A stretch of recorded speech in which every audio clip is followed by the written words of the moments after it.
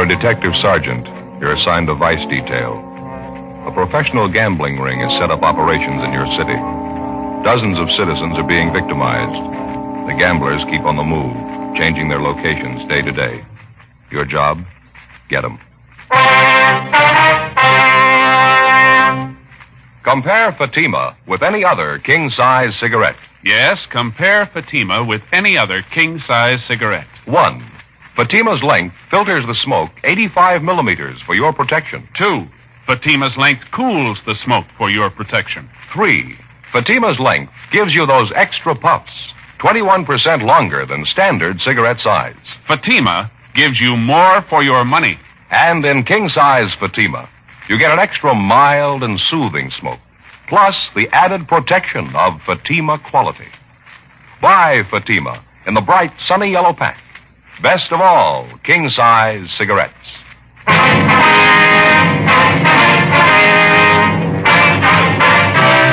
Dragnet, the documented drama of an actual crime. For the next 30 minutes, in cooperation with the Los Angeles Police Department, you will travel step by step on the side of the law through an actual case transcribed from official police files. From beginning to end, from crime to punishment, Dragnet is the story of your police force in action. It was Monday, February 9th. It was foggy in Los Angeles. We were working the day watch out of vice detail. My partner's Bill Lockwood. The boss is Lieutenant Bingham. My name's Friday. It was 4:20 p.m. when I got to the second floor of the old Central Jail building. Vice detail. Hi, Joe. Hi, Bill. Did he show up yet? Yeah, waiting in the next room. Oh, fine. Did you talk to him yet? No, he just came in a couple of minutes ago. Figured I'd wait for you. How's he seem? Sober? Does he look like he's off the lush? Yeah, he looks pretty good. Shaved, cleaned up a little. Fine. Dave, how are you? Oh, hiya, Friday. Thought I'd drop by and see you. Remember you were talking to me last week about that thing. You hear anything, Dave? Yeah, I think I might have something for you. I think it's what you're looking for. Tried to get you on the phone last night. You weren't in. Well, you should have left a message. Oh, I didn't want to do that. You know how it is. Guess I shouldn't even be coming up here like this. You got some kind of a permanent address, Dave? Phone number? Someplace we can contact you? No, I'm still floating around a little. Mm-hmm. Now, about this thing we were talking about, what'd you hear? I picked up a little chatter. I think it's what you want. Say, you fellas had your coffee. I haven't had mine. What do you say? Okay, how about the place down at the corner? Fine with me. All right, you want to check us out, Bill? Tell him we'll be back in about 10 minutes. Yeah, fine. Thank you. All right, Dave, we can go out this way. Okay. You're looking pretty good, Friday. World treating you okay? Well, I can't complain, I guess. Go ahead. Thank you. Guess we better wait for your partner, huh? What's his name? Lockwood. Oh, yeah, sure. Skipper's got something for us when we get back, Joe. All right. You're looking pretty good yourself, Lockwood.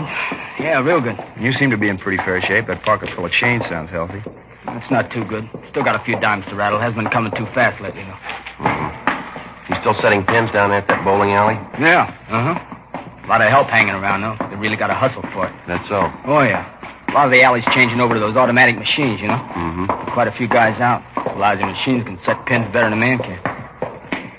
Hi, Matthews. How are you? Hi, Joe. Hi, Bill. What do you say, Jack? Not too much.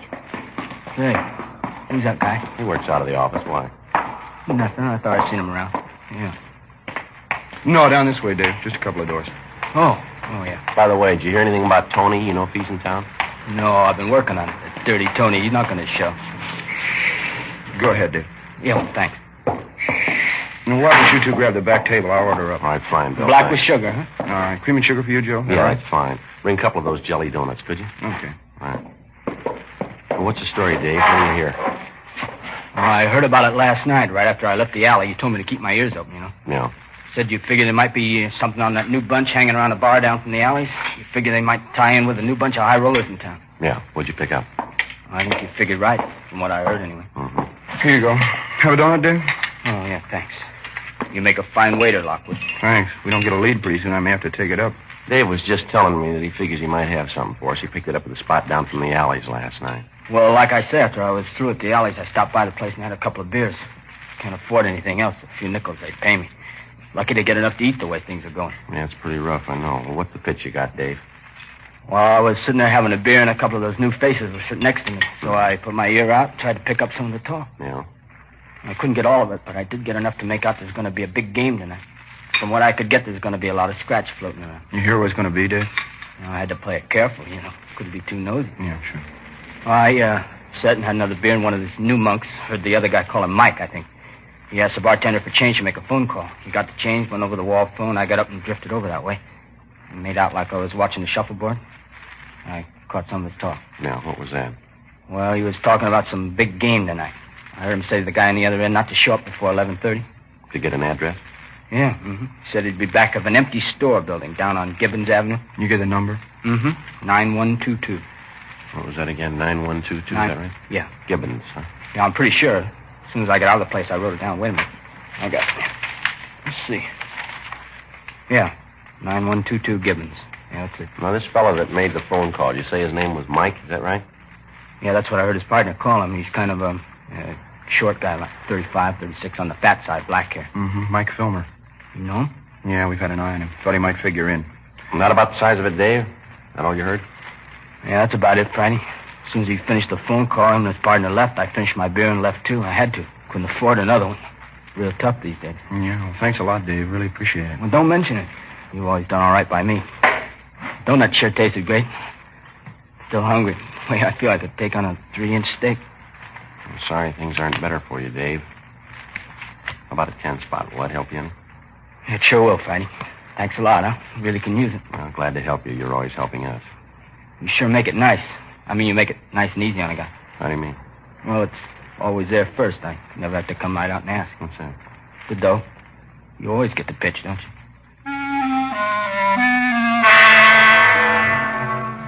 Almost a month before, we had begun receiving complaints about a newly established gambling ring which had set up operations in the city. After the first few complaints, we succeeded in identifying some of the men involved in the ring and also some of the places they frequented. The nature of most of the complaints against them was such that we knew we were dealing with a well-organized criminal element. Even if a player happened to win at one of the games, after he left the location, he was beaten and robbed. Despite the fact that we had some of the suspects identified, we still lacked sufficient evidence to prosecute them successfully. The various victims either would not or could not identify the suspects. We knew the gang was running 3 or 4 games a week, each one of them at a different location, each one of them at a different time. In the trade, that's known as a floating game. After we left our informant, Dave Carter, we headed back to the office and briefed Lieutenant Bingham. That afternoon, we checked the address on Gibbons Avenue and found it to be a vacant store building with a for rent sign in the window. There was an entrance in front and one in the rear, windows along both sides of the building, and a plasterboard partition dividing the inside of the store into 2 parts. The place was deserted. At 10 o'clock that night, Bill Lockwood and I staked out in our car down the street from the store. Sergeant Fred Taylor and Jack Matthews were staked out in their car from another point of observation. We were in constant touch with each other by 3-way radio. 10:30, 11 p.m., 11:30. 1K87 to 1K80, come in. 1K80 to 1K87, go ahead. Joe, did you notice the lights come on in the back of the store a minute ago? Yeah, 2 men. They went in the back way, parked their car just down the street from us here. Did you see anything else? Car just pulled up down the street from us. 2 men getting out, heading for the store. Joe, just a minute. Yeah, they're going that way. Yeah, I see him. They're going around the back, Joe. Looks like it's going to pay off. Let's sit on it a while. KMA 367. We waited. 11:45. A blue pickup truck pulled up and stopped a short way from the front entrance to the store. We saw 2 men get out and go around to the back of the truck and unload half a dozen large boxes, which they carried around to the rear entrance of the place. One of the men came back, got in the cab of the truck, and sat there. Midnight, 12:15 a.m. Over a period of half an hour, we watched 18 persons arrive from different directions and enter the store from the rear. 12:30, 1 a.m. There were no new arrivals. We waited. 1K87 to 1K80, come in. 1K80 to 1K87, go ahead. Not much activity down here, Joe. Looks like it's pretty well set. What do you think? Yeah, I think we might as well hit it. Same way we laid it out, huh, Fred? We'll wait until Matthews picks up the lookout, the man sitting in the truck. Right, Joe. Jack, you want to go ahead and grab and go away? He's on his way, Joe. Okay, as soon as he picks him up, we meet in front of the place. Bill and I'll take the front. You cover the back. You got that? Okay, Joe. Oh, hold on a minute, will you? Yeah, Jack got him. Bring him back to the car. Okay, let's go. KMA 367. You got the car keys, Bill? Yeah, let's go. All right. You figure that's the best way Joe, too, was going in the front? Well, it's probably where the rush is going to be. When Fred goes through the back, they're sure to start for the front. Okay, Joe? Yeah. Jack's got the lookout in our car. He'll wait for us. Right. Now, what do you think about this, Fred? You go around and hit the back door. As soon as they hear you inside, they'll probably start for the front. We'll take care of them there. It's a good idea. Give me half a minute to get back there, huh? Right. Watch yourself. All right, Joe. Let's go.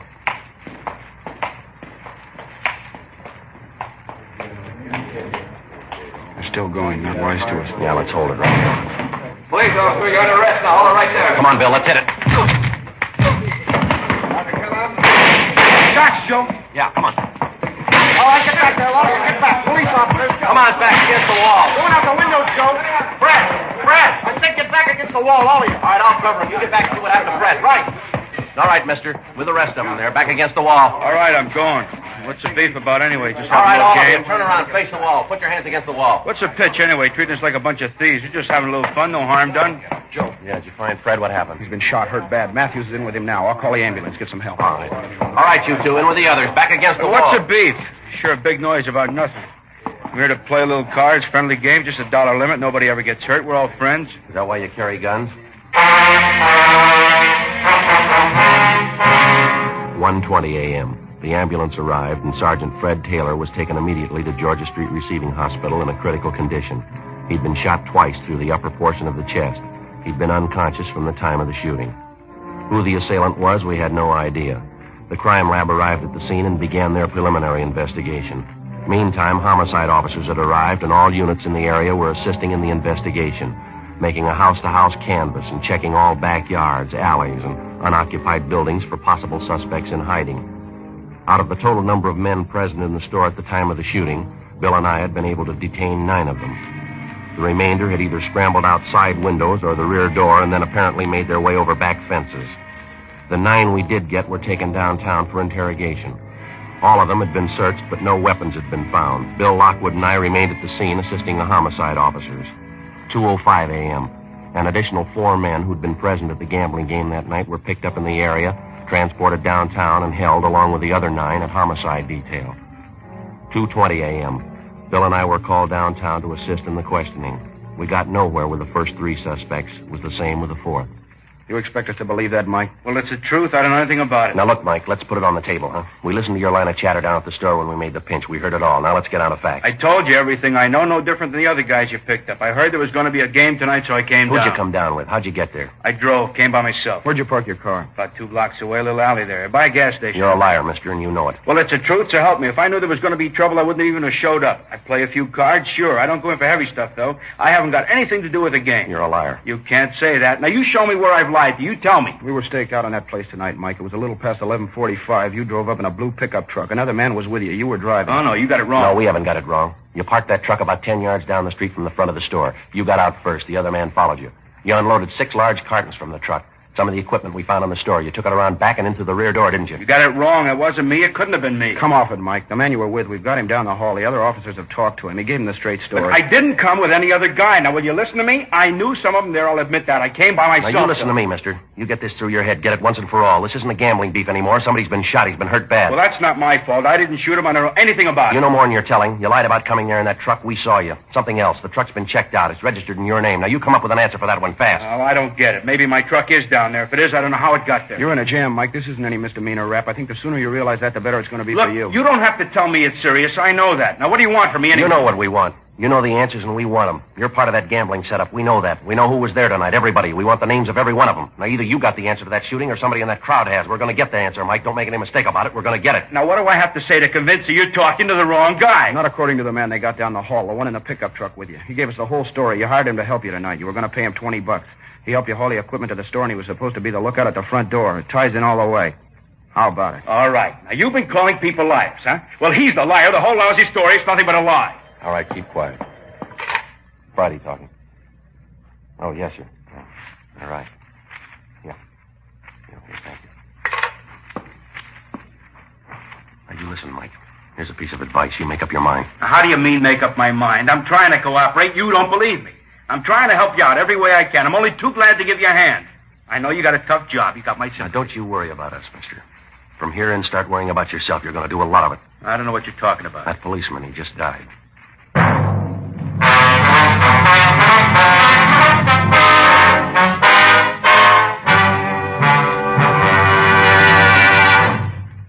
You are listening to Dragnet, authentic stories of your police force in action. To show our confidence in Fatima, we make this money-back guarantee. Buy a pack of Fatimas. Enjoy Fatima quality, extra mildness, and superbly blended tobaccos.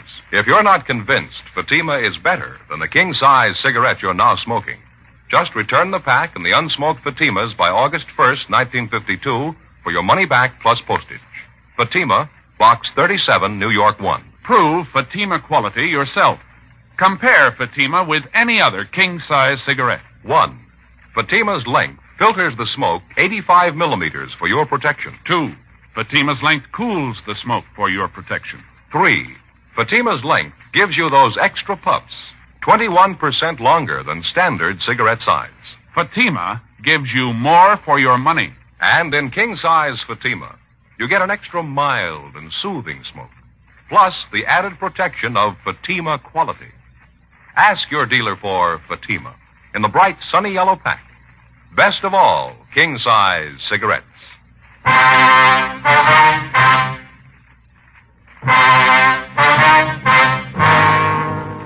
Tuesday, February 10th, 5:30 a.m. Sergeant Fred Taylor had died at approximately 5:22 a.m. Cause of death was listed as hemorrhage and shock due to the 2 gunshot wounds in the chest. Officers from the medical detail had rushed Taylor's wife from his home to the receiving hospital. She was with him at the time of his death. Unfortunately, he never regained consciousness. 5:45 a.m. While the investigation went on at the scene of the murder, Bill Lockwood and I continued our interrogation of the suspect, Mike Filmer. Another hour of questioning, and he still refused to tell us anything.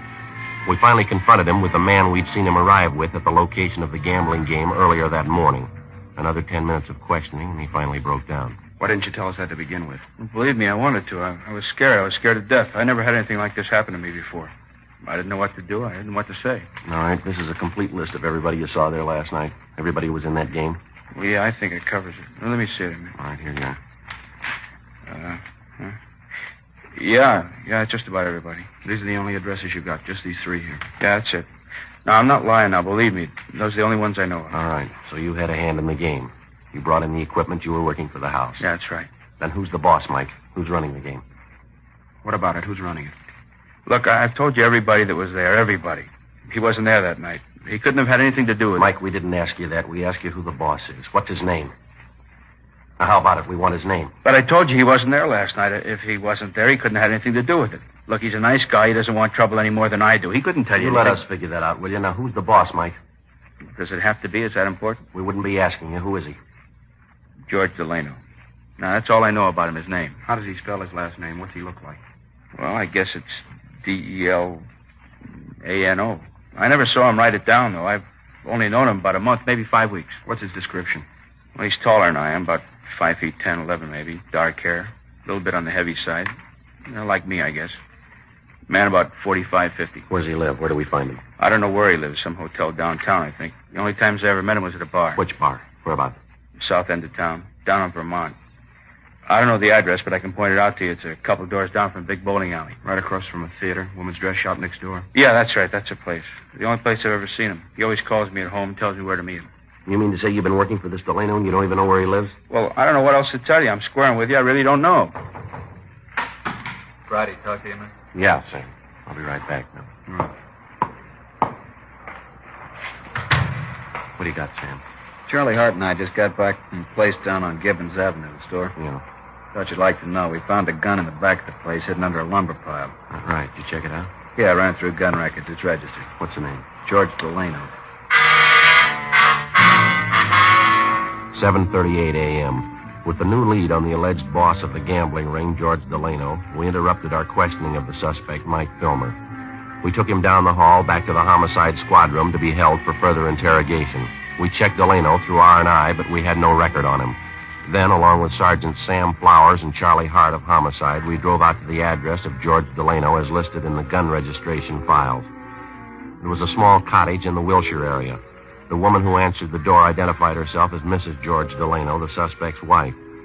She called her husband to the door. We identified ourselves, briefed him on the reason for our visit, and told him we wanted to talk to him downtown. He appeared cooperative, more than willing to come along. He got dressed. We drove him back to the city hall and took him to the interrogation room. He was well-dressed and in his own way well-mannered. After being told of the situation, he admitted freely that he'd been operating games at different locations throughout the city for the past month and a half. He told us that he'd employed Mike Filmer to assist him in his operations, and he also admitted ownership of the gun found near the murder scene. The gun had since been checked by Russ Camp in ballistics and found to be the murder weapon. Well, yes, it's my gun, but I'd like to explain a little bit about it. What's that, Delano? Well, number one, I admit I'm a gambler. That's my racket. I'm new to Los Angeles. I even admit I've been working a few games, but I'm no murderer. I wouldn't have any part of it. You said you were going to explain about the gun. Now, what about it? Now, look, I'd like to fill you in on everything, officers. I got nothing to hide from you. I'll tell you everything. Yeah? When I first came to this town, as I say, it's been about 5-6 weeks, I made a few connections, and I started running these games. For the first couple of weeks, everything went fine. No beefs, everything was fine. All I had to do was dodge you fellas, and then the trouble started in. How do you mean? You mind if I have a smoke? I'm a little upset. All right, go ahead. You care for one? No. No, thanks. I want to fill you in from the start. I want to clear this whole thing up. Yeah, that's what you said. Yeah. Well, as I told you, the first few weeks, everything was fine. Then one night when the game was just about ready to break, a couple of punks came in, held us up. They cleaned everybody in the place, made a big haul. When was this? Where did it happen? Down on the east side. Punks took us for everything. You know how it is. I couldn't make a report to you. I just had to take it, cover the losses myself. Yeah, now how about that gun? I'm coming to it. This thing happens, and I figure that's the end of it. But no, a couple nights later, they hit again. I still can't squawk. I have to stand the losses. Another couple nights, they knock us over again. Couldn't do a thing about it. Losing money. All right, everywhere. we've heard all that. That's your racket. You can expect it. All we want to know is about that gun. Now, what's your story? I told you I was coming to it. After the third time they reached us, I hired a guard. Somebody stand watch outside in case of another stick-up. It's the only thing I could do. Yeah? Well, so I hired some guy to stand guard on the games. Loaned him my gun in case there was any trouble. And you told him to use it in case there was trouble. Yeah, that's right. How about a raid from the police? You tell him to use it for that? No. Matter of fact, I made a point of telling him about that. All he was supposed to use the gun for was just to fire it up in the air, maybe scare those punks off and warn the guys inside at the same time. We'll talk about that later, Delano. We want to know who had the gun last night. Well, the guard did. I told you I loaned him the gun. Who was the guard? What's his name? Where do we find him? His name's Jake. A friend of mine got him for me. Let's see, Jake Gleason. That's it, Gleason. Where's he live? Couldn't tell you that. I don't know. I always contacted him at a bar in South Vermont, place I go quite a bit. Be a little too early to catch him there now. What do you know about this Gleason? What's he look like? I don't know. I haven't seen him much. I guess you'd say he's about 32, 33. Kind of light brown hair, tall. Ex-con, I think. Either he told me or somebody told me he did time. You knew he was an ex-con and you gave him your gun. Well, yeah, but I didn't tell him to shoot anybody. I made a point of telling him that. A dumb jerk, especially shooting a cop. All he was supposed to do was fire up in the air if those punks came around, scare him away. To help me, that's the only time he was supposed to use the gun. I told him that. Not much of a story, Delano. Can you prove it? Sure, I can prove it. You can ask Mike Filmer. He'll tell you the same thing. You can ask Gleason himself. That dumb jerk. Mike said he wasn't too sharp, a little punchy, wasn't quite right in the head. What's that? I said he was a little punchy, wasn't quite right in the head, Gleason. You mean you met him in a bar? You didn't know anything about his background. You knew he was an ex-con. You had an idea he wasn't too sharp. Maybe he wasn't all there. Is that right? Yeah, that's about it. And you put this man in a spot where you knew he'd be in trouble, and then you gave him a gun. Is that right? How about it, Delano? What are you looking at me for? I told the dumb jerk what to do. I didn't tell him to shoot anybody. Punch drunk boozer. Yeah. Truth. I didn't have a thing to do with it. I hired the guy, that's all. It's not my fault.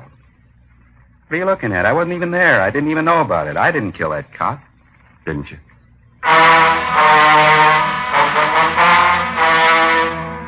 9:23 a.m. We continued questioning George Delano. He told us that he'd instructed Jake Gleason, the ex-convict, to stand guard at the rear of the store where the gambling games were held. He insisted that his instructions to Gleason were that if he had to fire the gun at all, he was to fire it in the air, and then only as a warning signal in case of robbery attempt.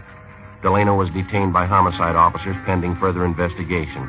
We checked the name and description of Jake Gleason through R&I and found his record and mug shot. We showed the mug to Delano, and he identified it. Gleason's record showed him to be on active parole. 10:30 a.m., we contacted the parole office. They gave us his address, and Bill and I checked it out, a second-rate hotel on South Flower Street. The manager told us Gleason had left the hotel about 7:45 that morning and that he was not expected back until after 6 o'clock that night. He also told us there was a chance we might locate him in one of the bars around the neighborhood. 10:45, we started making the rounds of the bars in the immediate vicinity. The third place we stopped at was practically deserted. The jukebox at the back of the place was turned up to full volume. There was a smell of disinfectant, whiskey, and stale perfume. There was one customer drinking at the far end of the bar. It was Gleason. Stand up, Gleason. Police officers. All right. Shake him down, Bill. Clean, Joe. All right. Hands in back of you. Yeah? You want to kill that jukebox, Bill? Yeah. All right, you know why we want you. Yeah, I know. I knew there wasn't any sense running. I knew you'd be around. All right, let's go. Could you do me a favor? I mean, wait a minute, just a minute. No? Just like to tell you I didn't mean it. I guess it's my own fault. I shot him. I shouldn't have had the gun, shouldn't have taken the job. I shot him. I didn't mean it. All right, come on. There ought to be a way, don't you think? I mean, there really ought to be a way. What's that? I didn't mean it. No reason to kill him. I didn't even know him. I just keep thinking there's only a way if I could take it back again, you know? Yeah, we know. I mean, if I could go back and change it, make it all different. I mean, right from the beginning, I wouldn't even look at a gun. I'd change everything. You bet I would. I wouldn't even look at a gun. If only had the chance, you know? Second chance. There ought to be a way. Second chance. You started with a gun, Jake. Yeah? You never had a first one.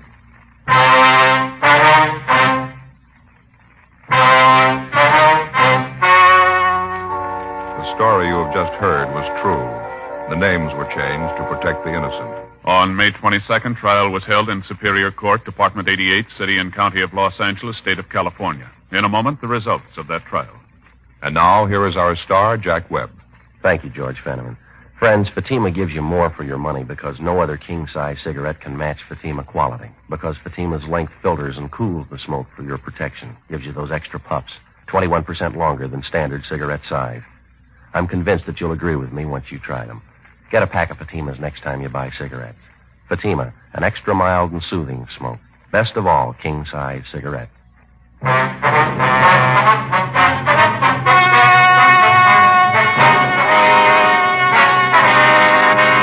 Jacob Allen Gleason was tried and convicted of murder in the first degree and was sentenced to a life term in the state penitentiary.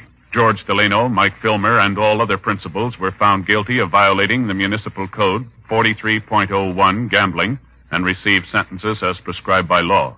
George Delano and Mike Filmer were sentenced to 6-month terms in the county jail. Others received proportionate sentences.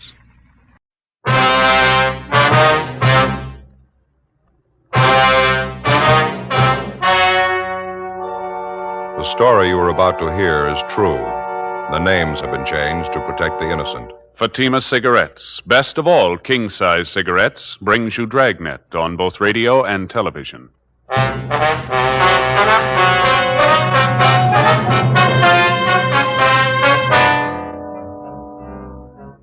You're a detective sergeant. You're assigned to burglary detail. For more than 2 months, a wave of safe burglaries has been sweeping your city. Apparently, it's the work of professionals. The jobs are well planned, well executed. There's no lead to the whereabouts of the suspects. Your job, get them. Compare Fatima with any other king-size cigarette. Yes, compare Fatima with any other king-size cigarette. 1.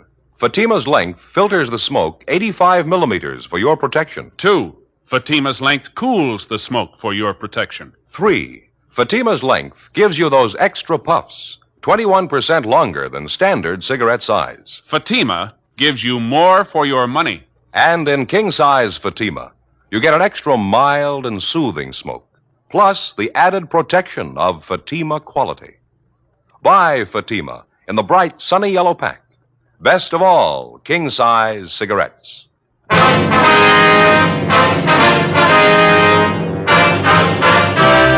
Dragnet, the documented drama of an actual crime.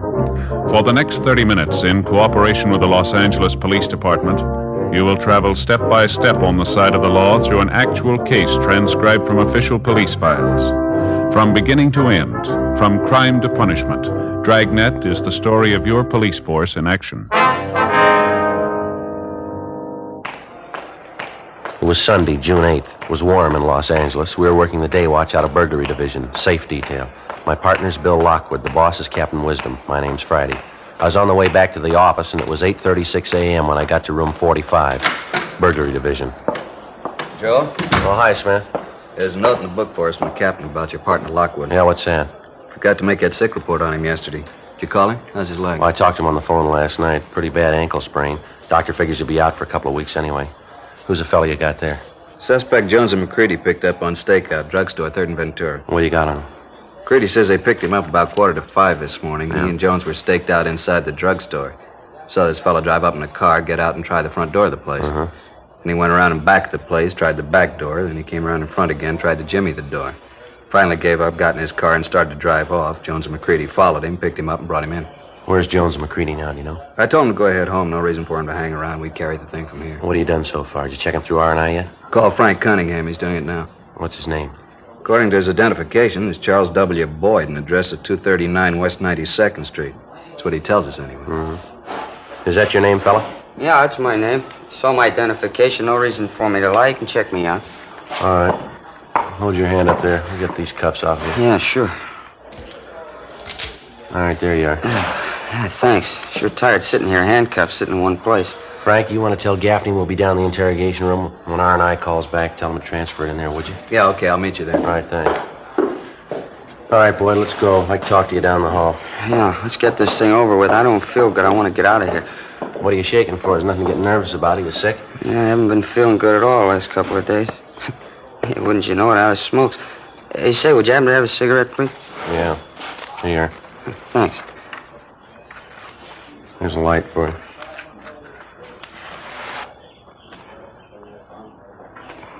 Yeah, I got it, thanks. All right. Turn around a minute, will you? Let me look at your eyes. Huh? Turn around. All right, let's go.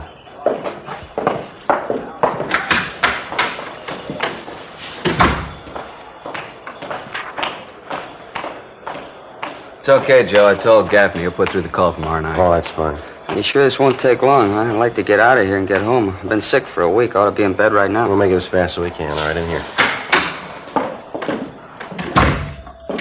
Have a chair, Boyd. Yeah. All right, mister. You say you're not feeling well, you're tired, you want to go home. So are we. We've been working all night. Now, how about getting to the bottom of this thing? Oh, sure, I'm all for it. Try to explain to the guys who picked me up. I don't know what it's all about. Ask me anything you want. Now, let's start it here, Boyd. What were you doing out there hanging around that drugstore at 4:45 this morning? It's the same thing I told the other officers. I was sick. I wanted to get something for my nerves. Jumpy as a cat. I couldn't sleep. Well, the drugstore was closed. That was pretty obvious, wasn't it? Yeah, that's right, it was. I just drove up there, tried the door, and I saw the joint was closed, so I left. That's all there is to it, just what I told the other No, officers. that's not true, Boyd, and you know it isn't. You hung around the store for more than 10 minutes. You tried the front door, and you waited a couple of minutes. You went around to the back. You tried to get in back there. You couldn't make it, so you came around front again. You tried to jimmy the front door, didn't you? No, that's not it. You got it all wrong. How about this, Boyd? This your crowbar? Yeah, what about it? Just a car tool used to fix flat tires. Carry it around all the time in the car. You carry it on you? No, not all the time. I just happen to have it, that's all. Now, look, Boyd, that's not going to get it. The officers that picked you up saw you using this bar on the door of that drugstore. I thought you were willing to get on to facts. You were going to square with us. How about it? Sure, I'll square with you. I wanted to get over as much as you do. Just tell me what you want to know. All we want is the truth. This address on your ID, the one you gave us, is that your true address? You're living there now? Yeah, that's right. Check it out if you want. I'm not lying. No reason to lie. We think there is. This address of yours is just about 10 miles away from where you were picked up. Now you tell us how much sense it makes driving 10 miles to a drugstore at 4:30 in the morning. Well, I had to. I was sick. It was the only place open. You're lying and you know it, mister.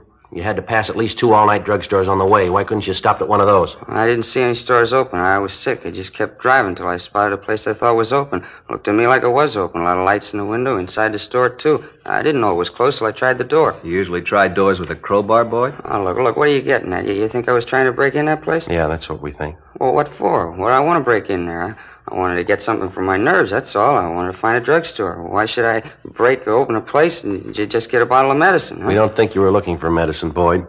Well, then what was it? Well, what do you figure? This is what we figure, mister. You were going in that store to burglarize the safe. The area's the same, the time element's right, so's the type of business. The M.O. matches right down the line. I don't know what you're talking about. 6 safe jobs in the last 2 months. The same time element, the same general area. Drugstores, liquor stores, and markets. What about it? I don't know what you're talking about. It's the truth. I'm not a burglar. You got me wrong. I never touched a safe in my life. How many times you been arrested, mister? Huh? How many times you been arrested? Well, a couple of times I've been picked up. Nothing serious, though, so help me. It's the truth. I never touched a safe in my whole life. It's not going to do much good lying to us, Boyd. We'll get everything we need from records. I got a record. I ain't denying that, but I'm no burglar. Then what were you doing at 4:45 this morning trying to get in that drugstore if you're not a burglar? I tried to explain to you. I wasn't trying to break in. I needed some medicine, something for my nerves. I thought the place was open. I'm a sick man. I swear on a Bible officer. That's just the way it was. I get it. Yeah, Friday talking. Oh, yeah, Cunningham. Charles Boyd, yeah, that's right. That's him. What do you got? Uh-huh. All the same.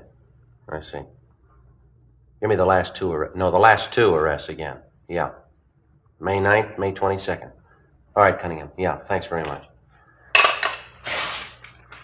Frank, you got that folder there, those crime reports? Yeah, here you are. What do you have to say? Boyd was in custody May 9th, May 22nd. What was he in on? Narcotics. He's a user. Long record. It's all the same, though. Never been picked up for anything but narcotics. Just about rules him out, huh? 9th and the 22nd. If he was in jail, he couldn't have had anything to do with those last two, Judge. Yeah, it's about the size of it. You got it straight now, huh? I told you. You thought I was lying, didn't you? I'm no burglar. You know what my record is. I never touched a safe in my life. Just checking it out, Boyd. Sometimes it happens this way.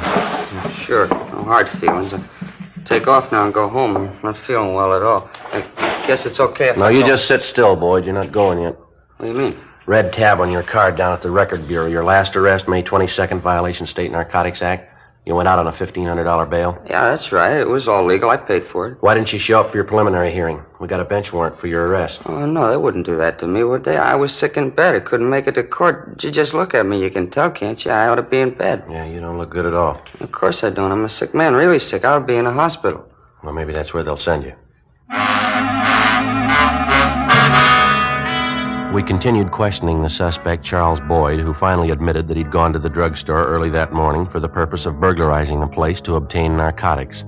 He told us it was his first attempt at burglary, and further interrogation proved beyond a doubt he had nothing to do with the current wave of safe burglaries. He was booked on the bench warrant, and narcotics detail was notified of his arrest. For all practical purposes, we were right back where we'd started from 2 months before, when the campaign of safe jobs first started. Boyd was just another in a long line of possible suspects who had to be tracked down and checked out. In the final analysis, they meant nothing to the case, but tracking them down and checking them out meant long hours of legwork, days, even weeks, and then more hours spent interrogating them. Boyd typified the possible suspect. He added nothing, but he couldn't be ignored. In the weeks that followed, stakeouts continued in the general area where the safe burglaries had been operating. No further leads.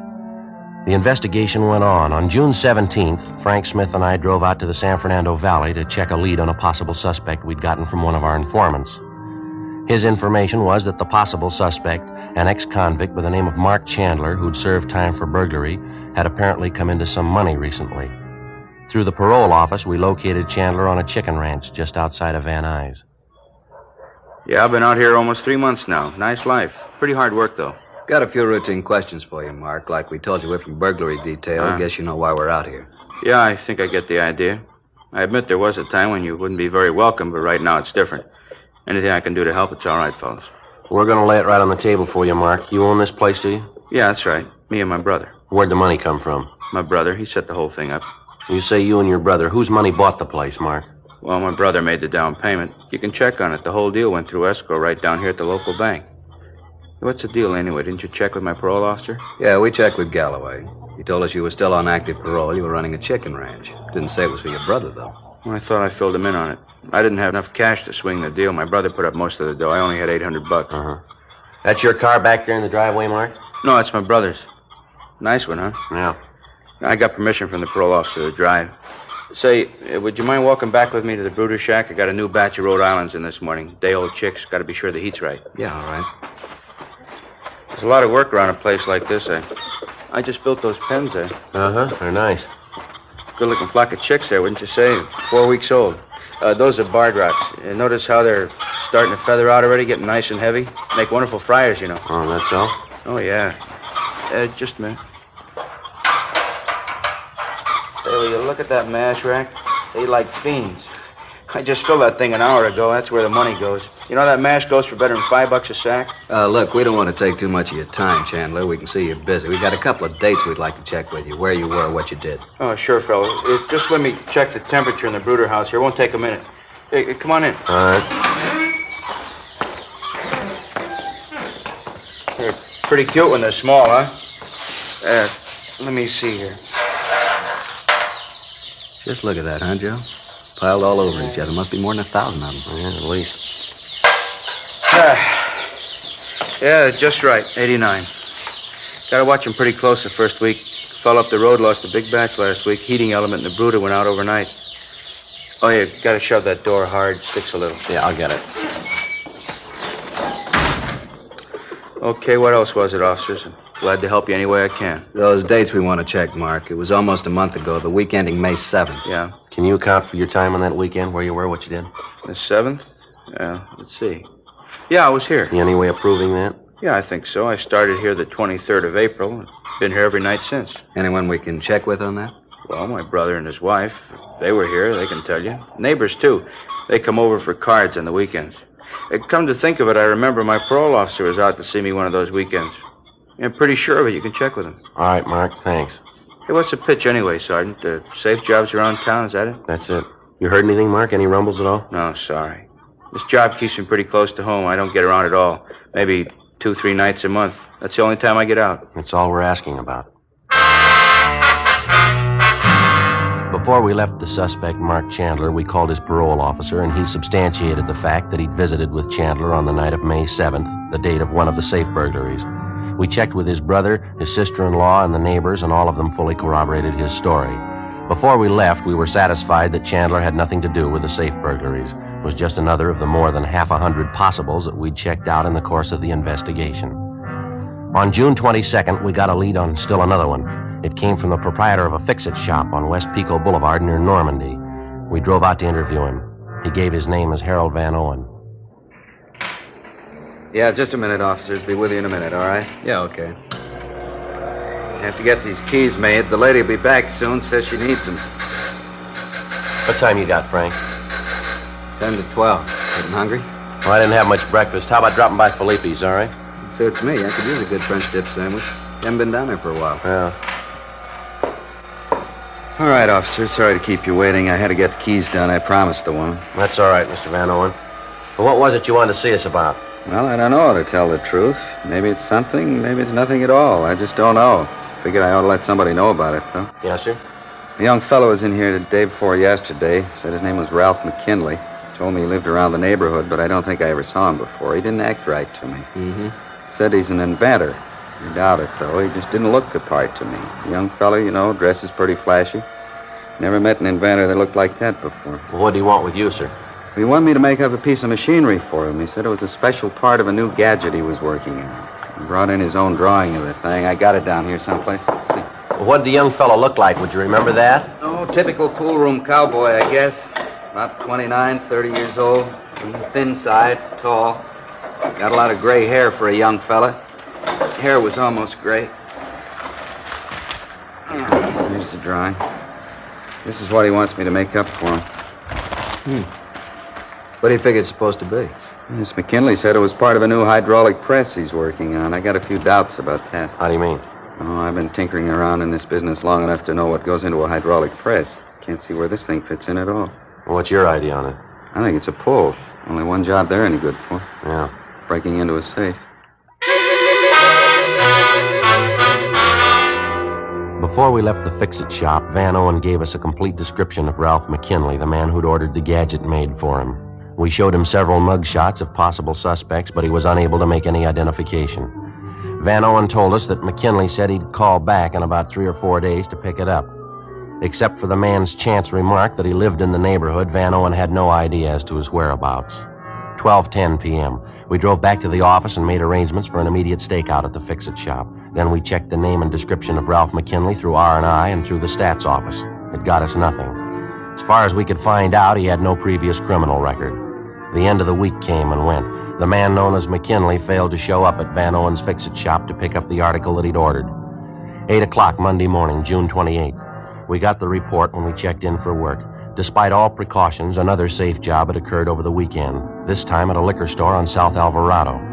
The time, the area, and the M.O. were generally the same. Frank and I drove out to the location. The store was located in the middle of the block, directly beneath an apartment hotel. 2 of the rooms on the second floor of the hotel were situated above the liquor store. In one of these rooms, a hole had been ripped in the floor, a hole large enough to allow a man to pass through it and gain access to the liquor store directly beneath. After we checked over the room, we put in a call for Ray Pinker and the crime lab crew.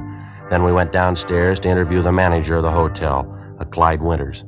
Yeah, I rented that room Friday night. A couple of young fellows. They checked in a few minutes before 7. I figure I'm a pretty good judge of faces. They sure didn't look like thieves to me. How'd they register, Mr. Winters? One signed his name was Gordon. The other one was Richardson, I think. The register's right outside on the desk. You can check it if you like. Yes, sir, we'd like to do that. When these 2 men, Gordon and Richardson, checked in here, did they have any baggage with them? Would you know that? Oh, yes. They had baggage. They They took most of it with them, though. They left a few old clothes behind. They must have left for the back way. Sometime late Sunday night, I figure. Imagine tearing up the floor of that room. The lousy bums. I'd sure like to get my hands on them. Did they have a car, do you know? Yeah, they had a car. I got the license number, too. You think you'd recognize the two men if you saw them again? Oh, I'd peg them in a minute. You sure of that, are you?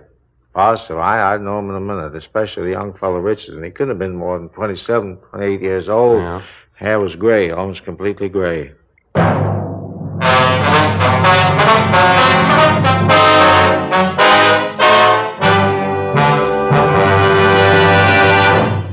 You are listening to Dragnet, authentic stories of your police force in action.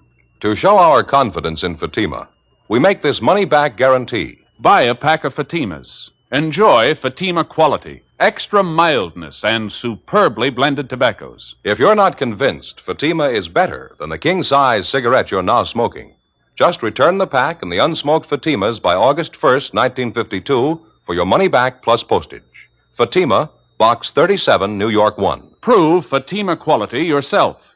Compare Fatima with any other king-size cigarette. 1. Fatima's length filters the smoke 85 millimeters for your protection. 2. Fatima's length cools the smoke for your protection. 3. Fatima's length gives you those extra puffs, 21% longer than standard cigarette size. Fatima gives you more for your money. And in king-size Fatima, you get an extra mild and soothing smoke, plus the added protection of Fatima quality.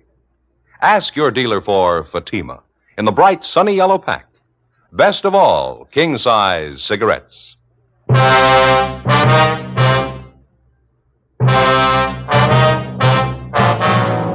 Monday, June 28th, 8:55 a.m. The crime lab crew arrived at the scene of the latest safe burglary, the liquor store on South Alvarado, and began their investigation.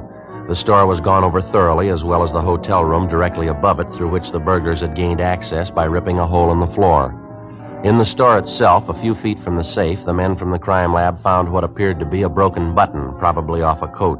They also found a crumpled envelope on the floor with the name F. Gordon on it, written in pencil. Along with the half a dozen pieces of clothing found in the hotel room, the items were taken back to the crime lab for further examination. 9:10 a.m. After we finished interviewing the hotel manager, Clyde Winters, Frank Smith and I returned to the office with the license number and description of the suspect's car, as well as exemplars of their handwriting, which we'd obtained from the hotel register. We gave our DMV all the information on the car, and they began an immediate check. The vehicle was registered in the name of Ralph McKinley at a Bronson Avenue address. The legal owner was a local bank. We checked the Bronson Avenue place, but they told us there that the man known as McKinley had moved out 7 months before. They had no information on his whereabouts. 10:20 a.m. We talked to the people at the bank which held the pink slip on the car. They told us that the last 2 monthly payments on the car had been mailed in from a Clifford Street address. Frank and I drove out to the location, a one-story duplex apartment building near the intersection of Clifford and Beverly Boulevard. Nice units, aren't they? Going up all over town. They seem to be, don't they? I'll get it. All right. Yeah? Your name Ralph McKinley? Yeah, that's right. What Police officers, you want to get your coat, McKinley? Like to talk to you downtown. for? What's it all about? Anybody else living here with you? No, just myself. Look, you mind telling me what this is all about? Got a few questions we'd like to ask you. Won't take long. I can't go with you now. I got a business appointment, half an hour. I've been out of town the last couple of months. I'm due back on the job today. That's so? Yeah, I just can't spare the time. Appointments all day long. I got a whole flock of business I have to clear up. Well, that makes us even. Come on, let's go. Well, there wasn't much doubt about McKinley. He fitted the suspect's description almost perfectly. Tall, slight build, approximately 29 years of age, prematurely gray hair. We went over the apartment, but there was no sign of anyone else on the premises. No sign of any of the loot taken in the burglaries. We checked the adjoining garage, but it was empty. The suspect refused to admit that he even owned a car. Frank got on the phone, called the office, and arranged for an immediate stakeout on the apartment. When the men arrived, we drove McKinley back to the city hall and took him to the interrogation room. He was arrogant and uncooperative. We talked to him for a full hour, but he'd admit nothing. Frank left and went down the street to the crime lab to check with Ray Pinker on his findings. I continued questioning McKinley. I don't care what the old man says. I don't know what you're talking about. He described you perfectly. He says you were in his fix-it shop a little over a week ago. You told him you were an inventor. You ordered this gadget from him here. I don't get it. What's that supposed to prove? Well, you admit you went to the old man. You had him make this thing up for you, didn't you? I don't admit anything. Why should I? All we're looking for is a straight story. We're going to get it sooner or later, McKinley. Might as well be now. You're getting nothing from me. I don't have to tell you a thing. How about the hotel over on South Alvarado? You stay there last weekend? No, of course not. Why should I go to a hotel? I stayed at my place. Thought you said you'd been away. You just got back in town. Sure, that's what I said. I just got back last week. Well, then you didn't stay at that hotel on South Alvarado. I told you I didn't. I don't even know the place. But you know Mr. Van Owen, the old fellow at the fix-it shop. I don't know him either. I don't even go near that end of town. What end of town? What are you talking about? Where you said the shop is? I didn't mention where it was. I asked you if you knew a Mr. Van Owen, if you ever went to his fix-it shop to order anything. Look, what are you lying for? What's the angle? No angle, McKinley. I told you I like to have a straight story, that's all. Well, you got it, mister. You heard everything I have to say. I don't know any old man. I don't know anything about that hotel. Friday talking. Yeah, Don. How'd it go? Uh-huh. I see. Yeah, we'll pick it up. No, we'll pick it up. Right. Thanks a lot. You don't lie very good, McKinley. Now what are you talking about? That was our handwriting man. He just finished checking those exemplars of your handwriting we got from you. He compared them to a signature in the register at the hotel on South Alvarado. I already told you. I don't know the place. Young fellow by the name of Richardson checked in there Friday night about 7 o'clock. He signed the register. The signature's in your handwriting, McKinley. Yeah, sure. That's right. I don't know the place. I never been there. Now, look, you're going to have to do better than that, fella. The hotel manager's on his way down here now to identify you. So's Mr. Van Owen from that fix-it shop. Maybe you better piece together a new story, huh? You got my story, cop. I was out of town. You can't prove I wasn't. All right, McKinley, any way you want it. Joe? Hi, how'd it go? Pretty good. Ray Pinker finished checking our stuff at the crime lab. Here's a report on it. Thank you. Just about sews it up, no doubt about it. Yeah, you're right. All right, what is it this time? More of your phony charges? I want out of here. Can't be done, McKinley. Report on the clothes found in that hotel room. They're not my clothes. I wasn't even in the place. I'd say you were. Cleaning tags on a pair of trousers, one of the coats. Traced them through the dry cleaners to you. It's a lie. I told you I wasn't in the place. All right, there's something else here, fella. They ran tests on all the clothes they found in your room. They found particles of fire clay from the safe that you broke into down below in the liquor store. Your coat, your trousers, they were covered with this stuff. Save your breath, will you? I'm not. And when you ripped up the floor of that hotel room, you picked up something else on the clothes. Particles of floor varnish. Small bits of wood, they all tie in. You through? No, not quite. A piece of broken coat button we picked up a couple of feet from the safe.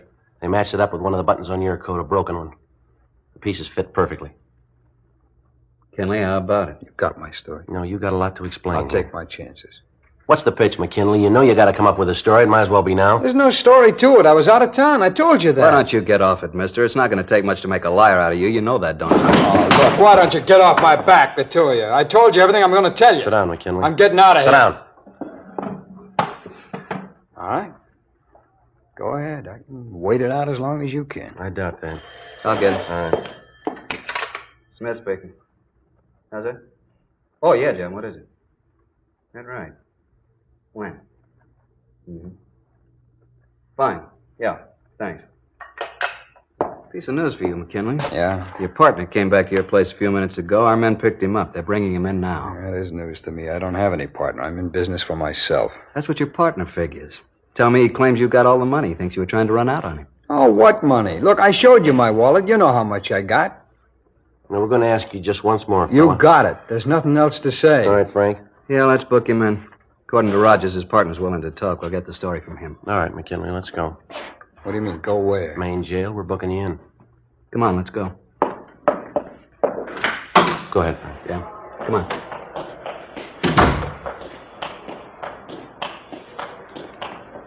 What did he say anyway, this guy you say they picked up? Oh, your partner? Well, we told you what he said. Why? What's the matter? Nothing. I just asked.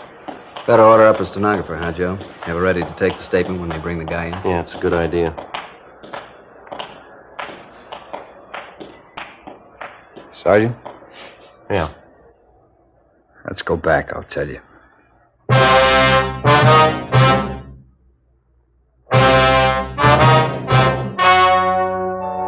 The story you have just heard was true. The names were changed to protect the innocent. On September 19th, trial was held in Superior Court, Department 91, City and County of Los Angeles, State of California. In a moment, the results of that trial. Now, here is our star, Jack Webb. Thank you, George Fenneman.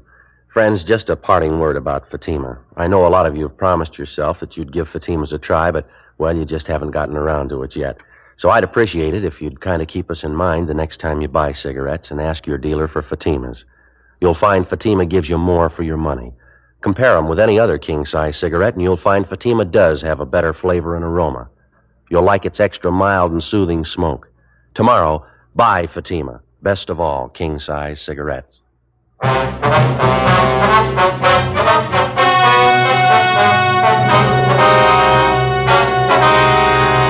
Ralph Arthur McKinley and his accomplice, John Warren Hatfield, were tried and convicted on 6 counts of second-degree burglary. They received sentences as prescribed by law. Second-degree burglary is punishable by imprisonment in the county jail for not more than 1 year, or by imprisonment in the state penitentiary for not less than 1 nor more than 15 years. You're a detective sergeant. You're assigned a homicide detail. A man is shot down in the street of a residential neighborhood. He's critically wounded. You don't know who the assailant is. You don't know where he is. Your job, get him. Compare Fatima with any other king-size cigarette.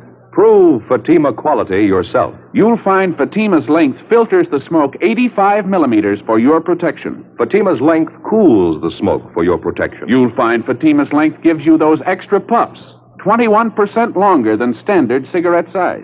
And in Fatima, you get an extra mild and soothing smoke. Plus, the added protection of Fatima quality. Definitely the best quality in its class, but the same price as the cigarette you're now smoking. Buy Fatima in the bright, sunny yellow pack. Best of all, king-size cigarettes.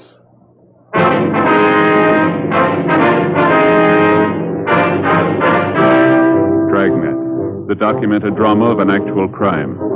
For the next 30 minutes, in cooperation with the Los Angeles Police Department, you will travel step by step on the side of the law through an actual case transcribed from official police files. From beginning to end, from crime to punishment, Dragnet is the story of your police force in action.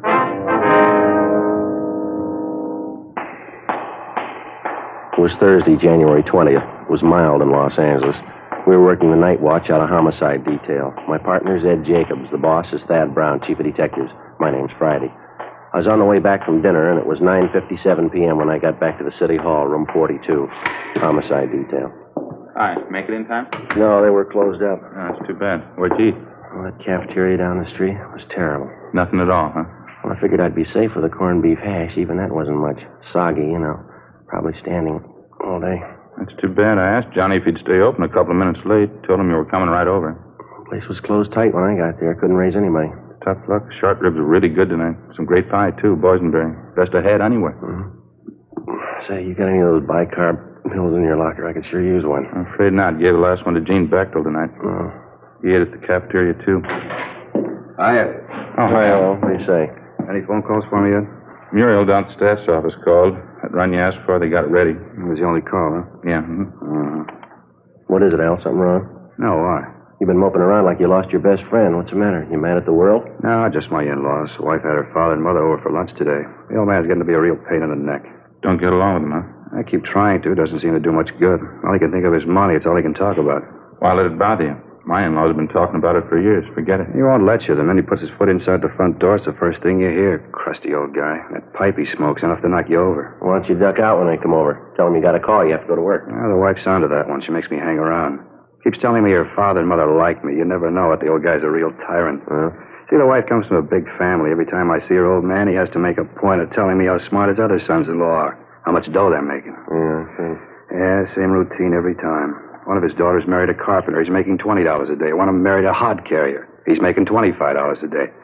Always ends up asking me how much I'm making. Why don't you tell him it's none of his business? I did today. That's what started the argument. I walked out. Crusty old guy. Yeah, well, I get it. Homicide Friday. Yes, sir. Where? Mm-hmm. Would you repeat? Yes, sir, I have it. Fine, thank you. Yes, sir, right away. Shooting, Kirkman near Alpine. Let me grab my coat. No details? Man down on the sidewalk, apparently hurt bad. Neighbor said it was a family fight. Come on, we better hustle it out. Let's go.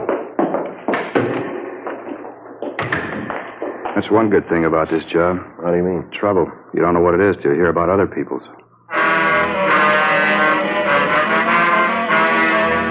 Sergeant Al Shambra, Ed, and I drove out to the scene of the shooting. Code 3, red light and siren.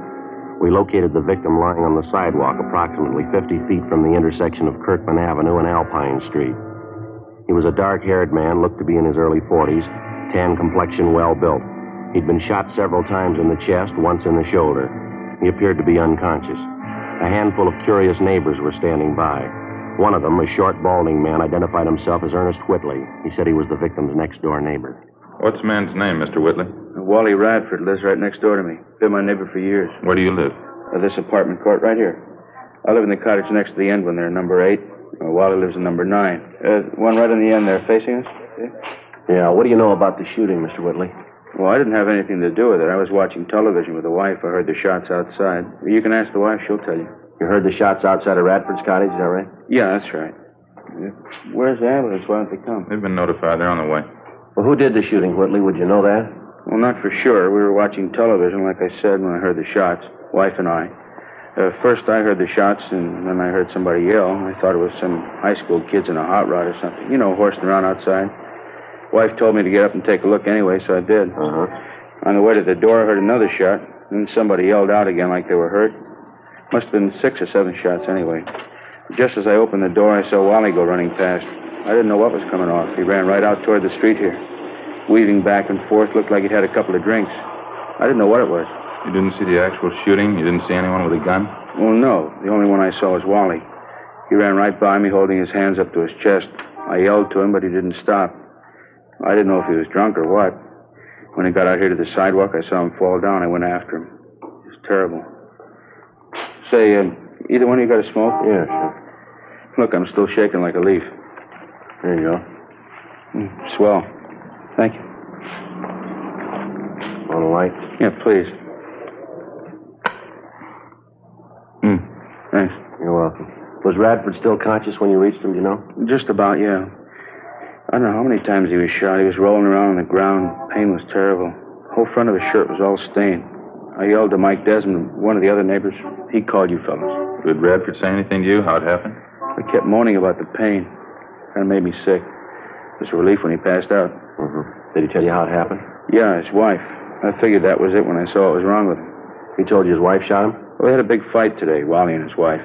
Started this afternoon, been going on all day, all night, yelling at each other, throwing things around.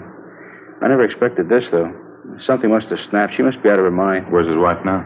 I don't know. Still back in their cottage, I guess. I've been here since the shooting. I didn't see her leave. Joe? Yeah. We got our hands full. Now, what do you got? Just talking to one of the neighbor women back in the court here. She said that Mrs. Radford phoned her about 5 minutes ago. Identified herself as the victim's wife, cottage number 9. What did Miss Radford want with the neighbor? She said she was giving fair warning. She wanted her to pass the word along. What do you mean? Claims she's going to kill anybody that comes after her.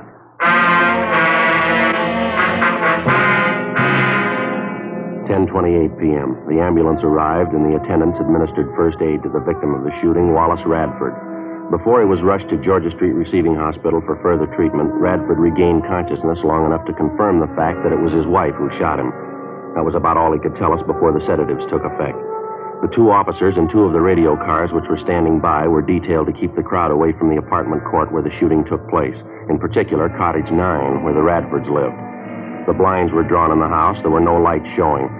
We called the Radford cottage on the phone, but there was no answer. Al Shambra and Ed circled around and back for a closer look at the place. I continued interviewing the Radford's next-door neighbor, Ernest Whitley. I guess I should have known it'd come to this someday, the way they've been fighting lately, Wally and his wife. They've been doing nothing but wrangling, day in, day out. Well, you any idea where Mrs. Radford got the gun? She must have used Wally's, I guess. Don't know where else she'd get her hands on one. He keeps a gun in the house, does he? Yeah, as long as I've known him, he has. 38 automatic. I don't know the make, though. Do you happen to know if Mrs. Radford was used to handling a gun? No, typical woman. I remember Wally and Stella were over for cards one night. Stella, that's Mrs. Radford. Yeah. I don't know how it came up, but Wally and Stella started arguing about him keeping a gun in the house. Stella didn't like it a bit, said she was afraid of guns. Didn't even like to have him around. I'm surprised she even knew how to pull a trigger. You said the Radfords had a big fight today. What was it about? Do you happen to know? Same old thing, I guess. Stella was always accusing Wally of running around with other women, running around town drinking. As far as I know, it wasn't true. Matter of fact, it was just the opposite. If anybody was on the town, it was Stella. I happen to know at least one guy she was making eyes at. Oh, Here's your friend. Hi, what's it look like? Not good. House is pitch dark. Can't hear anyone moving around inside. Won't be easy to get her out of there, Joe, the way the cottage is situated. Why, what's the problem? The rear of the house backs up against that hill there. Just a small space between the end of the house and the hill. No back door, just windows. One of them's open a few inches. You mean the front door's the only way in the place, huh? No, there's a side door on the left of the house there, left-hand side. That's a kitchen door, Sergeant. Leads right into the kitchen. Just like our place. All the cottages are laid out the same. The living room's just inside the front door, then, huh? Yeah, that's right. Bedrooms in the right rear, kitchen in the left rear. A small bathroom leading off the bedroom leads to the left. She won't come out peaceably. How about a tear gas shell? That ought to bring her out. Well, I don't know if we'll need it, Al. Might be a waste of time. Whitley here was just telling me Mrs. Radford isn't familiar with guns. You think she know how to reload the automatic, Whitley? No, sir. I'm pretty sure she wouldn't. I don't even know if Wally had another clip of shells around the house. Even if he did, Stella wouldn't know what to do with it. Well, how about the clip that's already in the gun? Good chance she's got a couple of shells left. She fired more than half a dozen of them, I know that. She must have gone crazy. There were at least 7 or 8 shots. Well, they're just about empty, the gun. How about it? You want to try rushing the place? Let's go. Okay with me. All right, you better stay out here for the time being, Mr. Whitley. Might be some shooting. You know you taking any chances. Yes, sir. Sure. Okay, Sergeant. I'll be right back here if you want me. Thank you very much. All right, let's try it. How you want to handle it? Why don't you and Al take the side door? I'll go in the front. You want to see if we can get a rise out of her first? Yeah. Might be she'll give it up without a fight. I'll call out to her a couple of times first. If there's no answer, we'll rush the place. Okay. Now, let's make it all together, huh? Just wait for a signal. I'll call it out. All right. Okay. That's it. Side door just behind the shrub over there. Give us a little time to get around her, huh? Yeah, now, when I call out the rush, make it fast. It's the only thing we got in our favor. We'll try and surprise you. Right. See you later. Yeah, be careful. Mrs. Radford? Miss Radford, can you hear me? Police officers, we've got your place surrounded. We want you to come out. Can you hear me, Miss Radford? We want you to come out. Miss Radford? All right, let's go. Hit the door.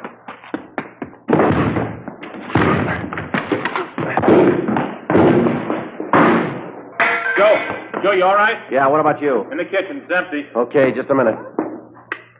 Living room's empty, not in here. Ed in the bedroom. Nothing here. Yeah, how about that?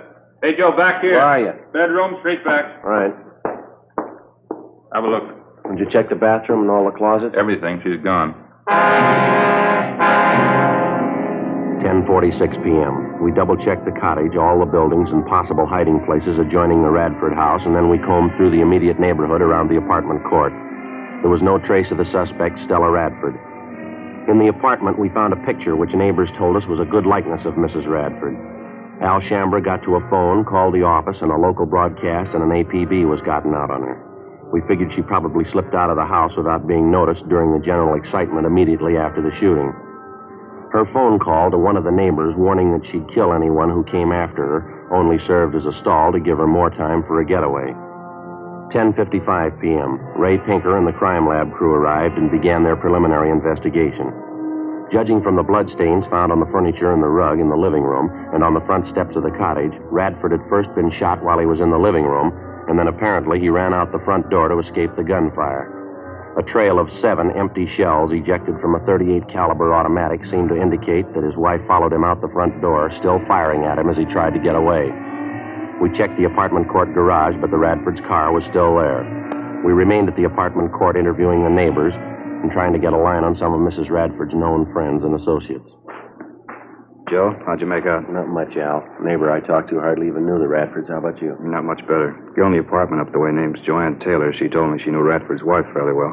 Says she has a sister in town. Doesn't have any idea where she lives, though. How about the boyfriends Mrs. Radford's supposed to be running around with? She know anything about that? She thinks she was doing a little running around. She doesn't know who the men are, though. Hear anything about Radford's condition?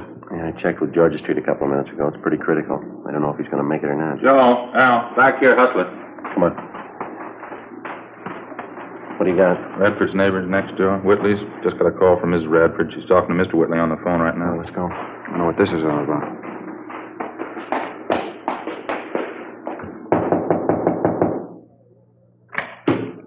Oh, yeah, Sergeant. I was just going to run and get you. You have Mrs. Radford on the phone? I did, yeah. She hung up just before you came in. Wouldn't talk, though. Did she tell you where she is? No, she sure sounded funny. I think something snapped. She's a little crazy. What'd she say? Why'd she call you? Said she wanted to find out if her no-good husband was dead yet. That's all I could make out. The rest was just a lot of gibberish. She wouldn't give you any idea where she was? Where she was phoning from? No, I asked her, but she just laughed at me. Might still have a chance to find out, though. Yeah, how's that? She's going to call me back. While Ed and I waited with Mr. Whitley in his apartment, Al Shambra got to another phone in one of the adjoining apartments, called our business office, and gave them the number of the Whitleys' telephone. He asked them to make arrangements as soon as possible to have all incoming calls at the Whitleys traced to their origin. Meantime, Ed and I were briefing Ernest Whitley as to what he should say if and when the suspect, Stella Radford, called him back. There was no phone extension in his apartment, so the only way we'd be able to monitor the conversation would be for Whitley to share the receiver with one of us. We waited. 11:30 p.m., 11:45, midnight, 12:15 a.m. Sergeant? All right, try and keep the receiver tilted so we can listen. Yeah, sure. Hope I got it straight. Okay. Hello? Ernie, this is Stella. Did you find out what I told you to?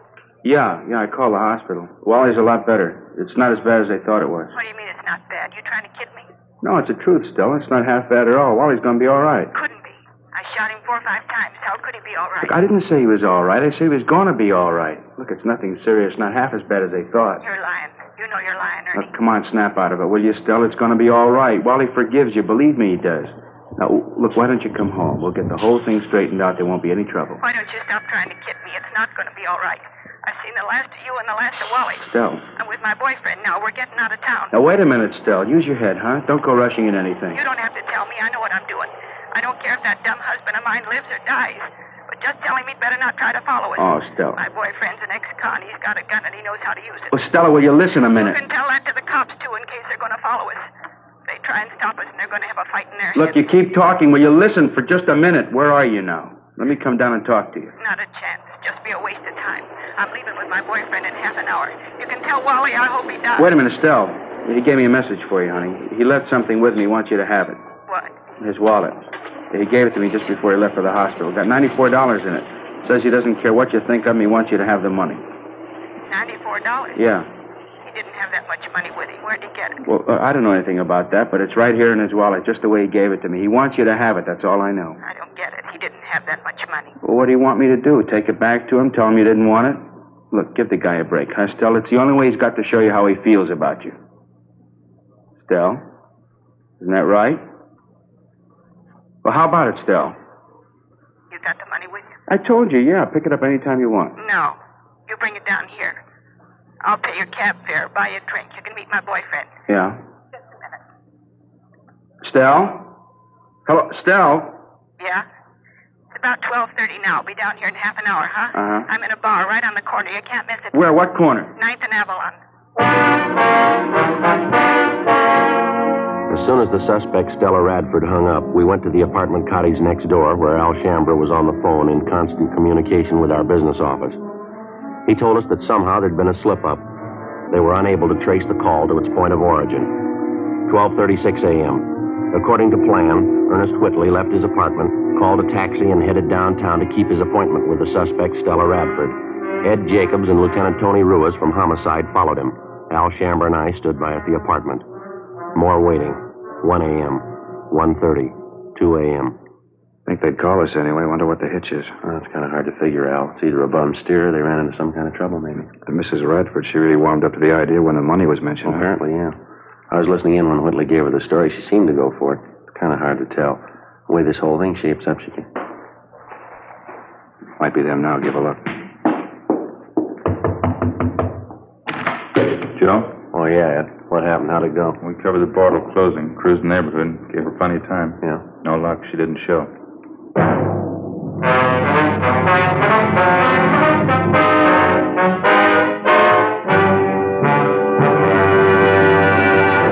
You are listening to Dragnet, authentic stories of your police force in action.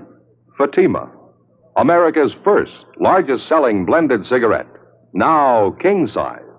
The only king-size cigarette that makes you this money-back guarantee. Buy a pack of Fatimas.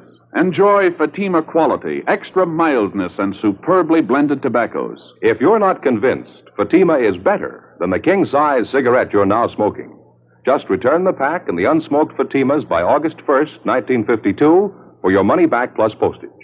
Fatima, Box 37, New York 1. Buy Fatima. Compare them with any other king-size cigarette. 1. Fatima's length filters the smoke 85 millimeters for your protection. 2. Fatima's length cools the smoke for your protection. 3.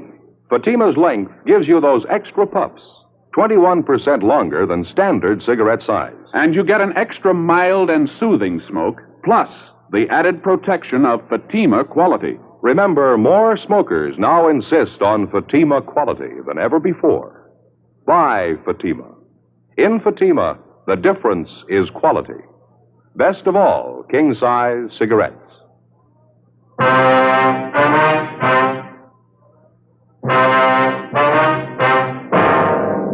Friday, January 21st, 2:28 a.m. With the failure of the suspect, Stella Radford, to keep the date with her next-door neighbor, Ernest Whitley, at the Avalon Boulevard bar, we reached a temporary stalemate.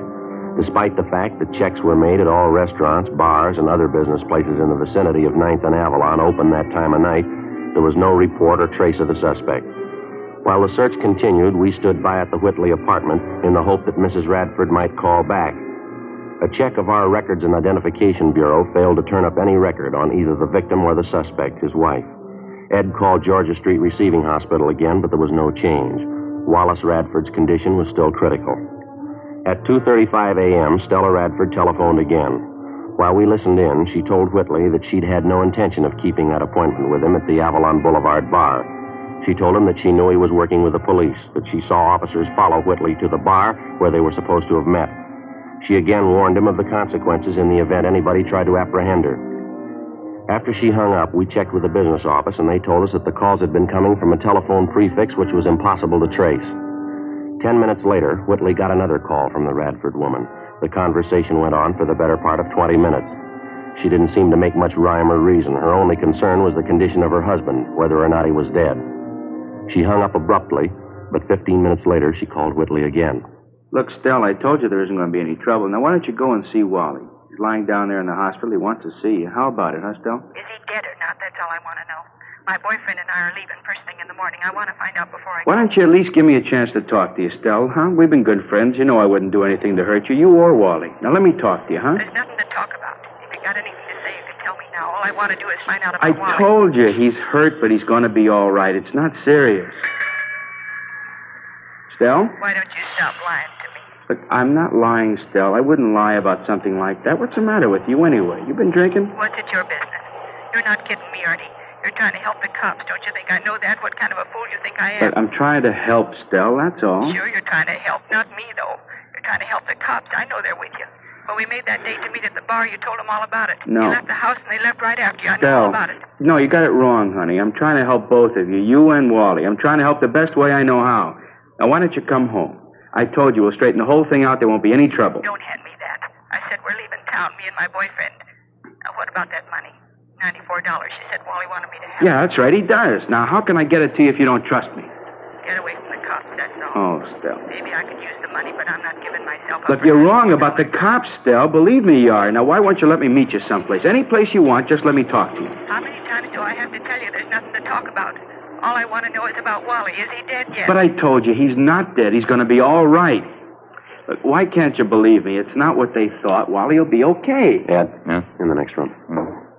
But what for, Stella? Why? Now, come on, snap out of it, huh? No, it's the truth, so help me. Yeah, what's the matter? Well, it just happened to strike me. You hear that streetcar that just went by a minute ago? Yeah, I did. Why? Did you notice a little before that when we were listening on the phone? Sounded like the same thing coming over the line, didn't it? Yeah, come to think of it, it did. Matter of fact, I heard it a couple of times coming over the phone. It's pretty regular. Yeah, that's what I mean. Streetcars have been passing by here regularly, too. Not much of a time lapse, either. Not much more than a minute. Mm-hmm. Well, I mean between the time when we hear it over the phone and the time the streetcar actually passes this place. Yeah. Well, if we've got the right angle, there's only one way to figure here. She's phoning from somewhere in the neighborhood, and she's fairly close, wouldn't you say? Where do we start looking? Well, car tracks only run two ways. 3:30 a.m. Ed and I went back into the next room and continued to monitor the conversation between Whitley and Mrs. Radford.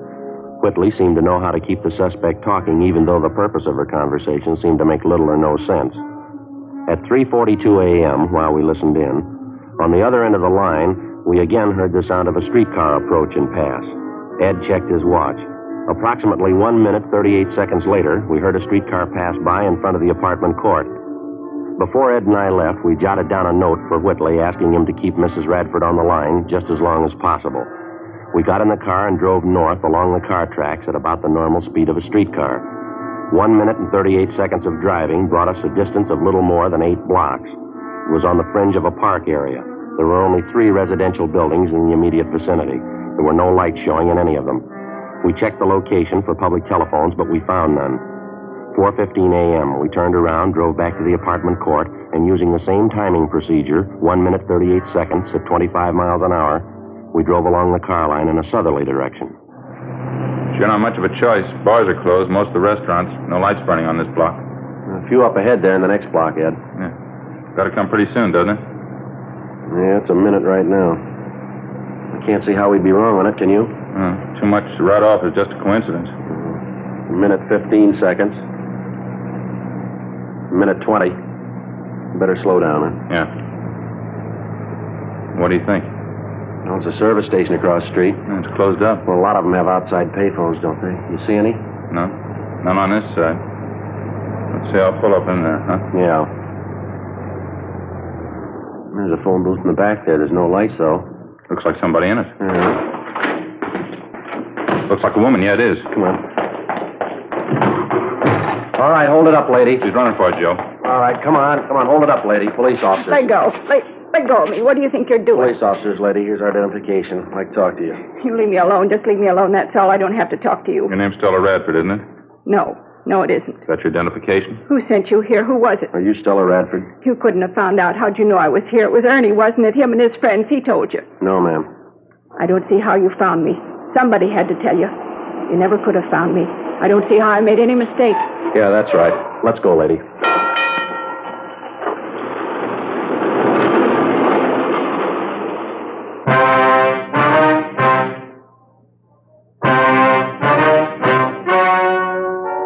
The story you have just heard was true.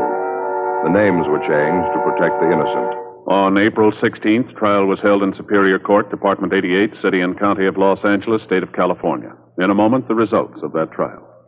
And now, here is our star, Jack Webb. Thank you, George Fenneman. Friends, as you know, Fatima Cigarettes makes it possible for us to bring you this Dragnet series. And each week, of course, we set aside a couple of minutes to tell you about Fatima's. We've already told you why we believe Fatima is the best of all king-size cigarettes. The rest is up to you. I suggest you buy a pack of Fatimas and compare them yourself. Fatimas give you an extra mild and soothing smoke, plus the added protection of Fatima quality, something no other cigarette has. Look for that bright, sunny yellow pack tomorrow and try Fatima.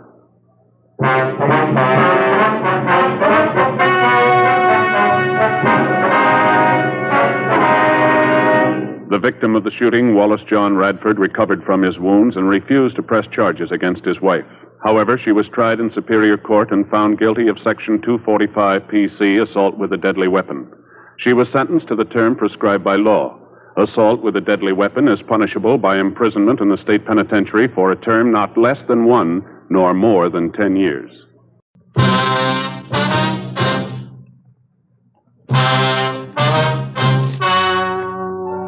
The story you are about to hear is true. The names have been changed to protect the innocent. Fatima Cigarettes, best of all king-size cigarettes, brings you Dragnet on both radio and television.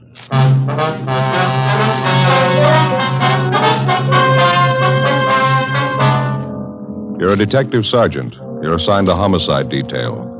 A 39-year-old housewife disappears suddenly. There's no explanation for it.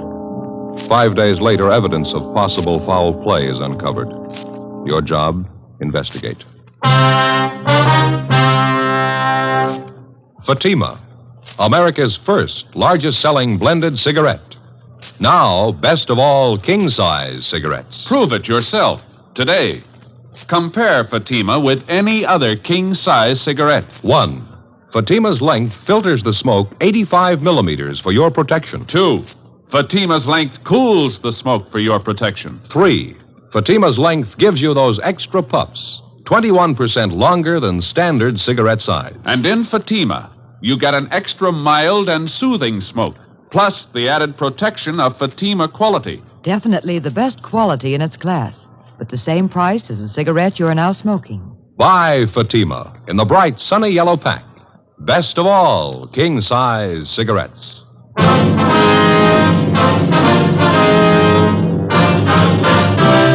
Dragnet, the documented drama of an actual crime. For the next 30 minutes, in cooperation with the Los Angeles Police Department, you will travel step by step on the side of the law through an actual case transcribed from official police files. From beginning to end, from crime to punishment, Dragnet is the story of your police force in action. It was Wednesday, September 15th. It was hot in Los Angeles. We were working the day watch out of homicide. My partner's Ed Jacobs. The boss is Thad Brown, chief of detectives. My name's Friday. I was on the way back from lunch, and it was 12:56 p.m. when I got to room 42. Homicide. Hi, Joe. Waiting for you. Hi, Ed. Al, here you got something for us, huh? Mm-hmm. Here's the report right here. Gardener by the name of Abbott called in day before yesterday. Chester Abbott said his wife disappeared from their home out in the valley Thursday night. He says he thinks she left him. Well, happens every day. Not this way, it doesn't. Walsh and I went out to talk to the man yesterday. His story doesn't make too much sense. How you mean now? None of his wife's clothes are missing, none of her luggage. She even left her pocketbook behind, full of money. We found out from the neighbors the missing woman has a 17-year-old boy by a former marriage. Does that mean anything? Well, he's an only child. Mother dotes on the kid. She didn't even say goodbye to him. Well, how'd this Chester Abbott impress you? Pretty grouchy with Walsh and me. No cooperation. Wants to find his wife, doesn't he? I don't know. I'm not sure. He's no help, I can tell you that much. Could I see that report, Al? Yeah, here you. Thank you. Florence Trumbull Abbott, age 39. Abbott's her second husband. First one died a little after the boy was born. Mm-hmm. Disappeared Thursday night from the home, 546 Belasco Road, between 7 and 8 o'clock. Well, when did Abbott call in to notify you? Monday afternoon. Told us he thought his wife might have been spending the weekend with her sister. When he found out she wasn't, he called us. Mm-hmm. You meet the boy when you were out there? Yeah, that's another thing. How do you mean? The kid came riding up on a bike when we were talking to one of the neighbors. We tried to talk to him, but the old man came out and hustled the boy into the house. Then he started chewing us out. Well, what's his trouble? Told us it was our job to find his wife, not to go prying into his stepson's affairs. Mm-hmm. It's a new slant. Well, how about the woman's friends and relatives? They've been checked out yet, Al? Walsh is on it now. Don't think he's had much luck contacting him so far. I'll tell you the truth, I don't like the looks of it. Mrs. Abbott have any other relatives here? I mean, besides a sister and 2 aunts? Yeah, I got the list right over here. Sure wish we had a chance to talk to that boy. Notice anything else out of the way about Mr. Abbott, Al? Well, I don't know. Here's that list, Joe. Oh, thank you. Abbott was upset, all right. I don't know, though. He didn't exactly strike me as reacting the way a normal man reacts when his wife's disappeared. Well, how about a copy of this report? You got one to spare? Yeah, sure. Just a minute. Yeah. Missing persons, Barghetti. That's right. This is Barghetti speaking. Who's that? Oh, yeah. Yeah, sure. About what? All right, good. 4 o'clock? Fine. All right, son. Goodbye. Well, that was the boy I was telling you about, Mr. Abbott's stepson. What do you want? He wants to talk to us. Sounded worried. About his mother? He thinks something's happened to her. In police work, missing persons detail is not a department separate in itself. It's organized as a part of homicide division. When the possibility of homicide arises in the course of handling a case, missing persons immediately turns the matter over to homicide officers for investigation. When we got the call from the Abbott boy, we automatically took over. According to Al Barghetti, the boy said he suspected his stepfather and he didn't want him to know of any meeting between him and police officers. At 3:15, Ed and I left the office and drove to the meeting place designated by the boy, the Dairyland Fountain and Coffee Shop near the corner of Fairfax and Hollywood Boulevard. We got there at 3:50 p.m. At 8 minutes past 5, the Abbott boy still had not arrived. We waited another 15 minutes, and then we left and drove out to the valley and pulled up in front of the main gate to the Abbott Nursery on Belasco Road. The house itself was set well back on the property, which covered about 5 acres of ground. The entire nursery was surrounded by a 6-foot chain-link fence, and it looked like every available foot of ground inside was planted with some kind of flower or shrub. Mr. Abbott met us at the gate. He had 3 full-grown mastiffs with him. He held them on a chain. Yes, what do you want? Police officers, you Chester Abbott? That's right. What do you want? Well, if you can get those dogs quiet for a few minutes, we'd like to ask you some questions. Pretty busy now. Can't you come back tomorrow? No, it's important, Abbott. We'd like to talk to you now. All right, if you have to. Fast, time. Get down there. You two, Joe. Quiet. I said quiet. All right. Now, what do you want? Mind if we come inside, sir?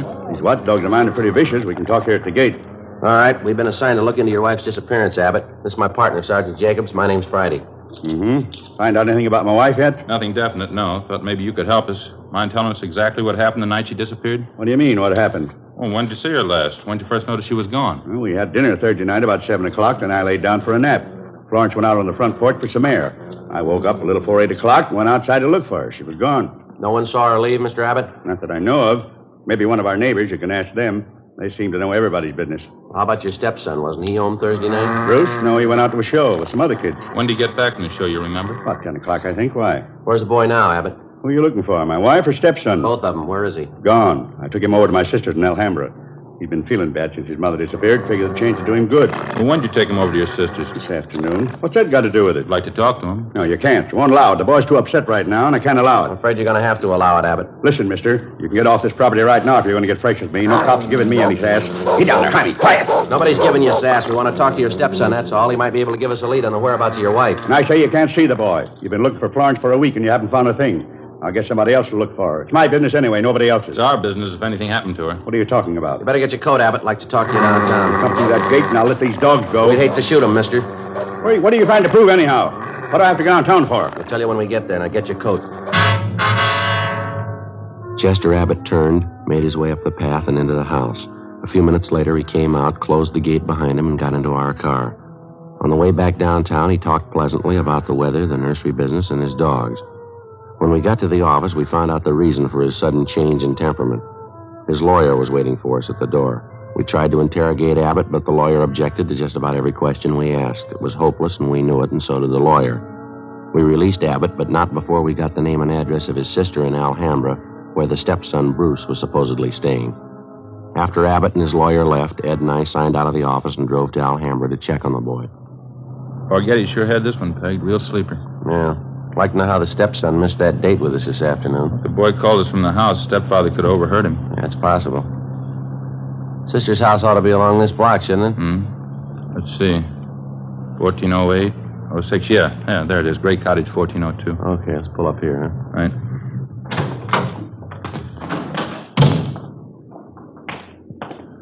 Nice looking place, well kept, huh? Mm-hmm. Nice neighborhood. Wonder how the lot prices run out here. I don't know. I'll get the bell.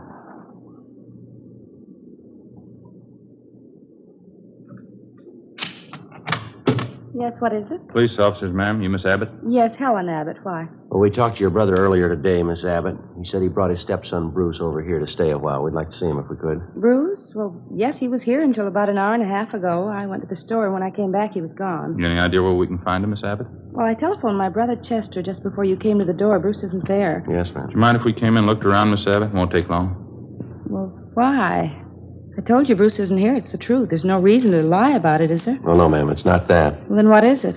No reason for me to lie to you. How about your brother?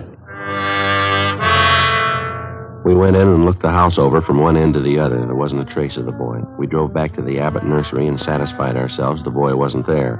Meantime, the home of Chester Abbott's sister in Alhambra was kept under constant surveillance. No one came or went. The next morning, when Ed and I checked in for work as usual at 8 a.m., we met with Sergeant Al Barghetti. Well, I had half an idea there might be something wrong. What makes you so positive, though? That's just it, Al. We're not positive. It's the whole setup, I guess, smells bad. How do you mean, for instance? Well, Abbott's lawyer, for one thing. If a man's innocent, he doesn't have his lawyer sit with him and tell him not to answer any questions. Yeah? Number two, the kid's phone call. He didn't show up for that date. You figure. I don't know. Could be he doesn't get along with his stepfather. Happens, you know. Maybe he's trying to get back at him for something or other. Yeah, that could be. Why is Abbott hiding him out, then? Pretty sure he's hiding him out? The way things been going, no other way to take it. Huh. Mrs. Abbott walked away from her home last Thursday night. Nobody saw her. She took nothing with her. No luggage, no clothes, no money. That's it. You checked with her family doctor? Yesterday. Told us Mrs. Abbott was in perfect health. Checked her bank statements, double-checked the name through Wanderer's file. Repeaters found missing persons. Couldn't find it in either one. Her relatives, too, huh? You talked to them? Some of them, yeah, Al. Got a few more to check out this morning. Oh. Well, one thing's certain. No clothes, no money, no luggage. She couldn't have gone very far. You checked all the angles, huh? Well, the sheriff's office, the jails, the hospitals. Sent out a teletype and an APB. She's been gone almost a week, and nobody's seen her. Now, how's that add up to you? Well, they got an idea. Yeah. I hope I'm wrong. 8:45 a.m. Ed and I left the office and continued making the rounds of the missing woman's friends and relatives. We checked at the Western National Bank, where Mrs. Abbott maintained another account. Her savings statement showed a total balance of $31,564.17. Her checking account had a balance of $842.71. At the Farmers Mutual, we found the record of an insurance policy issued to Florence Trumbull Abbott. It was a 20-pay life policy covering the insured in the amount of $30,000. The beneficiary was listed as the insured's son, Bruce Trumbull Abbott, if living upon receipt of such due proof. If not, the insured's husband, Chester J. Abbott. By the time we finished checking the missing woman's financial status, we figured we had a fair suspect in the husband, Chester Abbott. From casual reports, we knew he was a frugal man, almost to the point of obsession. If he was greedy as well, if he wanted or needed money badly enough to kill, then he had all the motives necessary to murder his wife. Maybe his stepson, too. 6:40 p.m., Ed and I drove back to the office. Go ahead. Long day, a lot of mileage. Wonder if Al's still around. Hey, Bargetti. Al? Yeah, here. That you, Friday? Yeah. How'd you do? Get anything? A few things. Pretty fair luck. Good. I got some more for you. Just walked in here 10 minutes ago. Who's that? Bruce Abbott. He's waiting in the next room. We went into the next room and met the Abbott boy. He was small for a 17-year-old, dark-haired, thin, a little on the sickly side. He seemed nervous and upset. He told us that he wasn't able to keep the date he made with us on the phone because his stepfather did apparently overhear the conversation and drove the boy immediately to his sister's place in Alhambra.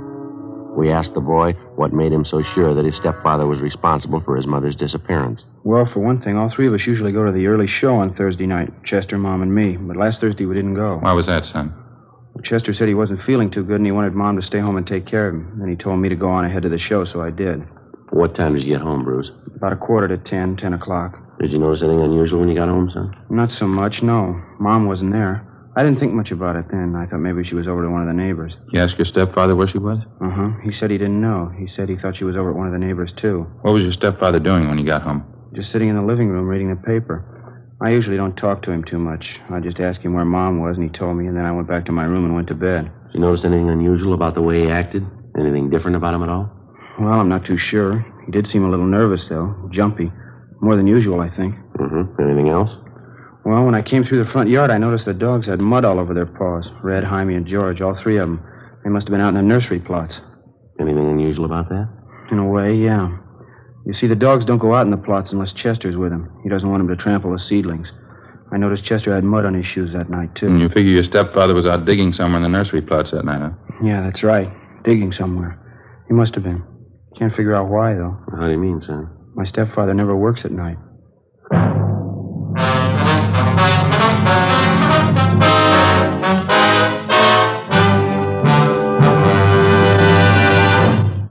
You are listening to Dragnet, authentic stories of your police force in action. Compare Fatima with any other king-size cigarette. 1. Fatima's length filters the smoke 85 millimeters for your protection. 2. Fatima's length cools the smoke for your protection. 3. Fatima's length gives you those extra puffs, 21% longer than standard cigarette size. And in Fatima, you get an extra mild and soothing smoke, plus the added protection of Fatima quality. To show our confidence in Fatima, we make this money-back guarantee to every king-size cigarette smoker. Buy a pack of Fatimas. Enjoy Fatima quality, extra mildness, and superbly blended tobaccos. If you're not convinced Fatima is better than the king-size cigarette you're now smoking, just return the pack and the unsmoked Fatimas before August 1st, 1952, and we'll give you your money back plus postage. Fatima, Box 37, New York 1. Remember, each king-size Fatima gives you an extra mild and soothing smoke, plus the added protection of Fatima quality. Switch to Fatima today. Best of all, king-size cigarettes.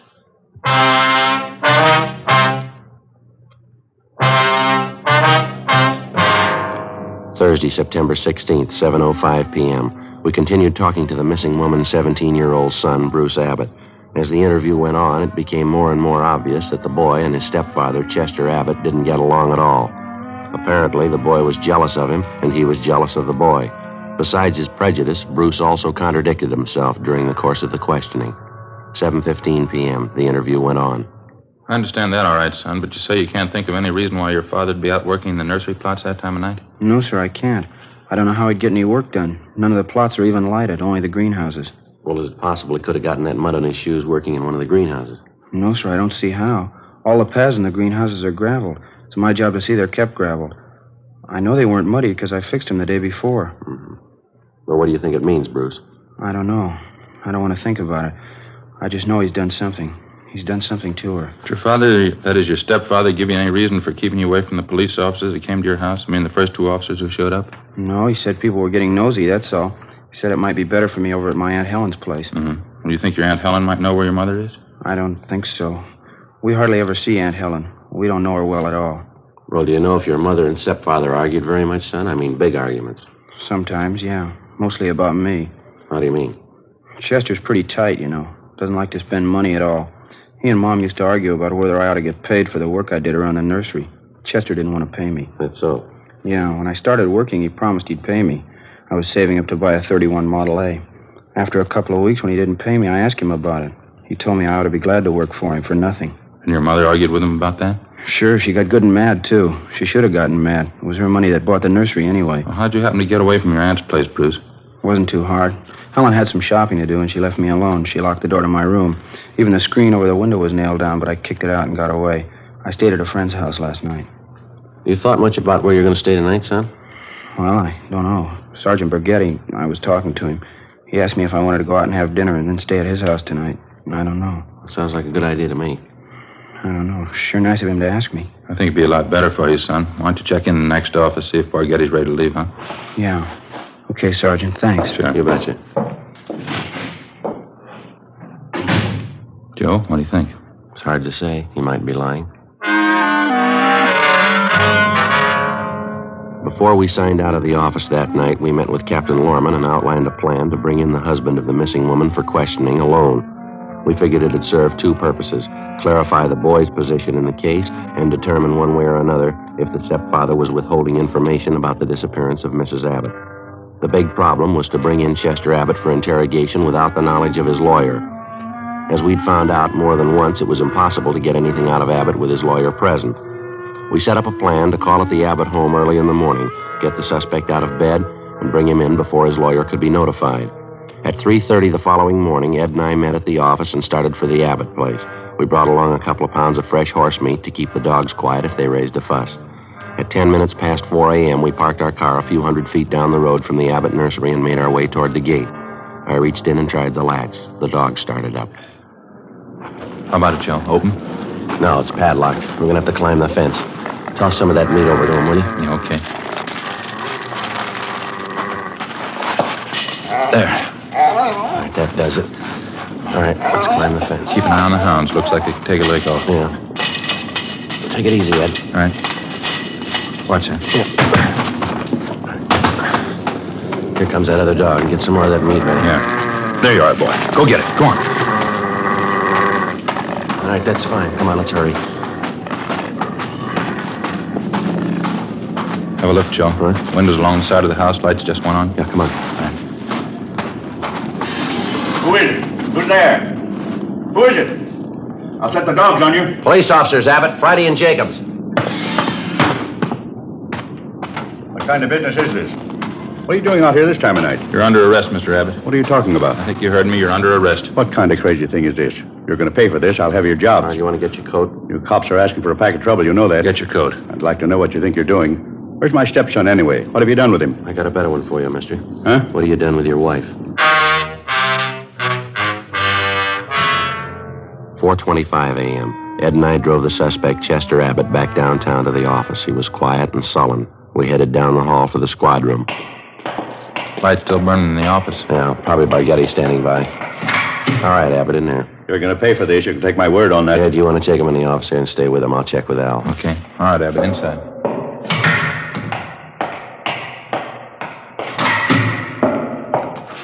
Joe, you bring him in? Yeah, he's next door. Ed's with him. Tough. Somebody must have seen you. No, I don't think so. They must have. Why? What do you mean? Abbott's lawyer. He's sitting in the next room. How the lawyer had been notified, we couldn't be sure. Again, we tried to question Abbott, and again, on the advice of his attorney, he refused to answer practically every question we put to him. We released him. That day, Captain Lorman assigned 2 men to stake out on the nursery and report on all of Chester Abbott's movements. A little after 7 p.m., just after nightfall, we tried again to bring the suspect in for questioning without his lawyer's knowledge. It didn't work. The men assigned to stake out on the Abbott place reported definitely that someone was tipping off the attorney whenever unknown visitors showed up at the nursery and drove off together with Mr. Abbott. There was nothing we could do about it. The following morning, Al Barghetti came up with a lead. Had a long talk with the boy last night. Think he came up with a pretty fair lead. How's that? The old man's responsible. We know there's only one way we'll get a conviction. Yeah? Find the body and enough evidence to tie him in. Yeah, well, where do we start looking? In a new rose bed. It's next to one of the greenhouses in Abbott's nursery. Boy tell you this? Yeah, seems to make sense. We know old man Abbott's crazy about saving $1. We found that out from the neighbors and the relatives. Mm-hmm. On the nursery trade, especially in the limited area Abbott has to work in, you cultivate every foot of ground you have. You plant every foot of soil with something. Well, yeah, Al, what's the point? Well, Abbott's not the type to waste anything. He wouldn't let ground lie fallow when he could plant something that might bring in a few dollars next spring. Mm-hmm. Bruce tells me his stepfather has every inch of the property planted with something. Everything except a 6x8 plot of ground in that rose garden. Well, what did the boy say? The plot been vacant for a long? Well, he says his stepfather got it ready for planting a week and a half ago. It's still vacant. Be worth checking out. How do we do it? We can order up a crew from the crime lab. They can take probings through the plot, all around it. They ought to be able to tell us how deep the ground's been worked over lately. Okay, what do you figure, tonight? I think so, yeah. Maybe 11, 12 o'clock. What about old man Abbott? You think he's going to sit still for it? If the hunch pays off, he's going to sit still a long time.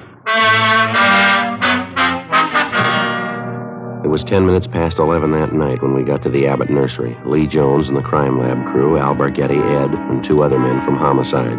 The men on stakeout told us Chester Abbott, along with his attorney, had left the house a half hour before in his car, a dark blue coupe. They hadn't returned.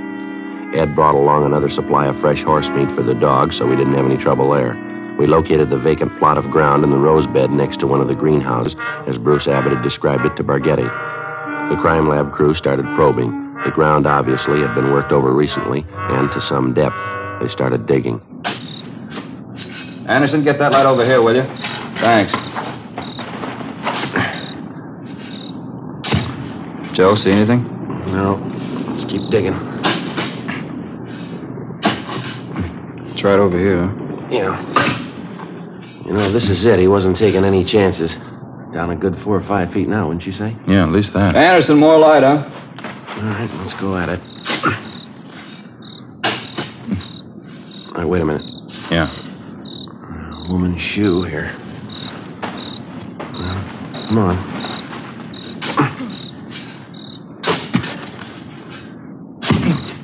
Just a minute. Yeah, that's it. The shoulder there. It's a body. Well, it paid off, Al. The boy had it figured. Yeah. Too bad he was right. Ed and I went back to our car and notified communications to broadcast a warrant for murder on Chester Abbott. His description, together with the description of his car and license number, was rebroadcast every 15 minutes. The attorney was contacted, and he stated that Mr. Abbott had dropped him off at his home more than an hour before. He knew nothing of his whereabouts. Ed and I went back to check the Abbott home and found the front door unlocked. We went inside and looked around. In one bedroom, we found clothes scattered over the bed and on the floor. There was only one old suit left in one closet. On the table next to the bed, we found an airline's timetable. We got to the phone and notified communications to alert all special details at railroad stations, bus terminals, and airports, and then to get out an APB. After that, we checked with the airlines. One of them told us a man answering Abbott's description had booked passage to Mexico City that night under the name of Charles Frazier. The plane was scheduled to leave at 1:52 a.m. at the Burbank Airport. We called the detail at the airport and alerted them. Then we drove over to the field to follow through on it. It was 1:32 a.m. when Ed and I took up our positions just inside Gate 3, where passengers were boarding Flight 72 for Mexico City. There was no sign of the suspect either on the plane or in the waiting room. Think he'll show? I don't know. Want your bag over here? Where's Barghetti? Over there by the cocktail lounge. See him? Oh, yeah. What time you got now? 1:38. Plane's due to take off in another 4 minutes, isn't it? Mm-hmm. Any sign of him, Al? No, nothing. Just made the rounds. Checked with Stevens and Cummings. If he got in, he came in somebody's suitcase. Couldn't have possibly gotten through without one of us seeing it. Well, he hasn't got much more time. Maybe it's a dead end, huh? You don't see how he could have gotten wise, do you? Over there. No, by the ticket counter there. You see him? Yeah, that's him. Come on. All right, just a minute, Abbott. I haven't got time now. I'll miss my plane. If you have anything more to say to me, you can wait till I get back. Right now, Abbott. And take it up with my lawyer. I'm in a hurry. We found your wife's body. How's that? In the rose bed next to the greenhouse. I don't know what you mean. You must be mistaken. No mistake. Hands behind your back. What's this all about? I haven't done anything. All right, let's go. No, just a minute. You got it wrong. I don't know anything about it. We think you do. Now, come on. Wasn't my fault. I didn't know what I was doing. I plead insanity. She drove me to it. We were arguing about the boy, and she slapped me. I didn't mean to do it. All right, let's go, Abbott. Can you wait just a minute more? What for? A plane. One from Mexico City.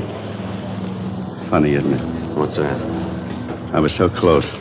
Just missed it. Not by more than 1 minute. No, you're wrong about that, Abbott. Just 1 minute, that's all. Well, you missed it before you ever bought your ticket. How do you figure? When you first decided to kill your wife. Come on.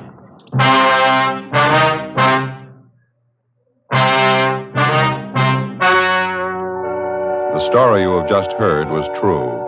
The names were changed to protect the innocent. On December 19th, trial was held in Superior Court, Department 89, City and County of Los Angeles, State of California. In a moment, the results of that trial. Now, here is our star, Jack Webb. Thank you, George Fenneman. Friends, I'm holding 2 sets of fingerprint cards. Now, on one, prints found at the scene of a crime. On the second, a suspect's taken from the files. Now, the only way in the world you can tell they're made by the same suspect is by comparison. If you'll compare Fatima with any other king-size cigarette, you'll find Fatima's length filters the smoke 85 millimeters for your protection. Fatima's length cools the smoke for your protection. Fatima's length gives you those extra puffs, 21% longer than standard cigarette size. And you get an extra mild and soothing smoke, plus the added protection of Fatima quality. Prove it today. Buy Fatima.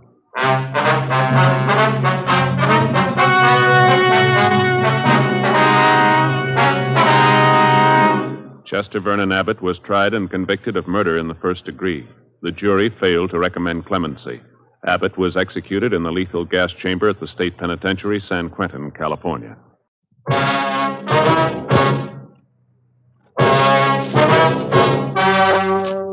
The story you are about to hear is true. The names have been changed to protect the innocent. Fatima Cigarettes, best of all king-size cigarettes, brings you Dragnet on both radio and television.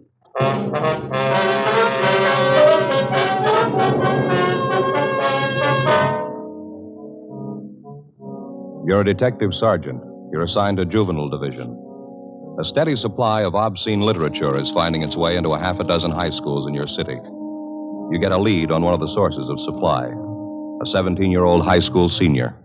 Your job, pick him up.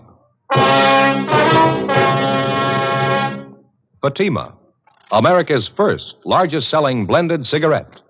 Now, best of all, king-size cigarettes. Prove it yourself today. Compare Fatima with any other king-size cigarette. 1. Fatima's length filters the smoke 85 millimeters for your protection. 2. Fatima's length cools the smoke for your protection. 3. Fatima's length gives you those extra puffs, 21% longer than standard cigarette size. And in Fatima, you get an extra mild and soothing smoke, plus the added protection of Fatima quality. Definitely the best quality in its class, but the same price as the cigarette you're now smoking. Buy Fatima in the bright, sunny yellow pack. Best of all, king-size cigarettes.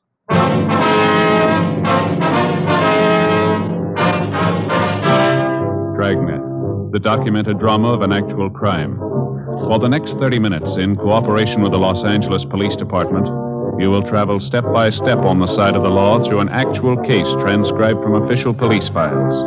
From beginning to end, from crime to punishment, Dragnet is the story of your police force in action.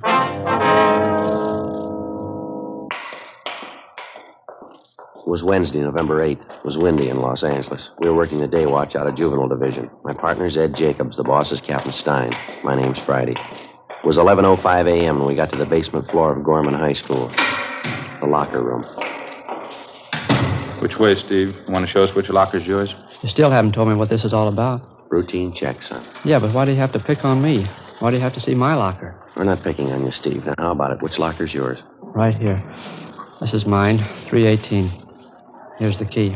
No, you open it, Steve. Just a couple of personal things of mine, that's all. Mm-hmm. All right.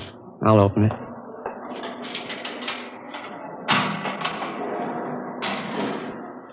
Well, there you are. See for yourself. Want to take your things out of the locker, son? You can see what's in there, can't you? My gym stuff. A couple of textbooks. How about digging back in the corner, left-hand side there? Where? You know where I mean. Come on, Steve, dig them out. Back here, you mean? These joke books? That's right. Let's have a look, huh? Why? Just a couple of joke books. A kid gave them to me. Bring them out, Steve. Okay. Just a couple of them. Kid gave them to me. There. Looks like more than a couple.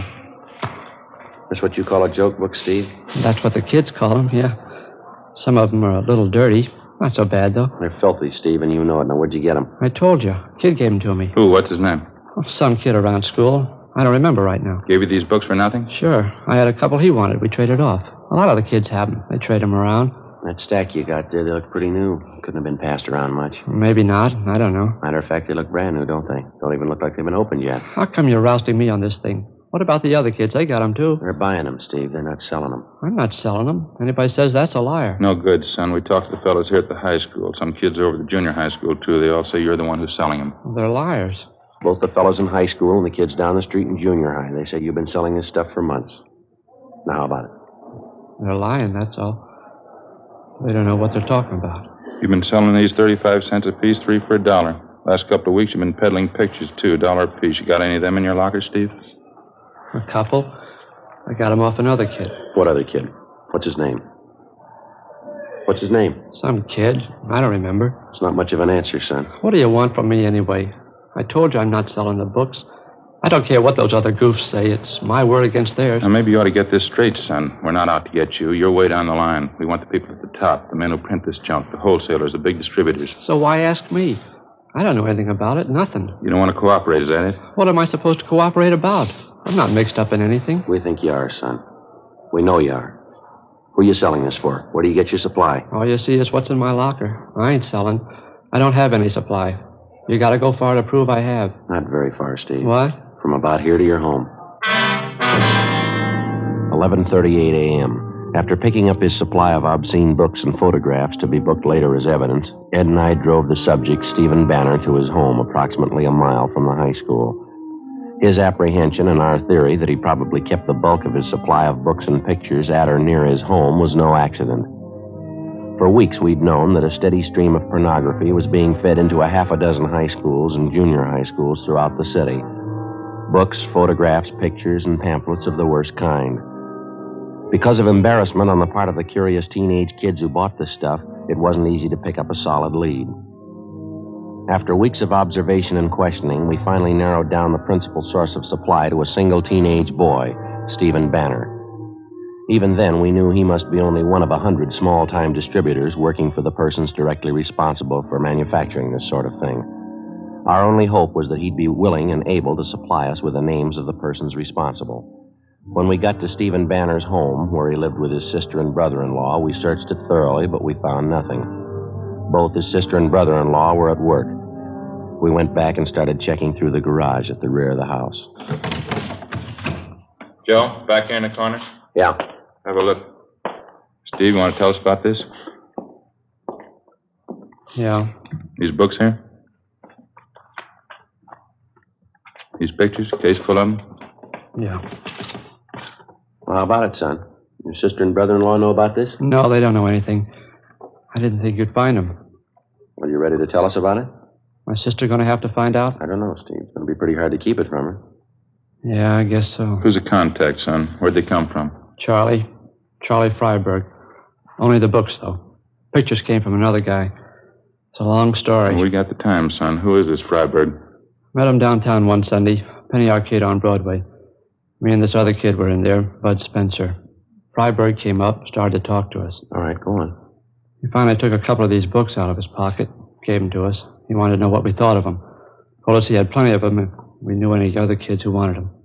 You knew you and your friend Bud were in high school? Yeah, that's right. What else, Steve? Well, that's about it. He asked me and Bud if we wanted to sell for him around school. This friend of yours, Bud Spencer, he's selling them too? Yeah. He goes to a different school, though. Both of us did pretty good with the books. Sold real fast. The pictures are even better. That's so. You say you didn't get the pictures from Freiberg. There was somebody else? A man by the name of Jack. I don't know his last name. Freiberg put us onto him, gave us an introduction, set up the deal. We got the pictures for 75 cents. Most of the time they get us $1, $1.50 a piece. Bud and I did pretty good. You know any other fellows working for this Freiberg, Steve? Any other kids in school, I mean? No, just Bud and me. That's all I know. It wouldn't be so bad if it was just the books. That lousy Charlie. He had to go and promote the party routine, get everybody mixed up in that. How do you mean? What's that all about? Charlie. He stays at this place out on Sepulveda. It's a motel. That's where we always contacted him. Yeah. After a couple of weeks, when we got to know him, he asked me and Bud out to this place. Said he was going to throw a party. Told us to bring our girlfriends along. Turned out we were the only ones at the party. Me and Bud and the girls and Charlie Freiberg. Party lasted pretty late. I should have been smart enough to figure it out. I wasn't. What do you mean, Steve? Figure out what? Why'd Charlie be throwing parties just for us? The first 2 times there wasn't anything wrong. We just talked, danced with the girls, drank some beer. Charlie told us to have a good time. He threw a party every Friday night. Never broke up till after 3 o'clock. How old are your girlfriends, yours and Bud's? 17. They're both 17. They've been around, though. No use kidding you. They weren't very smart, I can tell you that. None of us were, I guess. Next couple of parties, Charlie had whiskey there. Some girls drank right along with him. So did we. Freiberg served the whiskey, didn't he? Yeah, that's right. He loaded the drinks, kept handing the girls a lot of stuff about how he used to be a director in pictures. He had a lot of connections in Hollywood. The last party I was at, he said he was going to get the girls' screen test. A lot of malarkey like that. Mm-hmm. What else, Steve? I don't know. I had a beef with Charlie about it. I walked out. I haven't been back since. Does he still throw these Friday night parties, do you know? Maybe. I don't know. There were 3 or 4 after the last one I walked out on. Dumb girls think Charlie's just great. God, so I can't stand the guy. How about the parties you didn't show up for, Steve? You get a rundown on them? Well, I heard a couple of things, yeah. Sure glad I wasn't there. How do you mean? Dumb girls never fails. The oldest line in the world. They still go for it. What's that? Tell them you're going to get them in the movies. We continued questioning the subject, 17-year-old Stephen Banner. He gave us a full description of the man who'd been selling him the books, Charles Freiberg, and also a description of the man known as Jack, the one who'd been supplying him with pictures and photographs. In addition, he gave us the addresses of the 2 men, a fair description of Freiberg's car, no license number, and the names and addresses of the 2 girls he and his friend had taken to Freiberg's parties. 1:20 p.m. Ed and I took the case of obscene books from the garage, loaded it in the back seat of our car, and Stephen Banner directed us to the high school attended by his friend Bud Spencer. We picked up the Spencer boy and drove him and Banner downtown to Georgia Street Juvenile, where we booked them in on 700B, Welfare and Institution Code, lack of supervision. We drove to the motel out on Sepulveda, but the suspect, Charles Freiberg, had moved out 5 days before, no forwarding address. It wasn't a dead end, though. From his motel registration card, we got the description and license number of his car. On the way into the office, we checked out the address of his confederate, the man known as Jack. He'd moved the same day as Freiberg, no forwarding address. Back at the office, DMV got a make on the license number for us, the car registered in Freiberg's name, 239 West 92nd Street. We went down to R&I and pulled the package on the suspect, 3:40 p.m. Last address on him was 3 years old. How's his record read? Well, he's been in the business before. A couple of ag charges, a 311 charge, too. Possession of obscene literature. Served 8 months in county jail. Mugshot there? Yeah, here.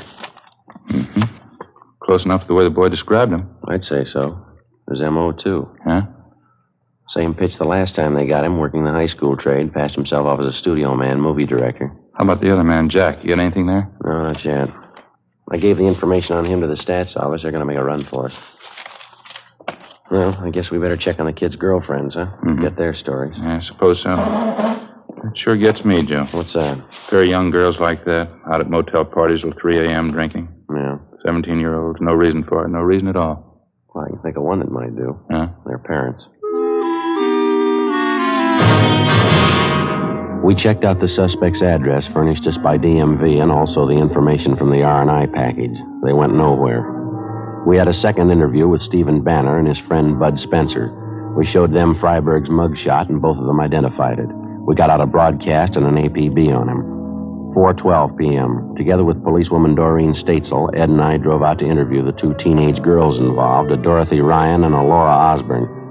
We stopped at the home of the Osborne girl first, but she wasn't there, and neither were her parents. An older sister told us that both the mother and father were working and that Laura was at a neighborhood school for models taking her weekly lesson.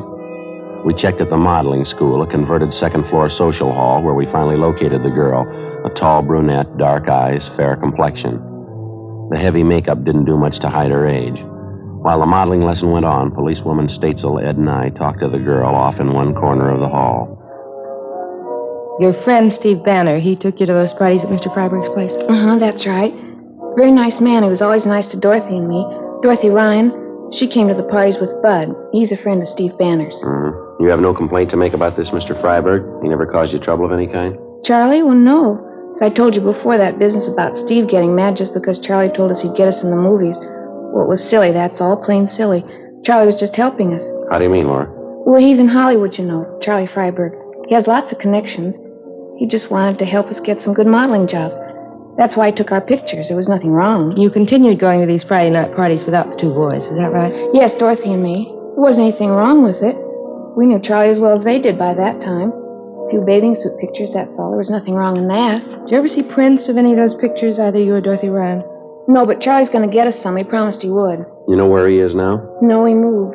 I haven't any idea where he is. When's the last time you saw Freiberg, miss? About 10 days, 2 weeks ago. What's this all about, officer? You looking for Charlie? How does he usually contact you, Laura? By phone? Yeah, usually calls. Has he called you lately? Well, I don't know. Why are you looking for him? Can't you tell me? Routine investigation, miss. Oh, I'm sorry. I don't know where Charlie is. Why can't you tell me why you want him? We want him. Why? Can't you give me a reason? This is one of the reasons, Laura. Would you look at this picture? Charlie took this? It's his business, Laura. That's the way his police record reads. I can't believe it. That's one reason we want Freiberg. There's lots of others. You willing to help us, Laura? You said they'd be beautiful, glamorous. They're not. You know where he stays now? No, I'll find out, though. How do you mean? I've got a date with him. Supposed to meet him out on Wilshire and La Brea. When's that? 8 o'clock tomorrow night.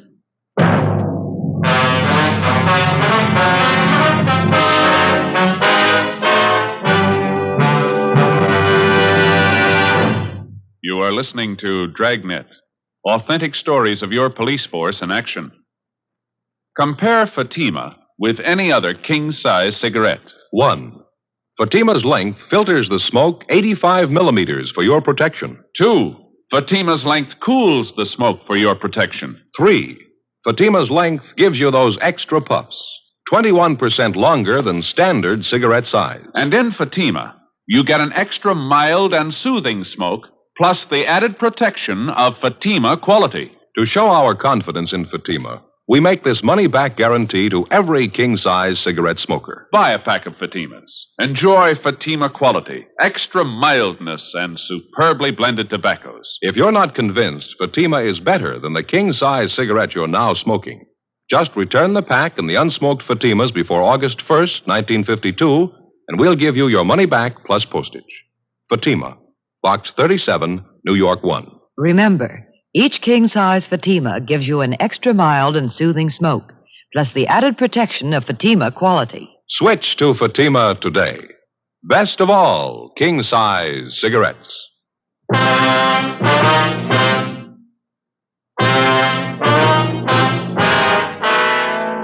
November 8th, Wednesday, 5:30 p.m. After our interview with 17-year-old Laura Osborne, policewoman Doreen Statesel, Ed, and I drove to the home of Laura's girlfriend, Dorothy Ryan, who was also present at the motel parties given by the suspect, Charles Freiberg. Her story of what had happened was essentially the same as the one we got from the Osborne girl. That night, we met with the parents of both girls. They were well-meaning and cooperative. They admitted their mistake. It was the same old story of lack of supervision and very little home life. The parents told us that they had no idea of what had been going on or the late hours that their teenage girls had been keeping. Besides promising closer supervision of the girls, they told us they would notify us immediately if the suspect Freiberg made any attempt to contact their daughters. 6:25 p.m. We got back to the office, put in a call to Stephen Banner's home, and notified his sister and brother-in-law that the boy was being held for further interrogation. We also notified the parents of Bud Spencer. The following morning, Ed and I went across the street to the district attorney's office, presented our case, and a warrant was issued on Charles Freiberg for 702 WIC, contributing to the delinquency of a minor. At 7 o'clock that night, Ed and I staked out on a cocktail lounge near the intersection of Wilshire and La Brea, the place where the suspect had told Laura Osborne to meet him. 7:30, 7:45. We waited. Think maybe we're in business, Joe. What? Down the corner there, waiting for the signal to change. Dark suit, dark hat. Yeah. Could be. Crossing over now, heading for the bar. All right, let's go.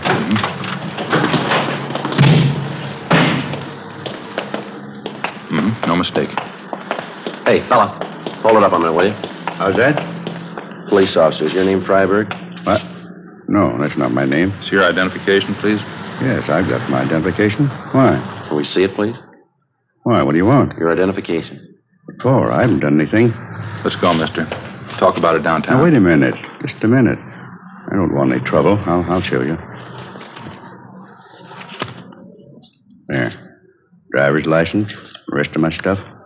Charles Freiberg. It's an old address, isn't it? Yeah. Haven't had time to change it. Just got back in town.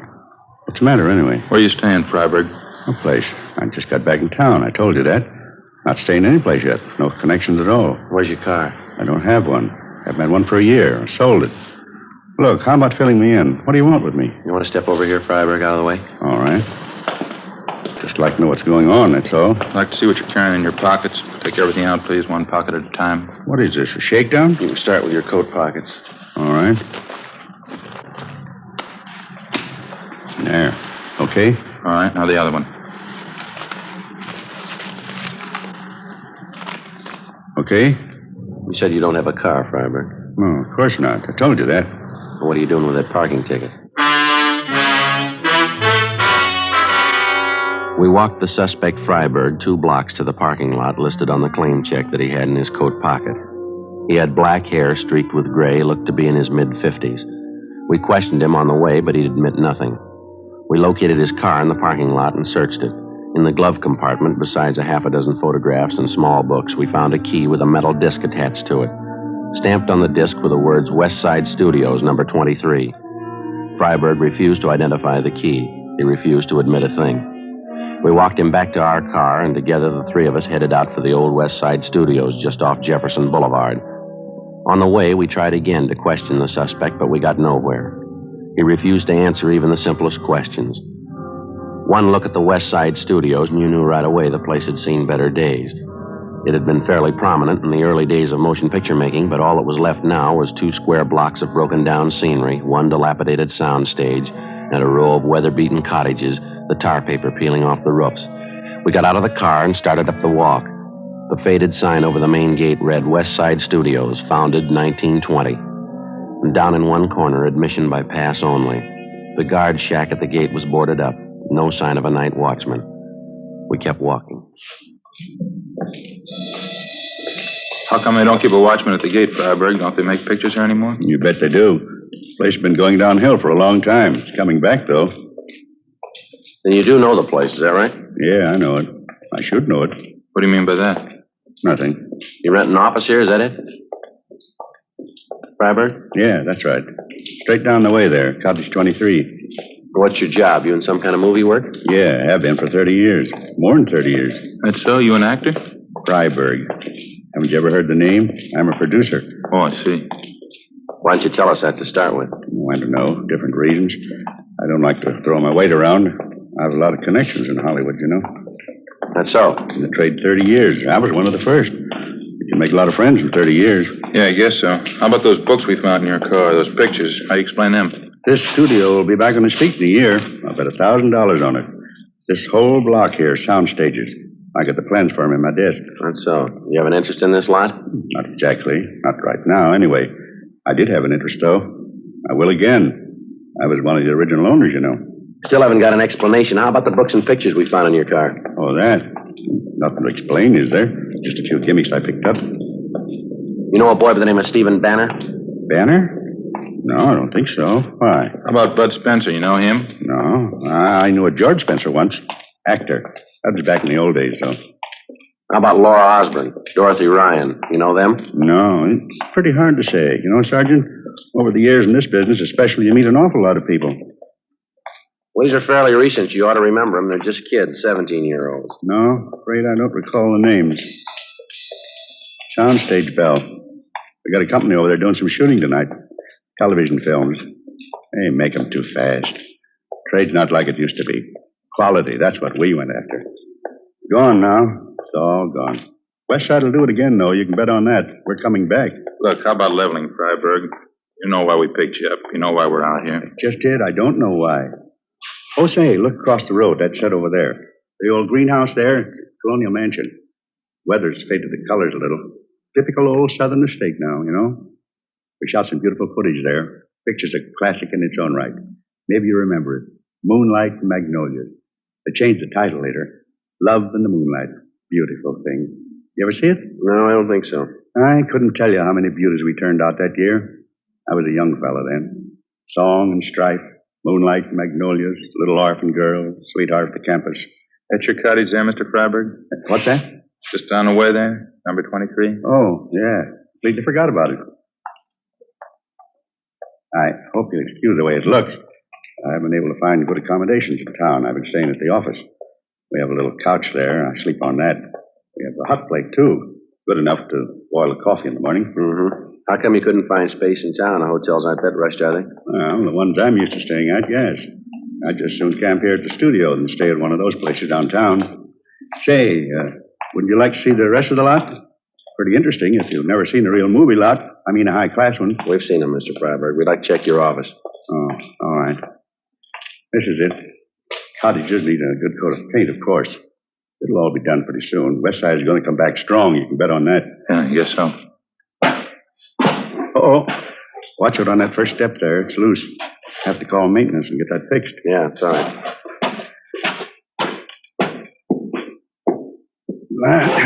Here we are.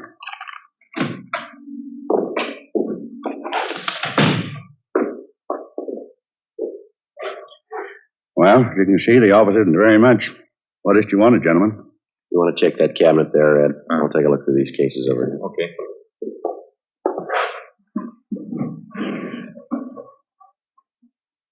This picture here on the wall. That's the cast and the production staff of my first film. Here's the other one. Me and R.Z. Bernard. He autographed the picture for me, Bernard himself. Those were the days, all right. Quality. That's what we went after in pictures, real quality. Not like today. Gone. The good days. Fine pictures. It's gone. All gone. How about it, Freiberg? These cases of books here and these photographs. Not my fault, believe me. I had to make a living. I had to make money. How do you think it feels to get cheap like that? I used to be young. I was big. I was talent. I made big pictures. How do you think it feels to get cheap all of a sudden? Cheap enough to do this kind of thing. Nobody forced you. It was your choice, mister. It wasn't my choice. You're wrong. All I want to do is make pictures. There isn't a chance anymore, not like the old days. You need hundreds of thousands, millions. It's gone. It's all gone. Had to eat. Had to put clothes on my back. You admit you're responsible for this? Books, pictures, working in the high school trade, kids like Steve Banner, Bud Spencer? After 1935, I couldn't get a job. I didn't want this. I had to do it. I'm ashamed. Who wouldn't be? I had to eat. It was the only way. I had to live. There's honest jobs to be had. How about this man named Jack? He was in with me. He was my cameraman back in the old days. You can't blame him either. He had to live, too. You willing to come downtown with us? Give us a statement?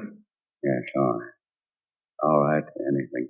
How about the party with the two girls, Laura Osborne, Dorothy Ryan? I took some pictures, that's all. I didn't harm them. Not in any way. You had it wrong, Freiberg. You know that. Yeah, I know. Just to have the kids there made you remember the days in your life. Best days in anybody's life. What so? When you used to have money. When you used to be young.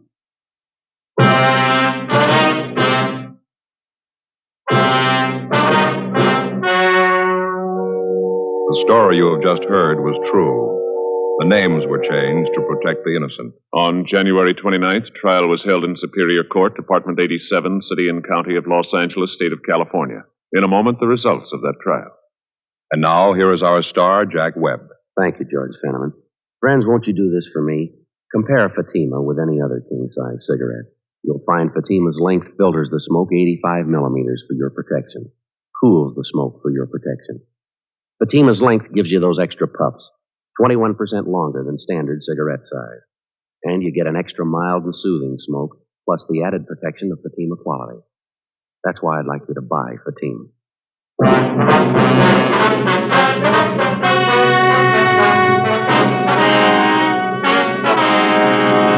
The suspects Charles Zeman Freiberg and his accomplice Jack L. Lavery were tried and convicted on 4 counts of contributing to the delinquency of minors.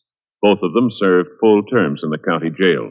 Contributing to the delinquency of minors is punishable by a fine of not more than $1,000 or by imprisonment in the county jail for 1 year, or by both fine and imprisonment.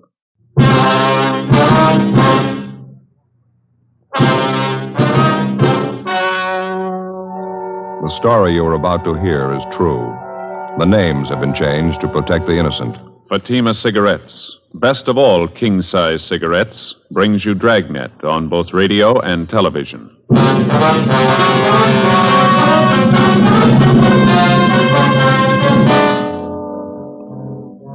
You're a detective sergeant. You're assigned a robbery detail. A jewelry salesman is slugged and robbed of $20,000 in precious stones. After months of investigation, you finally discover the man responsible for the holdup.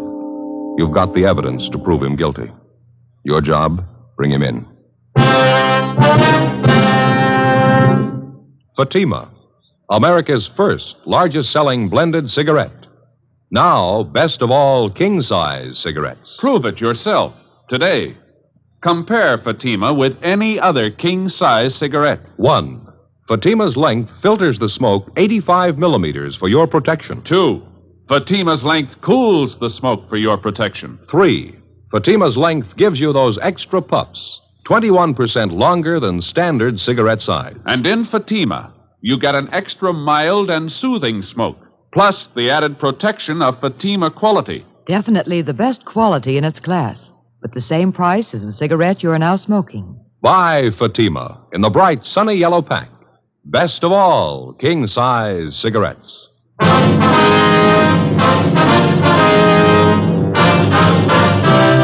Dragnet, the documented drama of an actual crime. For the next 30 minutes, in cooperation with the Los Angeles Police Department, you will travel step by step on the side of the law through an actual case transcribed from official police files.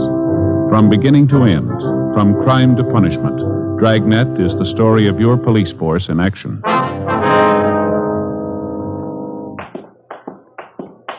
It was Thursday, July 18th. It was sultry in Los Angeles. We were working the day watch out of robbery detail.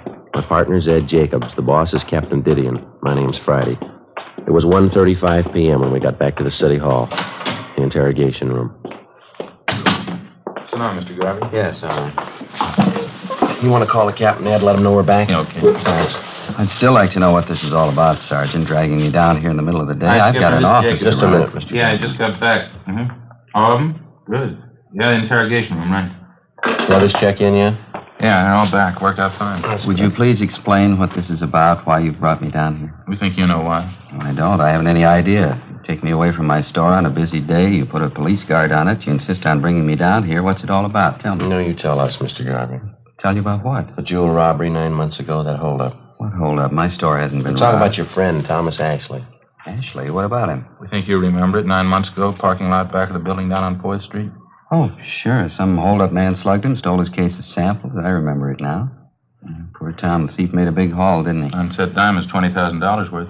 I remember it now. I don't think Tom's gotten over it yet. I was a jewelry salesman for the same company at the time, you know. Same company Tom was working for. Yeah, we know all that. Some of the big bosses thought Tom had a hand in it. They figured it was a put-up job. Nothing was further from the truth. That's so. Sure, I know Tom. He's a close friend of mine. He wouldn't be mixed up in a deal like that. Tom and I worked out of the same office for years. We've had him over to the house for dinner. We've even been on vacations together. He's one of the most honest men I know. You sure of all this, are you? Well, of course I'm sure. Hey, that isn't why you called me down here, is it? You don't think Tom had anything to do with that robbery, do you? You don't think he was in on it? He had nothing to do with it. I think you know that as well as we do. Then why am I here? There's nothing I can tell you about the holdup. Only what I heard from Tom, what I read in the newspaper. No, you can tell us a lot more, Garvey. We didn't bring you here just past time of day. Tom was slugged and his sample case of stones were taken. That's all I can tell you. You're a liar, mister. What? You engineered the whole thing. We know it, and so do you. Was this some kind of a joke? If it is, I think it's in very It's a long way from a joke, Garvey. You planned the job. You got the loot. We can give you chapter and verse. I really think you're serious. You think I robbed Tom? We're past the thinking stage, Garvey. We already told you. We know you robbed him. Now, wait a minute. This thing is ridiculous. The whole idea is ridiculous. I don't know who gave you the so-called information on me, but it's wrong. There's nothing further from the truth. Nobody gave us the information. We got it ourselves. You're really serious, are you? I robbed Tom, and you can prove I did. You're getting the idea. I don't know what to say. It's fantastic. I robbed my best friend Tom Ashley 9 months ago. I have $20,000 worth of diamonds, and you can prove it. Every bit of it. What about it? I think you're out of your mind. My name's George Garvey. Are you sure I'm the man you want? There couldn't be a mistake? No, there's no mistake. This thing would be funny if I didn't think you were serious. Let me ask you just one question. Maybe that'll clear it up for you. Yeah? If I held up Tom Ashley, how is it he didn't recognize me? You know better than that, Garvey. What? You didn't hold up Tom Ashley yourself. You had someone do it for you. Oh, cloak and dagger, huh? I'm afraid this is getting a little too wild for me, Sergeant. Maybe you can waste time making ridiculous charges. I can't. I'm going back to my store. It's a weak bluff, mister. It's not going to do it. Excuse me. Are you sure you two men haven't been drinking? Sit down, Mr. Garvey. I told you I'm going back to my store. Sit down. Look, you have no right to keep me here. These are ridiculous charges. You think I'm one of those cheap hoodlums you're used to dealing with. No, now come off it, mister. You got a $5,000 car and a $40,000 home. That doesn't rate you as special treatment. You're a thief, and you know it as well as we do. I don't have to take this from you. You haven't got much choice. We just finished 5 months' legwork proving it. Proving what? All right, now sit down there. You engineered that holdup. We know who you got to do it. We know how it was carried out. We know how you planned on disposing of the diamonds. We know who your fence was. We know what the split was. We know what you did with part of the money. We know how much you got left. Is that right? Yeah, that's right. What can I say? I don't even know what you're talking about. Any way you want it, Mr. Garvey. Maybe you'd like to tell me why I did all this. You know it better than we do. No, I mean it. Tell me. You weren't making enough money at your job to suit yourself, suit your wife either. That's pretty good. Marilyn would get a big kick out of that one. All right, fella, we can wait it out as long as you want. We spent 9 months on this already. Another few days aren't going to make that much difference. Just as a matter of curiosity, how'd you first start off on this tangent? Whatever gave you the idea that I had anything to do with the holdup? When you started to spend money. New car, new office for yourself, fur coat for your wife, transferred your 2 children to that private school. And that makes a holdup man out of me because I wanted to send my kids to a better school? Where'd the money come from? Can you explain that? Don't you think that's my business, Sergeant, where I get my money, what I do with it? Not when you get it stealing. I'm afraid you're going just a little too far. You insist I'm a thief. I'm going to insist you prove it. All right. Have a look over here, Mr. Garvey. Yeah? Some of the reports on the investigation. Reams of them. They cover everything from the time of the jewel robbery up to late yesterday. It's all right there. Everything from the crime report to signed statements. Well, how would that concern me? 3/4 of the stuff concerns you. Have a look for yourself. I still can't get it straight in my mind. What makes you think I had anything to do with that robbery? You know what this is, Mr. Garvey, this machine right here? No. Some kind of recording apparatus? That's right. It's a tape recorder. You've been taking down this conversation, and why? No, not this one. We've been recording every conversation that took place in your office for the last 4 months, every word. What do you mean? Just that, Mr. Garvey. Every time you talked on the phone, every visitor you had, it's all down on tape. 25 reels of it. Interesting. Is that supposed to frighten me? No, we don't care if it frightens you or not. Something else here. Yes? Reports on what you've been doing for the last 4 months.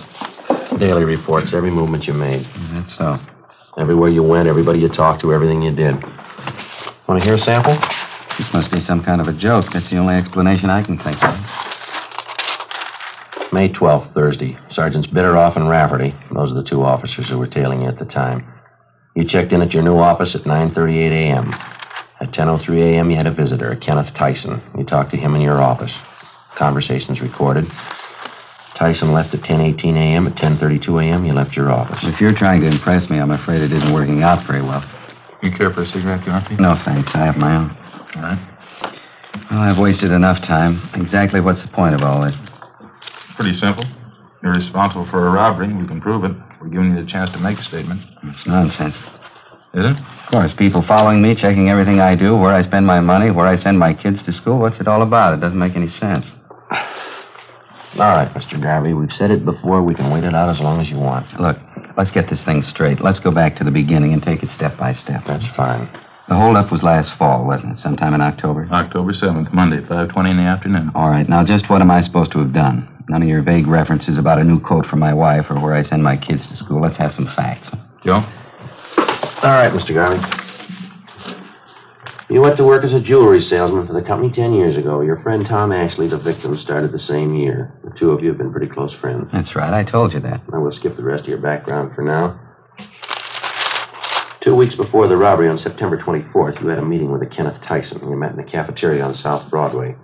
Tyson's 19 years old. Lives with an older sister. He works in a gas station on Olympic Boulevard. He's done some work on your car for you. That's how you happen to know him. Yes, I think I remember the boy. I don't know him well, though. I don't recall the meeting either. No, you know the boy very well. At the time of the meeting, you promised him $1,000 if he'd hold up your friend Tom Ashley. Ridiculous. Tyson agreed to it, and you briefed him on the plan. The following day, you gave him a gun. .32 caliber Smith & Wesson, serial number 362744. Nonsense. Where did you get that information? Tyson. Well, he's lying. Believe me, if he told you that, he's lying. Is he the one who robbed Tom? October 7th, at your direction, he was in the parking lot behind the Hunter Crosswell building. Tom Ashley came out to get in his car. He had his case of sample diamonds with him. Tyson held him up, slugged him, took the stones, and got away. Of course, it's obvious. Tyson's trying to say I put him up to it. He's trying to get out of it that way. Afraid not, Mr. Garvey. Boy couldn't have carried off the holdup by himself. Well, of course he could. It's obvious he's trying to cover up. There were 6 people in the company you worked for who knew that on Mondays Ashley always took the case of sample diamonds along when he made his calls. Only on Monday you were one of the people who knew that. I suppose you've considered the other 5 people. They were all checked out at the time. They were all cleared, you along with them. But I'm not clear anymore, is that it? This young hoodlum Tyson, you're willing to take his word over mine? After the robbery, he took the case of diamonds to you. That was the next day. You paid him $500 and promised him the other $500 when he got rid of the stones. Oh, I suppose I've gotten rid of them, or do I still have them? 2 months after the holdup, you contacted a fence up in San Francisco. You drove up there and sold him some of the stones. Then he broke them up and sold them. We know who he sold them to. We know what he got for him. Well, this fence, he's supposed to be another good friend of mine? You're still doing business with him. His name's Fred Lawrence. It's a new one on me. I don't know any Fred Lawrence. Can't even recall the name. Well, maybe this will help you, Mr. Garvey. Listen to him on the tape recorder. It's reel 4, isn't it, Ed? Yeah, I think so. They're all labeled there right on the back of the box. Yeah, here we are. Well, what's all this about? Phone conversation, Mr. Garvey. One of the things we recorded from your office. I told you about it before. Let's see. This one was on March 18th. I always thought wiretapping was against the law, or do you pay any attention to that? We didn't tap your telephone line. We recorded everything from dictographs we installed in your store and back in your office. They started recording the day you moved in. That was the 1st of March, wasn't it? I don't know why you're telling me. I can sue you for that, you know. I can sue you for your last dollar. All we're concerned with right now is Fred Lawrence. You say you don't know him. I'd like to have you listen to this. This was recorded March 18th in your office. Okay? Here we go. Go. Yeah, Marion. Mr. Lawrence? Yeah, sure. Put him on. Hi, Fred. How are you? I'm good. No, everything's fine. No heat at all. Tyson? No, he's all right. Believe me, he's a good kid. Nice. All right, where? I don't know. It might not be so good if you're seen kind of here. Only 8 o'clock, 8:30. Okay, fine. Suppose 8:30 so you can make it. Bye, friend. Bye. Mr. Garvey, you recognize that? How about it, Garvey? I understand they can do clever things with tape recorders nowadays. There's a way of piecing words together, isn't there? They can record your voice and then fix the tape, take a simple sentence and change the words around to mean just the opposite. You can examine the tape if you like. We didn't make a splice in it. All you'll find are the usual factory splices, just the way it comes from the manufacturer. Well, what difference does it make anyway? There's nothing criminal about that conversation, nothing at all. You told us a few minutes ago you didn't know Fred Lawrence. You never heard of him on that recording. It sounds like you know him pretty well. Fairly common name, wouldn't you say? Must be quite a few Fred Lawrences. I didn't happen to remember the name right off. How about Tyson? What? Tyson. You told us you didn't know him well at all. I don't. Well, it didn't sound that way on that tape, did it? You were telling Lawrence that he was all right. You said, believe me, he's a good kid.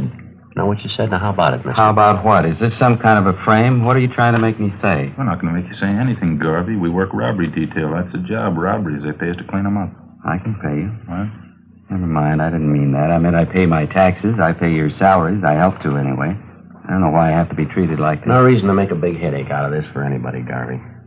Now, you engineered a holdup. We can prove that. We're giving you a chance to make a statement. That's all we want here. I've got nothing to say. Make a statement about what?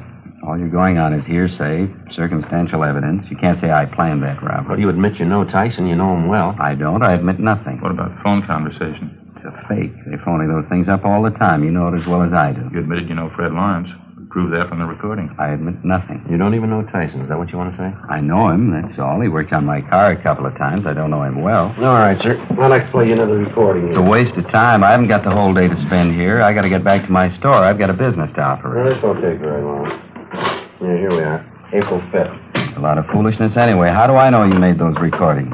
You could have gotten actors. Maybe you made them up yourself. There weren't any dictographs. You make those things. There were dictographs, Mr. Garvey. Remember, before you moved into that new suite of offices, you had them redecorated? Yeah? There were sound technicians from our crime lab out there working side by side with the painters and carpenters. Installed dictographs in your store and back in your offices. They bugged the entire place. Wiretapping. I'll bring this into court if it's the last thing I do. Look, now, we already told you, Mr. Garvey, it's not wiretapping. We didn't touch your phone lines. We didn't have to. It's invasion of privacy. I'm going to take this into court. Yeah, well, let's listen to this recording. Might clear up a few things. Clear up what? What are you trying to prove? Okay, Joe? Yeah, it's coming in here now. Date on this is April 5th.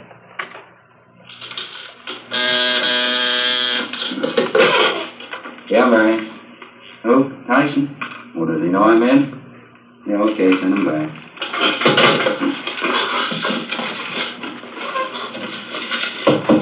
Yeah, come on in. Hi, Mr. Garvey. Yeah, how are you? Come on in, sit down. Thanks. Well, how you been, anyway? Pretty good. Trying to get a hold of you last week. It's so hard to do. You're not in very much. Pretty busy, yeah, Ken. This time of year, you know, it keeps you going. No, I don't want to waste any time. I'd like to know how the deal's working out. Going back east to Albany next month. I'd like to get the rest of my money if I could. Well, just like I told you the last time, Ken, I'm sending the stuff north. I hope to hear in a couple of days. Yeah, I know. That's what you told me before. It was a pretty heavy job. I could use the money. I mean, if it wasn't so heavy, I wouldn't mind, but I got it coming, I think. Huh? Of course you do, Ken. There's no question there. It's just that I haven't got it right now. Believe me, you'd have it in a minute if it was mine again.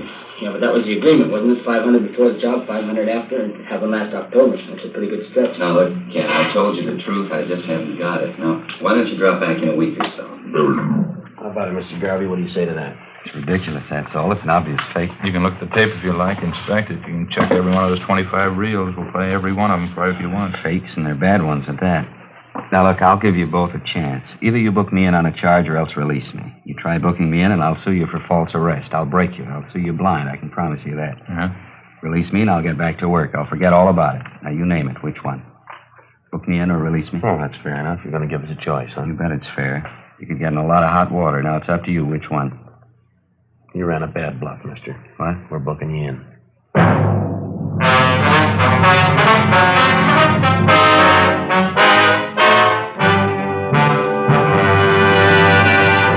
You are listening to Dragnet, authentic stories of your police force in action. Compare Fatima with any other king-size cigarette. 1. Fatima's length filters the smoke 85 millimeters for your protection. 2. Fatima's length cools the smoke for your protection. 3. Fatima's length gives you those extra puffs, 21% longer than standard cigarette size. And in Fatima, you get an extra mild and soothing smoke, plus the added protection of Fatima quality. To show our confidence in Fatima, we make this money-back guarantee to every king-size cigarette smoker. Buy a pack of Fatimas. Enjoy Fatima quality, extra mildness, and superbly blended tobaccos. If you're not convinced Fatima is better than the king-size cigarette you're now smoking, just return the pack and the unsmoked Fatimas before August 1st, 1952, and we'll give you your money back plus postage. Fatima, Box 37, New York 1. Remember, each king-size Fatima gives you an extra mild and soothing smoke, plus the added protection of Fatima quality. Switch to Fatima today. Best of all, king-size cigarettes.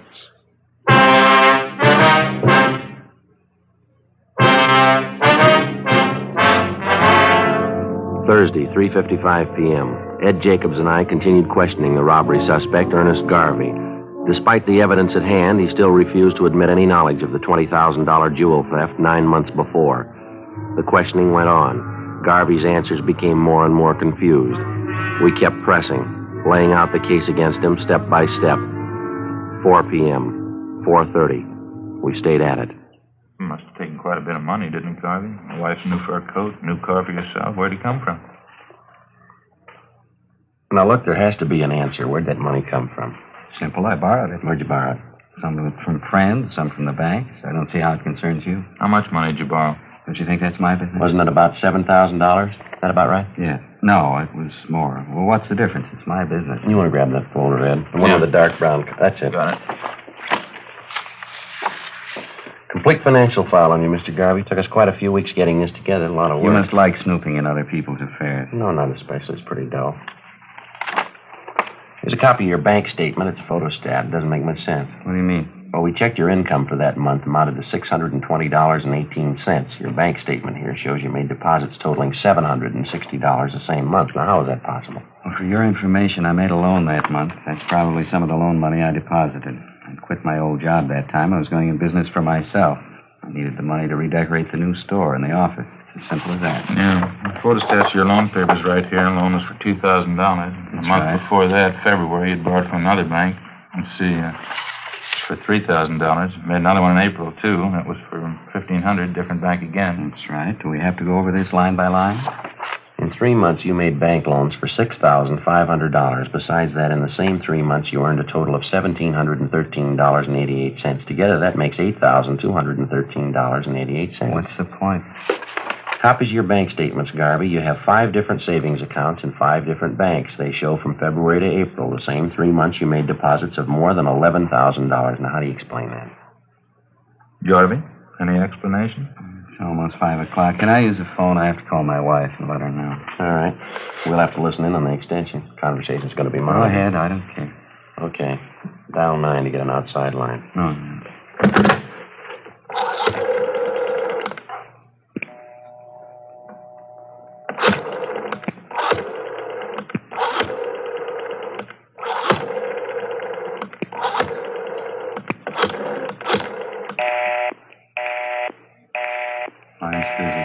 Photostats are there for you to examine, Garvey. I see him. You want to give us an explanation? You only had $8,200. How could you bank $11,000? It had to come from somewhere, didn't it? Purely a personal matter, that's all. I borrowed $3,000 from a brother of mine who lives back in Minnesota. You'd already made 3 loans. Why'd you have to borrow from your brother? You mind telling us? Yes, as a matter of fact, I do. Well, that still doesn't balance the books, Mr. Garvey. You earned and borrowed $8,200. You got another $3,000 from your brother, you say. That's $11,200. You banked $11,000. Yes, that's right. You always have to repeat. That'd leave you with $200. You and your family lived for 3 months on $200? Is that Why it? not? That could easily be. A lot of people do it. Yes, sir, but not your family. I'm getting sick and tired of this. You're trying to tell me you know my family better than I do, what they eat, what they spend, what it takes to support them. We've been on this thing for 9 months, Garvey. We've put in a lot of hours. We know your family pretty well. If you'd like, I'll tell you the last time you ordered steak from the meat market, when you paid your gas bill, the last time your wife bought a pair of shoes. I guess this is standard procedure for you, huh? Threatening people. We're not threatening you, Mr. Garvey. We're giving you facts. Here's another file here. It took us over a month to get this one together. Complete record of your expenses from February 1st. Covers February, March, April, May, June. I hope the police department has a good lawyer, Sergeant. You've got a fair warning. You say you and your... I'm sorry, go ahead. I hope the police department has a good lawyer, Sergeant. You've got fair warning. I'm going to sue you for your last dollar. Now, you say you and your family lived 3 months on $200. That doesn't jibe with what we've got here. Take a look if you want to. It's lies, forgeries. It's all lies. I promise you. Photostat of the receipt for your wife's coat, Garvey. $1,612.34. That includes the tax paid in full. Photostat of the contract for your new car. Down payment, $2,000. Liquor bill for the big party you threw in March 20th. Liquor bill, $387. Catering bill, $194. Full year's check for tuition, room, and board for your kids at the private school you sent them to, $1,864.07. Well, that's only the beginning, Garvey. Comes to a lot more than $200. Have you heard enough? I better try to get my wife again. I have to let her know. And you handle extension, will you? All right, yeah. All right, go ahead. Dial 9 to get outside, Garvey. Yeah, I know.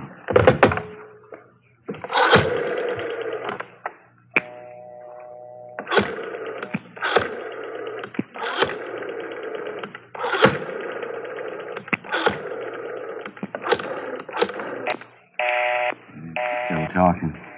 She might know I'm trying to get her, stupid. Well, wait a couple of minutes. She'll get through. Gabbing on the phone all day long, gab on the phone and play cards. That's all she ever does. Got some more figures here for you, Garvey. Be a good idea if you hear them. Bills for 2 more parties you threw last month. Food bills. Why do you have to keep pushing that stuff at me? So you've been sneaking around, finding out about my personal affairs. That's supposed to be good police work, is it? This is the You kind carried of off a robbery, Garvey. We're giving you a chance to make a statement. I told Why you. should I? What for? Give you a statement and have you twisted around, incriminate me? I haven't had anything to do with this kid Tyson. I better try that call. And we'll dial 9 first. I know. You told me.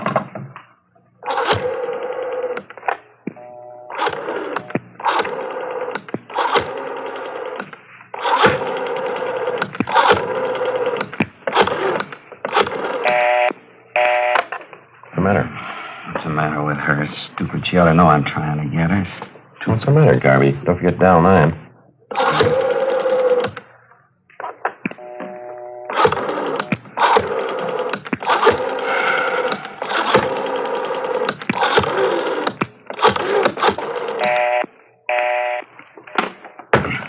One more recording you ought to hear. I'll just play part. I don't want to hear it. I'll just play a piece. I think you ought to hear it. That's the same reel there. Just fan it over there to that other part, Ed. All right. Tyson and Mr. Garvey, same place, the office.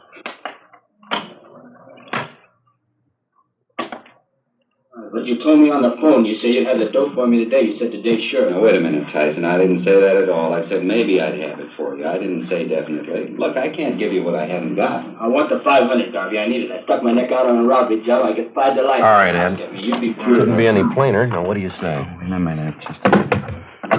Now, 9.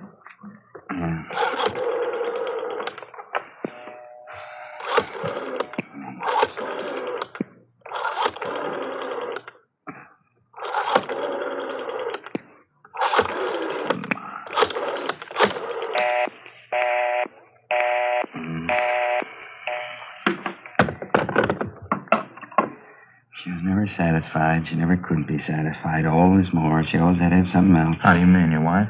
Playing cards, gabbing on the phone, that's all. She just kept writing me day in, day out. I wasn't making enough money. She didn't have any clothes. Kids ought to go to a better school. We ought to have a new house. On and on. I ought to go in business for myself, make money, lots of money. Same thing, all the time. Talk, talk, talk. There's only so much you can take. You figured the robbery'd solve the problem, is that it? Guess so. I would have tried anything just to shut her up, get her off my back for a while. I guess you got Tyson out, the other man, too, Fred Lawrence. Yeah, they were picked up this afternoon. Lawrence at the airport, Tyson in a show downtown, all three, all at the same time. What about your wife, Garvey? She knew you planned this robbery. Oh, I didn't tell her. I think she knows, though. Pretty sure she does. Maybe she'll be satisfied now. The lousy money, she had to have it. Didn't even leave me enough to pay off that kid Tyson. Private school for the children, wall-to-wall carpets in the house, new dishwasher, new coat, new car, everything. She just had to have them. You want to take me, book me in? I don't care. All right. We'll stop off down the hall, take your statement. Sure, I don't care. All right, let's go. I'll say just a minute, huh? Yeah. It'll only take a minute.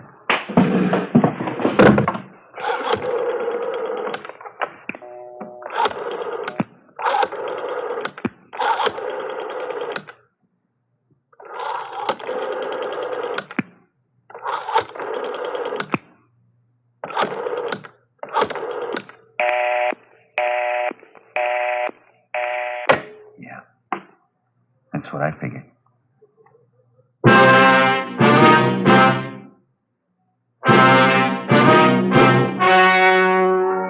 The story you have just heard was true.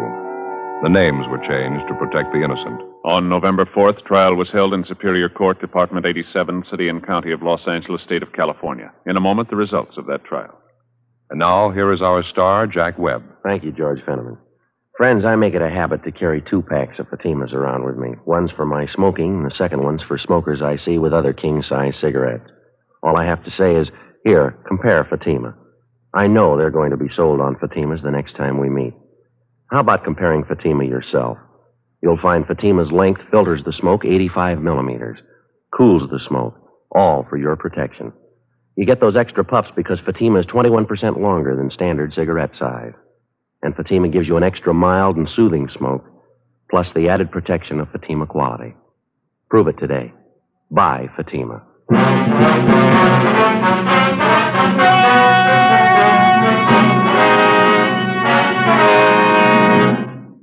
Ernest W. Garvey and Kenneth Tyson were tried and convicted of first-degree robbery, 1 count, and received sentences as prescribed by law. Fred Lawrence was tried and convicted of receiving stolen property, 1 count. First-degree robbery is punishable by imprisonment from 5 years to life. Receiving stolen property is punishable by a prison term of not more than 5 years. Number 213. Yes? How do you do, Miss Wagner? Police officers, I'm Sergeant Jacobs. This is my partner, Sergeant Friday. Oh, yes, Sergeant. I've been expecting you. Would you come in, please? Thank you very much. Thank you. Hope you'll excuse the way the house looks, officers. Right in the middle of packing, getting ready to move. I understand. Try not to keep you, Miss Wagner. So much to do, making arrangements for Dorothy's funeral, the undertaker. Then all this moving business on top of it. I couldn't bear to stay here any longer, though. Yes, ma'am, we understand. We'll make it as brief as we can. I'd like to have you tell us about this trouble that your sister had, as much as you know about it, I mean. Plain out-and-out murder, in my opinion. Might just as well have taken a gun and killed her, no difference. You knew all about the relationship between your sister Dorothy and this man Reynolds, is that correct? Yes, right from the beginning. I was there when they met. Would you mind if I went ahead packing these few things here? My sister's things. I'd like to finish up before I leave. Have an appointment at noon, the mortuary. Surely, go right ahead. A few books, knickknacks, personal things of Dorothy's. Foolish woman. I gave her credit for more sense. Now, about this man Reynolds, Miss Wagner. I saw through him right from the start. I tried to tell Dorothy. He was a fortune hunter, money hungry. Of course, she wouldn't listen. She always knew better. Charles R. Reynolds. That the name you knew him by, ma'am? Yes, that's right. Dorothy and I met him one Sunday night in the hotel dining room. Two of us always had dinner at the hotel Sunday nights every Sunday. That's the hotel out on Wilshire you told us about? That's correct. It'll be exactly a month this coming Sunday. Came up to our table and introduced himself. Claimed he knew my father when he was alive. Dad owned some big packing plants in the East. Died 9 years ago. Left the estate to Dorothy and me. I see.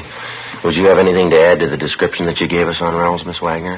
I mean, can you think of anything unusual about him at all? Scars, peculiar mannerisms, anything like that? No, nothing special.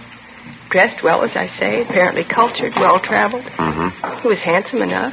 Attractive. I knew it was only after our money, though. Playing up to Dorothy that way, kissing her hand, taking her out all the time. Probably would have tried the same thing with me. It's lucky I knew better. How did you go after the first meeting with him, Miss Wagner? Did he start dating your sister Dorothy right away? Yes, the next night. Called here at our home and asked Dorothy to the theater. I think he was going to ask me, but he was too smart for that. I knew him for what he was. Imagine that. Poems Dorothy wrote in high school. Love poems. Silly. She never did get it out of her head. You and your sister lived alone here in the house, did you, ma'am? Yes, Dorothy and I and the maid. I don't want to stay here after what's happened, though. I'm going to my cousin's in Vermont. Never wanted to see this place again. Yes, ma'am, I can understand. How soon after you met Reynolds did he marry your sister? A little over 2 weeks. He'd been seeing her almost every night, taking her out dancing to the theaters, big dinners, bringing her home late.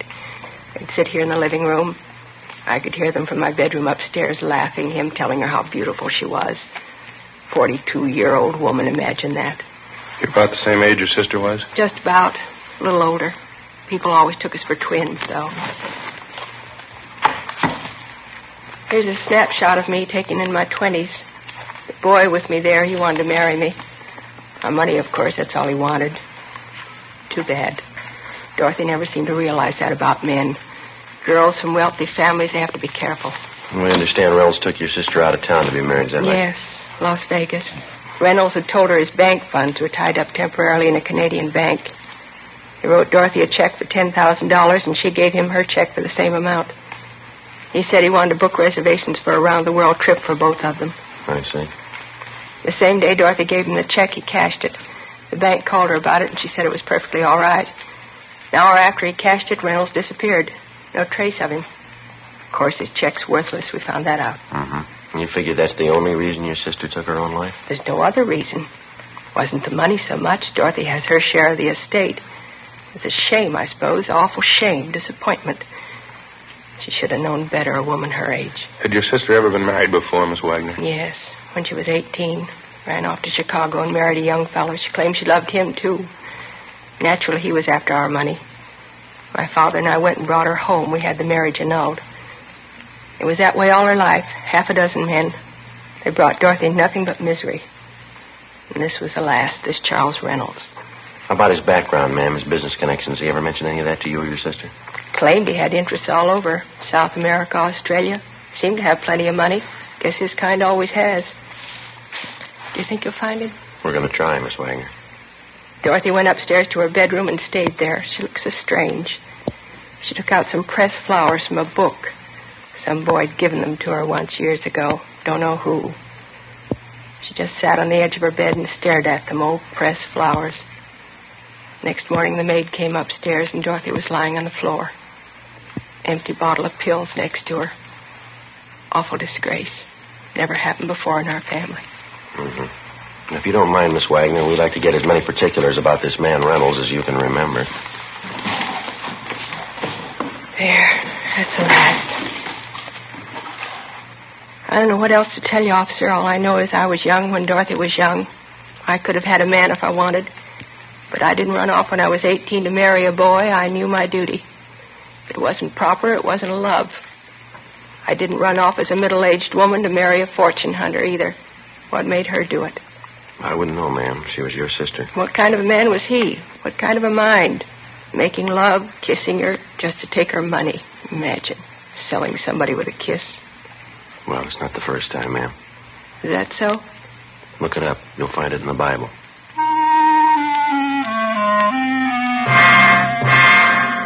11:18 a.m. We continued to interview the victim's sister for another 40 minutes, and then we left the Wagner home, drove back to the office, and continued our investigation of the suspect, Charles R. Reynolds. As far as we were concerned, the criminal was new to us, but the crime wasn't. The marriage racket's as old as any con game on earth, and as con games go, it's one of the lowest. It trades on one of the most natural and normal instincts a man or a woman has, a desire for companionship, a home, and a family. And for the sake of an easy dollar, it betrays the victim and the instinct ruthlessly, regardless of the consequences. In the case of 42-year-old heiress Dorothy Wagner, the disappointment was too much to cope with. For her, the marriage game ended in the front parlor of a mortuary on South Hoover Street. For the suspect, Charles Reynolds, it had continued to be a paying business until he was stopped. After homicide detail completed their investigation of the case, and it was definitely determined that Dorothy Wagner took her own life, the matter was turned over to us. 11:50 a.m. We got off a request to Las Vegas asking them for all the information on the marriage, and then I contacted the Stats office and asked them to make a run on the suspect for us, based on his detailed description and also on his method of operation. I went back down the hall and met Ed Jacobs at the R&I counter. How you doing? Not too much luck, Joe. Forger didn't come up with anything either. Nothing on him in their files. It's not much of a start, is it? Apparently, this is the first time he's worked the town. Hornsby couldn't find anything on the name, not in the main file anyway. Mm-hmm. What do you got there? I asked John to check the correspondence file. He came up with this. Out of Chicago. Yeah, he came in over 3 months ago. Inquiry from their bunco detail. Suspect name right here. Frank L. Richland. Same angle, marriage racket. Yeah, the MO's pretty close. Any description? Oh, here. What do you think? 6'1", 170 pounds, gray wavy hair, blue eyes, fair complexion. That's fairly close, could be. There's the alias list Richland uses, long as your arm. Here's one caught our eye. Reynolds. Alias George A. Reynolds, Thomas R. Reynolds, alias C.H. Reynolds, alias Charles R. Reynolds. Wants on him for forgery, bunco, grand theft. A lot of experience. How about a mugshot on this one? None attached. No L.A. contacts either. Well, we better get off a wire to Chicago PD, have them send us what they can on him. Want to prove it one way or the other by the end of the week, maybe, huh? Yeah. Copy his name down here. All right. Frank L. Richland. Correspondence number C143732. Chicago case number D-612-32. Attention, Lieutenant Smichaels. I'm just thinking, Ed. Huh? The last time anyone saw Reynolds, when was it? 10, 12 days ago? 10 days ago, yeah. September 23rd, same day he cashed the check and took a run out. Well, if he's working the city for the first time, he must figure he's had some fair luck. 10,000 on the first try, that's pretty encouraging. Yeah? If he gets the idea the town's a gold mine, he's not going to pull out stakes here. Figures. Probably trying to reach a couple other women with the same angle. Could be he's working on it now. Well, that's the problem. What do you mean? The women. Say he's been romancing 3 or 4 of them around town. He's got them all primed. How you going to warn a woman about a thief before her purse is gone? After getting off a wire to Chicago regarding the suspect, which was in addition to the broadcast and the APB we'd gotten out on him, Ed Jacobs and I continued checking out the various contacts that he'd made in the city. We checked stores where he shopped, banks where he allegedly did business, restaurants and hotels which he reportedly patronized. It took 3 days of dull, steady legwork. You can say it much faster than you can do it. All of the bank references, without exception, were falsified. Where he made purchases, it was strictly cash dealing. The same for the restaurants he'd frequented. Besides meager descriptions of the man, the restaurant employees weren't able to help us much. At one of the 2 hotels, where we learned he was a guest for a full month, we finally netted half a lead. One of the bellboys told us that the man known as Charles Reynolds seemed to be pretty friendly with the head waiter in the hotel dining room, a Henry Kingsbury. We located Kingsbury in the dining room in mid-afternoon, directing arrangements for a large private party to be held that night. Across the dance floor, the orchestra was on the bandstand rehearsing, the musicians in their shirt sleeves. Kingsbury was reserved and not too cooperative.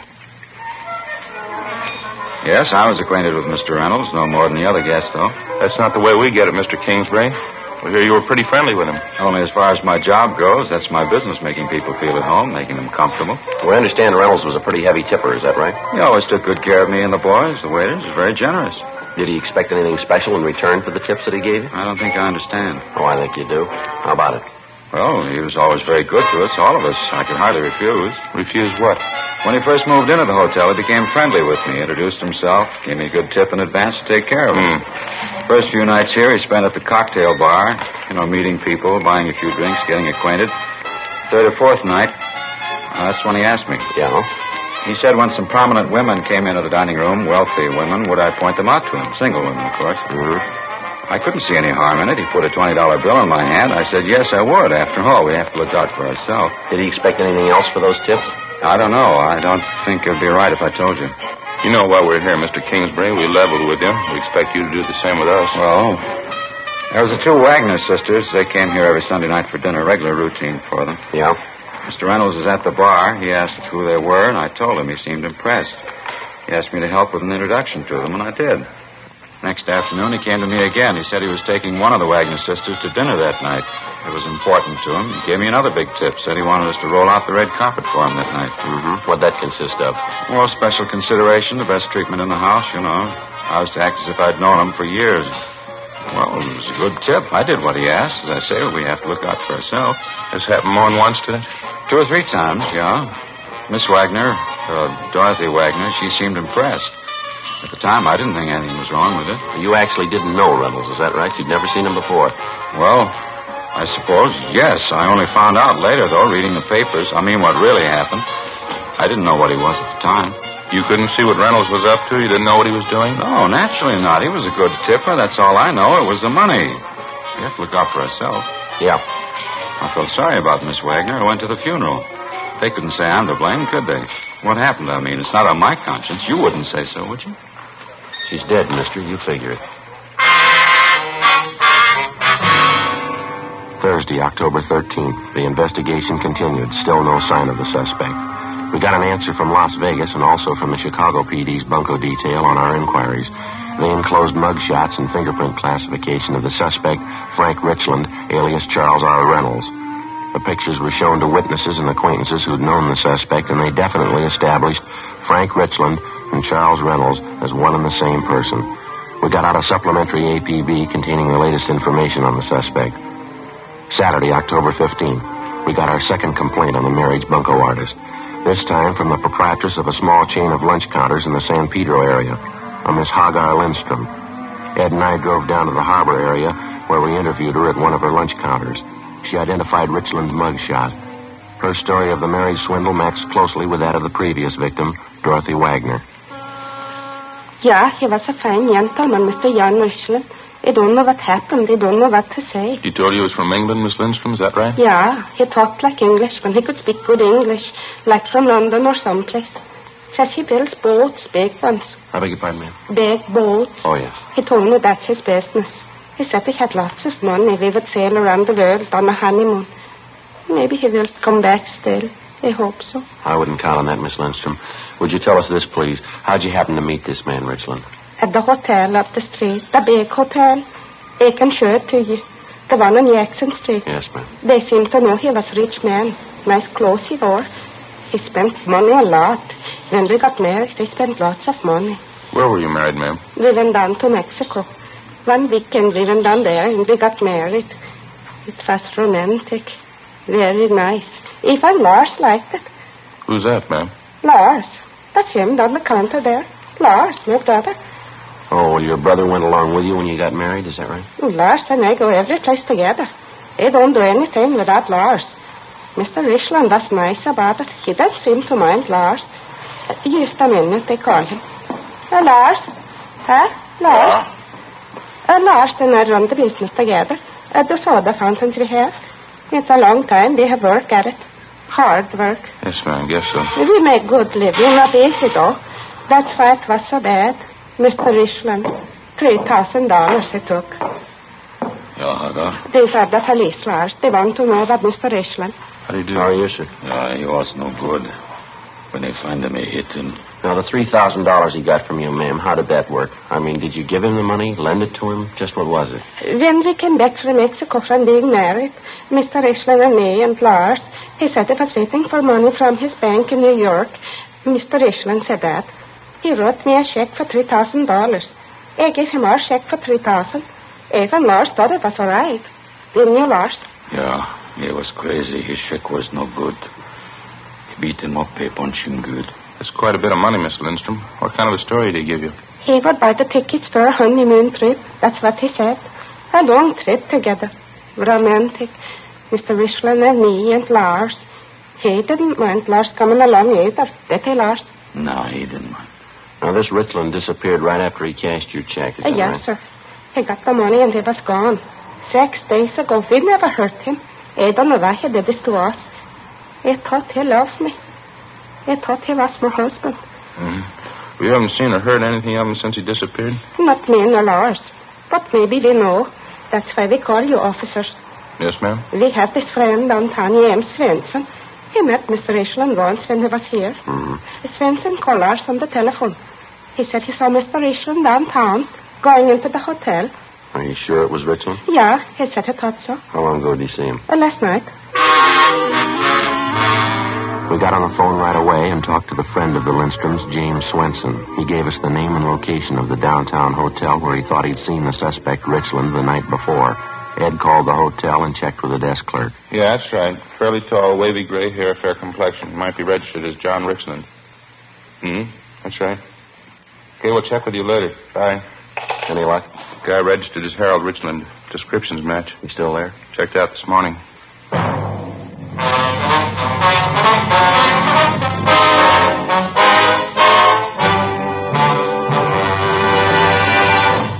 You are listening to Dragnet, authentic stories of your police force in action. Compare Fatima with any other king-size cigarette. 1. Fatima's length filters the smoke 85 millimeters for your protection. 2. Fatima's length cools the smoke for your protection. 3. Fatima's length gives you those extra puffs, 21% longer than standard cigarette size. And in Fatima, you get an extra mild and soothing smoke, plus the added protection of Fatima quality. To show our confidence in Fatima, we make this money-back guarantee to every king-size cigarette smoker. Buy a pack of Fatimas. Enjoy Fatima quality, extra mildness, and superbly blended tobaccos. If you're not convinced Fatima is better than the king-size cigarette you're now smoking, just return the pack in the unsmoked Fatimas before August 1st, 1952, and we'll give you your money back plus postage. Fatima, Box 37, New York 1. Remember, each king-size Fatima gives you an extra mild and soothing smoke, plus the added protection of Fatima quality. Switch to Fatima today. Best of all, king-size cigarettes.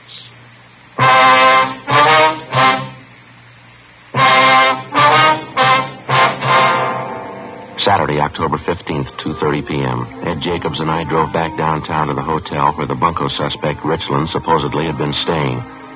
The desk clerk definitely identified his mugshot and told us that the man registered as Harold Richland had checked out a few minutes before 9 a.m. that morning. No forwarding address. We examined the room he'd been staying in, talked to the residents and the employees of the hotel, but we failed to come up with a single lead as to the suspect's whereabouts. During the week that followed, we received 3 different kickbacks on the all points we'd gotten out on Richland. We checked each one of them out, but they failed to materialize into anything. We stayed on it. October 19th, Wednesday, 7:50 a.m. Morning. Hi. What's doing? Charlie Frost called from forgery and went over to talk to him and came up with something on the Richland thing. Yeah, what's that? Picked up a woman last night, name of Helen Stokes. Got a good-sized record, checks, bunco rackets. Yeah. Got her this time on a check brief. She wrote one for $3,500. Yeah, well, how's it tie in with us? Check was made out to Harold Richland.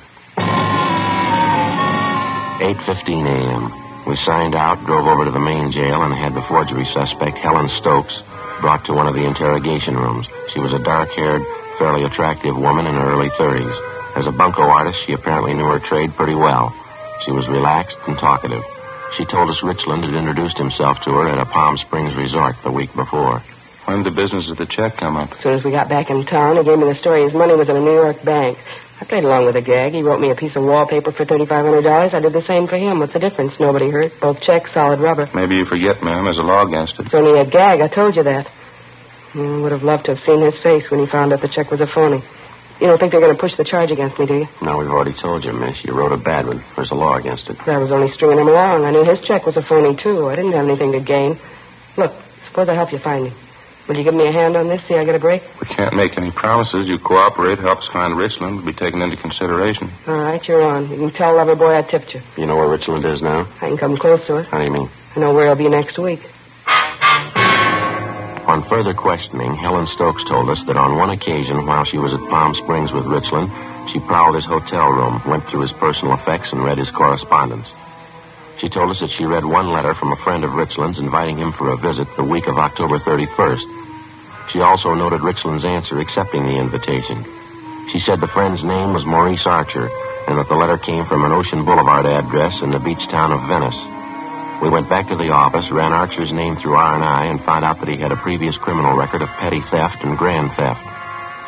We located him at an Ocean Boulevard address and brought him in for interrogation. If there was any trouble, he wanted no part of it. After talking to him only a few minutes, he broke down and told us where we could find Richland, an address out near the end of Melrose Avenue. It was an apartment court. The suspect was registered in one of the rear cottages under the name of Reynolds. He wasn't at home. Ed and I went on stakeout inside the cottage. We waited. 6:30 p.m. Somebody coming in? Yeah.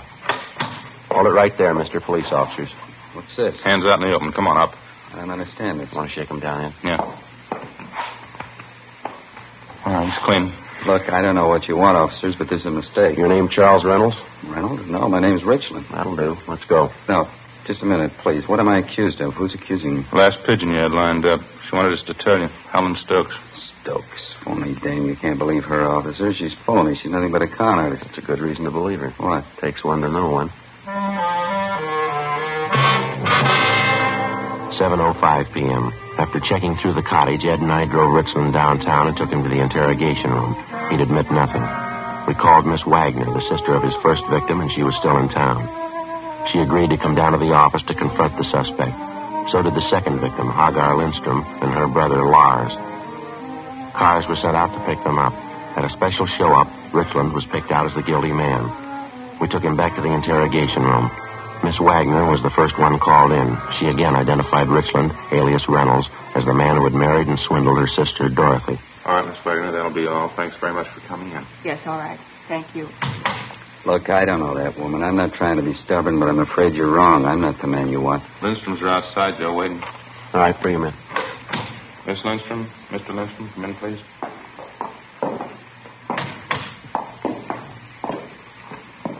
Miss Lindstrom? Mr. Lindstrom? Yeah, it's him. Yeah.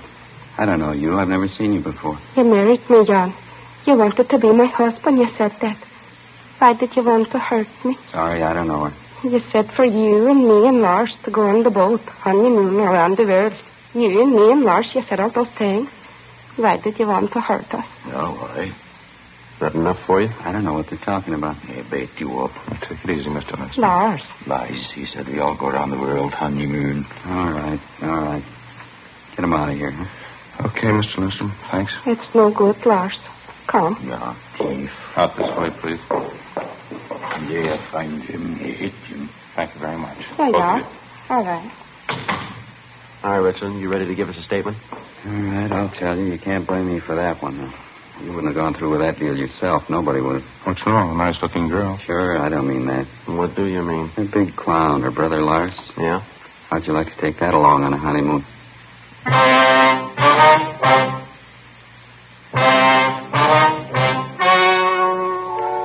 The story you have just heard was true. The names were changed to protect the innocent. On January 14th, trial was held in Superior Court, Department 88, City and County of Los Angeles, State of California. In a moment, the results of that trial. Now, here is our star, Jack Webb. Thank you, George Fenneman. Friends, the reason Fatima can make the money-back guarantee you heard earlier can be summed up in 2 words. Fatima quality. Just prove Fatima quality yourself. Just compare Fatima with any other king-size cigarette. Fatima's length filters the smoke 85 millimeters, cools the smoke. all for your protection. You get those extra puffs because Fatima is 21% longer than standard cigarette size. And Fatima gives you an extra mild and soothing smoke, plus the added protection of Fatima quality. Prove it today. Buy Fatima.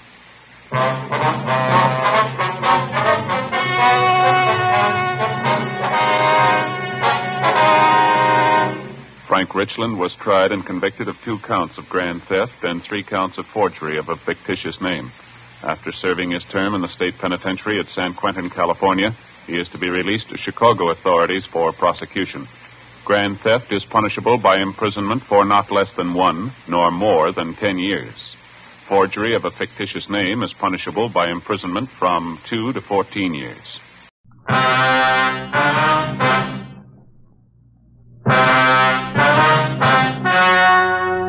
The story you are about to hear is true.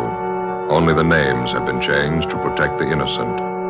Fatima Cigarettes, best of all long cigarettes, brings you Dragnet.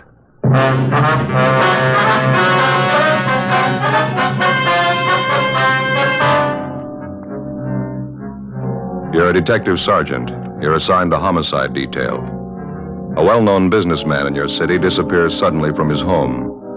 He's seen driving away from the house in the company of 2 unidentified men. There's no explanation for it. Your job? Find him. How does Fatima compare with other king-size cigarettes? Fatimas are the same length and circumference, 85 millimeters long, 1 1/64 inches around. And Fatima filters the smoke exactly the same long distance as any other king-size cigarette. Tell me then, how is Fatima different from other king-size cigarettes? In Fatima, the difference is quality. Fatima gives you extra mildness, a much different, much better flavor and aroma. Remember, Fatima has all the advantages of extra length plus Fatima quality, which no other king-size cigarette has. So, insist on the best. Smoke king-size Fatima, best of all long cigarettes.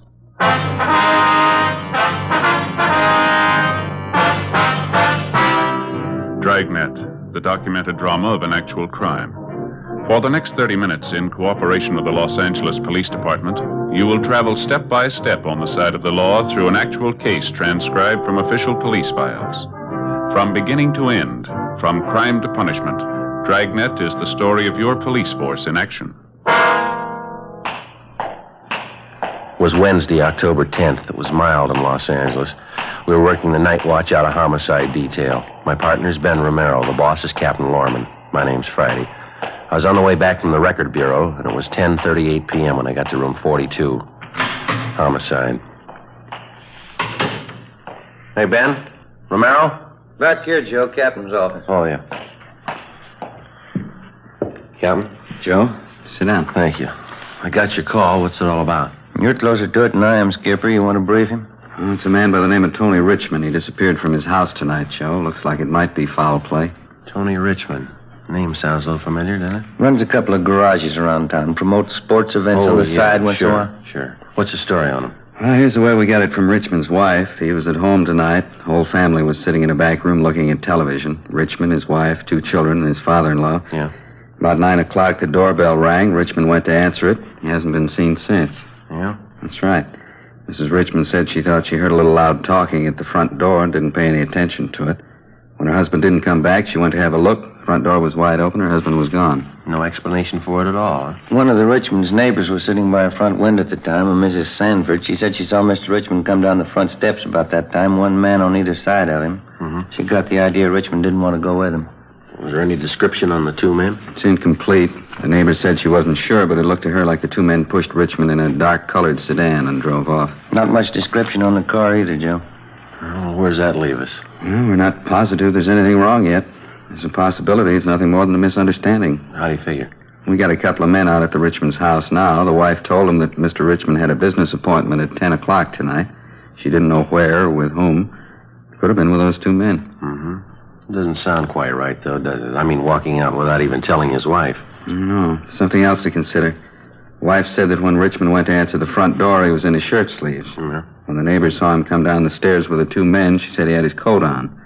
If those two guys were going to grab him off, they wouldn't wait for him to get his coat. Yeah. How's it stand now? Got out a broadcast on a description of the two men in the car. Not an awful lot to go on, no license number. Anybody in particular who might have had it in for Richmond? Is there anything like that? No, not that we know of so far. He dressed pretty well, obviously had money, wore quite a bit of jewelry. Well, what have you got lined up for, Skipper? Well, I've got Barrett and Tommy Bryan standing by at the Richmond's house now, still checking around with Richmond's friends, some of his business associates. Nothing so far. Excuse me. Sure. Homicide, Lorman. Yeah, Tom. How's that? Uh-huh, when? Yeah, right away. You know what to do. Keep in touch. Right. Well, that takes it out of the guessing stage.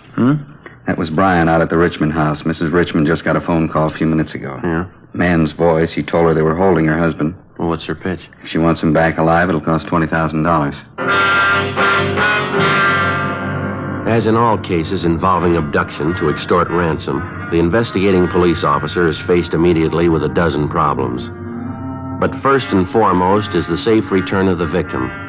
When that's accomplished and the danger of death or bodily harm to the victim is removed, the officers then have the freedom to openly hunt down the abductors. But until the time the victim is safely returned, apprehending the criminal suspects remains a secondary consideration. 10:45 p.m. Together with Captain Lorman, Ben and I left the office and drove out to the Richmond's home out in North Hollywood, the scene of the abduction. We parked our car several blocks away and entered the house from a back street. It was a large, sprawling ranch-style home, richly landscaped. We went inside and checked with the two men from homicide on duty, Barrett and Bryan. They told us that there'd been no more phone calls, anonymous or otherwise. They also told us that so far the victim's wife, Adele Richmond, had been hostile and uncooperative. The abductors had warned her on the telephone about calling in the police, and now she was all for paying the $20,000 ransom and handling the case without the police. While Ben, Tommy Bryan, and Barrett rechecked the neighborhood for other possible witnesses to the abduction, Captain Lorman and I went inside and met the victim's wife and the victim's father-in-law, Fred Wellman. The wife was an attractive brunette in her early 30s. Can't you understand? I just don't want the policemen here. They can be watching the house right now. They'll kill Tony if they know you're here. No, honey, there's no use getting upset like this. It isn't going to do any good. Your father's right, ma'am. I know it's hard on you, but getting all worked up isn't going to help much. Well, I wish I'd never called you in the first place. I can handle this. I'll pay them the money. I'll pay them anything as long as they bring my husband back safe. Yes, ma'am, that's possible. But what makes you think you can trust those men? How do you know you'll get your husband back after you pay the $20,000? That's what they told me. When I talked to them on the phone, that's what they promised me. Well, they promised other people, too, ma'am. You give them $20,000, they'll want $40,000. Give them just one opening, they're going to run it into the ground. They'll take everything they can get, and you still won't have your husband back. Well, there's no other way. I have to take the chance. I have to. There is another way, Miss Richmond. That's why we're here. What if it gets in the papers, publicity? Those men are bound to hear about it. There won't be a line in the newspapers, I promise you that. As far as we're concerned, the only men who'll know about it will be the officers working the case. We'll do everything we can, ma'am, but we're going to have your cooperation. I don't know. If anything happens to Tony, I've got to sit down. I can't even think. I'm so worried. That's it, honey. Here, you sit here. I'll get you some coffee. Good hot cup of coffee. Would you see how the children are, Dad? See if they're covered. Yeah, sure, honey. You just rest. You care for some coffee, officers? No, sir. No, thank you. All right. Now, about that phone call that you got, Miss Richmond. They told me $20,000. If they get it, they'll let Tony go. What else did they tell you? That's all. They had Tony, and that if I wanted to see him again alive, we'd have to pay $20,000. Well, what about the arrangements for delivering the money? Did you discuss that at all? No, all he said was get $20,000 in small bills. He said that, too. He said he'd contact me later about delivering the money. Officer, I can't get that much money together tonight. I don't think you'll have to, ma'am. I'm pretty sure the abductors know that, too. Now, how about the voice on the phone, Miss Richmond? Is there any chance that you might have recognized it? No, I haven't any idea who it was. Well, did he give you any hint at all as to about how much time that you'd be allowed to get the money together? Well, he said he'd call later on. I got the idea he meant later on tonight. He told me he'd have more instructions for me then. I'd like to ask you once more, Mrs. Richmond, can you think of anyone who might try something like this on your husband? Maybe somebody who needed money, who carried a grudge against Mr. Richmond. No one at all. Tony always got along very well in business. He works hard. He works awfully hard. I'm sorry, officer. I can't help thinking The whole thing would be better all around if I just pay the money and make them let my husband go. No, that's just the point, ma'am, like we said. How do you know they're going to let him go? If they can make $20,000 overnight, it's a good bet they're not going to let him go that easy. You can't make those kind of deals with them. Now, believe us. John, what can I do, if anything? I brought your coffee, Del. Good hot coffee. I looked in on the children. They were covered. And now you try some of this coffee now. Thank you, Dad. Well, what are we going to do, officers? We can't just sit here and wait. There's a few things I'd like to brief you on to start with. Yes? There'll be a couple of our men stationed here at all times. Another thing, do you have more than one telephone in the house? Yes, sir, we do. There's one here in the den, one in the kitchen, and we have a plug-in extension for the living room. Fine. The next time the phone rings, you answer it, Mrs. Richmond. One of us will be listening in on the extension. The one in the kitchen, that'd be closest. All right. Now, if it's one of your husband's abductors calling, you tell them it's going to take you time to raise the money. Tell them at least 2 days. Well, suppose they insist. But they say they want it sooner. They could kill my husband tonight. Well, they could, ma'am, but I don't think they will. It's a pretty good bet that they've planned on some waiting. Most people don't keep $20,000 around the house, and they know as well as you do that the banks don't open until 10 o'clock tomorrow morning. Something else, Mrs. Richmond. Make it clear to them that you won't have any direct hand in the transaction, paying the ransom. Tell them you're too sick, you're too upset, and that your brother will take care of everything. Oh, you mean one of your officers? Yes, ma'am. Sergeant Friday here can take care of that, eh? Will they believe me? Don't you think they'll get suspicious? Well, maybe, but you have to remember, ma'am, suspicious or not, their only interest is in getting the money and then getting away. Our first problem is to get your husband home safe. When we've got that done, we can worry about the abductors. I see. All right, officer, I'll do all I can to help. Fine, Mrs. Richmond. I think you'll find it's the best way. Joe, you and Romero will be on duty here for the night. Right. You'll monitor all the incoming calls. We'll try and get a tracer on him if you can keep the guy talking on the line long enough. I'll make arrangements for another phone line in here and the use of the neighbor's phone next door. Okay, fine. Do you know if the people next door are home now, sir? Yes, sir, I think they are. Their name's Thompson. Almost positive they're home. Okay, fine. All right, Mrs. Richmond, you want to take that? Don't pick it up till I tell you. Joe, over here at this extension. Right. Both of you pick up your receivers at the same time. You ready, Joe? Right. Mrs. Richmond? Now. Hello? Is this Mrs. Richmond? Yes, this is she. This call's about your husband, Mrs. Richmond. Here's your instructions about the money. If you want your husband back alive, follow him. I want to tell you something. I can't handle this alone. Well, don't I try have my stalling, brother... lady. Just listen. Here are the instructions. I'm only going to say them once. Get 20,000 in small bills by tomorrow. 5s, 10s, and 20s. Bring the cops in on this or we'll kill your husband tonight. Now remember it. We'll get the rest of the instructions tomorrow. Please listen. Can't my brother help? Hello? It's a fast one. Wouldn't even give her a chance to talk. What did you say, Sergeant? What was it? Well, let's go back in there, huh? Yeah. Did you hear him, officer? He wouldn't let me talk. It's just like the last time. I couldn't even tell him. Yes, ma'am, we heard. Now, why don't you sit down right here? Said not to call the police. Said they'd kill him tonight. They'd kill Tony. Grab her, Jack. I got her. Poor Dell. All right, you want to clear the sofa off? Yes, sir. Poor Dell is too much for her. All right. There we go. Yeah. I think you ought to call your family doctor, sir. Sedative might help her quite a bit. Get her a little rest anyway. I already did, Sergeant. I could see this coming. I'll get a blanket. Well, what do you think? I only want 20,000 by tomorrow. 5s, 10s, 20s. Said more instructions coming. Threatened to kill Richmond if we moved in. How'd he sound? Like he meant it.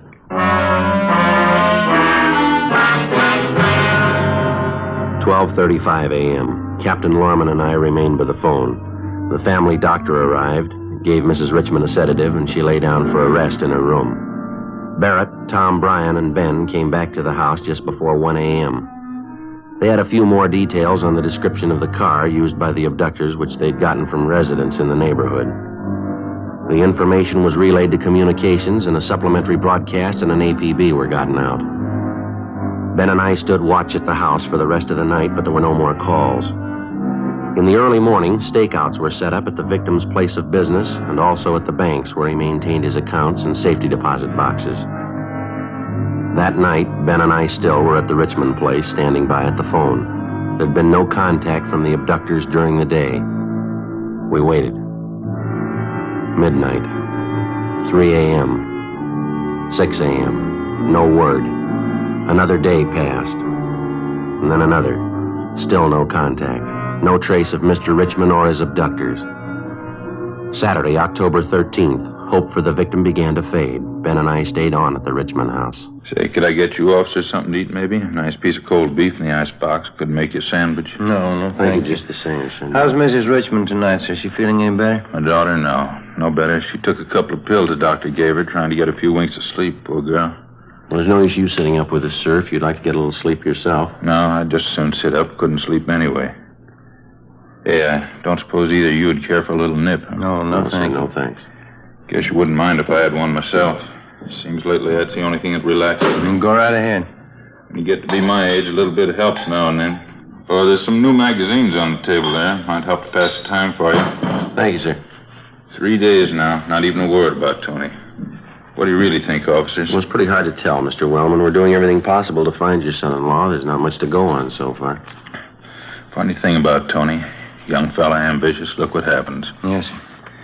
Wouldn't mind if I turn on the radio here, would you? I'll keep it low. No, sir. Go right ahead, sir. Yeah, it's a funny thing about Tony. The day he married my daughter, I knew he was going to make it. Bright fella, Tony. Sure been good to me. That's so? Sure thing. Took me in right after the wife died. I was out of work at the time. Been with him ever since.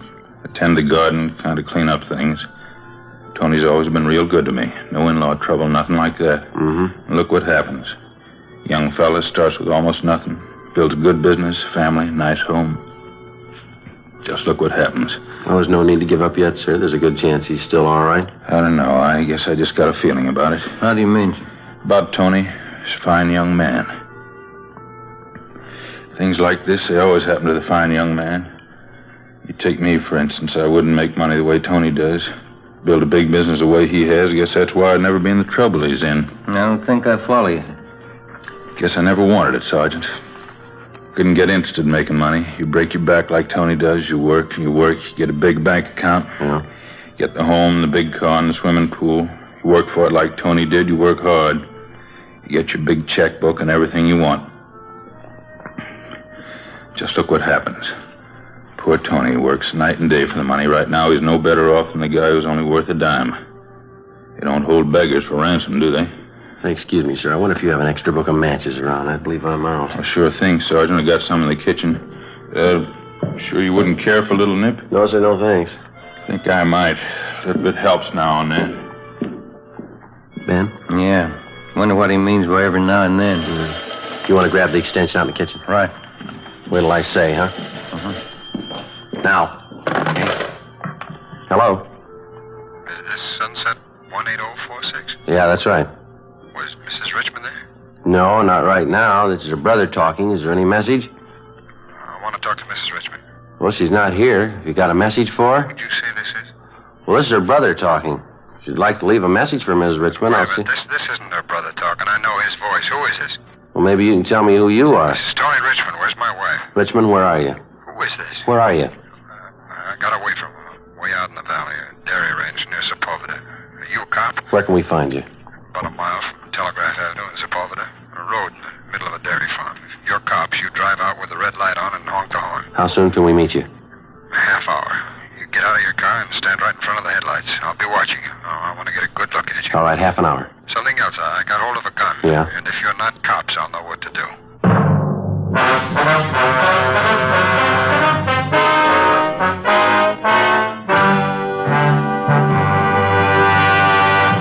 You are listening to Dragnet, authentic cases from official police files. Now, let's look at our Fatima files. Listed under H. Hardwick. Cedric Hardwick, distinguished actor. He says, I find Fatima a very pleasing cigarette. It has a distinctly better flavor. Listed under M. Morley. Maggie Morley, television actress. She says, I like a long cigarette, and I like it extra mild. That's why it's Fatima for me.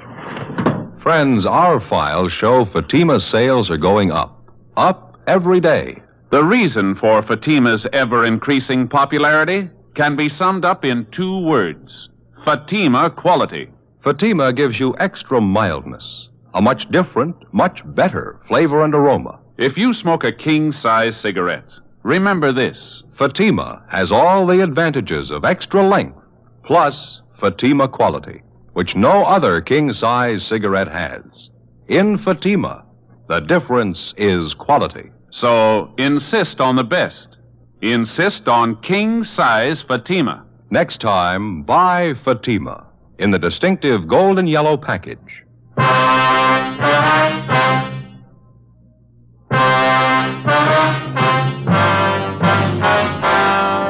1:30 a.m. After we got the call from the man who identified himself as the victim of the abduction, Tony Richmond, we put in a call for Captain Lorman. We told him about the phone call from the victim, his request for us to pick him up, and also about the conditions he stipulated that we follow. The captain ordered 3 cruiser cars and a car to pick up Ben and me and take us to the location specified in the phone conversation. 2 a.m. With the red light turned on, we pulled up at the approximate location indicated. It was a lonely spot on a lonely road, a little more than a mile off the nearest highway. We waited. We didn't know what to expect. It could be that the phone call, supposedly from Tony Richmond, had actually been made by one of the abductors.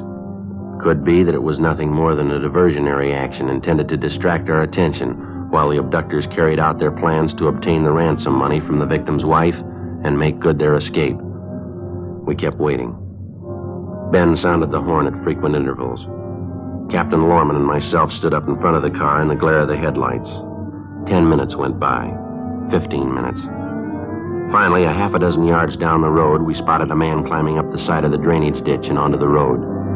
He walked slowly toward us into the glare of the headlights. In his right hand, he held a gun. You can put the gun down, mister. Go to the police, show me. Here's our car. Here's our identification. Here you are. His badge, ID card. Oh, thank God. Thank God, thank God. The first thing we did was to notify the victim's wife and family that he'd been found and that he was unharmed. Then we called the office and told them what had happened. We offered to drive Richmond to his home immediately, but he told us that he was all right and insisted that he show us where the abductors had held him captive. We got in the car and started driving north along a dirt road that led off Sepulveda. On the way, Richmond briefed us on what had happened. He said that he'd been taken at gunpoint at the front door of his home 4 nights before, forced into a car by 2 men that he'd failed to recognize, and then driven to an abandoned shack in a deserted area in the San Fernando Valley. The 2 men had tied him hand and foot, partially stripped him, gagged him, and placed him under a floor of the shack and left him there. One of the men returned each day to give him something to eat. That night, Richmond told us that his captor failed to retie his hands securely. When the man left, Richmond succeeded in freeing himself from the ropes, made his way to a phone, and called his house. Outside of shock and exposure, he seemed to be all right. After pointing out the shack he'd been held captive in, and after we'd checked through it, Richmond was taken home in one of the cruiser cars. Ben and I remained on stakeout at the shack. Pretty dark. Can you see the shack all right from here? Just about, yeah. Keep an eye peeled on the road, huh? Yeah. Want to smoke? Thanks.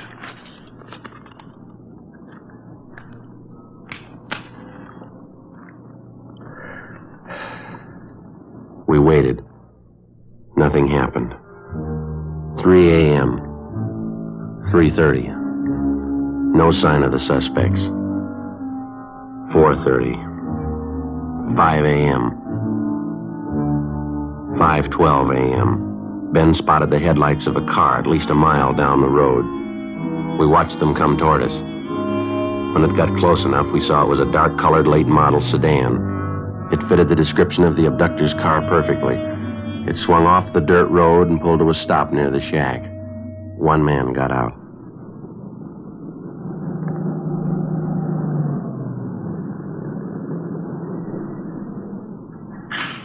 All right. Let's go. All right, Mr. Police Officers, hold it right there. Down, Joe. See him, Ben? Yeah, I ducked behind his car. All right, throw out your gun. I'll give it back. You got some good cover, Joe. All right, let's go. Come on, move in. Easy. All right! Here's my gun! Out from behind the car, hands behind your head. Cover me, Joe. I'll shake him down. Right. All right, hold it right there. Okay, Joe. He's clean. All right, hands behind you. Sure like to play it safe, don't you? Handcuffs? They work pretty good, mister. Much better than rope. We called the office. A relief team came out to replace us on stakeout, and we took the suspect downtown to the interrogation room. He was checked through R&I and identified as Gerald Adams, a one-time loser. Together with Barrett and Bryan, we questioned the suspect. For 3 hours, he refused to admit that he had any part in the abduction of Tony Richmond. We gave up for the time being, took him to the main jail where he was booked on suspicion of kidnapping. A little after 11 a.m., Gerald Adams' partner showed up out at the shack in the valley. He was taken into custody. Was brought downtown, confronted with the evidence against him, and he gave us a full statement admitting his guilt. Late that afternoon, we went back to the main jail, signed out Adams for investigation, and brought him back to the interrogation room. Have a seat, Adams. Yeah. Okay, what is it this time? Same as before, Adams. What do you say? You going to tell us about it? I told you my story this morning, mister. You got it all. Thought maybe you'd like to know. We picked up your partner. He gave us a signed statement. Here's a copy of it. Have a look. It's down in black and white. Your partner says you were in it with him all the way. What'd you say, Adam? Doesn't mean anything to me. You probably forced it out of him. Well, that's not what he says. He blames the whole thing on you. Says you set up the deal, you gave the orders, you made the phone calls for the ransom money. Says that's the way he's going to tell it in court. He's going to need a lot of proof. He gave it to us. He showed us your apartment, a couple of ransom notes you'd written, showed us the typewriter you wrote them on, showed us the clothes you wore the night you grabbed Mr. Richmond. He's a liar. Not according to our crime lab, he's not. They checked over the clothes, found particles of dirt and pollen in the trouser cuffs. They match up with samples we took from that field out by the shack. Well, it ain't true. None of it's true. You guy's a liar. Well, there's his statement, Adam. It's all there. If you got any corrections in the story, now's the time to make them. Adams? There's only one thing I want to know. Yeah? How did it happen? How'd you get a line on us? Richmond got away from the shack. We staked out on it till you came along. Doesn't figure. He couldn't have gotten away. I had it all worked out. Your partner didn't. I showed him just what to do, how to handle a thing. I showed him where to hide Richmond. Couldn't have goofed up. I showed him the whole routine. Well, there's one thing you didn't show him. Yeah? How to tie a knot.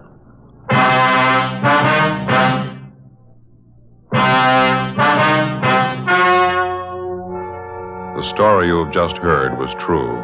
Only the names were changed to protect the innocent. On December 18th, trial was held in Superior Court, Department 87, City and County of Los Angeles, State of California. In a moment, the results of that trial. And now here is our star, Jack Webb. Thank you. I'd like to speak for a few seconds to our good friends, the cigarette dealers all over the country. Our latest reports show national Fatima sales are still going up. Every day of the week, more and more smokers are enjoying king-size Fatima. Now, as a result, every so often we receive letters from listeners telling us that their dealer is out of Fatimas. So I'd like to suggest this. You can do yourself and your customers a big favor by making sure you always have enough Fatimas to meet the ever-increasing demand. Put them out on the counter and watch how your customers go for Fatima quality. Fatima.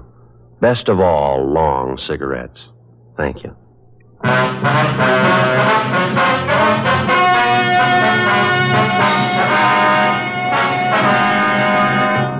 Gerald Adams and his accomplice in the abduction of Tony Richmond were tried and convicted in Superior Court of kidnapping. The state penal code stipulates that kidnapping for the purpose of extorting money is punishable either by death or by imprisonment in the state penitentiary from 25 years to life. Both Adams and his partner are now serving life terms in the state penitentiary, Folsom, California.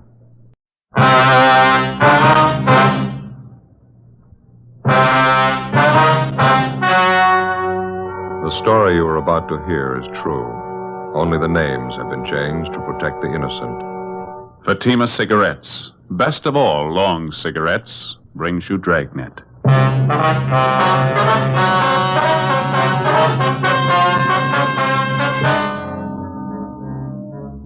You're a detective sergeant. You're assigned to Juvenile Bureau. Dozens of petty theft cases are reported in one of the residential areas in your city. The victims, neighborhood businessmen. The suspects, teenage high school students. Your job? Stop them. More and more smokers coast to coast are saying this about king-size Fatima every day. They're different. Better. They are different. So pleasing. Yes, in Fatima, the difference is quality. You see, Fatima contains the finest domestic and Turkish tobaccos superbly blended. And Fatima is extra mild, with a much different, much better flavor and aroma. Compare Fatima with any other king-size cigarette. You'll find Fatima gives you all the advantages of extra length, plus Fatima quality, which no other king-size cigarette has. Yes, in Fatima, the difference is quality.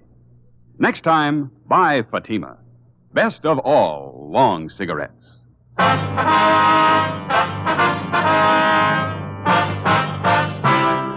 Dragnet, the documented drama of an actual crime. For the next 30 minutes, in cooperation with the Los Angeles Police Department, you will travel step by step on the side of the law through an actual case transcribed from official police files. From beginning to end, from crime to punishment, Dragnet is the story of your police force in action. It was Tuesday, February 4th. It was cloudy in Los Angeles. We were working the night watch out of Juvenile Bureau, assigned to University Division. My partner's Ben Romero. The boss is Inspector Bowling. My name's Friday. We were on the way out from the office, and it was 7:13 p.m. when we got to the corner of South Waverly and Chester Avenue. The grocery store. Guess that's him back there at the meat counter. Yeah. Come on. Looks like he's getting ready to close up. Yeah, I guess we just about made it in time, huh? Excuse me, sir? Yes, sir. Help you, gentlemen? We're looking for Henry Loomis. Yes, sir. That's my name. Police officers, Mr. Loomis. My name's Friday. I believe I talked to you on the phone. Oh, yeah. This is my partner, Sergeant Romero. Hi, Mr. Loomis. Wonder if you'd mind waiting a half a minute, officers. Just getting a little bookwork straightened out here. Today's receipts. Yeah, I'll go right in. Won't take but a minute. Let's see here. 37, 45, 37. There we go. Ain't that lousy bookwork. Gonna get a girl to come in and do it one of these days. Let's go up front here and talk. All right, sir. Fine. Pull up a couple of stools there. Might as well be comfortable. Yes, thank you. Thank you. You talked to any of the other merchants in the neighborhood yet? No, sir, not yet. We'd like to find out what you have to tell us first. Well, it's one of those high school kids, I can tell you that. I'm sure of it. I don't want to sound like an old grouch, but this stealing's got to stop. You get quite a bit of business from the high school trade, do you? At the noon hour, and then just after school lets out. Usually have quite a bunch of them in here around those times. Mm-hmm. Do you especially cater to the high school crowd? I mean, do you serve lunch here or anything like that? No, I don't. I usually get the kids to take their lunch. They come in and buy soda water or milk to drink with their sandwiches. They seem like such a nice class of kids. I didn't think they were thieves. Well, how long has this stealing been going on, Mr. Loomis? I'd say about 10 days, 2 weeks. It's not very hard for them to get away with it. 15 or 20 kids crowd in here during noon hour. I'm usually busy up at the counter. It's no great trick for any one of them to make off with a couple of dollars worth of merchandise. You say this happens just about every day? Every day the kids are in here, yeah. I tried playing detective myself for a while, trying to catch the guilty ones. Didn't do much good. Mm-hmm. As long as this stealing's been going on, Mr. Loomis, has it ever amounted to more than just a few dollars worth of food every day? No, that's the funny part of it, Sergeant. When I check back on my inventories, it's always just about the same amount. A few cans of meat, vegetables, butter, a few loaves of bread.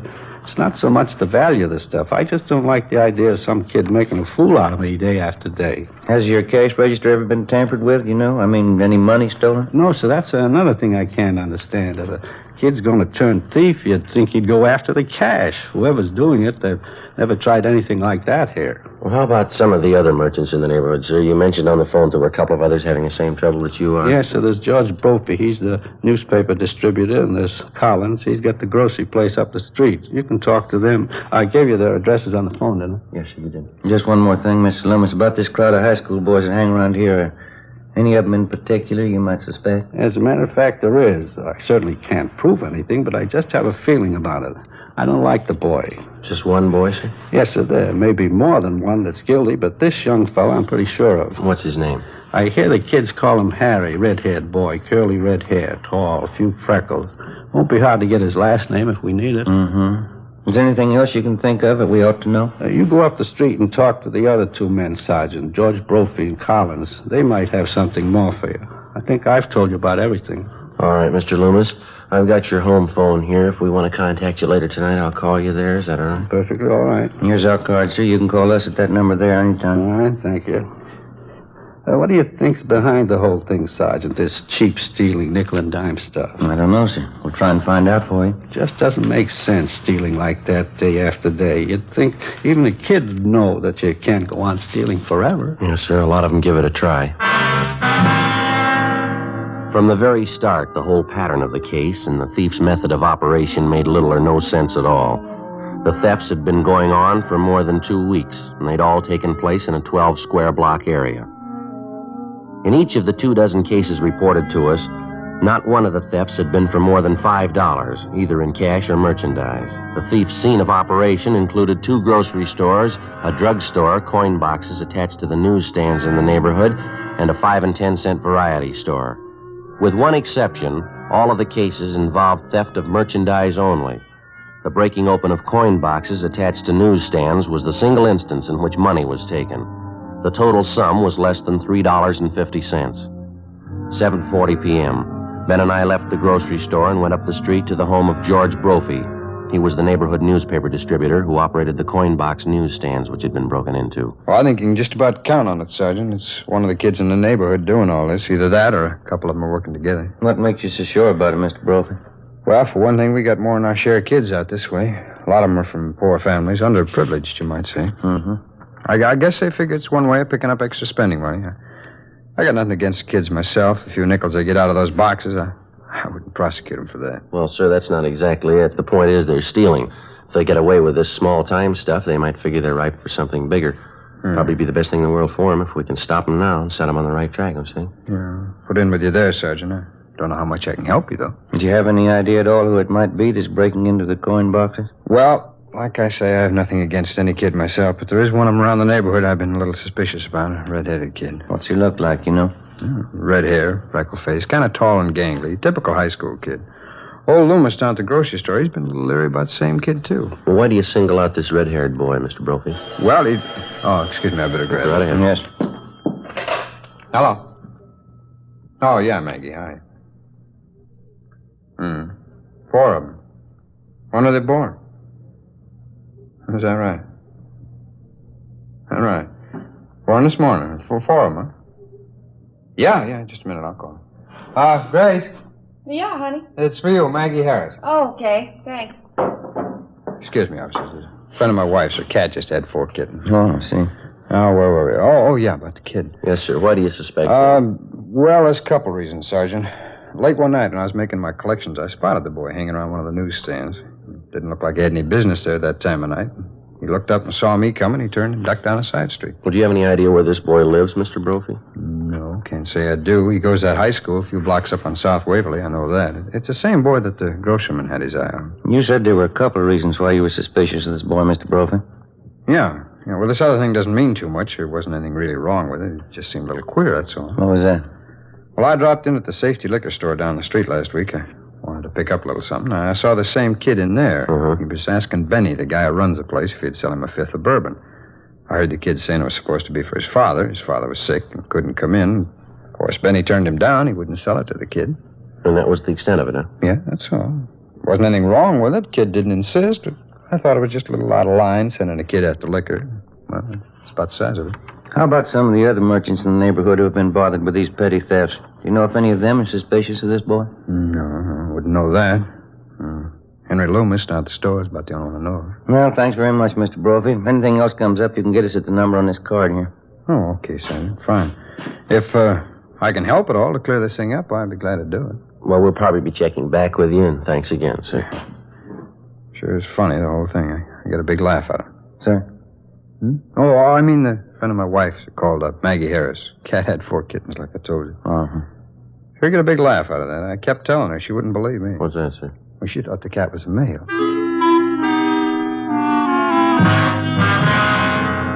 The next morning, Ben and I continued checking with various merchants and residents in the neighborhood where the series of petty thefts were taking place. We located and questioned one more shopkeeper who was suspicious of the tall, red-haired boy known as Harry. That afternoon, we went to the high school on South Waverly Avenue to check on him. From his first name and his description, he was identified by the boy's vice principal as Harry Thomas Dunbar. He was 18 years old and a sophomore with an average scholastic record. We were told that Dunbar had left the grounds about half an hour before with the high school's basketball team. The group was headed for one of the local sports pavilions where the team had one of its more important games scheduled for that afternoon. Harry Dunbar was in charge of selling the printed programs for the game. Ben and I drove out to the sports pavilion and checked with one of the boys collecting tickets at the door. He told us we'd find Harry Dunbar inside at the program stand. These high school kids sure take their basketball seriously, don't they? Yeah, big turnout, sounds like. We're going to be lucky if we can find that boy in this crowd. Yeah. You see him anywhere? No. Which side is the program stand supposed to be on? Well, there's a lot of them along and through here on both sides. Guess we better start checking them out. Yeah.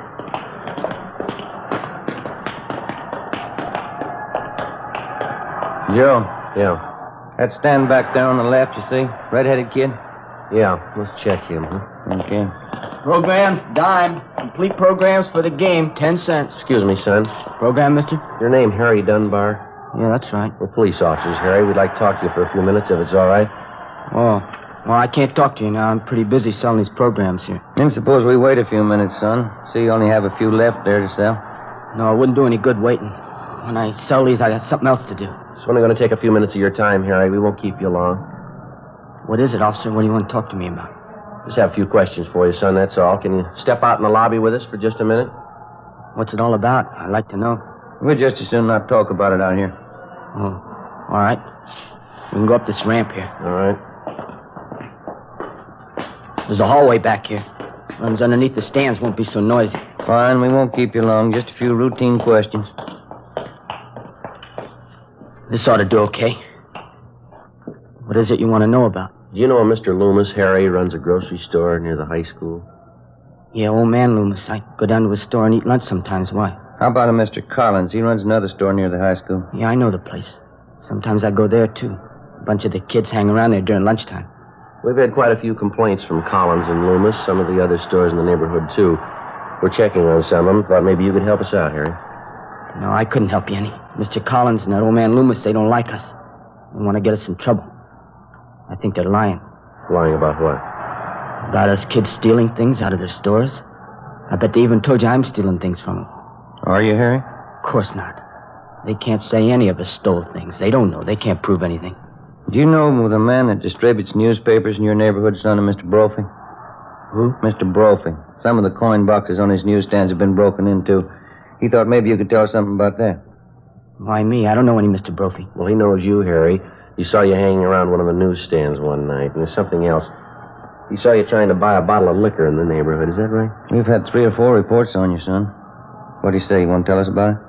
They're crazy. I haven't done anything. Well, you got nothing to worry about, son. I won't tell you anything. Look out, Ben. Here, grab him. I got him. All right. Hold it up, son. Let me go. Let me go. Take it easy, young fella.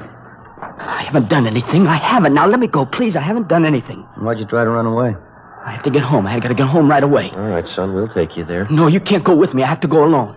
Afraid we're going to have to hold on to you, Harry. Either we take you home or we take you downtown. Which is it? I tried to tell him I couldn't do everything. I tried, but it didn't work out. I can't do everything. What do you mean, son? Take me home. I'll let them tell you.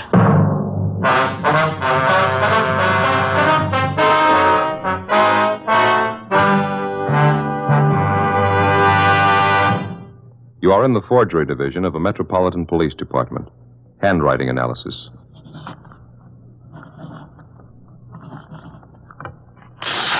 All right. Now write the alphabet in lowercase, please. You are listening to a police officer taking a sample of a suspect's handwriting. This handwriting sample will be compared with a forged signature. Side by side, 2 signatures may often look alike, but closer examination will prove a world of difference. You'll find the same is true when you compare Fatima with any other king-size cigarette. Side by side, Fatimas are the same in length and circumference.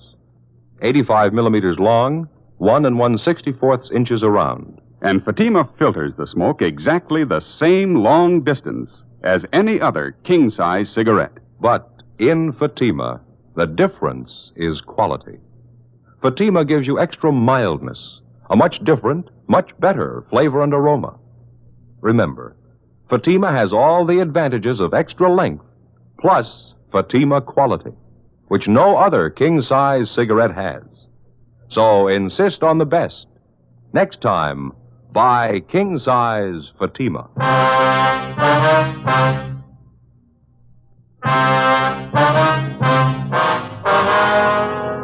Wednesday, February 5th, 4:15 p.m. We left the sports pavilion, got in the car, and started to drive our teenage suspect, Harry Dunbar, to his home.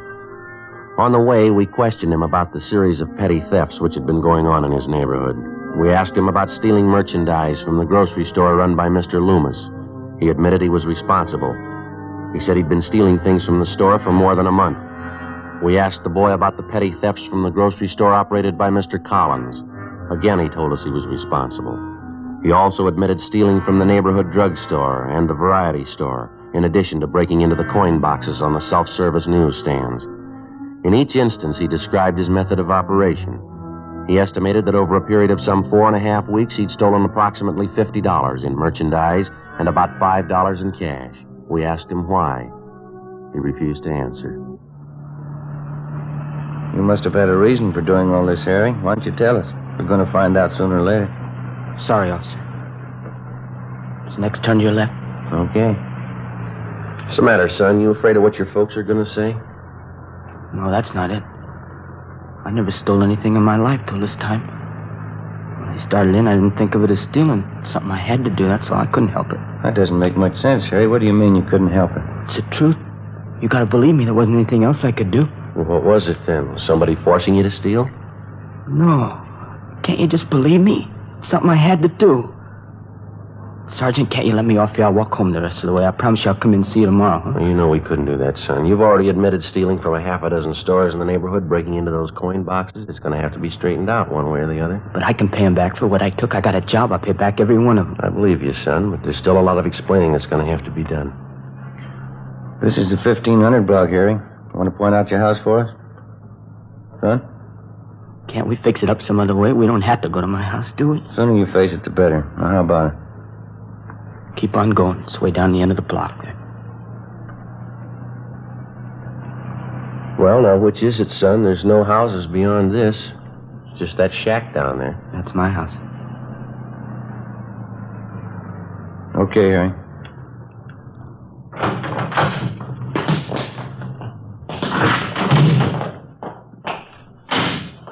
Maybe I better go in first, see if everything's all right. It'll be all right. We'll come with you. Ben and I followed the boy up the stairs and into the house. From the outside, it looked run down and badly in need of painting. On the inside, it still looked in fair condition, except for the housekeeping. The floor of the living room was littered with soiled clothing, ashes, dirt, and dust. The few pieces of furniture didn't look much better. A card table set in one corner was crowded with dirty dishes and scraps of half-eaten food. Across the room was a baby in a crib. Couldn't have been more than a few months old. Apparently, the bedclothes in the crib hadn't been changed for days. Next to the crib, huddled in an army cot, underneath a few thin blankets, was a dark-haired little girl, maybe 2.5 years old. Her face was thin and pale. She was asleep. Through an open door, we could see into the next room where a woman was lying on a couch. There was an empty glass and a newly opened bottle of whiskey on the nightstand. Should have let me come in first, officers. Would have had a chance to clean up a little. Kids mess up the house, you know. Harry, is that you, Harry? That's my mother. Resting a little, I guess. This is the baby in the crib. His name's Jerry. Well, that's my little sister on the cot there. Her name's Annie. Get your mother out here, will you, son? We want to talk to her. Don't get mad at her, huh, will you? Ma's had a tough time lately. She tries to do her best. What's the matter with the kids here, son? Have they been sick? Yeah, the baby had a cold, but I got that medicine there from the drugstore. He seems to be okay. I'm not so sure about Annie, though. She had a bad cold. Doesn't seem to be getting over it. You want to take a look, Ben? Yeah. Get your mother up, son. Yeah. All right.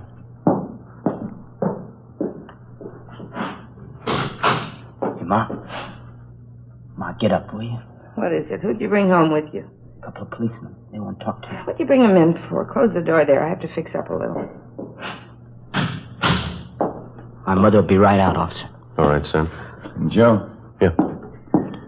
We better get to a phone right away. It looks pretty bad. What is it? Baby needs a doctor. A little girl here. I hope she does, too. What? I'm not sure she's alive. An ambulance was called immediately, and Harry Dunbar's 2-year-old sister Annie and his baby brother were both rushed to the general hospital. The mother, identified as Mrs. Florence Dunbar, was taken downtown and booked at the main jail on a drunk charge.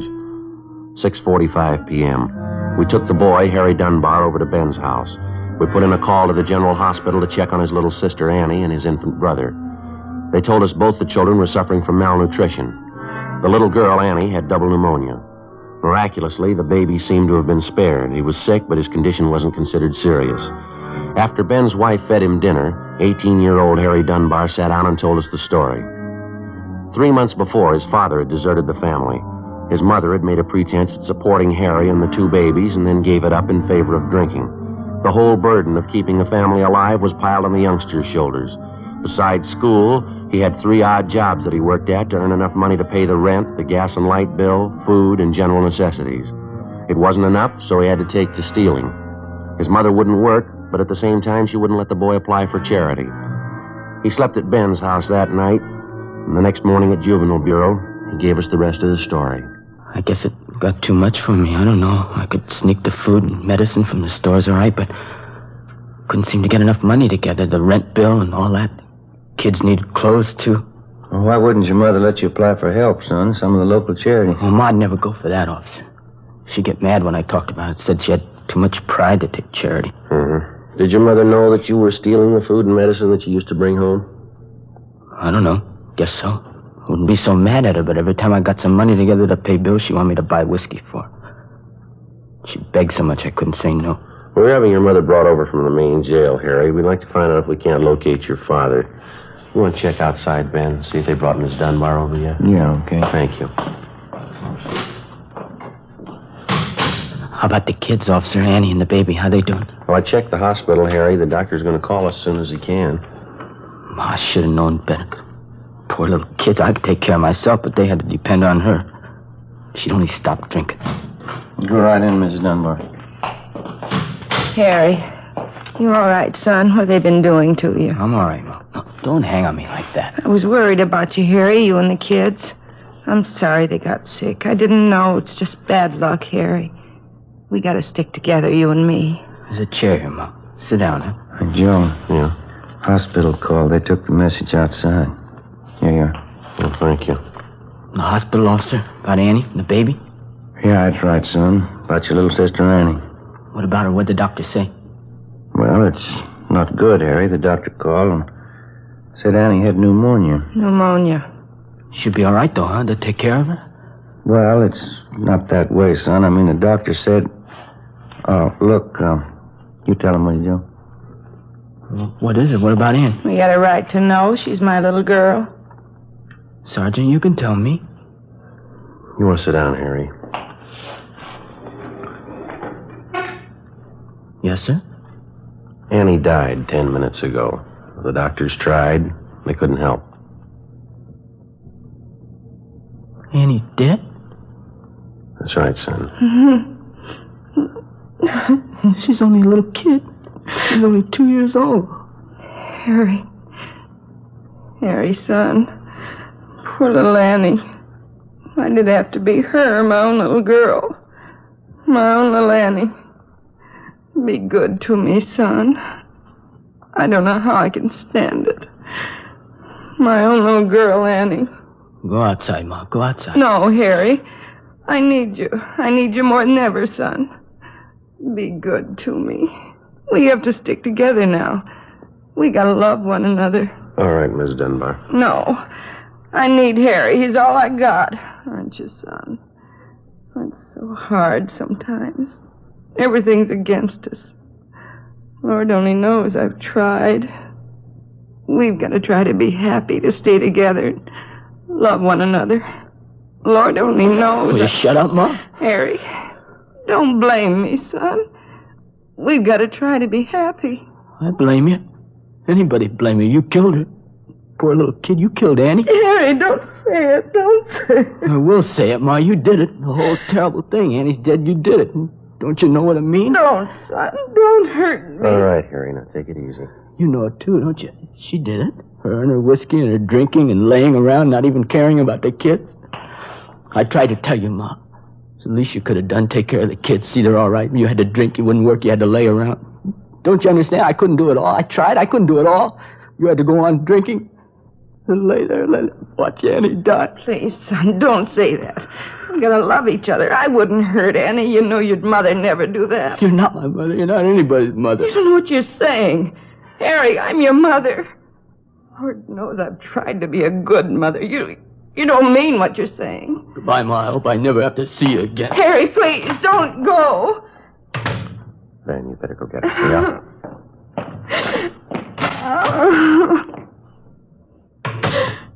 He wouldn't believe me, Sergeant. Lord knows I've tried. It's not easy, a husband deserting you the way Charlie did. 3 kids on your hands. What can I do? Yes, ma'am. Harry ought to understand. I tried. Lord knows it's the best anybody can do. Just try and hope for the best. Yes, ma'am. I've only got one question. Yes? How hard did you try?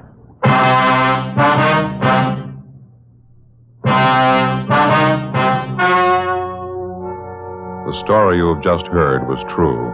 Only the names were changed to protect the innocent. On April 23rd, trial was held in Municipal Court, City and County of Los Angeles, State of California. In a moment, the results of that trial. Now, here is our star, Jack Webb. Thank you. Friends, I have here a pack of Fatimas. Inside, of course, 20 king-size Fatima cigarettes. Now, Fatimas are the same length and circumference as other king-size cigarettes, and Fatima filters the smoke the same long distance. But only inside this golden yellow package do you get Fatima quality. That's right. Fatima gives you all the advantages of extra length, plus Fatima quality, which no other king-size cigarette has. Next time, buy Fatima.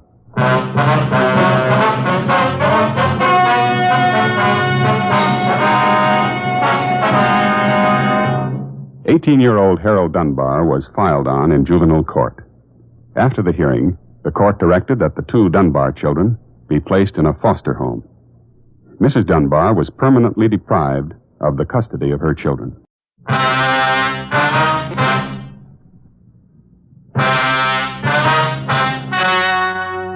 The story you are about to hear is true. Only the names have been changed to protect the innocent. Fatima Cigarettes, best of all long cigarettes, brings you Dragnet.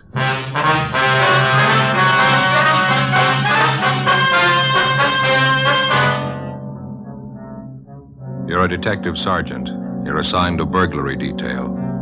A gang of clever thieves are at work in your city. In 3 months, they've looted fashionable homes of $100,000 in furs and jewels. There's no clue to their identity. Your job? Get them. In Fatima, the difference is quality. Yes, in Fatima, the difference is quality. Quality of tobaccos. The finest domestic and Turkish varieties, extra mild. Superbly blended to give you Fatima's much different, much better flavor and aroma. Quality of manufacture. Smooth, round, perfect Fatima cigarettes. Rolled in the finest paper money can buy. Manufactured in the newest and most modern of all cigarette factories. Quality. Even to the appearance of the bright, clean, golden yellow Fatima package. So compare Fatima yourself today. You'll find Fatima gives you all the advantages of extra length, plus Fatima quality, which no other king-size cigarette has. Yes, light up a Fatima. Your first puff will tell you... Ah, that's different. Because in Fatima, the difference is quality.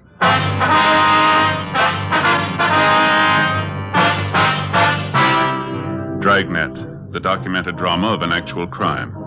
For the next 30 minutes, in cooperation with the Los Angeles Police Department, you will travel step by step on the side of the law through an actual case transcribed from official police files. From beginning to end, from crime to punishment, Dragnet is the story of your police force in action.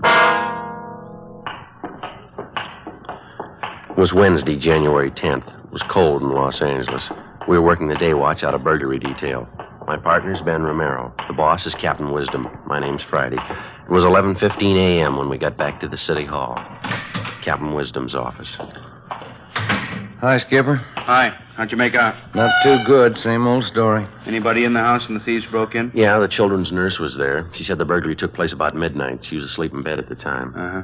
The nurse said she woke up when she heard the thieves forcing their way in through a side door. She jumped out of bed, ran for the telephone in the hallway, and they grabbed her before she could reach it. Do her any harm? Well, a little, yeah. They tied her up, locked her in a closet. Same MO as the other job, Skipper. 3 men. Each of them wore gloves and a mask. They took all the furs and jewelry they could find, nothing else. Nurse give you the same general description on the 3 of them? Yeah, it's not going to help much. Said 2 of the men were tall, medium build, and one was short, heavy build. She was so rattled she couldn't even remember the clothes they had on.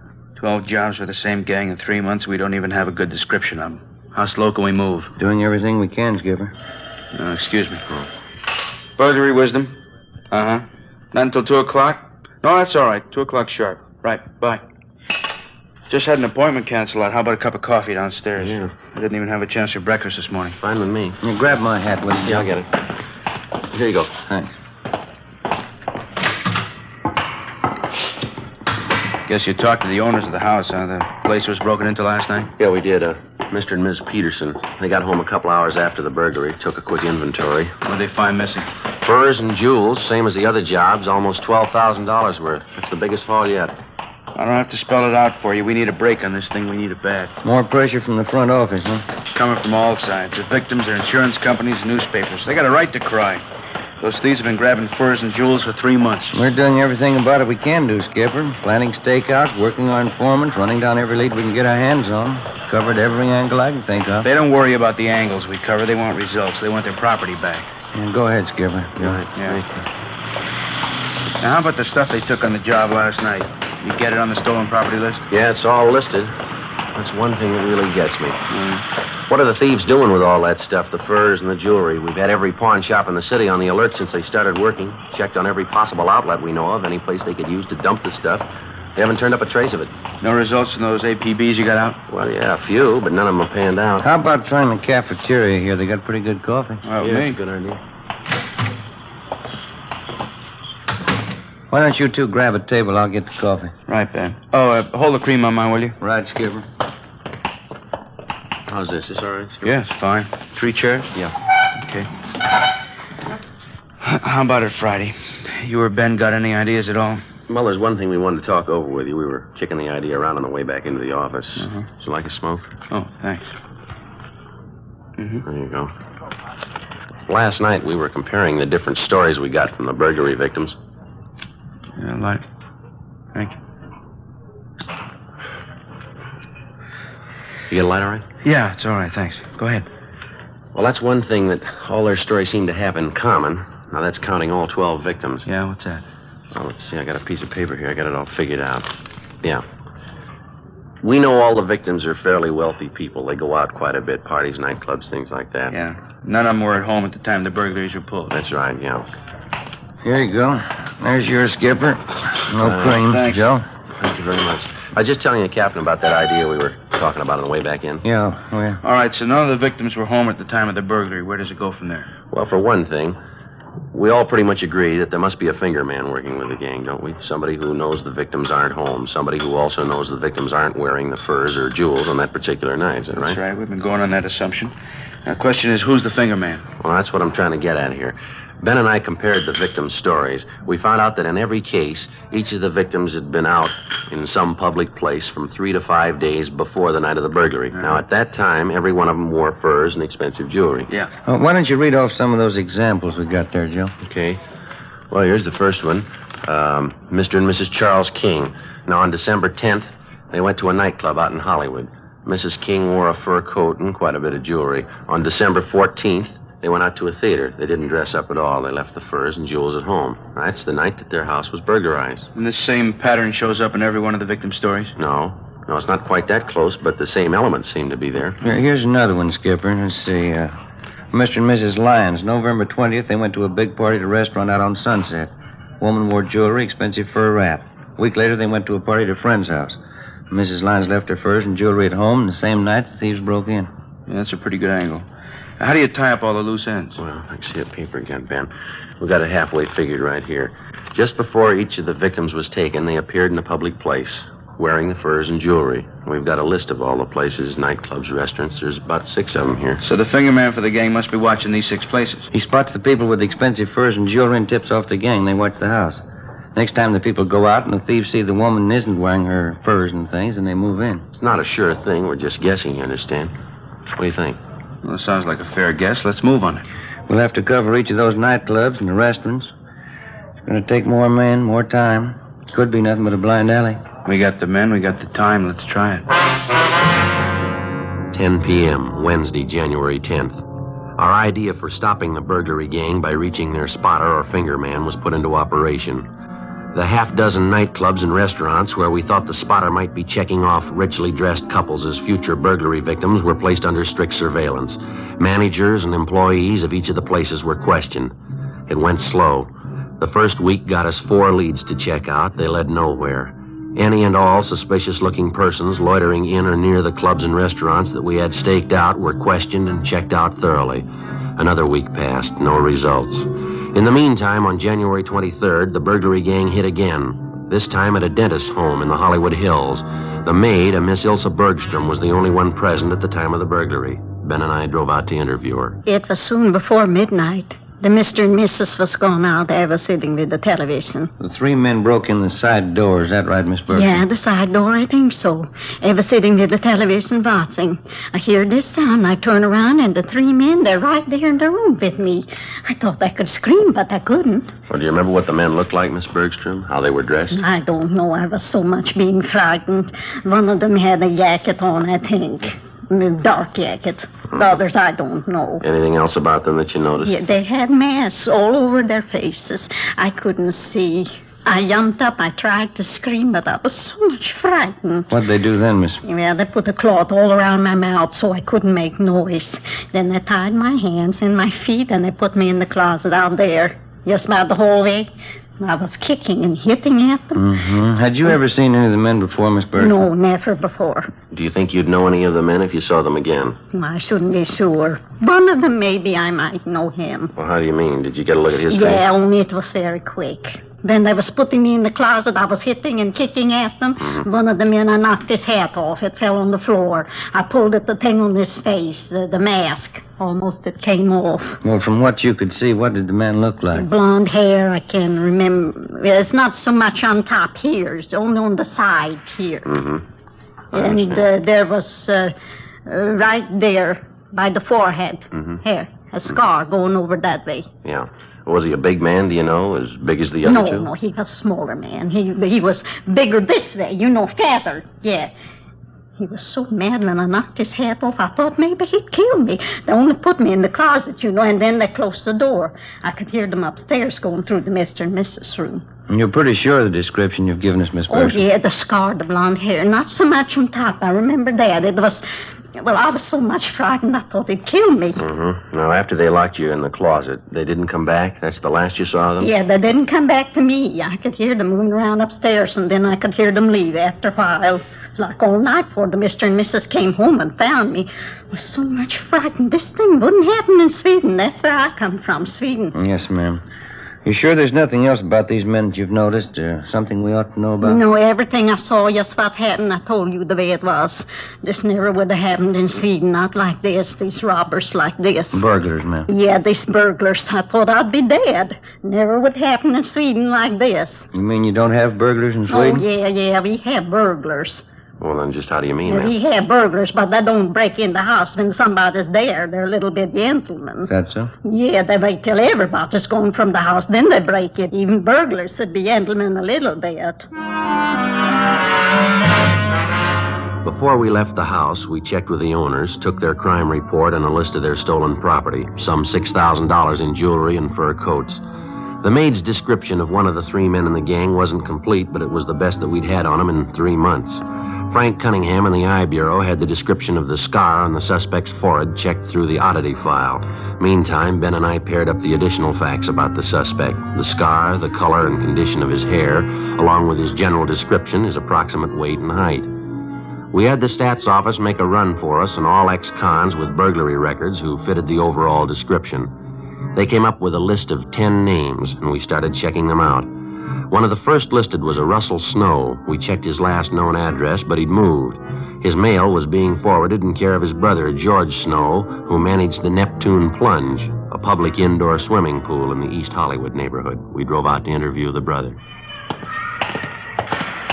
Pretty good size for an indoor pool, huh? Yeah, it is. It's a nice layout they got. Must be the office straight ahead there. Hey, Joe. Joe, look. What's that? That girl over there. Look at that bathing suit she's got on. Yeah, they keep getting smaller, don't they? Makes you embarrassed just to look at them. Yeah, maybe I'm just getting old. Yeah.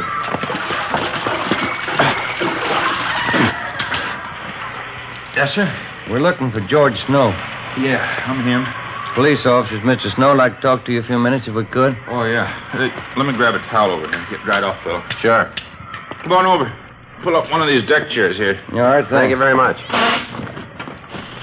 Well, what is it, officers? What can I do for you?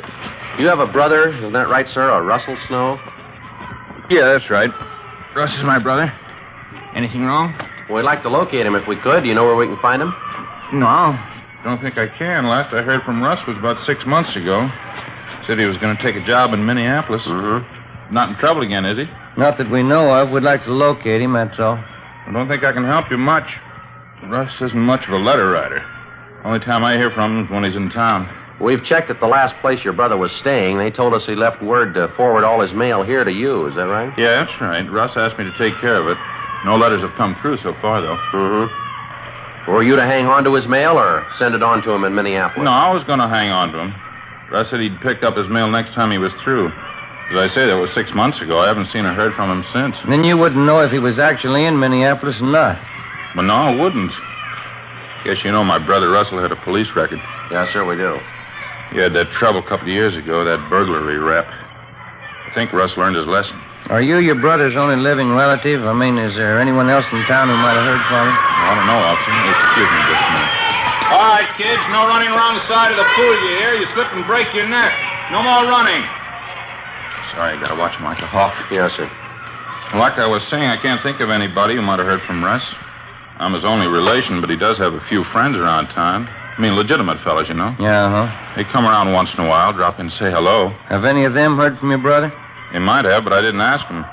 There's old Matt Garson. He's a good friend of my brother's. He was in the other day, but he didn't say anything about hearing from Russ. Might be that he has. Maybe he didn't think to mention it. Where does this Matt Garson stay, do you know? I really couldn't tell you, officer. That's a real character, kind of a floater. Doesn't stay with one job more than 2 months. Like last week when he was in here. Yes, sir? He's a real pitchman. Gave me a big sales talk. Biggest bargain on earth. Said he'd sell me a couple of them real cheap. I didn't have any use for him. What's that, sir? Fur coats. Before we left, George Snow gave us a complete description of Matt Garson, together with the names of 5 of Garson's acquaintances who might know of his whereabouts. When Ben and I got back to the city hall, we checked Garson's name and description through R&I. He had a record of 2 fairly recent arrests, but no convictions. Both arrests were for suspicion of burglary. We checked on Garson's last known residence. He'd moved, no forwarding address.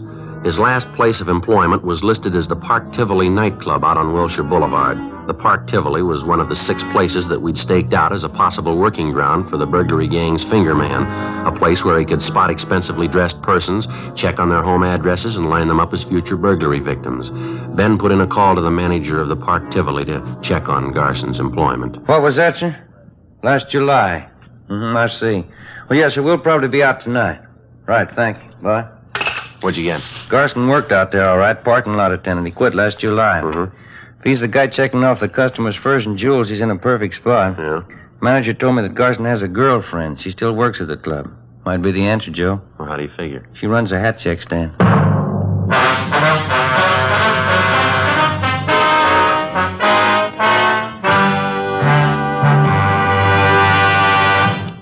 You were in the communications division of a metropolitan police department, the teletype room.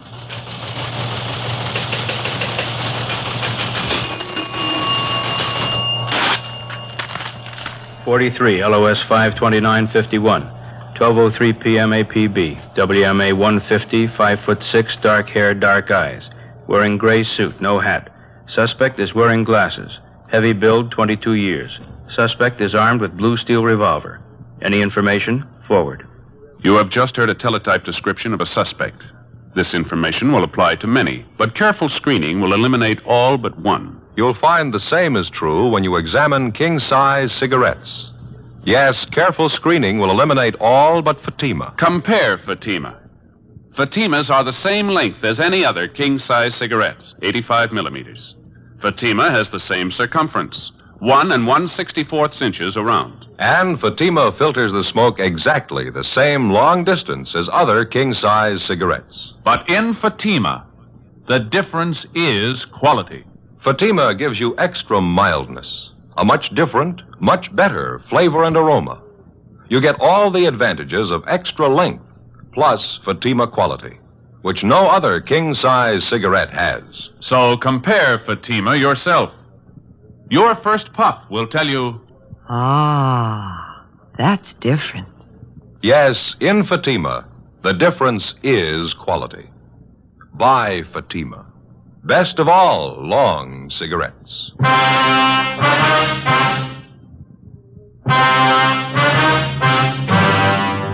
One of the biggest problems that faces a police officer working the burglary detail is not only apprehending the thief, but also recovering the stolen property.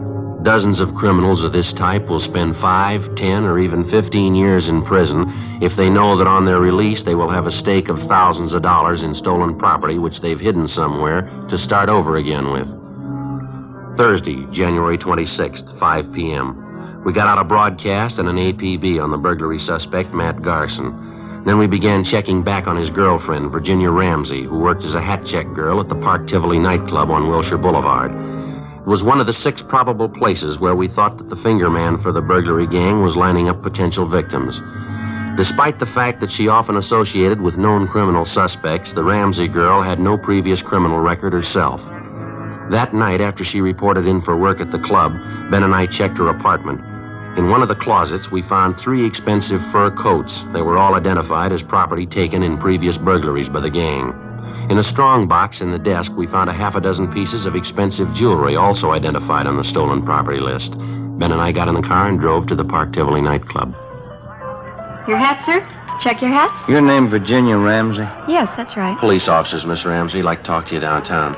Beg your pardon? I say we're police officers. Here's our identification. Like to talk to you downtown. What's it all about? I haven't done anything. Then there's no reason to worry. We'd just like to ask you a few questions, that's all. What about? A man by the name of Matt Garson. I understand you know him quite well. No, I don't know him. I don't even know what you're talking about. Want to get your coat, Miss Ramsey? We'll talk it over downtown, huh? I'm working now. Listen, I won't be off till 2 o'clock. I can't just walk off the job. We just talked to the manager. He's going to have one of the other girls take your place. Do you want to get your coat, please? All right.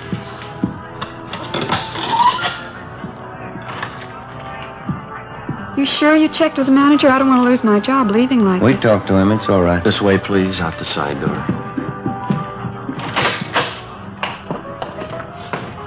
I'd like to know what this whole thing's all about. I think I have a right to know, pulling me off a job like this. We told you, Miss Ramsey. It's about a friend of yours, Matt Garson. He used to work here at the club, didn't he? I wouldn't know. A lot of people work here. I don't know them all. Why should you want him anyway? Do you know him? I think I might, yes. Not sure. Why do you want him? For interrogation. Just like to ask him a few questions. Why? You ready to admit that you know Garson? I think I might. Yeah, I know him. Want to get in, Miss Ramsey? Still don't know what it's all about. Why do you want Matt Garson? Same reason we want you. Suspicion of burglary. You don't know what you're talking about. You can't prove anything against me. We already have, miss. Huh? We found 3 fur coats in your apartment. There was some jewelry there, too. Those things are mine. Every one of them. They're all mine. All right, come on. You're wasting time. They're stolen property. You know that. How about it, miss? You want to tell us about Matt Garson? Where is he? I told you. Told you the first time. Yeah? I don't know him. 10 p.m. We drove the suspect, Virginia Ramsey, downtown to the city hall and took her to the interrogation room. We questioned her continuously until well past midnight. She refused to admit anything. We gave her time to rest a little and sent out for some food. Then we resumed the interrogations. 2 a.m. The Ramsey girl still refused to admit any connection with Matt Garson, his friend Russell Snow, or any members of the burglary gang. We stayed with it. By 4 a.m., we'd halfway convinced her that protecting the members of the gang wasn't the answer, that the best thing for her to do would be to cooperate. 5:30 a.m. Can I have a cigarette? Yeah. Here you are.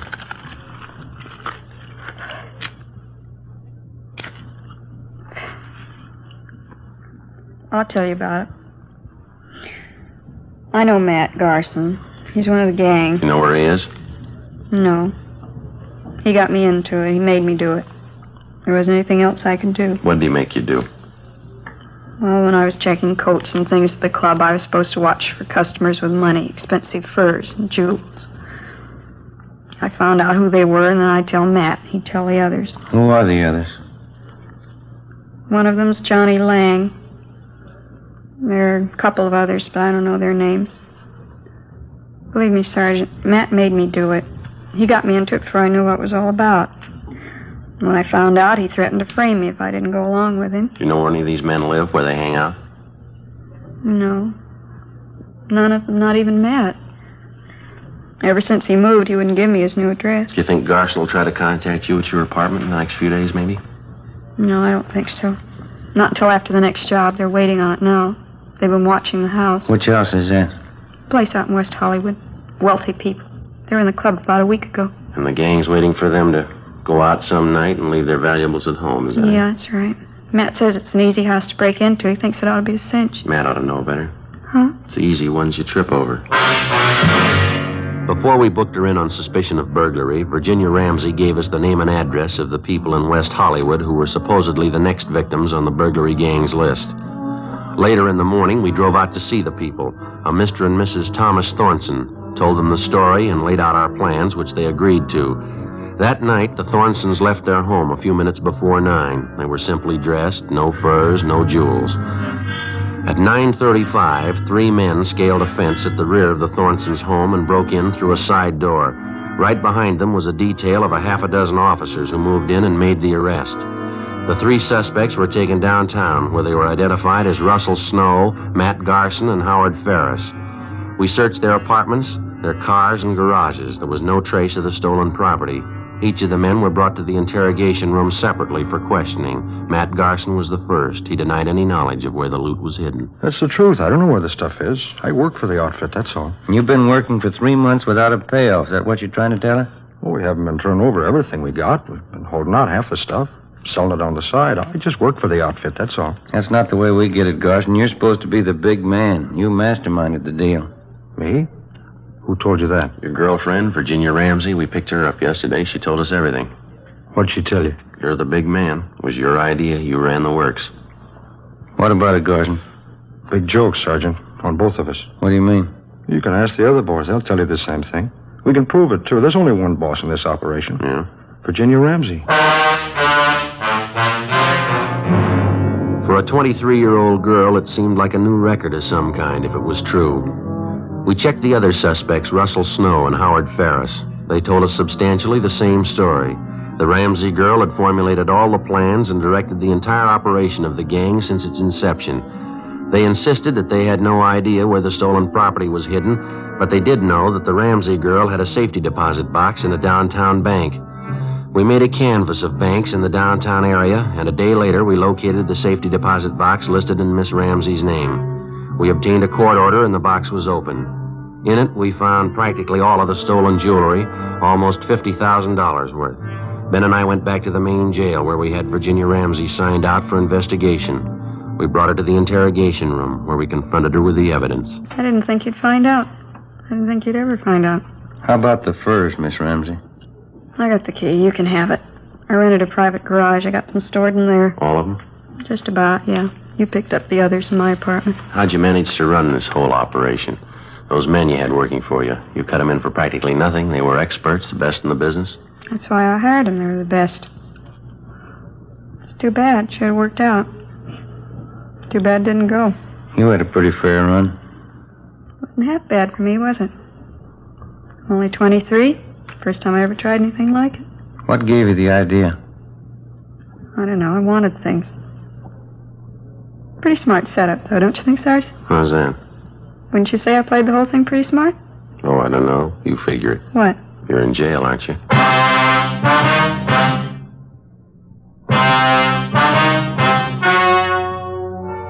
The story you have just heard was true.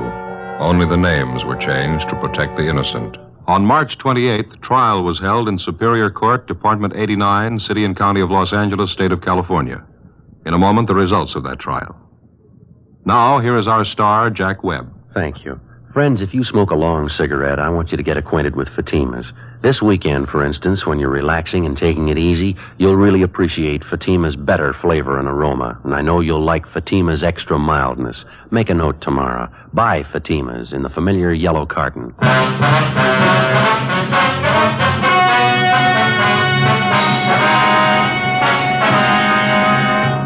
23-year-old Virginia Ramsey, the leader of the gang, was tried and convicted on 4 counts of first-degree burglary and 4 counts of receiving stolen property.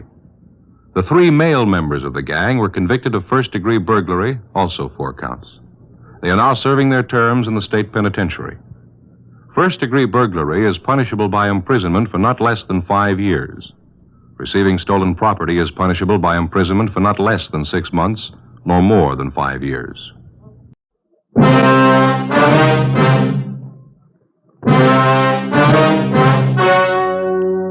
The story you're about to hear is true. Only the names have been changed to protect the innocent. Fatima Cigarettes, best of all long cigarettes, brings you Dragnet.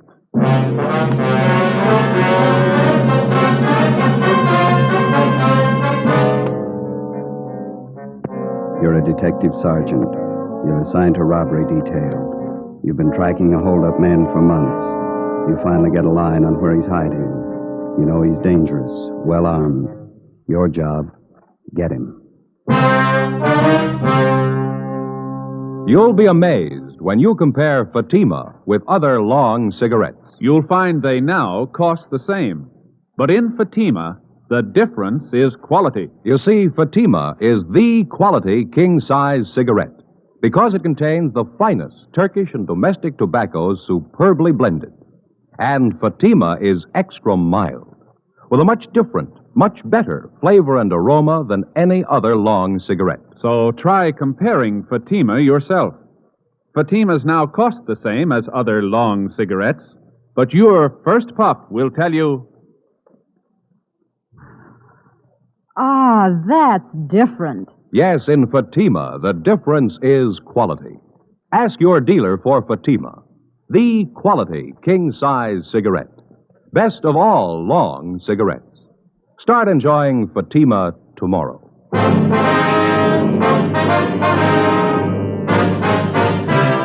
Dragnet, the documented drama of an actual crime. For the next 30 minutes, in cooperation with the Los Angeles Police Department, you will travel step by step on the side of the law through an actual case transcribed from official police files. From beginning to end, from crime to punishment, Dragnet is the story of your police force in action. It was Wednesday, March 18th. It was cold in Los Angeles. We were working the night watch out of robbery detail. My partner's Ben Romero. The boss is Captain Ed Walker. My name's Friday. It was 9:48 p.m. when I got to room 27A. Robbery detail. Joe? Hi, you ready to go? Yeah, we better hustle. Here's your top coat, Joe. Oh, thank you, Ben. Where's Tom? We can pick him up down the hall. He's checking out some tear gas shells. Might need them. How about the address? You confirm it? 2100 Buchanan Avenue. It's a corner house.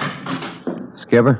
You know what to expect when you get out there. Don't take any chances. He's alone in the house, that right? Supposed to be, yeah. That won't give you much of a break. How do you mean? He's heavy on guns. 2 revolvers and a hunting rifle. Yeah. He's not shy about using them. Don't forget it. Right, Ed. Slats, Ben? Let's go. Okay. It's been a long haul. Yeah, I hope this washes it up. Hunting rifle, couple of revolvers. What do you think, Joe? Well, 18 robberies in 3 months. You know the guy as well as I do. Yeah. What's your guess?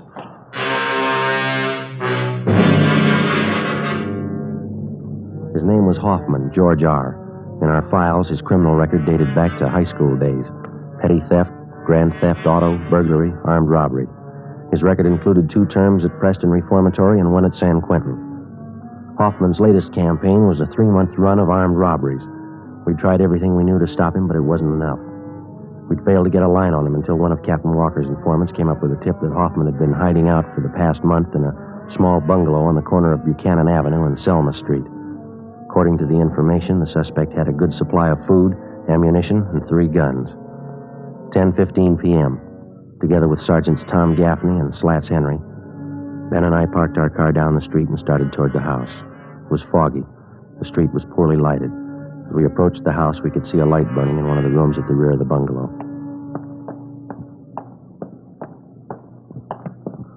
The light in the back room, Joe, just went out. Yeah. Slats, you and Tom want to cover the back? Right. Let's go, Tom. Be careful. Yeah. All right, Ben. Easy, huh?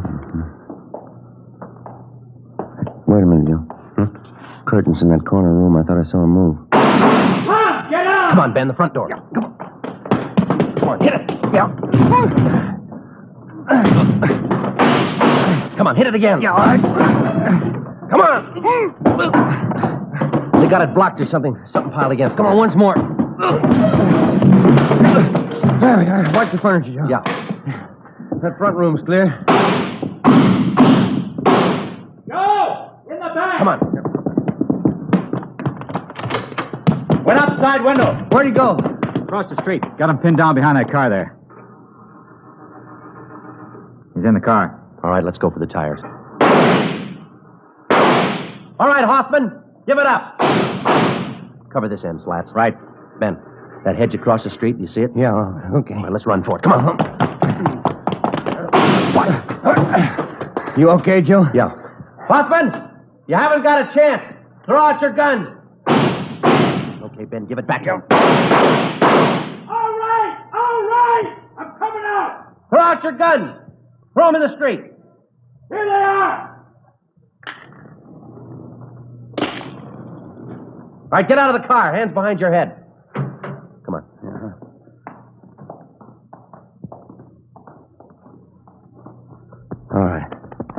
All right, hands behind your back now. Slats! Yeah? You want to get our car? Right, Joe. Who told you? Who gave you the tip? Does it matter? I made it easy enough for you. Lousy car wouldn't start. I'd be 3 miles away if it would have started. Better call the tow truck, huh, Joe? Let me give it a look, huh?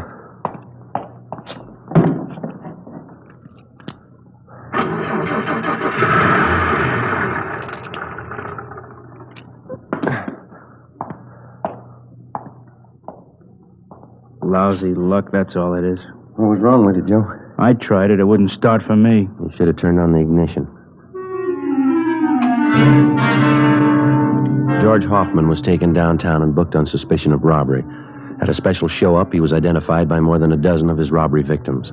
Between his arraignments and his preliminary hearings, we worked together with the district attorney's office in lining up witnesses and preparing the evidence against the suspect. We figured we had an airtight case. Hoffman's trial in Superior Court was set for May 14th.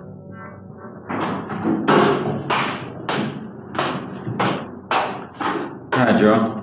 Hi, Slats. What's doing? They're still arraigning Hoffman? Yeah, his trial's coming up.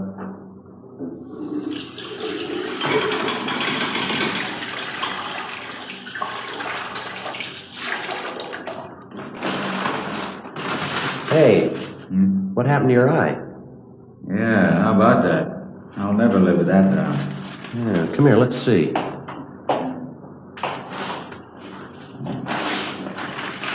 This real black eye I ever had. Had 'em bruised plenty.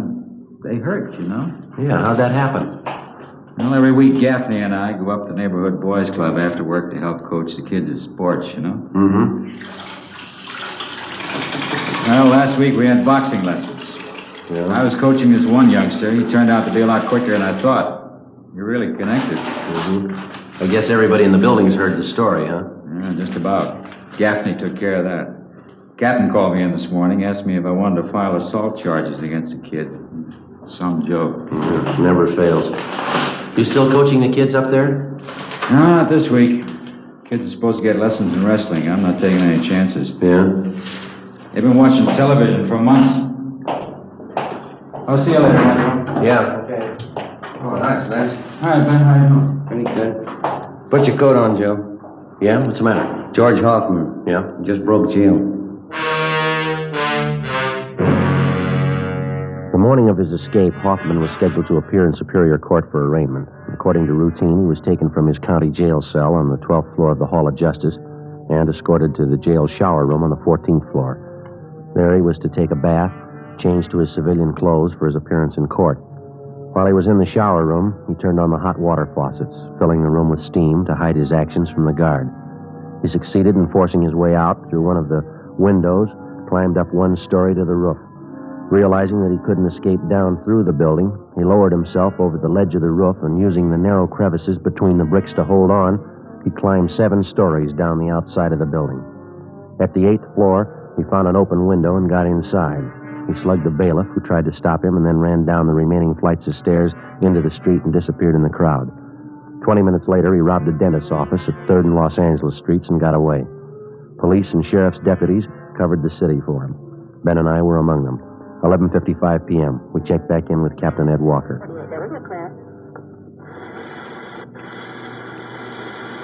KGPL, Los Angeles. You want to cut that speaker, Ben? Yeah. 11A, 6th and Spring, 118. Nothing. Not a trace of him. He must have a good friend someplace in town. Everything's covered. His friends, relatives, his hideout, everyone he knows, every place he's ever been. We've plugged every loophole we can think of. The depots, terminals, the airports, still no trace of him. I don't know. It sure is a strange one. No stranger than climbing down the side of a building. Did you check that story out, Ed? It's the truth. Apparently, Hoffman planned the thing out pretty carefully. How do you mean? The sheriff's men talked to some of the prisoners in the jail. They said Hoffman was practicing for it since the day we put him in there. He'd work out 5 to 6 hours every night, building up his hands and fingers. How'd he do that? Use the upper bunk in his cell, hang from the edge of it with the tips of his fingers. He'd do it for hours, pulling his body up and down. Made little grooves in the wall, dug his fingertips into them. Prisoners say he got so he could hold himself up like that 10 minutes at a stretch. That's pretty amazing. How about the bailiff he slugged? He'll be all right. A couple of bad bumps on the head, that's all. Robbery, Walker. Oh, yeah, Little John. I sent them out about 10 minutes ago to relieve you. Yeah, they ought to be there pretty soon. Right. How about our schedule, Ed? As far as I know, we're going all night on this thing. Sheriff's office is the same. Mm-hmm. You two were relieved at 11:30. Better check back about 5:30 a.m. Okay? Right. It's a hot shot. I got it. What is it? Drugstore holdup. They think it's Hoffman. The scene of the holdup was the Rex Lake Pharmacy on the corner of Pico Boulevard and Pine Lake Street. The victim, a Mr. Clarence Geringer, told us that the holdup man had entered through a rear door, slugged him, and escaped on foot with his overcoat and about $150 in cash. We showed him a number of mug shots. He identified George Hoffman as the bandit. A special detail of men were ordered on a thorough search of the general area around the drugstore. No sign of the suspect. The citywide Dragnet continued all that night and into the next day. No developments. The search went on. A week passed. 2 weeks. At 10 p.m. on the day Hoffman was scheduled to be tried in Superior Court, he beat up and robbed a 40-year-old liquor salesman in the Highland Park area. Again, he made good his escape. Routine investigation failed to turn up a single lead. June 8th. The suspect was still at large. The legwork continued. 817, is that the address you got? Yeah, he said it was near the corner. Oh, yeah, there it is. The Townsend Hobby Shop. Yeah, let's go in. Mm-hmm. Joe, look at the electric train. Look at that one. Beautiful layout, huh? Mm-hmm. I guess that's all they handle in here, electric trains, huh? There must be money in it. Look at those signals there and switches. They're all automatic. Wonder if my boy's old enough for a train yet. That must be the manager over there. Come on. Say, excuse me, sir? Just a moment, please. Be right with you. Got to check this transformer. All right.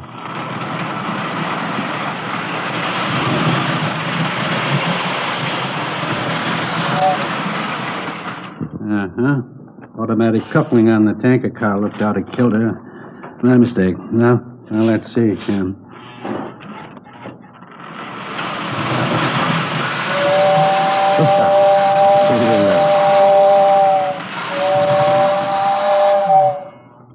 Yep, she's a dandy, isn't she? Sure is. I'm sorry, gentlemen. Have to keep up our maintenance on the rolling stock. What can I do for you? Police officers, we're looking for a Mr. Townsend. Oh, yes, I'm Roy Townsend. Are you the sergeant I talked with on the phone? Yes, sir, that's right. This is my partner, Sergeant Romero. Hi, Mr. Townsend. You mentioned that you might have some information for us. Yes, as a matter of fact, I may have. About that fellow who climbed out and escaped. What was in all the papers? George Hoffman. Hoffman, that's it. I'm a pretty good one for faces. I think I might have seen him last night. Where was that? On my way home from the meeting. I belong to a model train club. Don't get enough of it here every day. Yes, sir. We'd like to know about this man that you saw. As I say, I saw him going into the auto court just down the street from where Mother and I live. It was pretty late, after midnight. Where do you live, Mr. Townsend? Over by Pasadena, Royal Oaks Avenue. I know Mrs. Cox at the auto court very well. I see. Well, this man that you saw last night, you sure it was Hoffman? I saw his picture in the paper when he climbed down and escaped. I don't say I'm positive it was him, but I'm good on faces. Well, wonder if you'd mind checking through these pictures. Oh, no, not at all. Yeah, this one. He's the one I saw. Am I right? That's Hoffman. Do you happen to know if he's staying there at that auto court? Oh, yes. He's been there for a month. Say, Sergeant, if you find out it really is this Hoffman, don't tell Mrs. Cox at the auto court. It'd just break her heart. Oh, is that so? She's sort of an amateur detective. She thinks she knows faces better than I do. After we left the train shop, we called the office and filled them in. Captain Walker called Pasadena and notified them. Then we drove out to the auto court where the suspect was reportedly seen.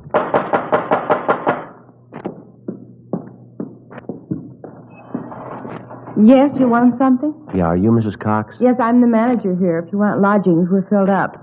You might try the Golden Eagle straight down the street there. Police officers, Miss Cox. Do you have a Mr. Hoffman staying here?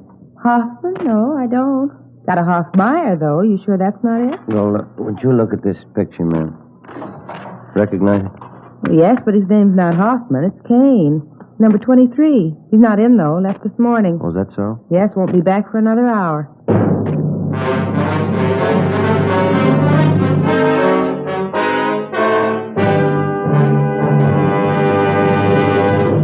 You are listening to Dragnet for the solution to an actual case from official police files. Now, here's a real solution to many of your Christmas shopping problems. If your friends smoke long cigarettes, give the best of long cigarettes. Give king-size Fatima. You see, Fatimas now cost the same as other long cigarettes, but in Fatima, the difference is quality. Quality of tobaccos. The finest Turkish and domestic varieties, extra mild and superbly blended, to give smokers a much different, much better flavor and aroma than any other long cigarette. Quality of manufacture. Smooth, plump cigarettes, rolled in the finest paper money can buy. Quality, even to the appearance of the distinctive royal blue Fatima gift carton. Christmas wrapped and carefully sealed to ensure Fatima's rich, fresh, extra mild flavor. Remember, Fatimas now cost the same as other long cigarettes, but in Fatima, the difference is quality. So this Christmas, give your friends the best. Give Fatima, the quality king-size cigarette. Best of all long cigarettes.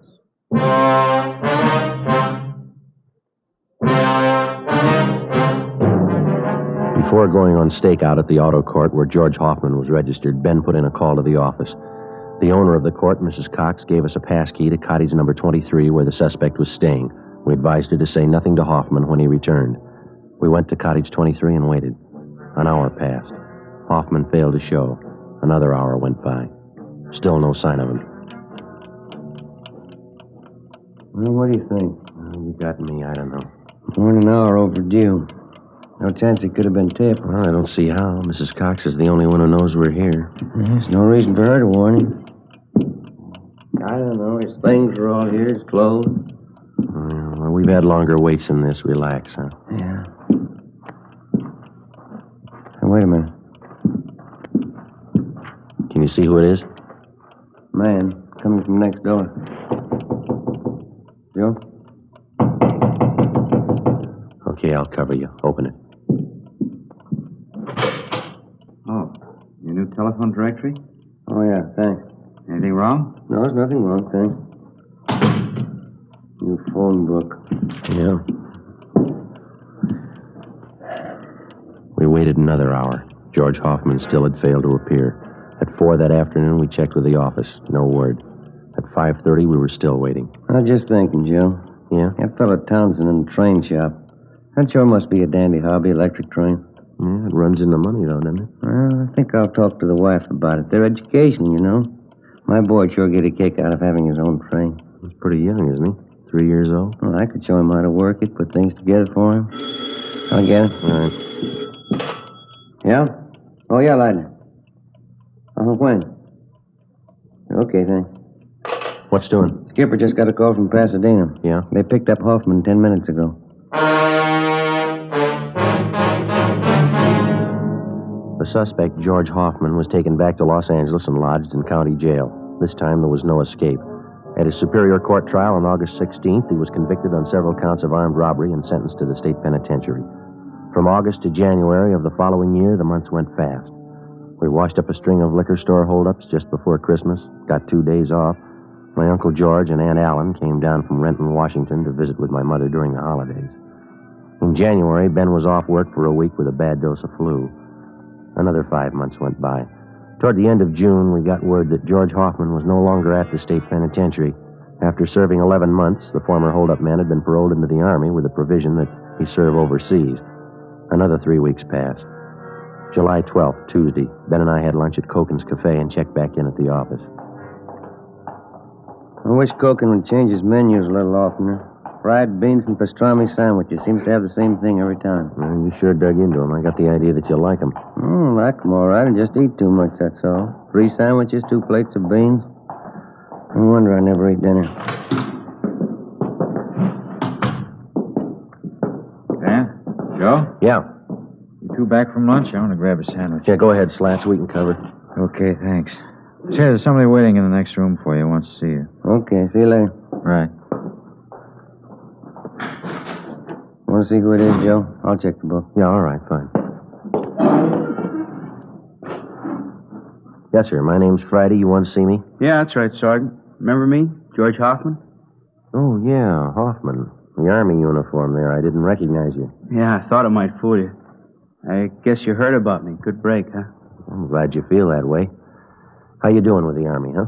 Pretty good. I like it. That's fine. Just thought I'd drop up and see you fellas. You still that partner you had? What's his name? Rodriguez? Romero. Yeah, we still work together. Yeah, Romero. I knew it was some kind of name like that. Yeah, well, come on in, Hoffman. Oh, thanks. Hey, Ben. George Hoffman here. He stopped in to see us. Oh, yeah. Hi. Been a long time, Hoffman. How are you? Pretty good, Sergeant. Thanks. Just thought I'd stop by, you know. Show there's no hard feelings. Oh, sure thing. You got any idea when you're going overseas?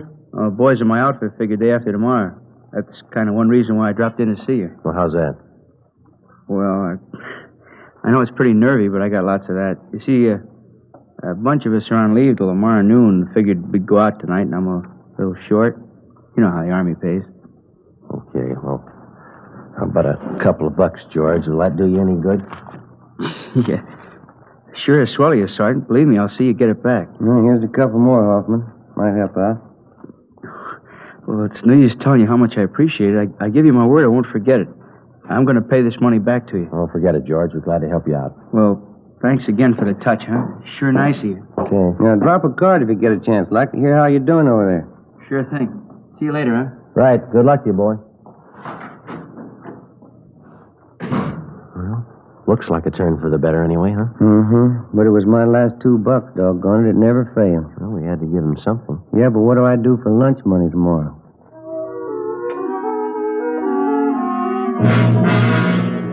2 p.m. We drove out to the Wilshire district to interview a robbery victim. We brought him back downtown and took his statement. 4:30 p.m. We checked back in with Captain Walker. Hi, Skipper. Henry says that ex-con George Hoffman was in today. Yeah. You talked to him. Yeah, that's right, Ed. Why? Have a look. Thanks. The MP's left about 20 minutes ago. Swell. Your $2 went for nothing, Ben. Hoffman's wanted. Huh? Broke out of Army prison 10 o'clock this morning. Together with the Army authorities, local officers joined in the citywide search for George Hoffman. At 10 o'clock that night, a food market on Santa Fe and Rialto was robbed and the proprietor beaten. From our mug shots, the victim identified Hoffman as the holdup man. Shortly after midnight, a drugstore on Crenshaw was held up. Hoffman was again tabbed as the suspect. The next 2 days, the search was intensified. No leads. 2 more days went by. Late Saturday morning, we got a hurry-up call from the detail on duty at the Union Station. Hoffman had been reported in the vicinity. Ben and I drove down to the depot to check with the officer in charge, Slats Henry. Spot him, Joe? No. Let's have a look back by the ticket counters, huh? Yeah, there he is over by the phone booth. Come on. Hi, Slats. Hi. Looks pretty good. What's the story? One of the newsboys up the street gave us a tip. About an hour ago, a guy gave him $1 to come down here and buy a ticket for him. Ticket to Phoenix. Yeah? Kid came in, bought the ticket, went back up the street and gave it to the man. We showed the kid a bunch of mug shots. He picked out Hoffman's. Yeah, he's not wearing his army uniform, huh? No, brown suit, dark blue overcoat, no hat. That's what the kid told us. Any idea which train he was taking for Phoenix? Not exactly. He asked when the first train for Phoenix was. The newsboy told him 3:35. 10 minutes to 12 now. You got enough men to handle it, Slats? Everything's covered. Only one thing lacking. Yeah? Hoffman. While the stakeout continued on the Union Station, Ben and I, together with Gaffney and Henry from robbery, covered the bars, restaurants, and hotels in the immediate area for a sign of the suspect. 2:30 p.m. What do you think? We better head back down for the station, see what's doing, huh? Okay. I'd like to have a dime for every mile we've logged on this case. Yeah.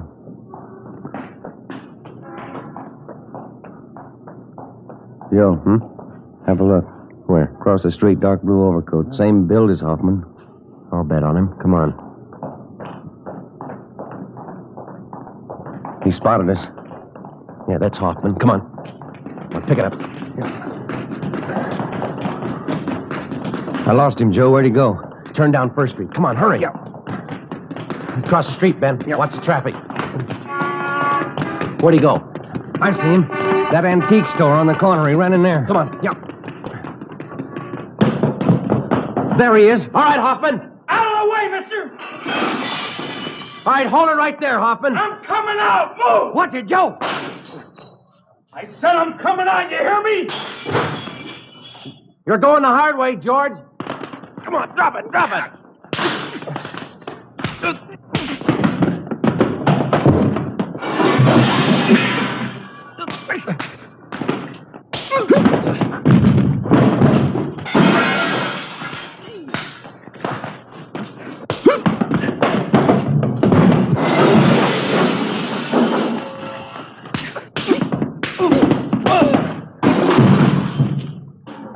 All right, Hoffman. All right, on your feet. Come on, get up. All right, get your hands behind you. Sure. What good's it gonna do you? All right, mister, let's go. What good's it gonna do? I already proved it. I can break jail any time. I proved it twice. You're going right back in again. What's that prove?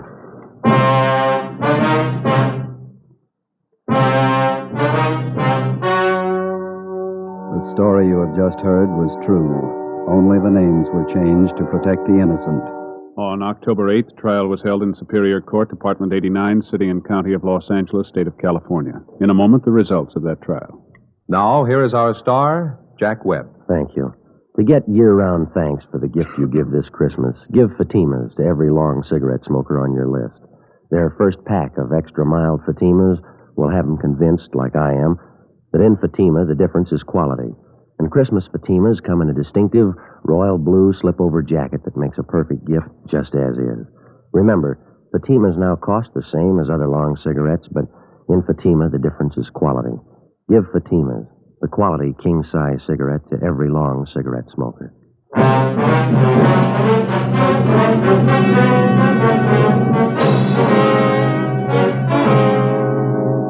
George R. Hoffman was tried and convicted on several counts of robbery and received a life sentence as a hardened criminal.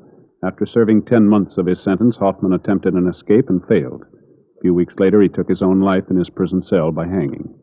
Ladies and gentlemen, next week, in answer to your requests, Dragnet will repeat A Gun for Christmas, the actual case history broadcast last year during the Yuletide season.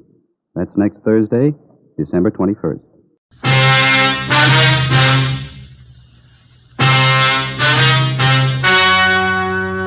The story you are about to hear is true. Only the names have been changed to protect the innocent. Fatima Cigarettes, best of all long cigarettes, brings you Dragnet.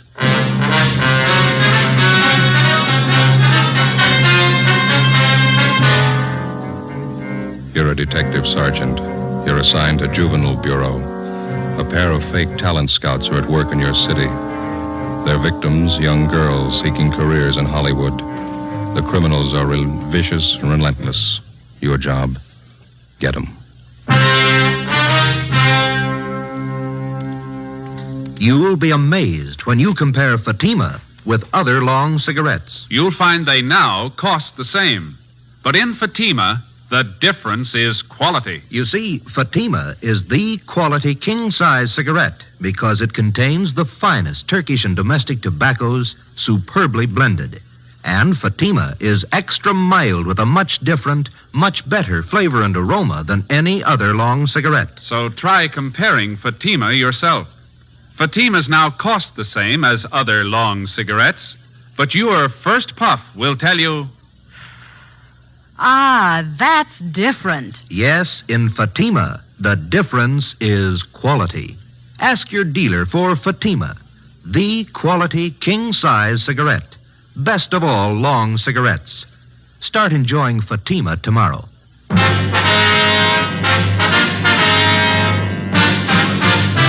Dragnet, the documented drama of an actual crime. For the next 30 minutes, in cooperation with the Los Angeles Police Department, you will travel step by step on the side of the law through an actual case transcribed from official police files. From beginning to end, from crime to punishment, Dragnet is the story of your police force in action. It was Tuesday, May 7th. It was mild in Los Angeles. We were working the day watch out of Juvenile Bureau. My partner's Ben Romero. The boss is Inspector Bowling, Commander, Juvenile Division. My name's Friday. It was 10:13 a.m. when I got to 1335 Georgia Street, second floor. The squad room. Hi. Hi, Ben. Did you pick up that latest run the stats office made for?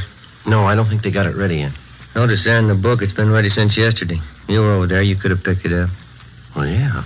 What's the matter with you this morning? Don't you feel good? No, just this stinking cold seems to be settling in my chest. Miserable. Yes, sir?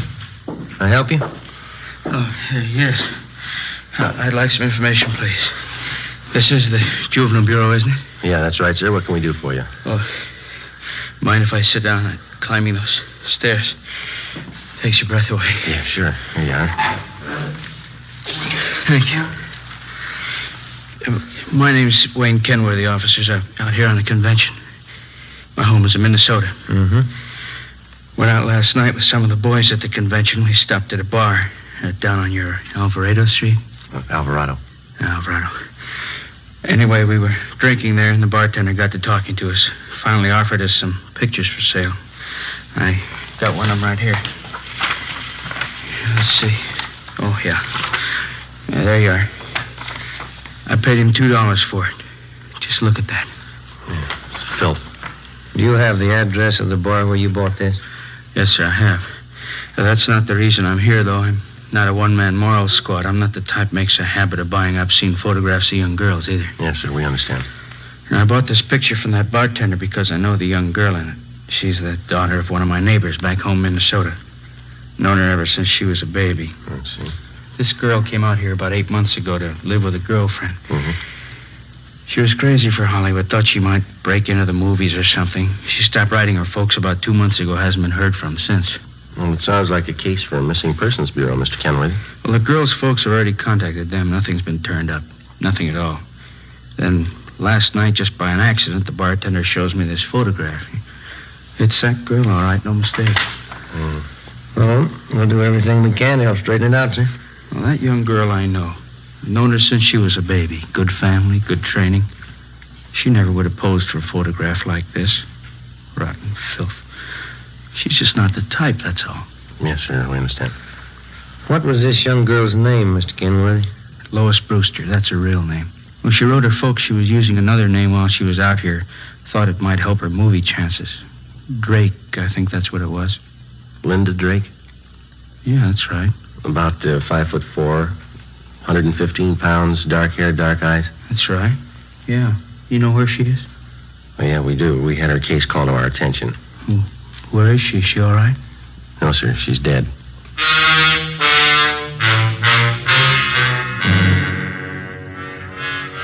2 days before Mr. Kenworthy walked into Juvenile Bureau, the body of a young girl had been washed up on the shore just below the beach town of Venice. Apparently, she'd taken her own life. The girl was a brunette, attractive, not more than 17 years old.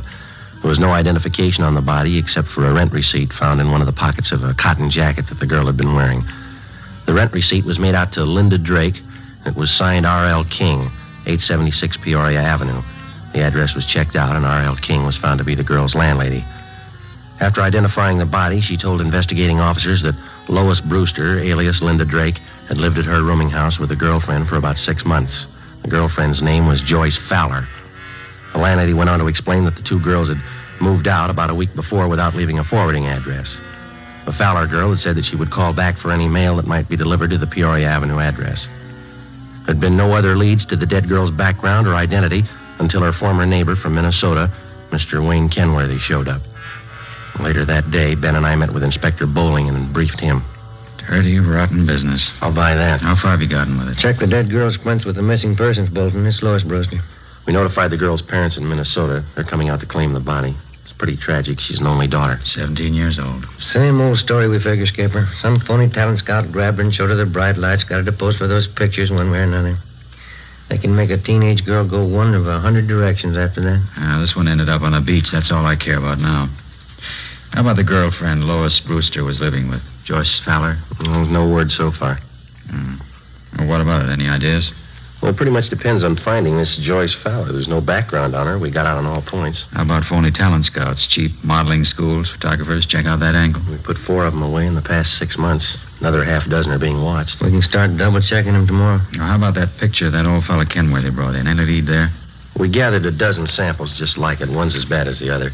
They're all printed on the same quality photographic paper. There's no markings of any kind on them. It's a common type of paper. All right, then get on the distribution angle. Stay on it. Every rotten bum that peddles this trash. And get them. I want them right up the line. Distributors, wholesalers, guy that prints the pictures, guy that takes them, every lousy one of them. I still can't figure. What's that?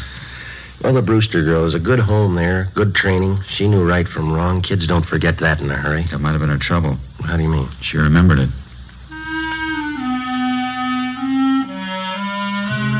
Wednesday, May 8th. 6 teams of men from Juvenile Division, working in conjunction with the Detective Bureau, started the drive against the obscene literature and photography traffic. Within 2 weeks, more than a dozen wholesalers, distributors, and small-time peddlers had been apprehended and were awaiting prosecution. But we still had failed to uncover any new leads in the Lois Brewster case. The roommate, Joyce Fowler, the all-important witness in the case, was still missing. No trace of her. The dead girl's parents arrived in the city, claimed the body, and took it back to Minnesota for burial. The drive continued. Another week passed.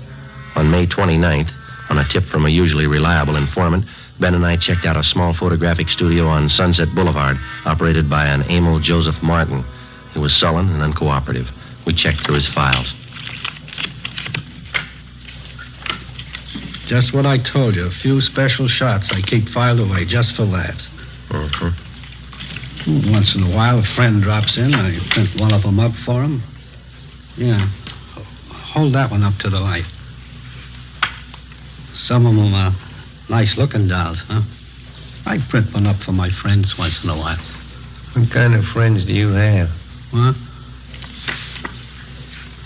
How about this negative here, Martin? Do you mind printing this one up for us now? Sure, officer. My compliments. How many copies you want? One's enough. If you say so. Let's see. One of the best. I'll print it up right now. This way.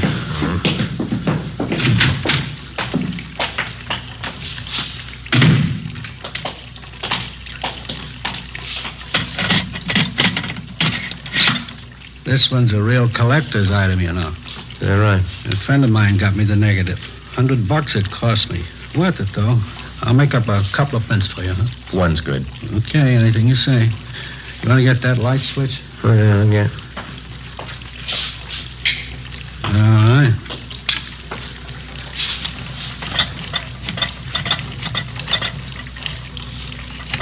Yeah, beautiful negative. Yeah, you picked a good one, all right. Yeah, get the paper in here.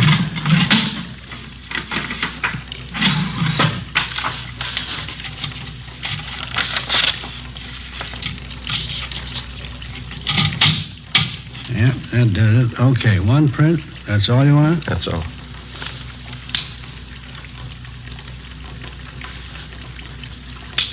Okay, let's put it in the soup.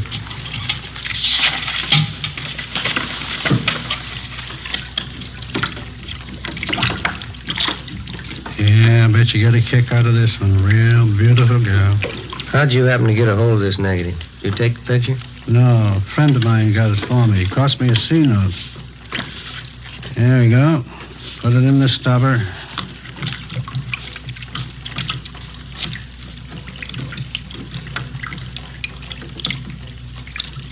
There we go. How about that? How about the guy you got this negative from? Did he take the picture? No, he bought it from somebody else. Don't know who. Cost him $350. Worth it, though, huh? Hi. Isn't that beautiful? We've seen her before. Oh, that's so, you know her? Only from her pictures. Oh. Of course, you understand I didn't take the picture. I just bought a negative, that's all. You couldn't tag me for that, could you? We're going to try, mister. Get your coat. Oh, no. Wait a minute now, officers. I'm small fry in this operation. You know that. You want the big fish, right? We want all of you. You know who they are? Well, some, maybe. Must be worth something to you. Well, you know better than that, Martin. If you cooperate, we'll mention it in our report. That's all we can do. No promises. Not a very good offer. You're not in a very good position. Yeah. How about it? All right, I'll tell you. Emil J. Martin was booked at City Jail for violation of 311 PC. His file of lewd photographs and negatives were impounded and booked as evidence. With the help of information which the suspect had given us, we were able to round up 3 wholesalers and another distributor of obscene books and photographs. Each one of them was questioned thoroughly. We ran into the same old routine. They denied knowing anything about the man who was masterminding the racket or where he was operating from. The Lois Brewster case dragged on. No progress. In virtually every case of tracing the lewd pictures to the point of production, the investigating officers were able to link the small-time peddlers to their distributor and the distributor to the wholesaler. Well, that's where it stopped, a dead end. Beyond that, nobody knew anything about the operation of the racket. Stakeouts were set up at locations where sales and deliveries of obscene material were known to have been made. Nothing happened. The drive stalled. Thursday, June 11th. Well, now, Joe? Yes, Skipper? First piece of news in the month. Policewoman just called it in. Yeah? Lois Brewster's girlfriend, Joyce Fowler? Yeah? She's been found.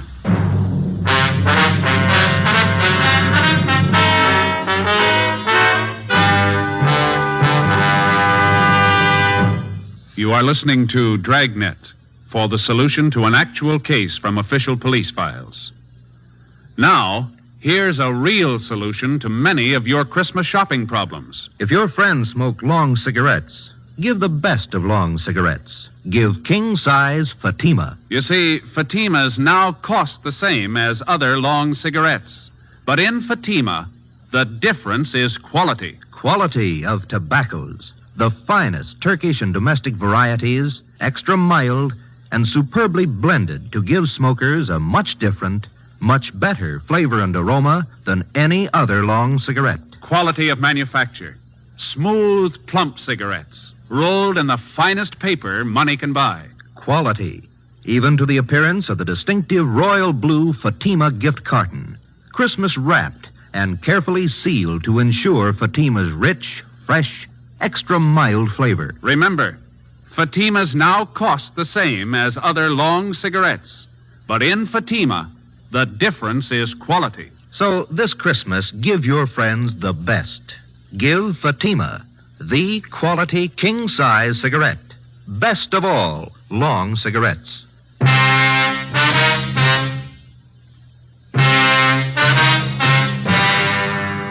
Like most organized crime, the traffic in obscene literature and photographs is a racket jealously guarded because of its heavy profit. It's nationwide, and every year it nets millions of dollars for underworld promoters and their employees. As an organized business, it's one of the most vicious and insidious rackets that exists today, despite the fact that many citizens regard it lightly. Thursday, June 11th, 10 a.m., Ben and I met with policewoman Paula Johnson. She told us that the previous evening, Joyce Fowler, the girl Lois Brewster had been living with, had gotten into a brawl with an unidentified man at a bar on Sunset Boulevard. Police officers arriving at the scene identified her as the missing girl and handed her over to juvenile authorities. At 10:30 a.m., Joyce Fowler was brought to the interrogation room. She was a tall brunette, fairly attractive. She looked older than her age. Together with policewoman Paula Johnson, Ben and I questioned her. I was out on a date with this man. We were sitting at the bar, and he started saying things I didn't like. What a row, that's all. The man seemed quite a bit older than you, Joyce. Was he a good friend of yours? Friend. He was about 50, I guess. I thought he was all right. He wasn't. How old are you, Joyce? 21. We've checked your background, Joyce. You might as well tell the truth. All right, I'm 17. I'll be 18 next week. Look, can't I go get an aspirin? I've got a terrible headache. I got some in my locker. Goodbye, Ben. Okay. I still don't know why I'm here. What do you want to know? Well, you were a good friend of Lois Brewster's. You lived with her, is that right? Is that why I'm here? It's one of the reasons.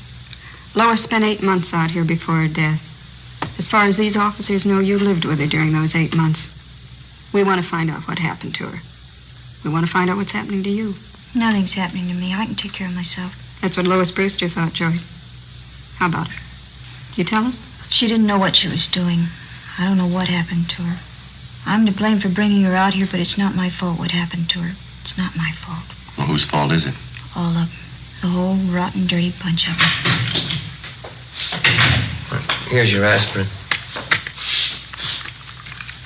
Are 2 of them being up? Thanks. I'll get some water.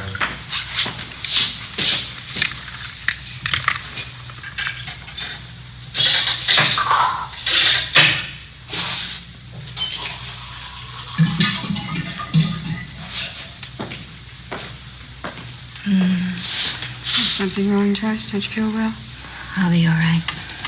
All right, here you are. Thanks.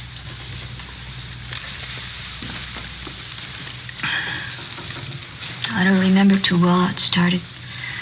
Lois came out to Hollywood to live with me for 6 months, you know. Yeah, we know.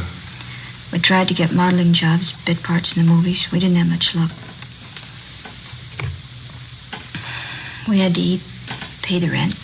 So we took jobs as waitresses at a drive-in place out on Santa Monica Boulevard. Are you still working there?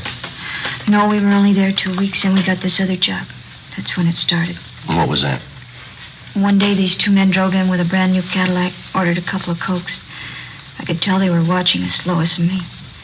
When they were leaving, they gave me a card. They said they were talent scouts. They asked us to come to their offices for interviews. You still have the card they gave you?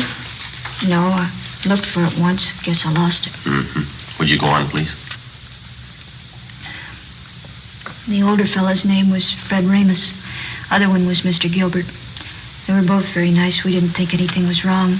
Didn't you go for the interview? Yes, Lois and I both went. They talked to us a lot, had us read out of a script and walk up and down. They said both of us showed a lot of promise. They said they wanted to be our agents, so we signed a paper. Fred Ramus told us he'd see we got a break. Mm-hmm. Did either of them ever arrange any legitimate interviews for you? I mean, with the movie studios, radio, television, anything like that? No. They took us out quite a bit, restaurants, nightclubs. Told us we had to be seen around town first. Had to show us off to the producers, all the important movie people. Both of them were very nice. Did you keep on working at the drive-in? No, they had me and Lois quit the job. They said it wouldn't look right. We still had to eat. We still had to pay our rent. That's when they brought up the idea of the pictures. What pictures do you mean, Joyce? I'm sorry. Could I have some more water, please? I'll get it. Fred Ramus and Mr. Gilbert took us out to a big nightclub one night. Fred told us that if Lois and I had some good pictures taken of ourselves, he could show them around and get us jobs as models. That is, till we got a break in the movies. Here you are. Thanks. Mm-hmm. Up to that time, how long had you known these 2 men? About a month and a half. I didn't see anything wrong in it, so Lois and I went to this photographer's studio with Mr. Ramus, and we had our portraits taken. Regular pictures. Oh, excuse me, Joyce. Did both of these men know how old you girls were? We told them the truth. We were both 17. Mm-hmm. What happened after that? Mr. Ramus came back and said he'd found an advertising agency that wanted to buy pictures of Lois and me. He said we get $20 apiece every time we posed. For portraits? No, for posing in bathing suits, pajamas, things like that. They were supposed to be for magazine ads. In about a week, he brought us to his office and said the agency wanted us to pose without clothes, without anything. He said he'd pay us $40 for that. Oh, go on, George. They showed us lots of pictures of models like that. They talked about it all the time. We kept saying no, both of us. Lois and I. Did you ever agree to pose for the kind of pictures they wanted? You can't agree to something you don't know about. I don't know how it happened, but it did. Mr. Gilbert and Fred Ramos, they kept taking us out. We used to drink quite a bit with them. Went on for weeks, I guess. One night there was a big party. We drank. Lois and I got separated. I still don't know what happened. I see. Next morning, we both woke up with headaches. Fred Ramos came and showed us the pictures. I felt dirty all over.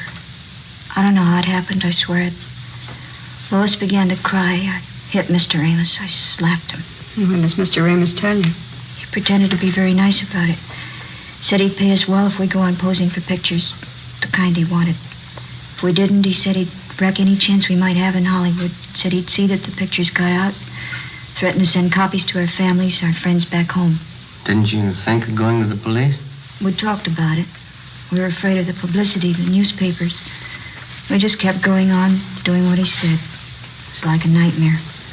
Kept getting worse. We kept getting in deeper. Sergeant, you have that envelope? Yeah. Yeah.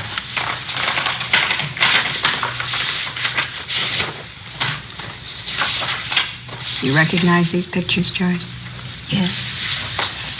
Mr. Ramos and Mr. Gilbert, they have you pose for these? Yes, that's some of them.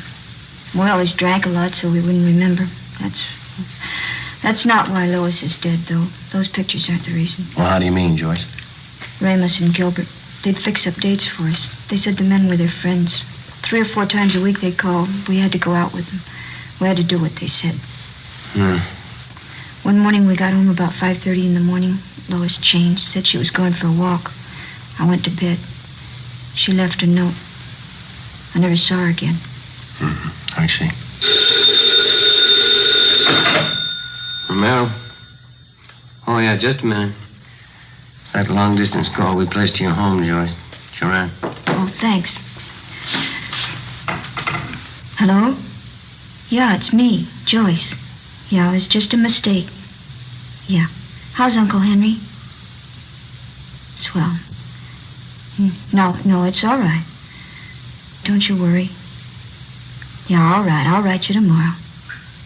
Yeah, bye. Thanks for placing the call, Sergeant. You're welcome. Glad to do it. Anything else you want to know? Yeah, there's just one more thing. Do you still have that note that Lois Brewster wrote before she died? No, I lost it. I remember what it said, though. Yeah. It said, I'm sorry. It was signed Lois. That's all.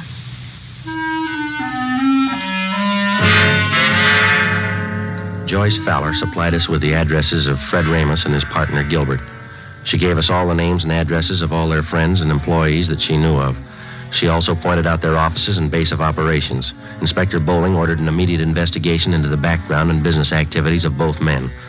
Previously convicted wholesalers and distributors of obscene photographs were called back in and re-questioned. We finally completed the missing link in the supply line from the peddler to the producer. 5 former workers for Ramos and Gilbert fingered them as head men controlling the racket. Their offices and studios were raided and their files seized as evidence. On June 18th, Fred Ramos and his partner, Harold Gilbert, were placed under arrest. What's the pitch, Sergeant? What's this all about? I think you know Mr. Ramos. Oh, you can't tag me on those pictures. You want to get your hat? It's artwork, legitimate artwork. My lawyer can prove that. He better be good. You bet he is.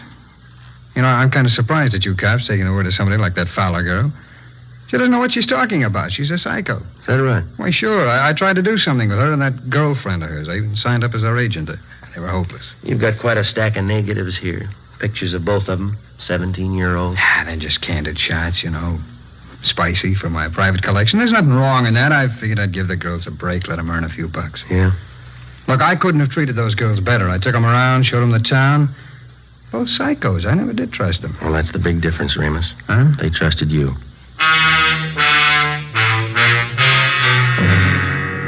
Fred Ramos and Harold Gilbert were brought downtown to Inspector Bowling's office. Joyce Fowler was seated next to the desk. Gilbert was brought in. She identified him. He was taken out and held for booking. All right, bring in the next one. All right, come on.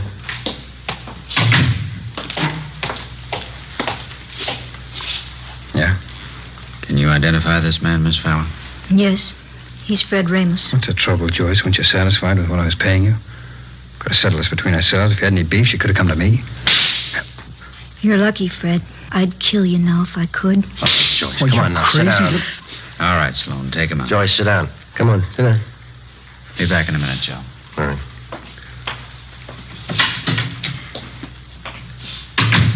I'm sorry.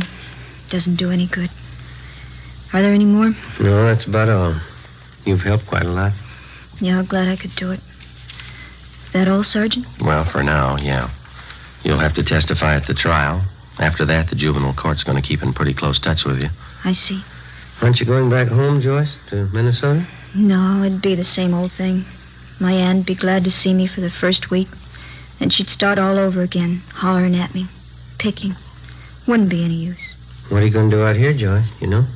I know a nice fella in Santa Monica. He's going to get me a job at a brand new drive-in. Cute uniforms. But I don't think juvenile court's going to let you take a job like that, Joyce. I hope so. A lot of talent scouts go there. Radio, movie producers. They might notice me. Yeah? Never can tell. Might lead to something.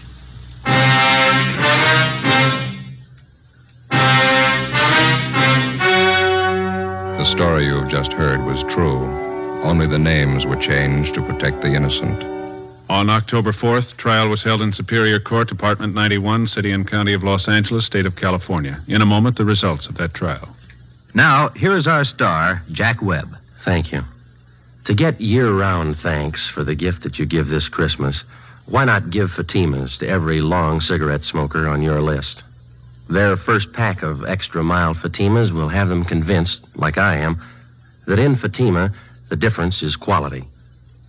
And Christmas Fatimas come in a distinctive royal blue slip-over jacket that makes a perfect gift just as is. Remember, Fatimas now cost the same as other long cigarettes, but in Fatima, the difference is quality. Give Fatimas, the quality king-size cigarette, to every long cigarette smoker.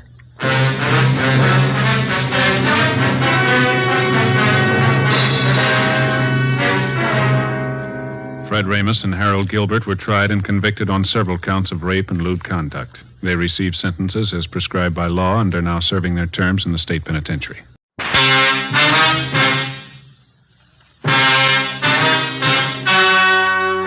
The story you're about to hear is true. Only the names have been changed to protect the innocent. Fatima Cigarettes, best of all long cigarettes, brings you Dragnet.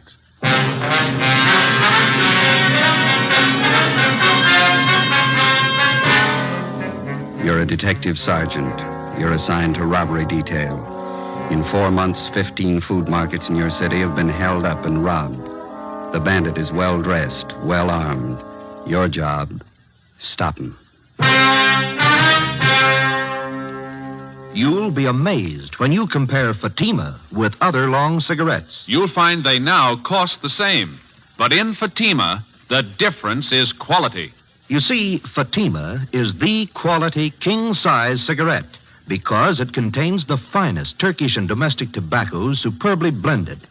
And Fatima is extra mild with a much different, much better flavor and aroma than any other long cigarette.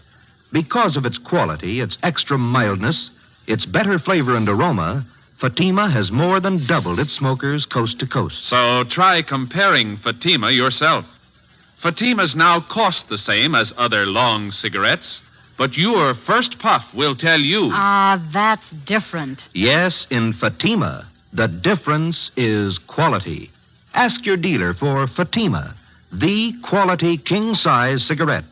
Best of all long cigarettes. Start enjoying Fatima tomorrow.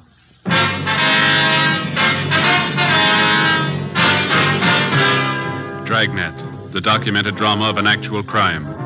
For the next 30 minutes, in cooperation with the Los Angeles Police Department, you will travel step by step on the side of the law through an actual case transcribed from official police files. From beginning to end, from crime to punishment, Dragnet is the story of your police force in action. It was Monday, February 12th. It was cold in Los Angeles. We were working the night watch out of robbery detail. My partner's Ben Romero. The boss is Thad Brown, chief of detectives. My name's Friday. It was 9:48 p.m. when we got to room 25A, interrogation room. Have a chair, Mr. Pollard. Yeah, thanks. Now, what is it that you want to tell us, sir? Well, you have a cigarette, please? Yeah. Here you are.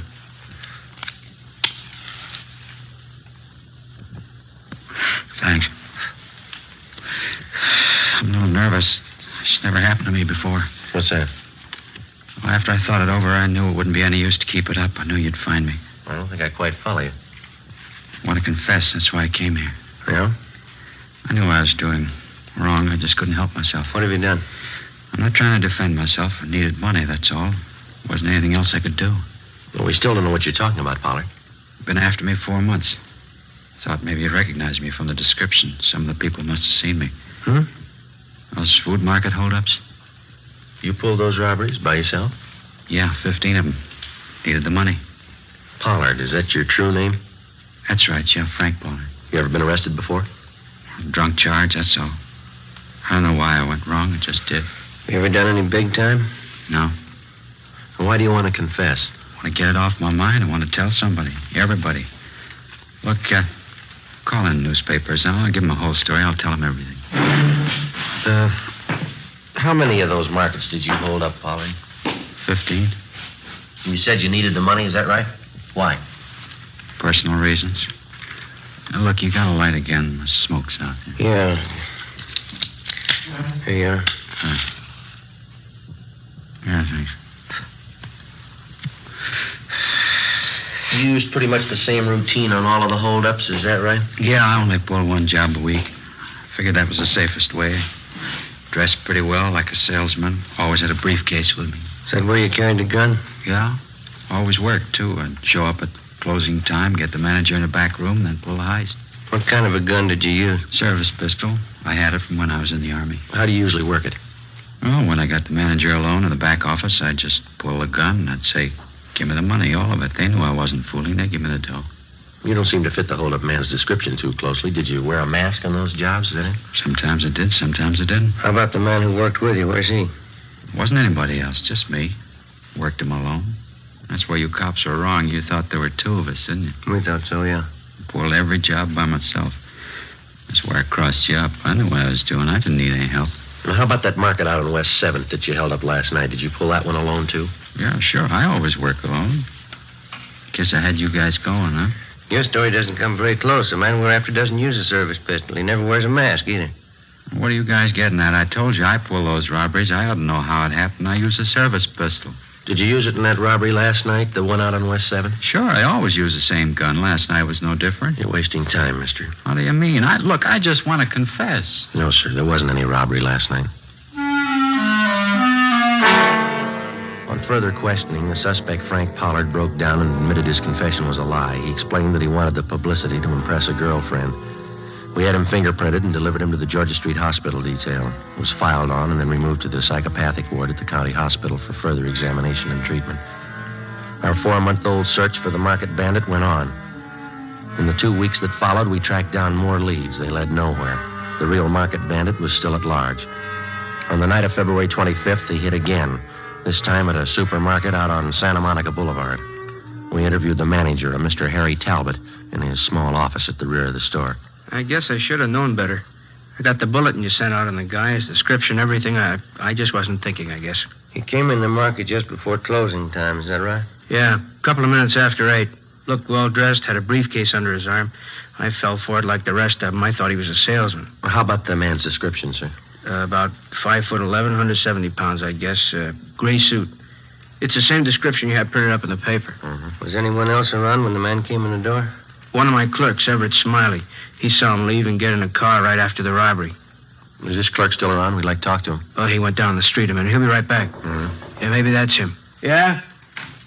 Mr. Talbot, you remember me, Mrs. Bolton? Oh, yes, ma'am. I'd like to ask you a favor, Mr. Talbot, as an old customer. I'm tied up right now, ma'am. Could I see you a little later on? I won't even come in, Mr. Talbot. You see, we're having our annual benefit whist party down at the community church. They were going to have it next Thursday, but I made them put it off another week so we could get some decent prizes. Oh, yes, ma'am. Of course, a lot of our people are good customers of the store here, so I knew you'd be willing to give something to the prize list. Oh, yeah. Shall I put you down for one of the door prizes? Maybe 2 or 3 market baskets full of canned corn, peas, things like that. Yeah, okay, Mrs. Bolton. I'll have Everett fix them up tomorrow. Of course. Well, thank you very much, Mr. Talbot. I'll have my boy Robert pick them up tomorrow.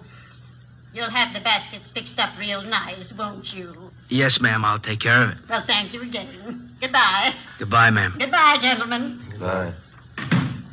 Mr. Talbot, I wonder if you could tell us what happened after you got back here in your office with the hold-up man. Well, it happened pretty fast. He reached into the briefcase he was carrying like he was going to get his order book, and he came up with this gun. He told me to open that safe there. But I stalled. I said I didn't know how. I see. And that's when he started telling me what he'd do to my family, my wife, if I didn't open the safe. He knew all about us, my address, my wife's name, my kids. He said he'd get them if I didn't do what I was told. Same M.O. Never failed him. What'd you do then, Talbot? Well, money's not worth that much to me. I opened the safe and gave him everything. A little over $400. I still don't know how he got that information about my family. Do you have any suspicions at all? No, nobody I can think of. How about the gun he had? Can you describe it? Well, just like you have it listed in that bulletin on him. 38 revolver, blue steel, long barrel. Mr. Talbot. Come on in, Ev. Officers, this is my clerk, Everett Smiley. I'm sorry I forgot your name. Friday and Romero, robbery detail. Hi. No. Hello there. Say, Mr. Talbot says that you saw the hold-up man leaving the market. Is that right? Yeah, that's right. He walked right out of the store and down the street just like nothing happened. I didn't know anything was wrong till later. Did you notice if the men got in a car? Yeah, I did. Car was parked about halfway down the block. Another guy was driving. Motor was running. Did you catch the license number? No, but it was a brand new sedan. A Pontiac, I think. You shouldn't have much trouble finding it. Without a license number? Well, it's a brand new car. I remember the color. I couldn't forget that. Yeah? Bright red, just like a fire engine. 90% of the time, color identification of a car means nothing. For one thing, a getaway car can be painted in a matter of a few hours, and for another, the color of a vehicle is not listed on the registration slip. It's impossible to check a car through DMV on color alone. But in this case, we figured that we had half an exception to the rule. The car used in the robbery was new. It was painted a very distinctive color. We began an immediate canvass of automobile dealers throughout the city. After a day and a half of calling and checking, we found 2 dealers who had sold 2 new cars within recent weeks with fire engine red paint jobs. We got the names and addresses of the purchasers and checked them out. One of them was a Miss Mona Taylor, an ad taker for one of the daily morning papers. I'm sorry to bother you at your work, Miss Taylor. Oh, not at all. Worst of it's over for today. What is it you want to know? Well, we understand that you bought a new Pontiac sedan about 3 weeks ago. Is that correct? Yes, I did. If this is about that parking ticket, why, I've already taken care of it. No, ma'am, that's not it. We'd just like to know if you still own that car. Well, I don't own it yet. I'm still paying on it. Color's a bright red, is that right? Yes, it is. Fire engine red. I like bright colors. Well, does anyone else besides yourself drive the car, Miss Taylor? Well, yes, once in a while. I lend it to my boyfriend, Al. Al Daly. I've known him for a long time. Oh, excuse me. Sure. Classified ads, Miss Taylor. Yes, sir. 2-room apartment. Unfurnished. All right. You got a smoke, Steam, Joe? heat, Yeah, just a minute. I got one. View, Beverly Hills. That's it, thanks. There you go. $80. What's that? Yes, sir. Tomorrow morning's edition. Yes, $2.12 for 2 days. Could I have your name, address, and telephone number? Thank you, sir. About this friend of yours, Miss Taylor, this Al Daly. How long have you been lending him your car? Since he got his new salesman's job. He has to make night calls on customers out in the valley, so I let him have the car, usually about once a week. When's the last time that he borrowed the car, miss? 2 nights ago. From Mona Taylor, we got the address of her boyfriend, Al Daly. We located him in a rooming house on South Boulevard Avenue. He admitted he borrowed the Taylor girl's car the night before, but he denied that he drove it anywhere in the vicinity of the robbery. How about your friend, Jimmy Bray? I don't know. I loaned him the car, that's all. He gave me $30. Well, that's an awful lot of rental money. Why did he need a car so bad? I don't know. Why don't you ask him? Where's he stay? Bartlett Hotel. 8th and Flower. Mm-hmm. You going over to see him now? That's right. Why? Well, I thought if you were going over there, you wouldn't mind taking this with you. He left it in the car when he brought it back. His briefcase. Let's have a look. What's the matter? What's all the fuss about a briefcase? Joe? Mm-hmm. What is it? Let's see. All right, you got an answer for that, Daly? Sure, a funny place to keep a gun. We took Al Daly downtown where he was held for questioning. We had a stakeout placed on his rooming house. We had both Daly and Bray checked through R&I. No criminal record. The briefcase and the .38 revolver were booked as evidence with the property clerk. There was no record or prints on the gun. The Taylor girl's car was impounded to be checked for fingerprints. 7 p.m., we drove out to the Bartlett Hotel on 8th and Flower. The room clerk confirmed the fact that Jimmy Bray was a registered guest at the hotel.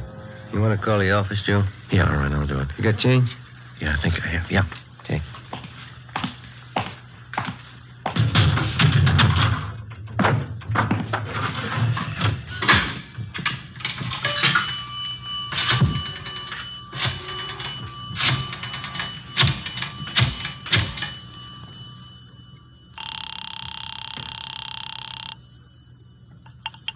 City Hall. 2511. 2511. Robbery, Powers. Joe Friday, John. We're out at Bray's Hotel. We're going to stake it out. He's not in yet. Yeah, that's what I figured. What do you mean? The market out on 12th Street was held up a minute ago. Yeah? Bandit carried a briefcase.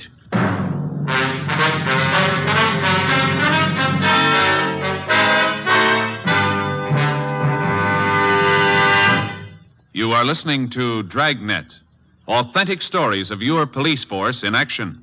You'll be amazed when you compare Fatima with other long cigarettes. Buy a pack. You'll find Fatimas now cost the same. Light a Fatima.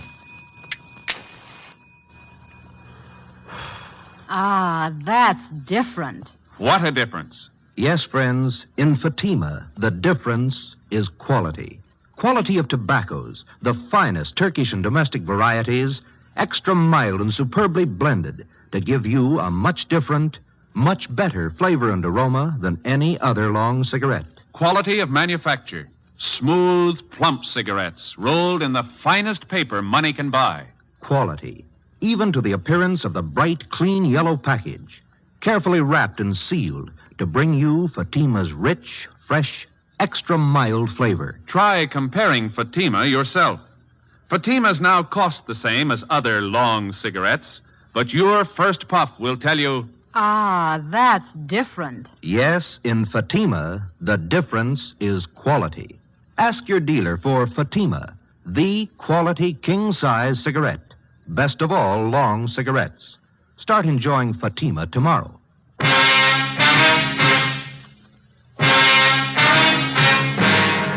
11:30 p.m. After checking Bray's room and finding nothing, Ben and I remained on stakeout at the Bartlett Hotel. The suspect failed to show up. At midnight, Young and Mackenzie came out and relieved us. We drove back to the office and got the particulars on the holdup of the 12th Street Market. The M.O. was almost exactly the same as in the other 16 robberies.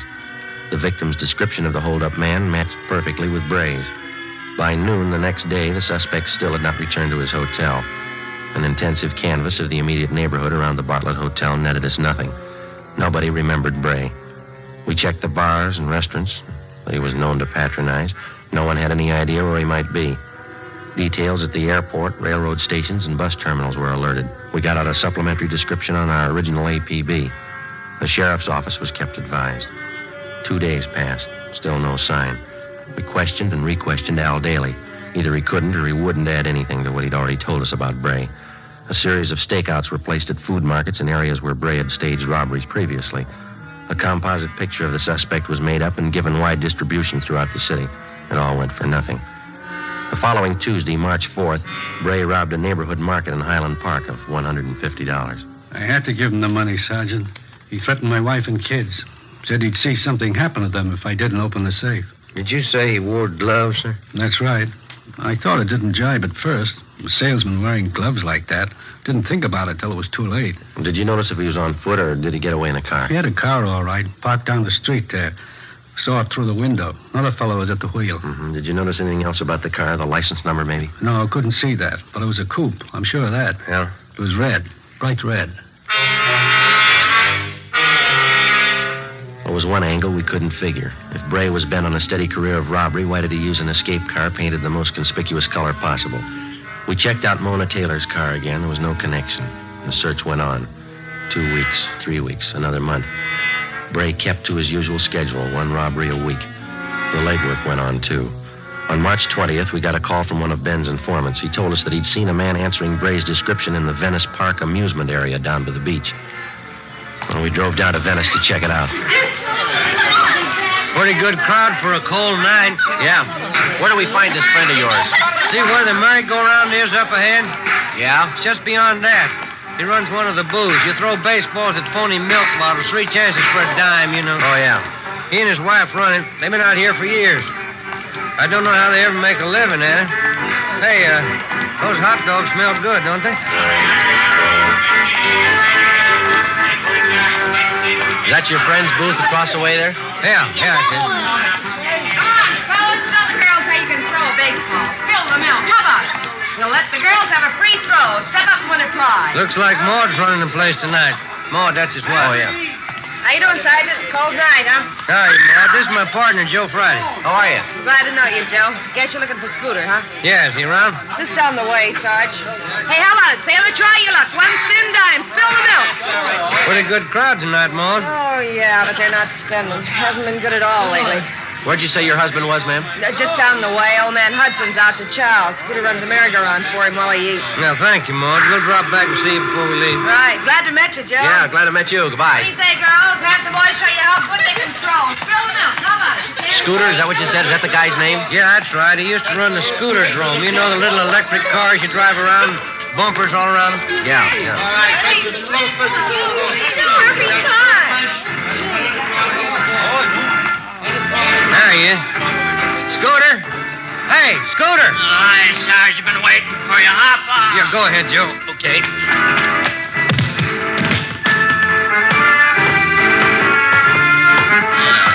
How you doing, Sarge? Good to see you. Scooter, my partner, Joe Friday. How are you?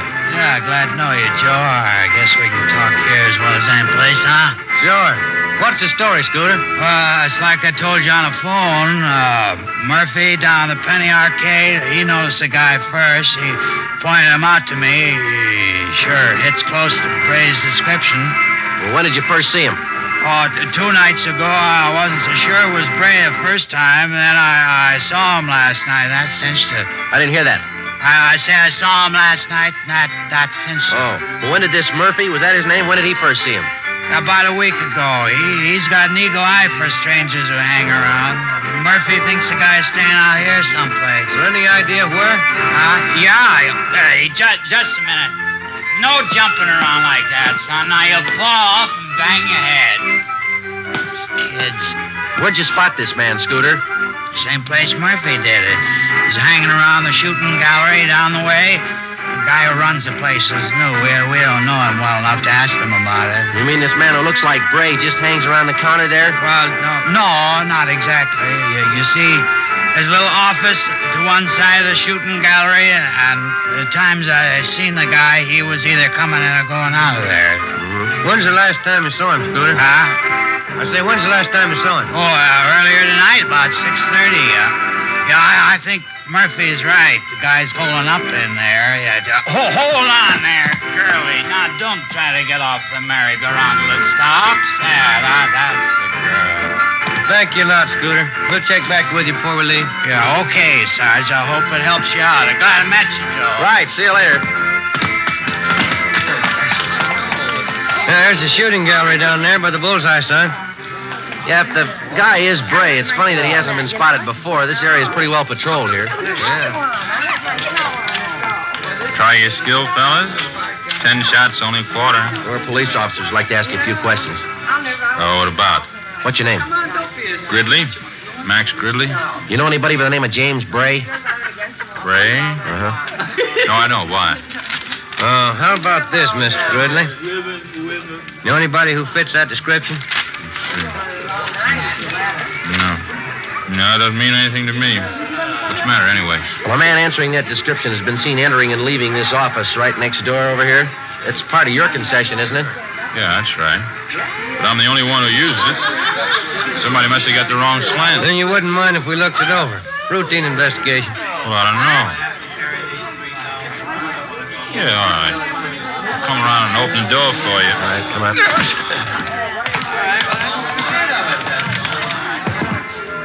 It's just a cubby hole, as you can see.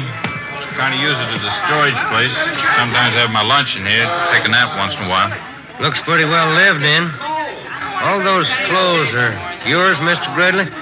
That's right. Why? Hey, Mac, how about a load on this thing? Oh, it's a customer. Excuse me a minute. Be right back. Yeah, go ahead.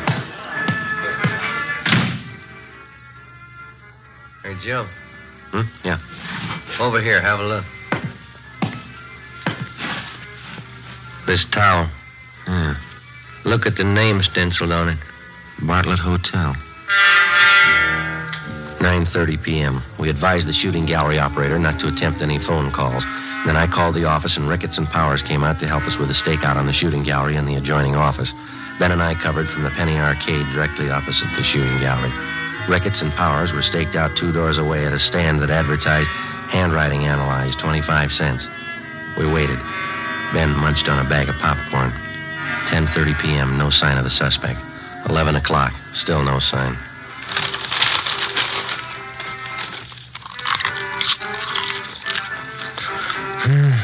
Getting pretty cold. Everybody going home? Yeah. You got any more of that popcorn there? Oh, yeah, here you are. There's 2 pieces left. Very good. Must have been. Not much in there now. Oh, I'm sorry. I can get another bag. Machine's right over there. No, turn it off. How about some peanuts? No, thanks. Oh, sure, there's some in there, Joe. Want some? No. Sure would like to see Bray show up. Hate to spend the night staked out here. Yeah. Hey, wait a minute. Look. Huh? The shooting gallery. The guy in the blue suit. He's talking to the manager. He's going around the side door. Yeah, come on. He's going inside. All right, hold it right there, mister. Joe, watch it. Rickett, Johnny, cover the back. Right, Joe. I'll get the door. All right. Come on, let's hit it. Yeah. What out the back? Come on. Yep. Hey, hold it. Johnny's got him. Yeah.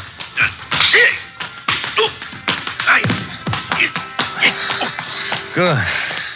Johnny, you okay? Yeah. It's a rough one. Let's roll him over, huh? Yeah, all right. How about it, Joe?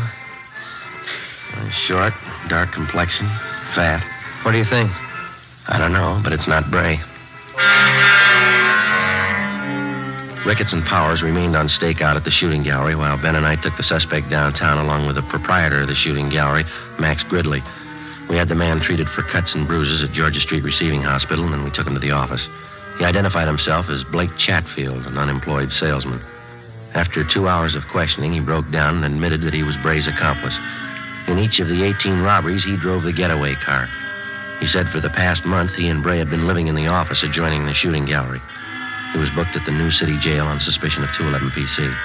Max Gridley was held for further questioning. 1:35 a.m. We checked back in at the office. Guess I had too many hot dogs out there. Yeah, what's the matter? Oh, indigestion. Maybe it was the popcorn. Yeah.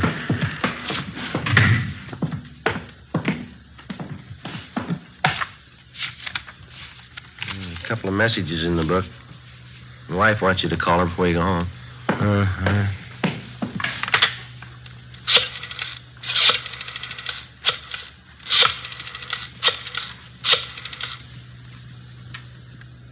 Hello, Amy.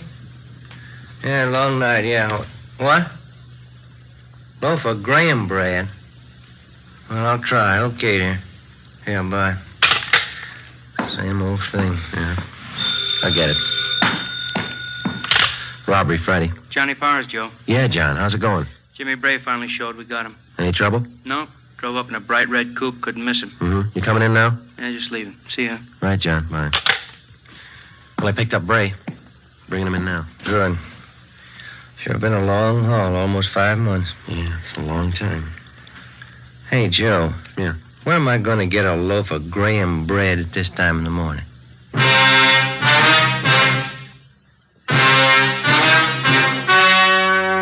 The story you have just heard was true. Only the names were changed to protect the innocent. Now, here is our star, Jack Webb. Thank you. For the past few weeks, I've asked you to send me the names of dealers who are out of Fatimas. You see, the demand for Fatimas is so great, I want to make sure that all of you can buy them. So keep on writing. If you find a dealer fresh out of Fatima's, let me know, and we'll have something done about it. Write your dealer's name and address on a card and mail it to me, Jack Webb, Post Office Box 951, Hollywood 28. That's Jack Webb, Post Office Box 951, Hollywood 28. Now, a word for you, Mr. Dealer. The coming holiday season will find new thousands insisting on Fatima quality. So step up your orders for Fatima tomorrow. Get in on the increasing demand for the quality long cigarette.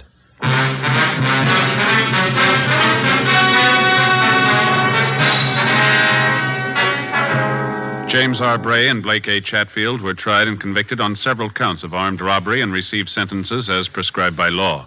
Max Gridley was filed on for failure to register as an ex-convict. Bray and Chatfield are now serving their terms in the state penitentiary. The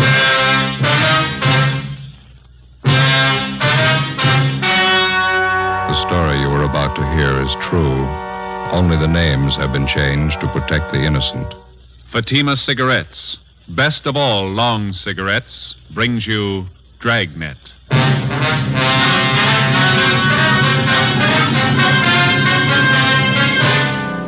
You're a detective sergeant. You're assigned to bunco detail. A gang of petty swindlers has set up operations in your city. They're experienced, cunning. They work fast. Your job, get them. You'll be amazed when you compare Fatima with other long cigarettes. You'll find they now cost the same. But in Fatima, the difference is quality. You see, Fatima is the quality king-size cigarette because it contains the finest Turkish and domestic tobaccos superbly blended. And Fatima is extra mild with a much different, much better flavor and aroma than any other long cigarette. Because of its quality, its extra mildness, its better flavor and aroma, Fatima has more than doubled its smokers coast to coast. So try comparing Fatima yourself. Fatimas now cost the same as other long cigarettes, but your first puff will tell you. Ah, that's different. Yes, in Fatima, the difference is quality. Ask your dealer for Fatima, the quality king-size cigarette. Best of all long cigarettes. Start enjoying Fatima tomorrow.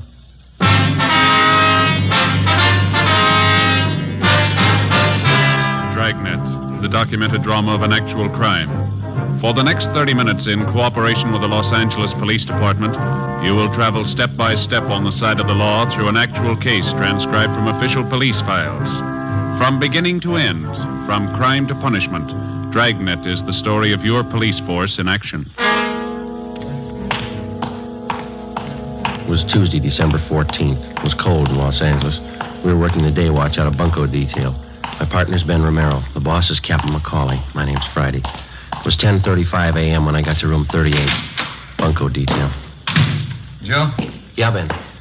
Joe, this is Miss Bergstrom. You talked to her on the phone last night? Oh, yeah, sure. This is my partner, Sergeant Friday. How do you do? Glad to know you. Would you care to sit down? Thank you.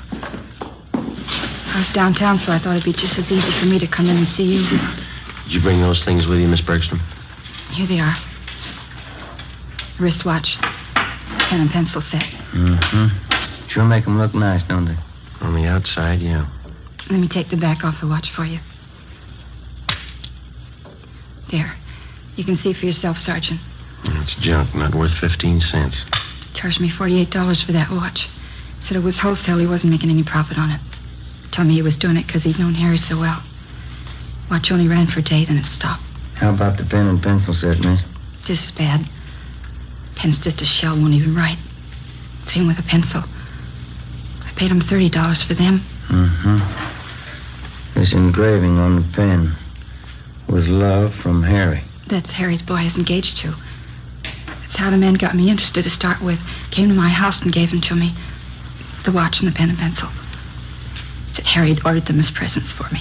See? I just had to cry when he brought them. Poor Harry. When did this man come to your home, Miss Bergstrom? Yesterday morning. Guess I should have been more careful, but I didn't think anybody would do a thing like that. What kind of a story did he give you? Well, he came to the door and told me his name was Spencer. He said Harry had ordered these things as presents for me, and Harry told him to deliver them to my house. watch looked beautiful in the case. I didn't know anything was wrong. I see. Would you go on, please? He told me it was a special order. Said Harry had written him from overseas a week before. Harry was in the Marine Corps, you know. Mm-hmm. Well, he said he hoped the engraving was all right. The way Harry wrote he wanted it in his letter. I just couldn't take it. I cried. This man, he pretended to be a close friend of Harry? Yeah. That's why I showed him the letter. One from the Marine Corps about Harry being killed overseas. When did you receive that letter, Miss Bergstrom? 2 days before, on Saturday. Harry's name was on the casualty list on Monday. Yes, we understand. What did the man do when you showed him the letter? He sympathized with me. Or he pretended to. I didn't think there was any trick. I didn't think anybody was that low. Pen and pencil set looked a little cheap, but I wanted them no matter how cheap they were. Harry's last present to me, that's what I thought. How did he broach the idea of money? Well, when he was ready to leave, he told me Harry had ordered the things on credit. He said he didn't want to mention it, but he wondered how he could get payment for the watch and the pen and pencil. Well, he didn't show you a bill, did he? An invoice listing the price of the watch or the engraving that was done? No. And I didn't want him bothering Harry's mother or father at a time like this. I borrowed some money from my dad and paid him. Let's see, it's $48 for the watch, $30 for the pen and pencil set. Yeah. He gave me a phone number to call if the watch needed adjustment, and when I found the watch was a fake, I called the number. It was a Chinese laundry. They didn't know anything about it. You haven't seen or heard from this man since he left your house yesterday morning? No. Could you describe this man for us, Miss Bergstrom? What he looked like, clothes he was wearing? What? It's right here on this slip of paper, Sergeant. I wrote it all out for you. Thank you. Well, you're not alone, if that's any consolation. There's an army widow out in Hollywood who was cheated on the same kind of deal last Friday. It's so cruel using a dead person's name to cheat you. Yes, ma'am. How can anybody get lower than that? They keep trying. Ben and I took Miss Bergstrom's crime report. The phony watch and pen and pencil set were booked as evidence. In the past 2 weeks, we'd received a half a dozen identical complaints from relatives or friends of lately deceased persons. The swindler, or con man, as he likes to be called in his trade, gets the names of lately deceased persons from the obituary column or the military casualty list in the newspapers. And then he fixes up some cheap article of merchandise with appropriate engraving and calls on the friends and relatives of the deceased. He pretends to know nothing about the death of the person whom he claims placed the order for the merchandise. In almost every case, the friend or relative agrees to pay for the articles at some exorbitant price. For the con man, it's a lucrative racket. For the public, a vicious one. Wednesday, December 15th, Ben and I looked up an informant, a former con man. What do you think of it, fellas?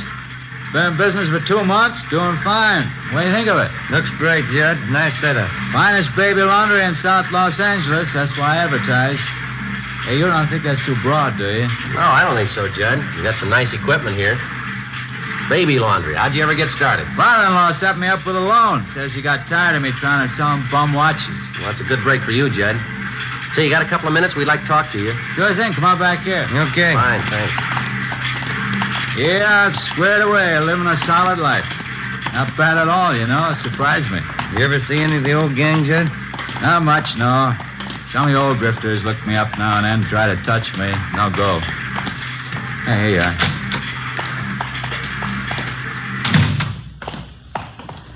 Pull one up. Yeah. Thank you. Okay, fellas, what can I do for you? Well, we'd like to know how close you got your ear to the ground, Judd. There's a gang of bunks in town. They're working hard. What pitch they using? They're working the obits, the casualty lists. Thought maybe you might be able to help us. I don't know. How long you been going? Last couple of weeks. Had half a dozen reports on them. That's one thing they never could tap me for. Obituary racket. Lousiest racket there is. Can you do anything for us? I heard one little rumble about it. 4 or 5 guys in the con mob. That right? We know that, Judd. Where can we look for them? You know my position. When I quit the game, I quit. The only contacts I make are when some of you old boys come around for a touch. Well, how much have you heard about the gang? What I said, there's 4 or 5 of them out of Middle West, I think. You got any idea at all where we could start looking? Well, I can start checking for you.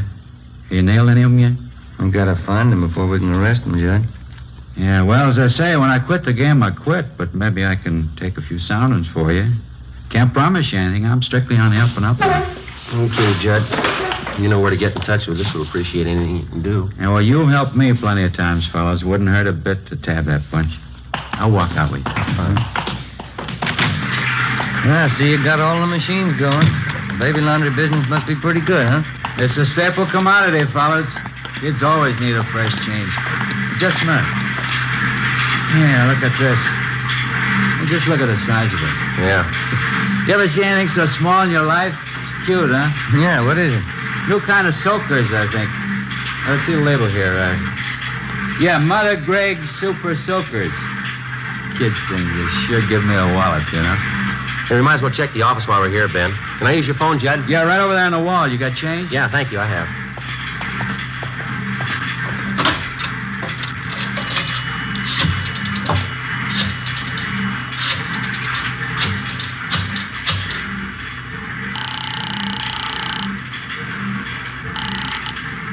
City Hall. 2572. 2572. Bunko fugitive, Brian. Joe Friday, Tom. Anything doing? Yeah, Joe. Think we might have a lead on those bunks working the obituary racket. What do you got? They reached a woman in Highland Park. Where are you? Baby laundry. Oh. Well, it's a Mrs. Westerly. Her daughter was killed in an auto accident. Last night they came around and sold the woman a watch her daughter was supposed to have ordered. Also a necklace and pen and pencil set. $250. Usual junk. Did you talk to this Mrs. Westerly? Yeah, we took the report. The man's description, his M.O., the rest all match up. What's the lead? She watched the man when he left her house. Yeah? He got in a taxi cab. 10:30 a.m. While Sergeants Bryant and Ullery got out a broadcast on the suspect, Ben and I drove to the offices of the cab company where we contacted the special agent. He helped us check the way bills for the preceding night. On the way bill for cab 213, we found the trip listed. Starting point, the intersection nearest the Westerly home. Destination, a hotel on South Flower Street. We went to the hotel and interviewed the desk clerk. From the description we gave him, he identified the man as Fred G. Norris from Minneapolis. At least that's the way he'd signed the hotel register. The clerk told us Norris wasn't in. We had him show us Norris's room. In his suitcases, we found quantities of dime store costume jewelry, monogrammed, and 24 cheap wristwatches and wallets and handbags done in poor quality imitation leather. Also a portable engraving set. The clerk told us that Norris was expected back shortly. We told him to say nothing to the suspect when he arrived. We called the office and arranged for a stakeout at the hotel, and we drove back to the office. 1 p.m. They told us Norris had been recognized from his description and picked up by Unit 17R on the way back to his hotel shortly before noon. Ben and I joined Sergeants Ullery and Bryant in the interrogation room where they were questioning the suspect. He looked about 40 years old, white, male American, about 6 feet tall, 170 pounds. He would admit nothing. Bryant kept questioning him. You're wasting our time and your own, Norris. Face it. You were playing a rough game and you lost. Now, how about it? You're going to feel pretty silly when you find out you got the wrong guy. Who do you work for, Fred? You can do what you want about investigating me. You haven't a thing to hold me on. There's no use wasting any more time. You got that list of victims? Yeah. These are the ones that tabbed Norris. Thank you. A couple more here, Joe. Thanks, man.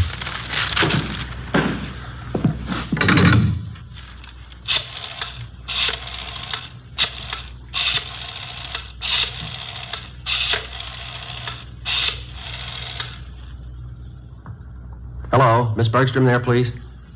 Oh, this is Sergeant Friday, Miss Bergstrom. Bunko detail? Yeah, we picked up a suspect. We'd like to see if you can identify him. Would it be all right if we sent a car out for you right now? All right, fine. Thank you very much. Bye.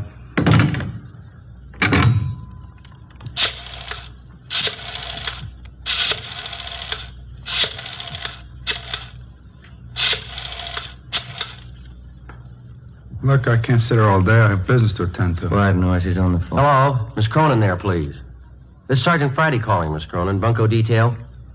Yes, ma'am, that's right. I'm sorry to disturb you, but we have a suspect in custody down here. Yes, ma'am? Hey, Sergeant. Could you come down to City Hall right away? Sergeant. Would you hold on just a minute, please? Thank you. Yeah, Norris? You got me. 2:58 p.m. We informed the victims that the special show-up had been canceled. And we called in a stenographer and had her take Fred Norris's statement. In addition to listing the crimes he committed, he also told us that there were 6 men in the Bunko gang besides himself. He gave us the names and descriptions of each one of them. He stated that they'd been operating in Los Angeles for the past 4 months. Norris said that none of them had ever met the leader of their Bunko gang. The only contact they had with the leader was through one of the older gang members, a man by the name of Wesley Fisher. Before Norris was taken to Central Jail for booking, he gave us the address of the house where he had been living with the other gang members. Norris's information on the suspects was checked through R&I. We got one mate, Wesley Fisher. He had one prior arrest 2 years before on a grand theft charge, but he'd been released for lack of evidence. 3:15 p.m., together with Sergeants Ullery and Bryant and 2 men from Metro Squad, we drove out to the address given us by Fred Norris. Turned out to be a neat-looking bungalow in the West Hollywood area. Well, let's go.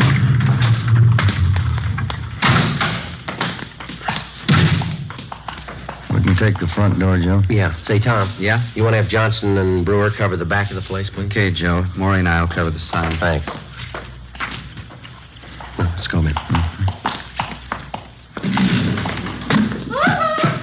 Did you want to see the people who live there? Yes, ma'am. Do you want to check for the termites now? I'm Mrs. Callahan, the owner. No, ma'am. We want to see the tenants. Oh, I'm afraid you're a little late. Is that so? They just moved out, bag and baggage.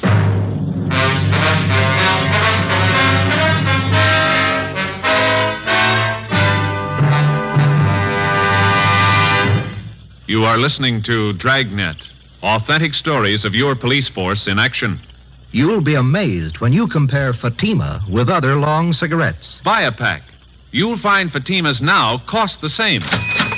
Light a Fatima. Ah, that's different. What a difference. Yes, friends, in Fatima, the difference is quality.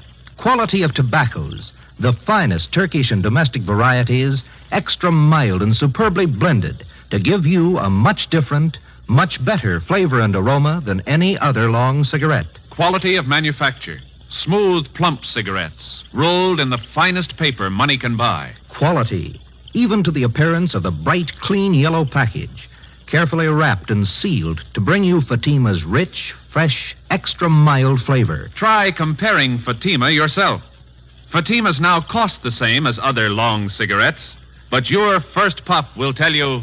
Ah, that's different. Yes, in Fatima, the difference is quality. Ask your dealer for Fatima, the quality king-size cigarette. Best of all long cigarettes. Start enjoying Fatima tomorrow.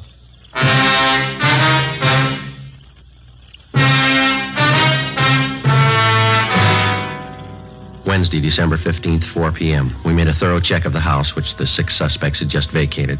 We found nothing that would help us. We talked to the owner of the house where the suspects had been living. She told us that she'd rented the place, furnished to them about 3 months before. She identified Wesley Fisher's mugshot, but she told us that he'd used the name of Charles Wilder. She also recognized each of the other gang members from the descriptions that Fred Norris had given us. She told us that while they were living there, the men seemed to keep odd hours and that they had a car. She told us that she'd taken the license number of the car the day the men moved in. The number was checked with DMV. It was registered in the name of Wesley Fisher, 1008 California Street. It's a transient hotel. The manager told us Fisher had moved about 9 months ago. There was no forwarding address.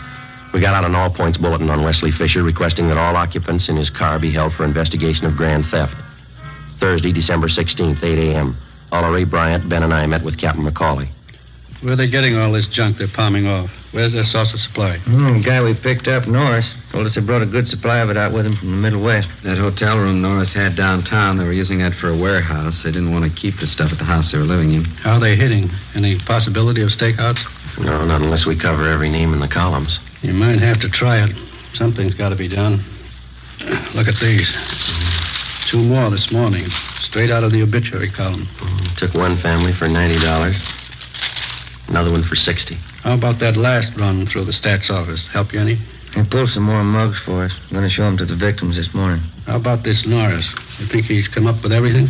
We were up talking to him again at county jail yesterday. Didn't have anything new, Skipper. We dropped in at the sheriff's bunco detail. They've got one new case, same M.O. Description comes close to one of the guys.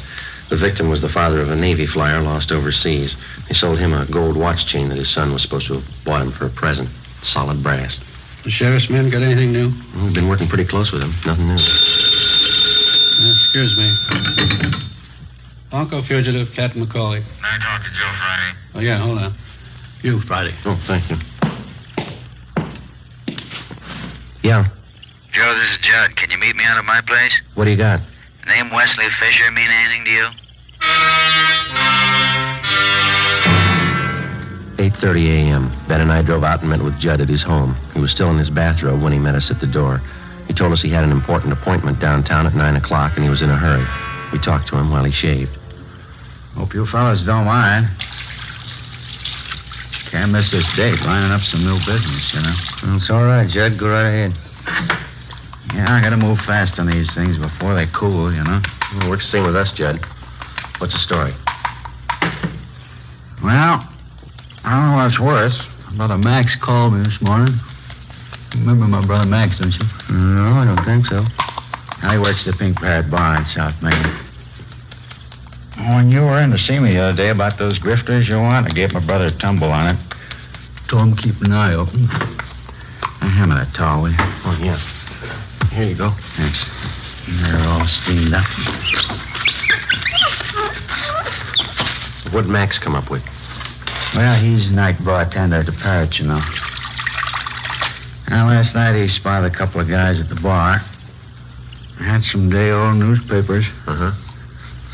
They were sitting there with the papers turned to the obituary column, checking off names, writing down addresses.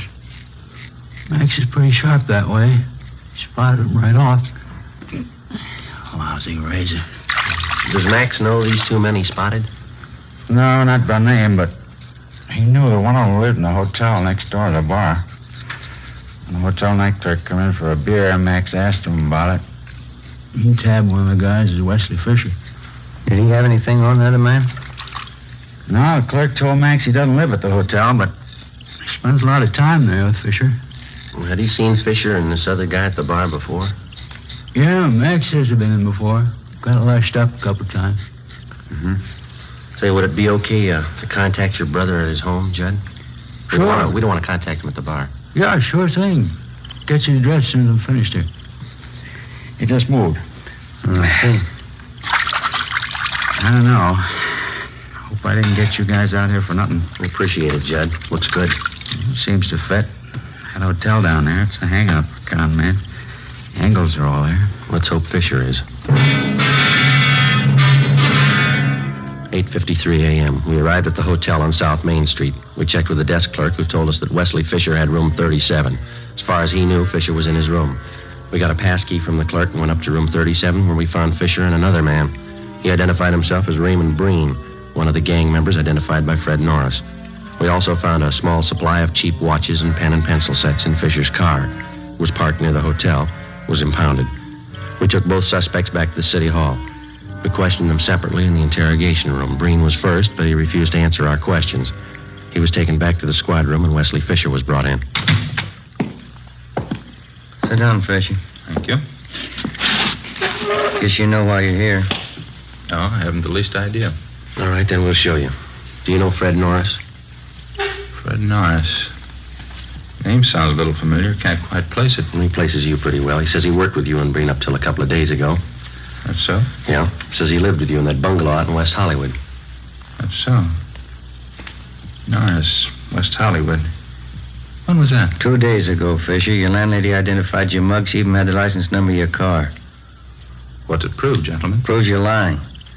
You and Breen worked together. You did work with Norris. You're part of one of the filthiest rackets going. Gentlemen, you're making a bad mistake. No, there's no mistake, Fisher. Your picture's been identified by at least a half a dozen victims. Now, you can go on playing coy all you want, but we can prove that the pen and pencil sets that you sold some of the victims are identical to the ones we found in your car. I haven't any idea what you're talking about. Believe me, that's the truth. You wouldn't know the truth if it followed you, mister. Now, look, maybe you're great at conning old men and young girls, but don't try to pass any of it here. Now, just a moment, please. Now, you listen, you two-bit thief. I couldn't begin to tell you off for the rotten things you've been pulling off in this town for the past 3 months. That young girl who lost her boyfriend overseas, that widow out in Hollywood, the old man in Highland Park whose wife passed away. You must have felt pretty sharp cheating them out of a few bucks. Maybe you don't remember, mister, but we do and they do. And you're going to pay for them. You all through? I'm through, Fisher. You're just starting. I have nothing further to say, gentlemen. You can talk to my lawyer. We'll give him your new address. Yes? County jail. Suspects Wesley Fisher and Raymond Breen were booked and transported to the county jail. Both of them were positively identified by the victims. Warrants were obtained for the 3 suspects, Norris, Fisher, and Breen. They were arraigned and held to answer at a preliminary hearing on several counts of grand theft. During the next 2 weeks and through the Christmas holidays, identical complaints of bunco operations continued to come in. Friends and relatives of lately deceased persons were still being victimized. The gang's operations continued as usual. There was only one change. The crime report showed that a woman was now operating in the obituary racket along with the male suspects. Christmas came and went. On New Year's Eve, Ben and I were assigned to standby duty. A few minutes before 8 p.m., we got a call from the county jail that Wesley Fisher wanted to see us. Went to the 10th floor of the jail, the interview room. I'm not going to take all the heat. They're in just as deep as I am. If they can't do right by me, I'll square it up myself. I'll tell you everything I know. Go ahead, Fisher. What is it? Her name's Betty McGraw. She's the one you've been looking for. The whole idea was hers. She planned it out. She got everybody together. It was her show. Where can we find her? 213 Foster, apartment 8. Wesley Fisher gave a complete statement of all his crimes and also implicated the other members. He told us Betty McGraw was his girlfriend. She'd come up with the idea for the obituary racket. She gathered the men together for the job, and it had been planned that she was to stay in the background. In case of trouble, she would furnish aid to the gang members in the form of bail bond money and lawyers. She received a percentage of the take from each of the gang members. We checked her through R&I. She had a criminal history dating back 11 years. We obtained her mugshot. 10:30 p.m. We went out to the address Fisher gave us. A maid answered the door. She told us that the McGraw woman was not there, that she'd gone to a New Year's Eve celebration at a downtown hotel. It was 11:15 when we got there. We identified ourselves to the special officer at the hotel and showed him the mugshot of Betty McGraw. He thought he'd seen her at the main bar. We started looking. Sure do pack 'em in. Yeah. Say, excuse me, please. Can I get through here? Thank you. Sorry, excuse me. Hey, Joe, over this way. I think we can get through. Okay, do you see her yet? No, they're jammed in there. I can't see a thing, but... Hey, wait a minute. Yeah. Can you see down at the end of the bar there? Where? In the black dress? Oh, yeah. That's her. Would you let her through here, please? Excuse me. Sorry. Joe? Right behind you. Is your name Betty McGraw? Is your name Betty McGraw? Sure, I'm Betty McGraw. I don't know you. Who are you anyway? Police officer. We'd like to see you outside. Of course. I'm staying here. This is where the party is, right here. Let's go, lady, outside. Is there a bar outside? I didn't know there was a bar outside. Okay, Ben. Come on, Lenny. I don't know you at all. I'm not going. I'm not going with you. There it is. Happy New Year! Happy New Year! No use trying to get through this. We'll have to wait. Yeah. Well, Happy New Year, Joe. Yeah, same to you. Maybe next year we'll have it off. I don't know why. I always cry when I hear that song. No reason, I just cry. Yeah? Every year, they play it and I cry. No reason at all. You got one this year, lady. Come on.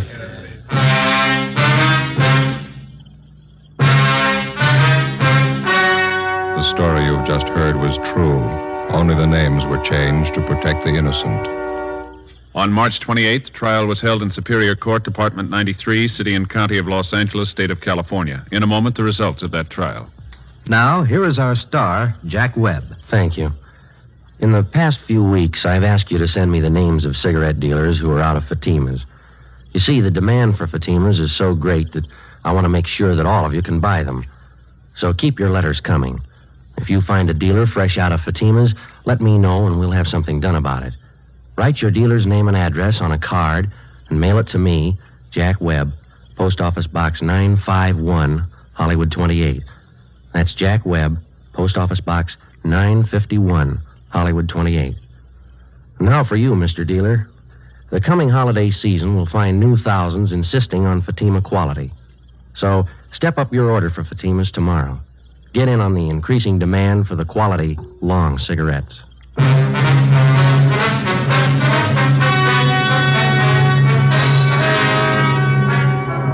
The remaining members of the Bunko gang were apprehended and brought to trial. All of them, including the gang leader, Elizabeth McGraw, were tried and convicted of grand theft. They are now serving their terms in the state penitentiary.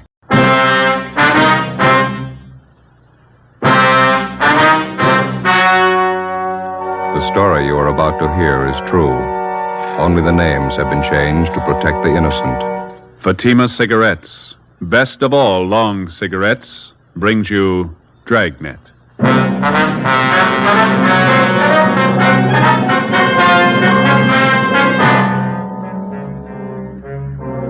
You're a detective sergeant.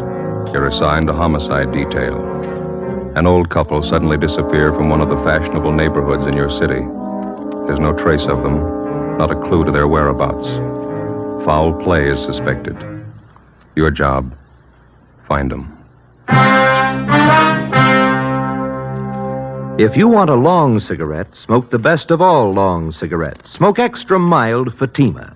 Yes, Fatima is the king-size cigarette which contains the finest Turkish and domestic tobaccos superbly blended to make it extra mild, to give Fatima a much different, much better flavor and aroma than any other long cigarette. That's why Fatima has more than doubled its smokers coast to coast. Enjoy extra mild Fatima yourself. Best of all, long cigarettes. It's wise to smoke extra mild Fatima. It's wise to smoke extra mild Fatima.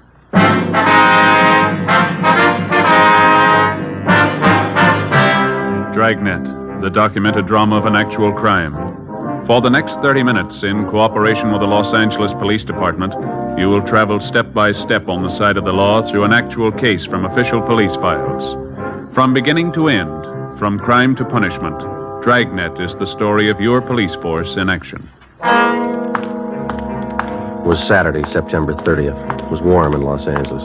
We were working the day shift out of homicide. My partner's Ben Romero. The boss is Captain Blaine Steed. My name's Friday. It was 3:45 p.m. when I got to room 67A. Missing persons. Hi, Joe. Hi. Where's Al? Next door. He'll be back in a minute. Oh. There's a phone message for you in the book. It's from your wife. What is it this time? She didn't say. Sure been a bad week. Why? What's the matter? Lucille. Who? Our cat. Again? Kittens. Had 11 of them by the time I left the house. He was a healthy kid. Yeah. Don't know what I'm going to do with him. Hey, your mother likes cats, doesn't she, Joe? You gave us 2 from the last litter. We still got them. They're as healthy as their mother. Yeah? Never pass up a meal. Hi, Joe. Hi, Al. Sorry to keep you waiting. Just getting this report straightened out. Here you go. Mr. and Mrs. Walter Apperson. How long they been missing? Well, today's the 4th day. They're an elderly couple. One of their next-door neighbors got a little worried when he didn't see him around the house. Came in yesterday and filed a 316 on him. Let's see. Clarence Stokely. Is that the neighbor? Yeah. It says here he lived next to the Appersons for 28 years. Never known him to take off like this. Checked Apperson's cottage out there. Dirty dishes on the kitchen table. Not the way an old couple would leave a house normally. And how about friends and relatives? Stokely called him. None of them have seen or heard from the Appersons for a week. Checked out 2 of their 3 living relatives, cousin in Eagle Rock, niece in Alhambra. They don't know a thing. Wonder if I can see that, Ben. Oh, yeah. Thank you. Well, how about the 3rd relative? Nephew, is that it, Joe? Yeah. Frank Apperson. Says here he goes to a private college out near Monrovia. Yeah, I haven't been able to contact the kid. He's away on a vacation. Possibly the old couple might be with him? Not according to Stokely. Says the Appersons seldom spend any time away from their home. That's all we've got to go on, huh? Just the neighbor's story? Yeah. Oh, he says he checked the garage, too. The Appersons' car's gone. How does that tie in? Well, Mr. Apperson hasn't driven the car for the last year and a half. He has a nephew or some friend drive whenever he wants to go out. One more thing. May mean something, may not. What's that, Al? Mrs. Apperson's an invalid. Yeah? She hasn't left the neighborhood in 10 years. 4 p.m. Ben and I left the office and drove out to interview the neighbor of the missing couple. After checking at his home, we finally located him at his place of business, a small barber shop at the corner of 54th Street and Maxford Place. The chipped gold lettering on the window read, Jim Dandy Tonsorial Parlor. Smaller lettering in the right-hand corner of the window read, Proprietor Clarence Stokely. Except for a man in a white barber's smock sitting in the first chair, the shop was empty. How do, gentlemen? Hi. You Clarence Stokely? That's right. Police officers, Mr. Stokely. I'd like to talk to you about the missing persons report you filed yesterday. Oh, yes. Glad to help. You found out anything yet? You know the Appersons pretty well, do you, Mr. Stokely? 28 years. Sure worried about Walter and Kate. Never known them to do anything like this. Say, I couldn't be of service to you, could I? I just had a haircut a few days ago. How about you, Joe? Looks like you could stand a trim. We could talk it over while I cut your hair. Don't think we'd be disturbed. Face to look well. Yeah, okay, fine. Here, I'll take your coat. Oh, thank you. Push chair there. You bet.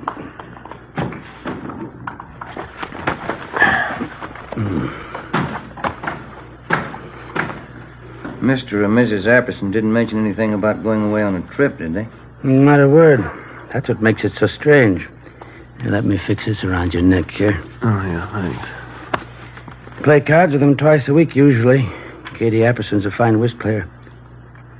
Want me to take some off the sides here, officer? Yeah, please. Not too much, though.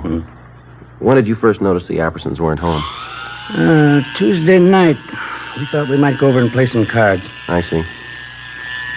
That enough off right here, officer? Let me see. Yeah, that's fine. How is it you waited until yesterday to report the Appersons missing? Wife and I are great friends of Walt and Katie's, but it's certainly none of our business if they want to go off for a few days. Uh-huh. Besides, we thought if anything was wrong, Buzz would have said something. Who is Buzz? Anderson's nephew, Buzz. Name's Frank, but every calls him Buzz. I thought he was away at school, a place out near Monrovia. Yeah, Stanley College, private school. And he only stays there part of the time. He's usually home early in the week. Well, we were under the impression that this nephew, Buzz, was on a vacation. That's so. That's the first I've heard. Funny, Walt and Katie would have told us. Oop, that bull? No, it's all right. Skipper's little doll. Head down. You, think the nephew might account for the Appersons' car being missing? You think he might have taken it on his vacation? Possible, I guess, but I think Walt would have mentioned it. That car was old, but he was particular about it. Mm-hmm.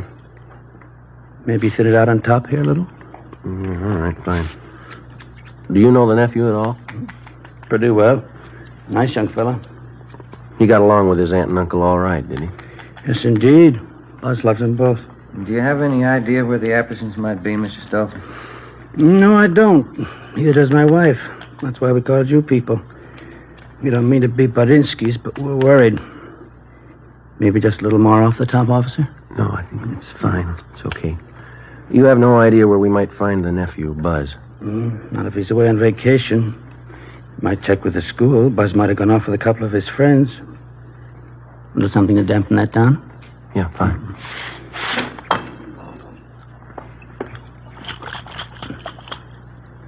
Yeah, that porch light of theirs been burning for 3 nights and 3 days. It really kicks up the old electric bill. Maybe the Appersons may have overlooked it. Huh? Maybe. All right, sir. Yeah, it's a good-looking haircut if I say so myself. Yeah.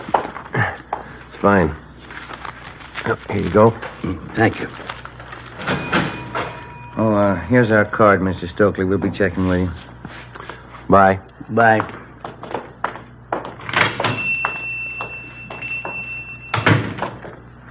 Can I borrow your comb?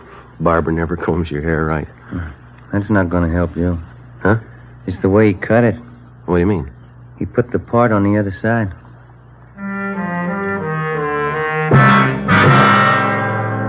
After we left Clarence Stokely's barber shop, we drove out to the Apperson home on 54th Street, just below Seaboard Avenue. We checked the house from top to bottom. The closets and the bedrooms were well stocked with clothes. None of the luggage seemed to be missing.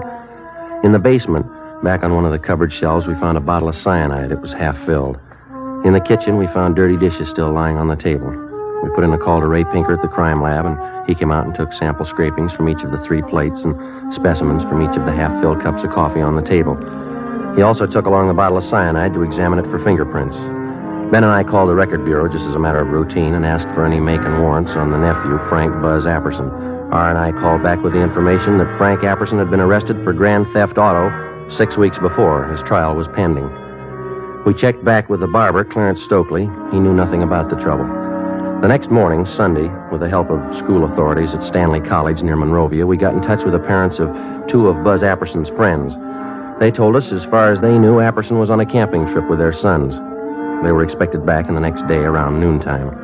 From one of the boarding students at Stanley College, we got the name of Buzz Apperson's girlfriend, a Miss Norma Louise Bernard. She lived in San Marino. Sunday night, we drove out to interview her. I don't know what I can tell you, Sergeant. Buzzy's on a camping trip with 2 of the fellows from school. That's all I know. When did he leave? Do you know, Miss Bernard? Last Monday morning, they left from school, said they'd be gone for a week. They're coming back tomorrow. Mm-hmm. You know Buzz Apperson pretty well? Yes, I do, as well as anyone, I guess. What is he, just a casual date? Oh, Buzzy and I have been going steady for almost a year now. I see. How old are you? I'm 19. Have you ever met the Appersons, his aunt and his uncle? Just once. They're awfully sweet. How did Buzz get along with him, do you know? Well, fine, I guess. The only argument Buzz ever told me about was a month ago. He wanted more allowance, and his uncle said no. Was Buzz ever in any trouble to your knowledge, Miss Bernard? I don't think I know what you mean. What kind of trouble? Well, I mean, was he ever in any trouble at the college or with the law in any way? Oh, you mean that car Buzz took about 2 months ago? Yeah. We were supposed to go to this school dance, and Buzz didn't have a car. I guess he was ashamed.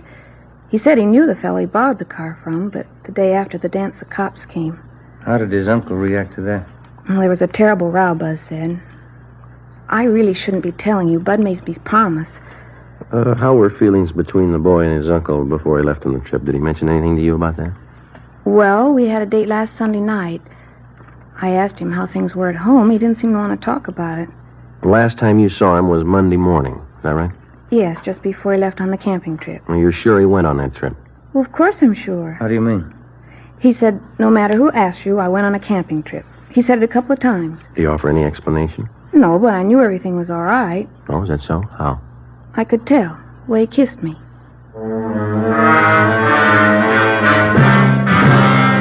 The next morning, Monday, Ben and I checked with missing persons. There was no additional information on the missing couple. We phoned the barber, Clarence Stokely. He had seen or heard nothing further of Mr. and Mrs. Apperson. We went down to the bank where the Appersons had their account. And with the help of the manager, we found that 3 checks had been passed on the Apperson checking account since the previous Wednesday, a full day after the missing couple had been last seen. 1 check was for $100 and 2 for $50 each. All of them had been cashed in Los Angeles and all bore the signature Walter Apperson. After examination, it was found each signature had been carefully forged. 10:45 a.m. We went back to the office. Hi, you two. Going someplace? Oh, hi, Ray. No, just coming. You finished checking that stuff through the crime lab? Yeah. I was passing over this way. Thought I'd drop off the report for you. Got it right here. How'd it go? Fingerprints on that bottle of cyanide. Latent prints got to make. Here's the name on it. Frank Buzz Apperson. You look over those dirty dishes we found in the Apperson house? Checked them through. Nothing. How about the samples you took from those cups? Whoever drank that coffee's in trouble. It's loaded. Yeah? Enough cyanide to kill a horse.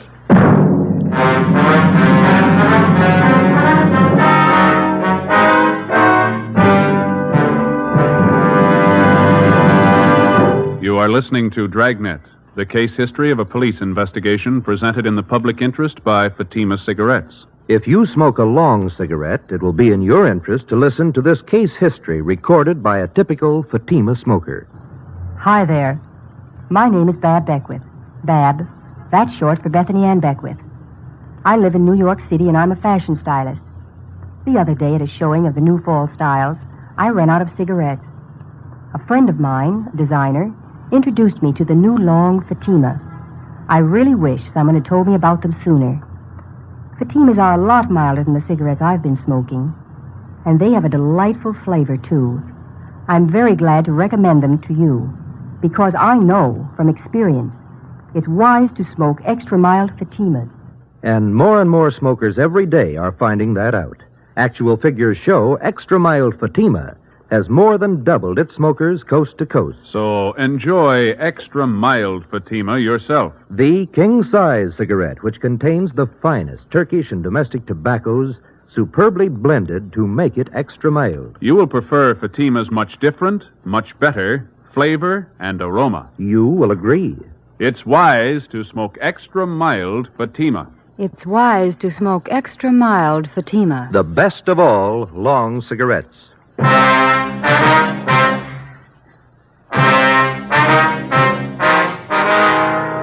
Monday, 1 p.m. We obtained a specimen of Frank Buzz Apperson's signature, and we had Don Myers in handwriting check it out against the signatures on the 3 checks. Both styles of handwriting matched in every detail. At 1:30 p.m., the parents of Buzz Apperson's 2 friends called to tell us that their sons were back from their camping trip.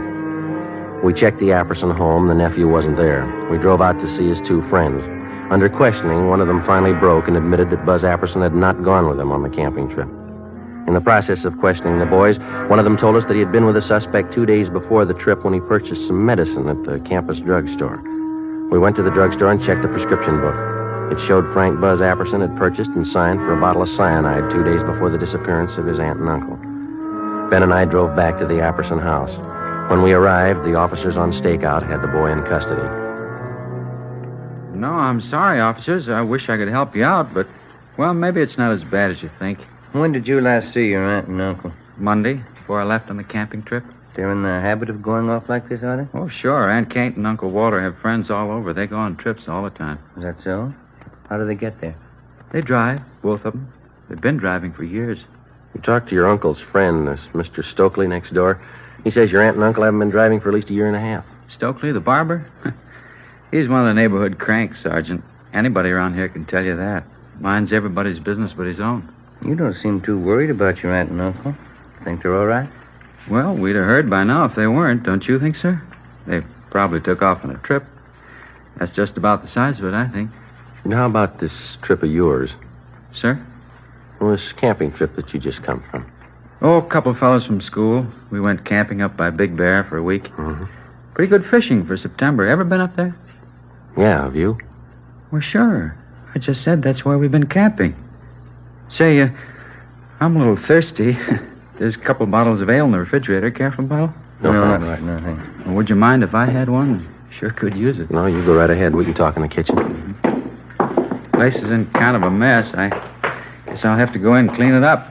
Is your aunt usually leave in a hurry like this? Not usually, no. Dishes all over the place. She probably figured she'd wait till she got back to clean up. Mm-hmm. Aunt Kate does things like that once in a while. That so? Yeah, she's like that sometimes. Well, happy days. Yeah.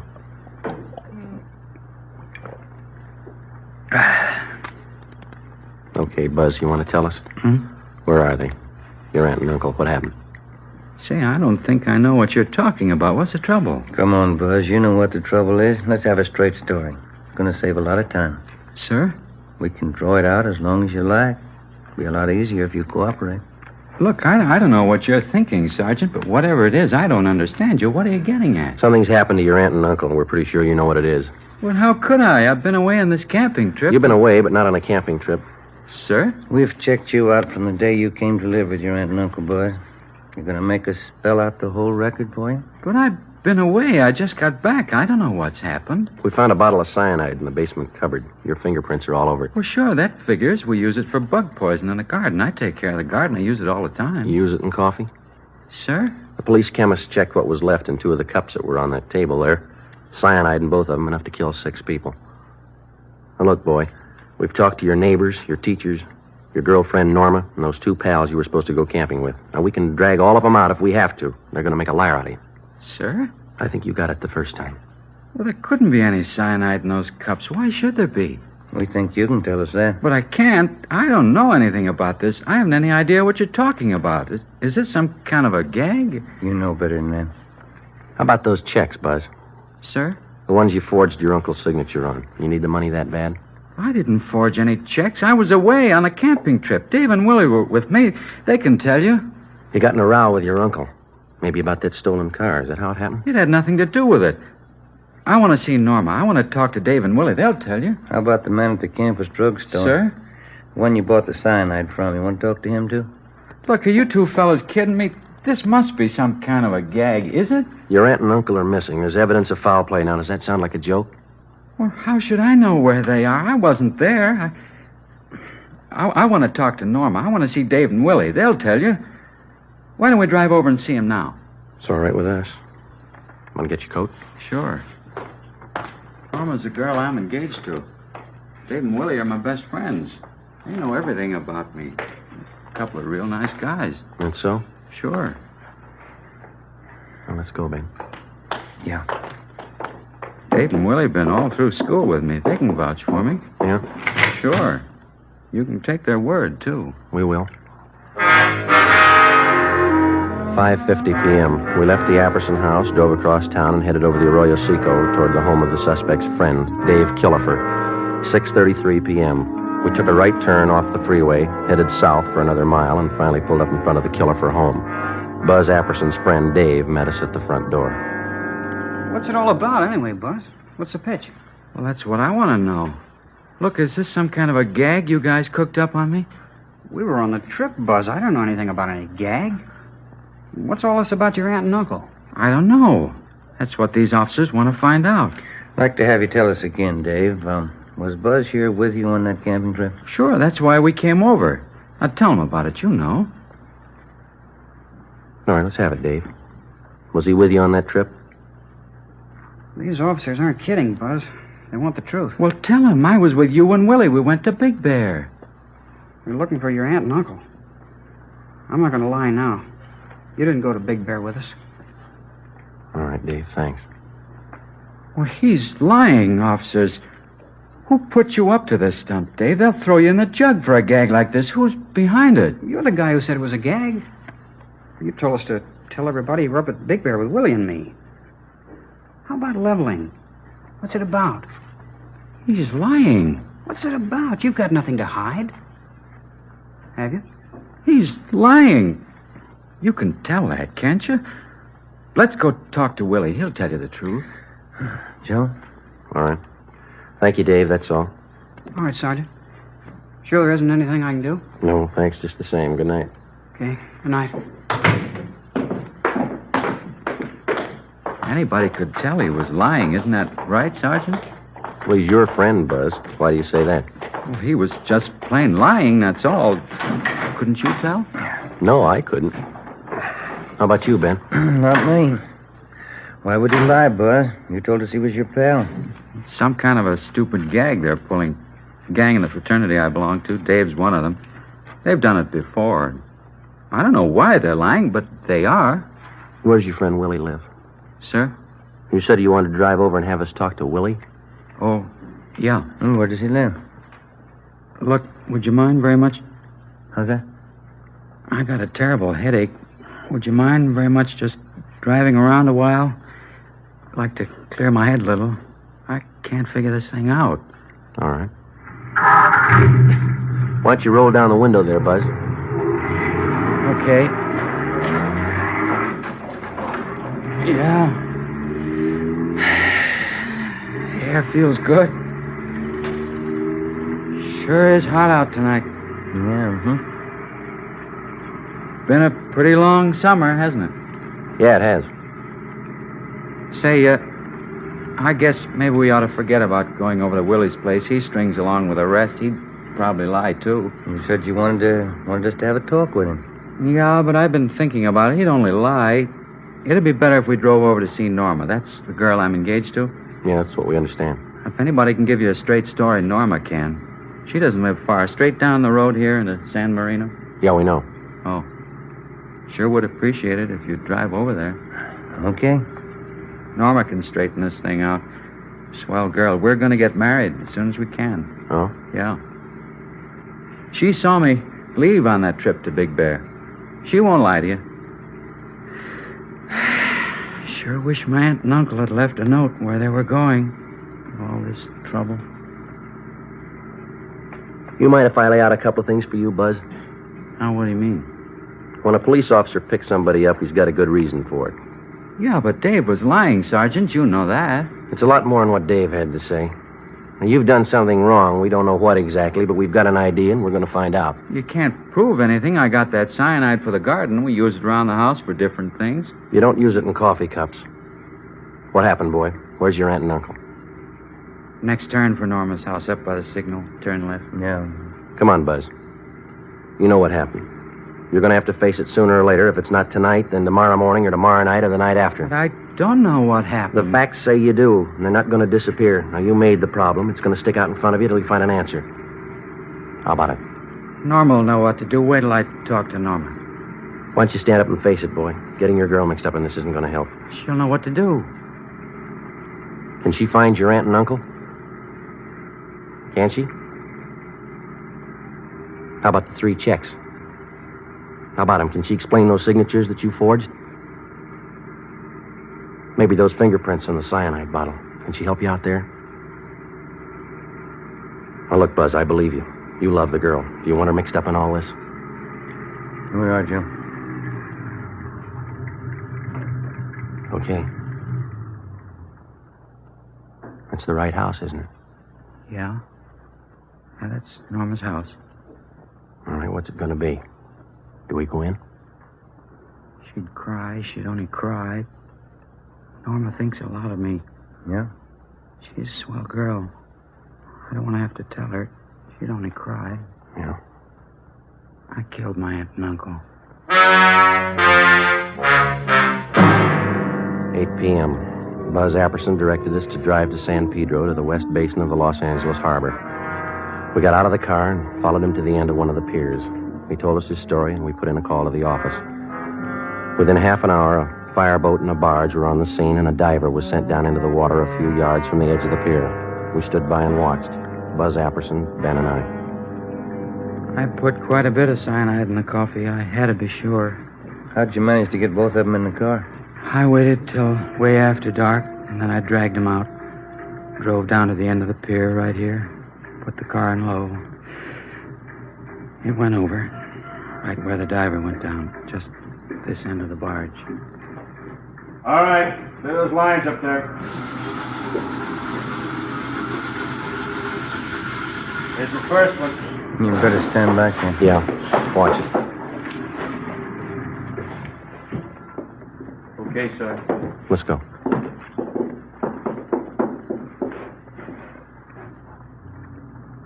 Buzz? Yeah. My aunt.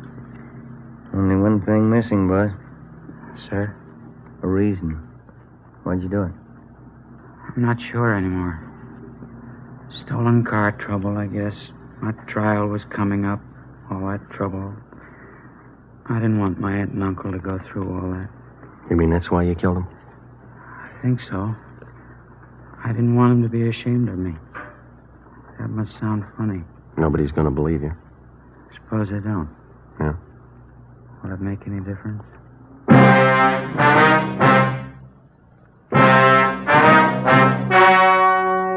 The story you have just heard was true. Only the names were changed to protect the innocent. On December 15th, trial was held in Superior Court, Department 92, City and County of Los Angeles, State of California. In a moment, the results of that trial. And now, here is our star, Jack Webb. Thank you. To successfully prosecute a criminal suspect, the working detective gathers all available physical evidence. And in the crime lab, this evidence is carefully selected and screened to determine its worth. So with a cigarette. The makers of Fatima select and buy the finest tobaccos, both Turkish and domestic. And then these tobaccos are skillfully blended to make Fatima extra mild. Best of all, long cigarettes. Pack after pack, they're extra mild. Now, if you're a long cigarette smoker like I am, smoke Fatima.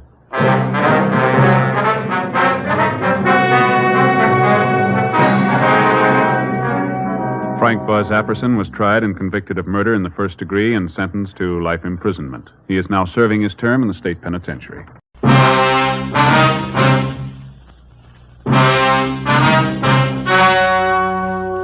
The story you are about to hear is true. Only the names have been changed to protect the innocent. Fatima Cigarettes, best of all long cigarettes, brings you Dragnet.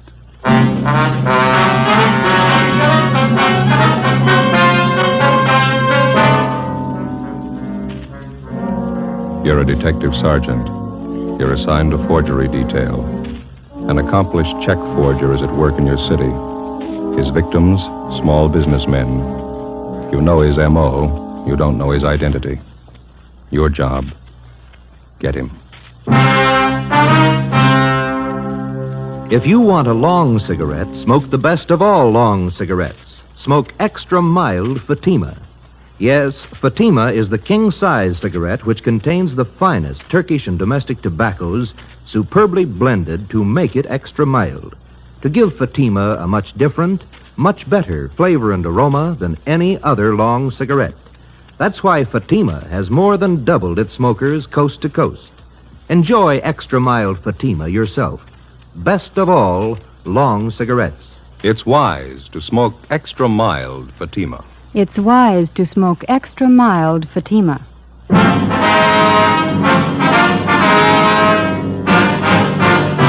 Dragnet, the documented drama of an actual crime. For the next 30 minutes, in cooperation with the Los Angeles Police Department, you will travel step by step on the side of the law through an actual case from official police files. From beginning to end, from crime to punishment, Dragnet is the story of your police force in action. It was Monday, February 4th. It was cold in Los Angeles. We were working the day watch out of forgery detail. My partner's Ben Romero. The boss is Captain Elliott. My name's Friday. I was on the way home from the office, and it was 8:25 p.m. when I got to Collis Avenue. Number 4656. Joseph, that you? Yeah, Ma. We're in the living room. We have company. Oh, that's so?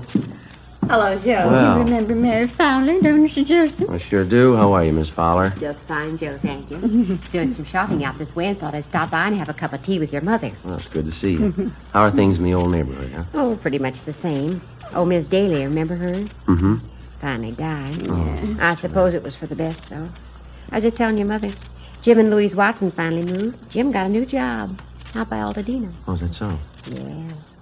My, you certainly looking fine, Joe. Don't you wear your police uniform anymore? Oh, my, no, Mary. Joseph's in the detective bureau now. Hasn't worn his uniform for years. Oh, that's right. I remember now. That note you sent with your Christmas card year before last. What do you do now, Joe? Forgery detail. My partner and I handle bum check cases. My, that certainly must be interesting. Have you had your dinner, Joseph? Yes, ma'am. I stopped at a place out in Santa Monica and had something. Yes, well, Mary brought me some nice coffee cakes. Pineapple filling. Wouldn't you like one with a cup of coffee, Joseph? No, I don't know, Ma. Now, you sit down in your chair there and rest yourself. You always look so tired. You have no idea how hard they work, those young fellas, Mary. You remember Genevieve, don't you, Joe? My oldest girl? Oh, yeah, sure. How is she? Oh, just fine. Lots of boyfriends, as usual. Going out all the time. Oh, that's good. She asked to be remembered to you. I think you and Jen were stuck on each other at one time, weren't you, Joe? Oh, we went to a couple of dances in high school. Well, I think she started going steady with another fella, didn't she? Young girls. You never know when they're well off. Here's your coffee, Joseph. I'll set it here on the end table. Thanks. I don't think I can use it, Ma. It's delicious coffee cake. You smell how fresh it is. Yeah, it's nice. Oh, my, 8:45. I should have left half an hour ago. Oh, you have to go, Mary? Seems our visits are always so short. Well, I got a lot of ironing to do, and I have to make Carl's lunch. He's always so fussy about his lunches. Yes, well, I'll get your coat. Well, it's nice seeing you again, Joe. Do you want to be remembered to Genevieve? Yeah, tell her hello, will you, Miss Fowler? If you're over our way, be sure and drop in and see us, won't you? Genevieve's home at the office by 6. She often says she'd like to see you again. Oh, Mary. Oh, thanks. Good night, Joe. You be sure to come and see us now. Jen will be looking forward to it. Okay, Miss Fowler. Good night. Yeah, and I'll show you to the door, Mary. You remember stolen neighbors, won't you? All right, dear. I wouldn't do take care of yourself now. Good night. Good night, Mary. Nice person, Mary. She's having a hard time trying to find a husband for Genevieve, though. Yeah. Hey, Ma, I'm not very hungry. I can't eat now. Oh?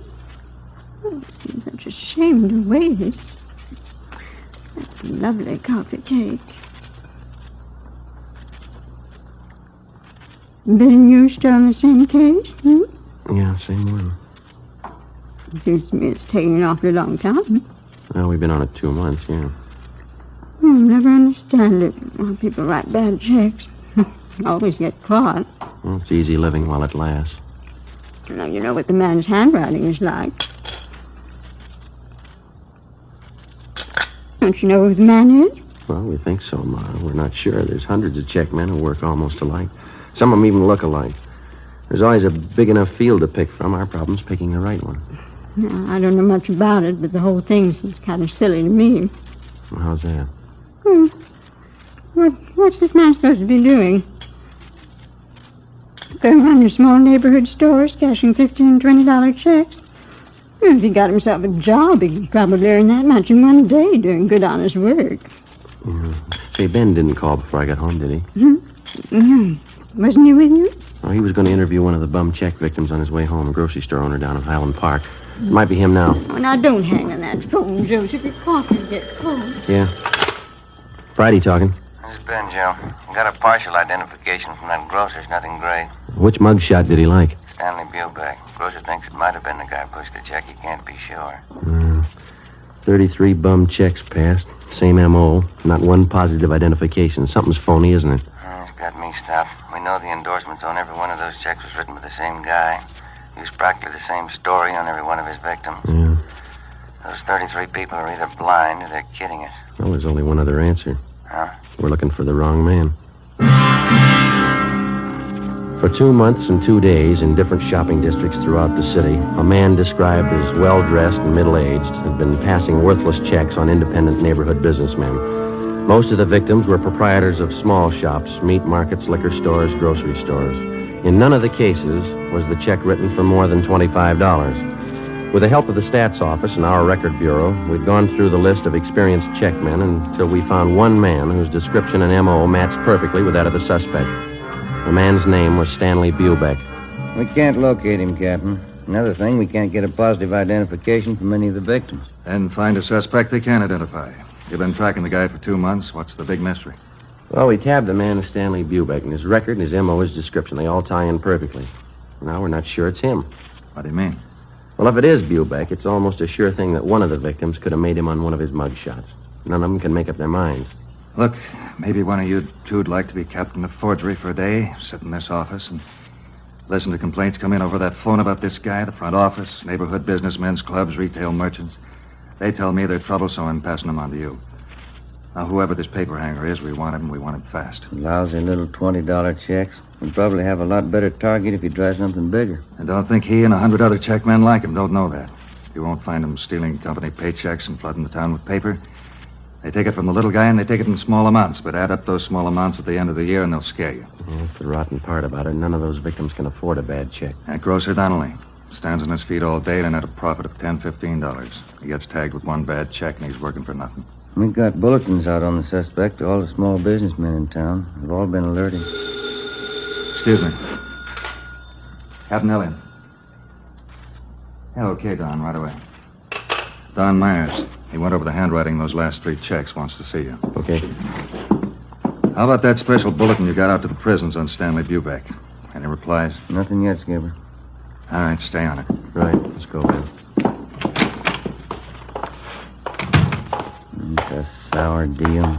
I'd give a right arm for a line on this guy. Yeah. Well, it'd move a lot faster if somebody'd help us follow those checks closer. The way it's running now, we hear about the paper 2 weeks after it's been cashed. The Bubeck thing isn't helping much. No use trying another line till we get it settled. Hi, Don. Oh, hi.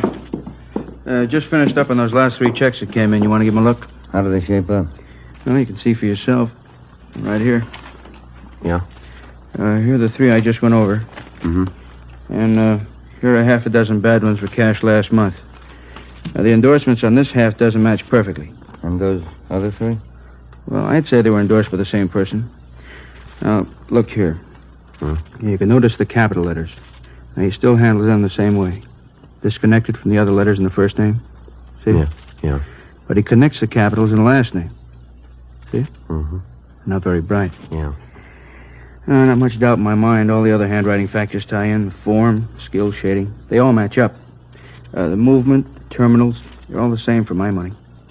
Yeah, here, the way he writes the lowercase letters. Yeah, that cinches it for me. How's that done? Well, here. The inclination of the terminal stroke on the S. See it? Degree of slant above the horizontal is just about 55 degrees in all cases. Mm-hmm. Now, the finger movement in his capitals have plenty of freedom. They're not shaded much. Yeah. Nothing like this in his lowercase letters, though, you see? Here. Yeah, I think I know what you mean. Not much freedom here. Lots of shading. And the pressure on the lifts. Here. They match up. Mm-hmm. Same on the downstroke. Now, I'd say the skill is medium in all cases. Embellishments, both class 2. No changes at all in the style? Oh, he made the signatures look a little different. All 8 factors match up, though. It's the same person. All we have to do is find him. Hey, how about this fellow Stanley Bubeck? I thought you had him tapped. Well, we're not too sure about him, but it's the only line we got to work on, so it'll have to do for now. Mm-hmm. Well, Myra, the man in the office to see you and Joe. Name's Loomis. Right, Fred. Be there in a minute. Okay. Well, thanks, Don. We'll check you later, huh? Sure, okay. See you. Let's go, Ben.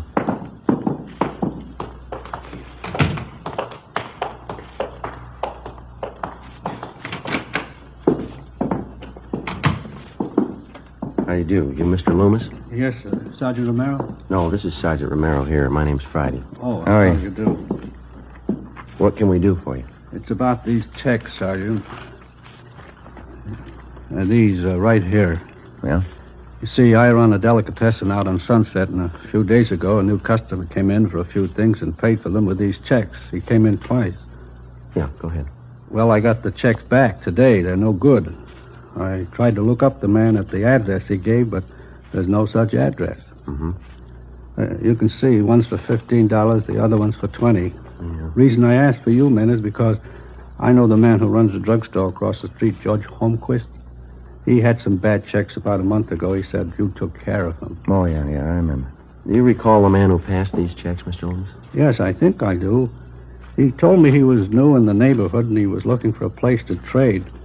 Well, I guess we're all anxious for new business. I took the checks. You got those mug shots there, Ben? Well, yeah. Here we are. Thank you. How about these men, Mr. Loomis? Any of them look anything like the person who passed the checks on you? No. Let's see. This one, yes, it does look like the man in a way. I don't know if I could be absolutely sure. Stanley Bubeck, same M.O. Beg your pardon? Well, it looks like you're stuck with a couple of bad ones, Mr. Loomis. Probably the same man who passed checks on your druggist friend. And we're doing everything we can to run this man down. But what about the checks? Isn't there anything I can do about them? No, sir, I'm sorry. Not right now. We would like to have you make out a crime report, if you will, and would you leave these checks with us? Yeah. Friday, Romero. Here's Mr. Loomis. This just came in for you. Reply from Salt Lake City, Utah on that bulletin you sent out on Stanley Bubeck. Yeah. He's been in jail for 5 months. We sent a request to Salt Lake asking him to question Stanley Bubeck if he knew of any forger who matched his description or used his M.O. Bubeck could tell us nothing. Wednesday, February 6th. We threw away the results of 2 months of investigation. We went back and started from the beginning. Despite all precautions and warnings, the checks kept coming in at the rate of half a dozen a week. The same M.O. was used. The same handwriting showed up in the signatures on the checks. Again, with the help of the staff and the statistician's office and the record bureau, we waded through hundreds of names of known checkmen and compiled a new list of 38 possible suspects. Each one fitted the general description of the forger. Each one, at some time in his forgery career, had used the same general method of operation. Well, after days of legwork, we finally boiled down the list of possibles to 3 names: George Roberts, James Young, and a Harry L. Johansson. We got out a flyer to all the small businessmen in the areas where the forger operated. Another week passed. The worthless checks kept showing up at the rate of 2 and 3 a day. On February 21st, Ben and I answered a call from a druggist in the Echo Park district. He bought some toothpaste and a carton of cigarettes, Sergeant. Asked me to cash a $20 check for him. Did you ever see the man before, sir? No, he gave me the same old story about being new in the neighborhood. That's when I remembered that police bulletin the department sent me. Mm-hmm. Do you still have that bulletin? No, I looked it over, and then I guess it got mislaid. I wonder if you'd mind taking a look at these pictures here. Not at all. These right here. Mm-hmm. Sure. This one right on top, that's the man. You sure? I am. It only happened a few hours ago. Do you know who he is? Harry L. Johansson. That's the name we have on him. It doesn't mean anything to me. He got real huffy when I wouldn't take his check. Stalked right out of the store. Very suspicious. Did you follow him? No, I told Ralph, my clerk, to follow him. Ralph. Yeah, Mr. Butler? You want to tell these officers about that man this morning? Well, I followed him down the street for a block and then turned the corner. That's where I lost him. It's too bad. Yeah, all I got was a license number.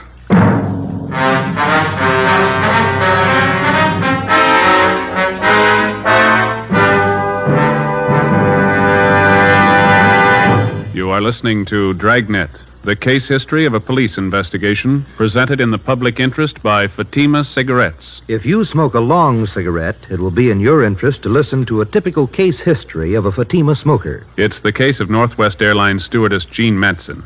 You'll see her picture in leading magazines this week.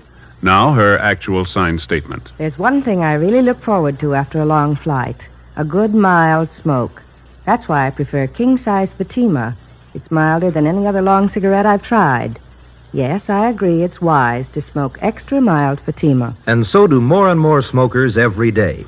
Actual figures show extra mild Fatima has more than doubled its smokers coast to coast. So enjoy extra mild Fatima yourself. The king-size cigarette, which contains the finest Turkish and domestic tobaccos, superbly blended to make it extra mild. You will prefer Fatima's much different, much better flavor and aroma. You will agree. It's wise to smoke extra mild Fatima. It's wise to smoke extra mild Fatima. Best of all, long cigarettes.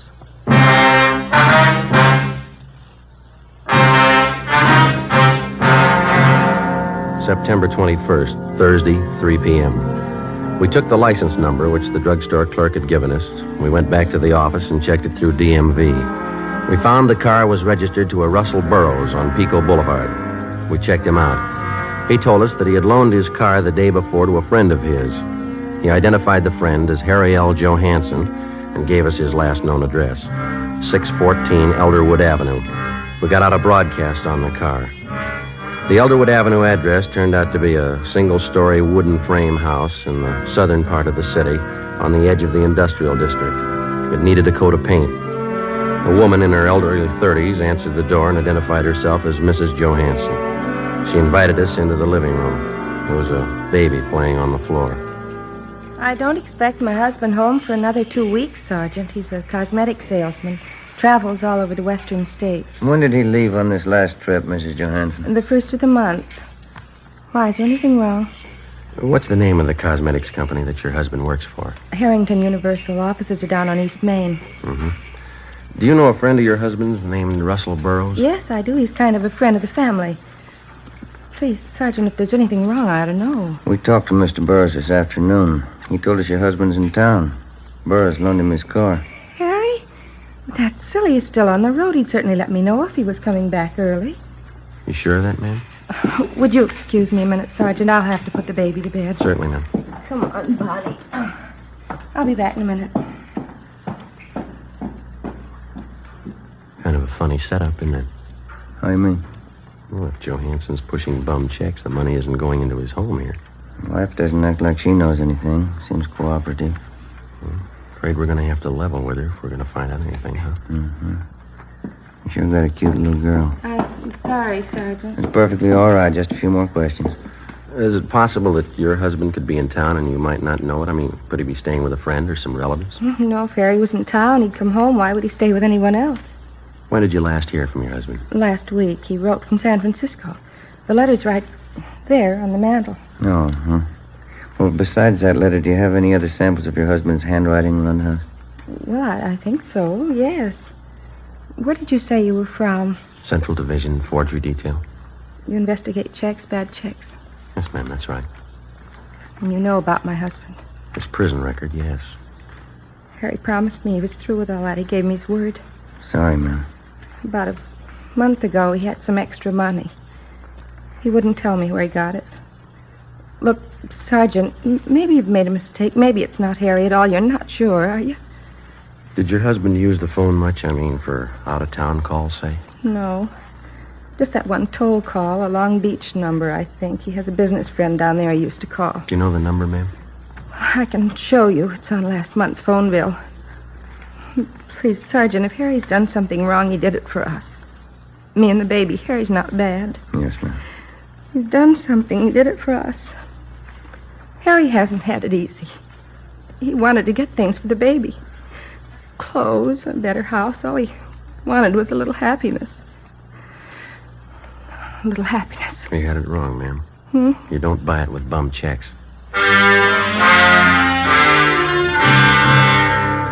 Before we left Mrs. Johansson, we called and had a stakeout placed on the house, and then we got a sample of her husband's handwriting and the Long Beach telephone number that he was in the habit of calling.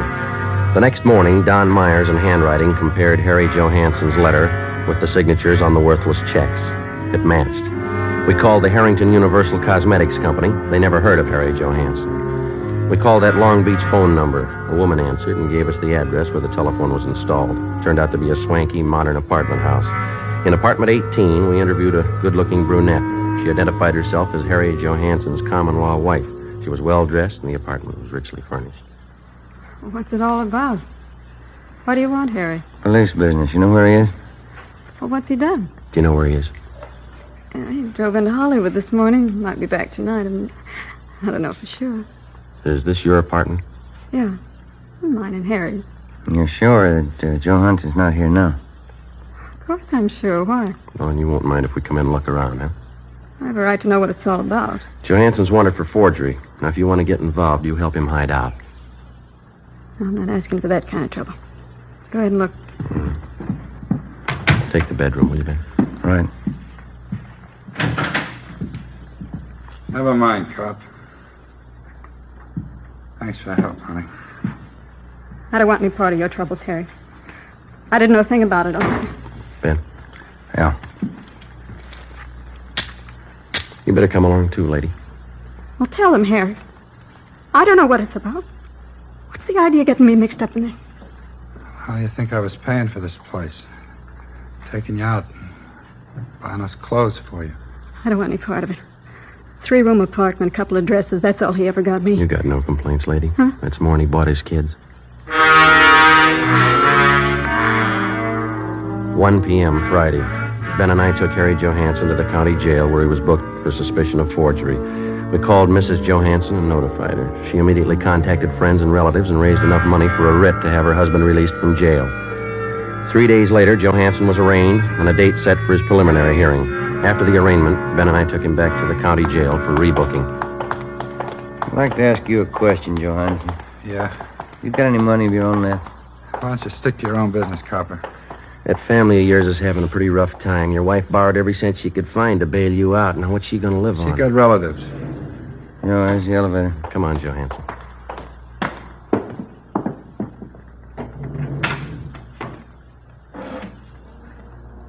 They're not going to put me back in Folsom. Not in 100 years. You've done 2 stretches already for hanging paper. You should have known better, mister. You got it all figured out, haven't you, Fuzz?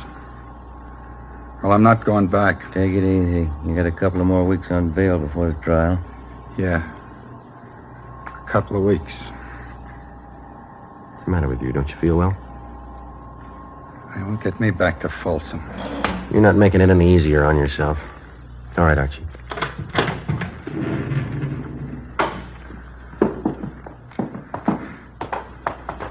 Don't you cops understand? I hate it. Every lousy bit of it. I'm not going back to Folsom. I'm not going back. Now, do you understand? It's a good idea, mister. You remember that when you get out. We booked Harry Johansson into county jail. His bail was continued, and he was released pending the trial. During the next week, along with the district attorney's office, Ben and I helped prepare the case against Johansson. 3 days before the trial opened, we had a phone call from Mrs. Johansson. She told us that her husband had disappeared. Well, there was nothing we could do until he actually failed to appear in Superior Court at the appointed time. On Monday, April 3rd, the case of the State versus Harry L. Johansson officially opened. The defendant failed to show. A bench warrant was immediately issued, and we got out a broadcast and an APB on the suspect. Stakeouts were placed in his house and at the apartment of his common-law wife. 2 days passed. No sign of him. Nothing, Joe. Bumley just checked it out. Yeah. How about those 2 ex-con pals of Johansson's? Did you check with them? Yeah, nothing there. I don't see how I can last out much longer. One suit of clothes, no money. You still got a checkbook. When did the skipper say he was coming back? On 7:30 tonight. 7:15 now. I'll get it. Forgery, Friday. Joseph, this is your mother. Oh, yeah. Hi, Ma. I forgot to tell you when you called earlier. You're supposed to be home tonight by 8 o'clock. What's that, Ma? Mary Fowler, she's coming over to visit tonight, and Genevieve's coming with her. Yeah, well, look, will you try to explain to them that I'm working and I can't get away, huh? Well, all right, Joseph, I'll try. If I possibly can, I'll try to make it home by 10. Will that be all right? All right, Joseph, I'll see what I can do. Genevieve's going to be disappointed. Yeah. If I'm later than that, don't wait up for me, huh? Yes, all right then. Bye, Ma. Yes. Bye, Joseph. Oh, hi, Skipper. The call just came in. Yeah? They found Johansson. Captain Elliott, Ben, and I drove out the highway to the Tahunga Wash. We turned off and headed into the Mount Gleason area. Captain Elliott directed us onto a dirt road. Halfway up one of the mountains, we spotted a group of cars pulled off on the shoulder of the road. We parked behind them, got out, and started over. Who found the car, Skipper? One of the people living back in the hills spotted it on his way home from work. Mm-hmm. Coroner got here in a hurry. Yeah. Hi, Dave. How you doing, Joe? Captain Elliott. How long's he been dead? Since last night, I figure. Come on over. Yeah. You talked to the man who found Johansson's body, Dave? Yeah, he didn't touch a thing. What'd you find? Powder burns on the temple, powder on the hands. Boys from homicide found the note. It's on the seat right next to him. Here it is, here. It's been checked. Yeah, thanks. All ties in, huh, Dave? Pretty tight, yeah. Gene Bechtel from homicide wants to talk to you, Captain. Okay, be right back, Joe. Right. Who do you address the note to, Joe? His wife? No, the girlfriend. Look what he wrote it on. Yeah, blank check.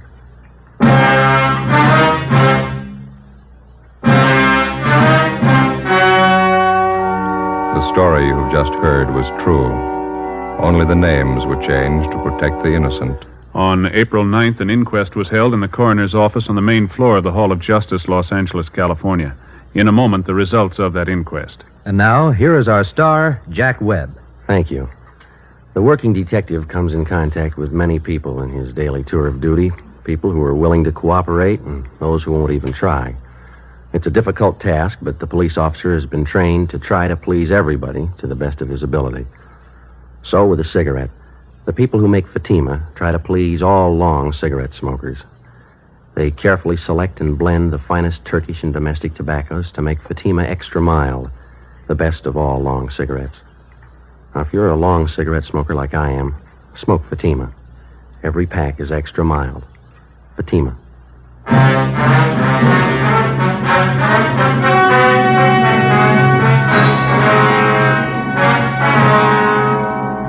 On April 9th, the coroner's jury returned a verdict that the death of Harry L. Johansson was caused by a gunshot wound in the head, self-inflicted.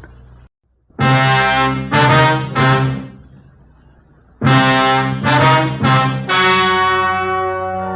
story you are about to hear is true.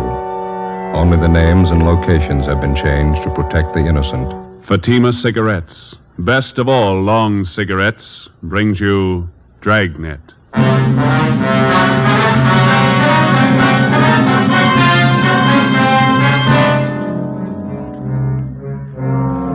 You're a detective sergeant. You're assigned a homicide detail. You answer an early morning call. A police officer on patrol duty disappears. Any attempt to contact him by car radio fails. Your job, find him. If you want a long cigarette, smoke the best of all long cigarettes. Smoke extra mild Fatima. Yes, Fatima is the king-size cigarette, which contains the finest Turkish and domestic tobaccos superbly blended to make it extra mild, to give Fatima a much different, much better flavor and aroma than any other long cigarette. That's why Fatima has more than doubled its smokers coast to coast. Enjoy extra mild Fatima yourself.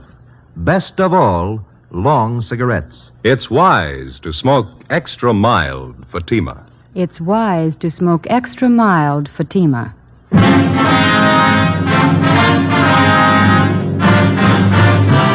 Dragnet, the documented drama of an actual crime.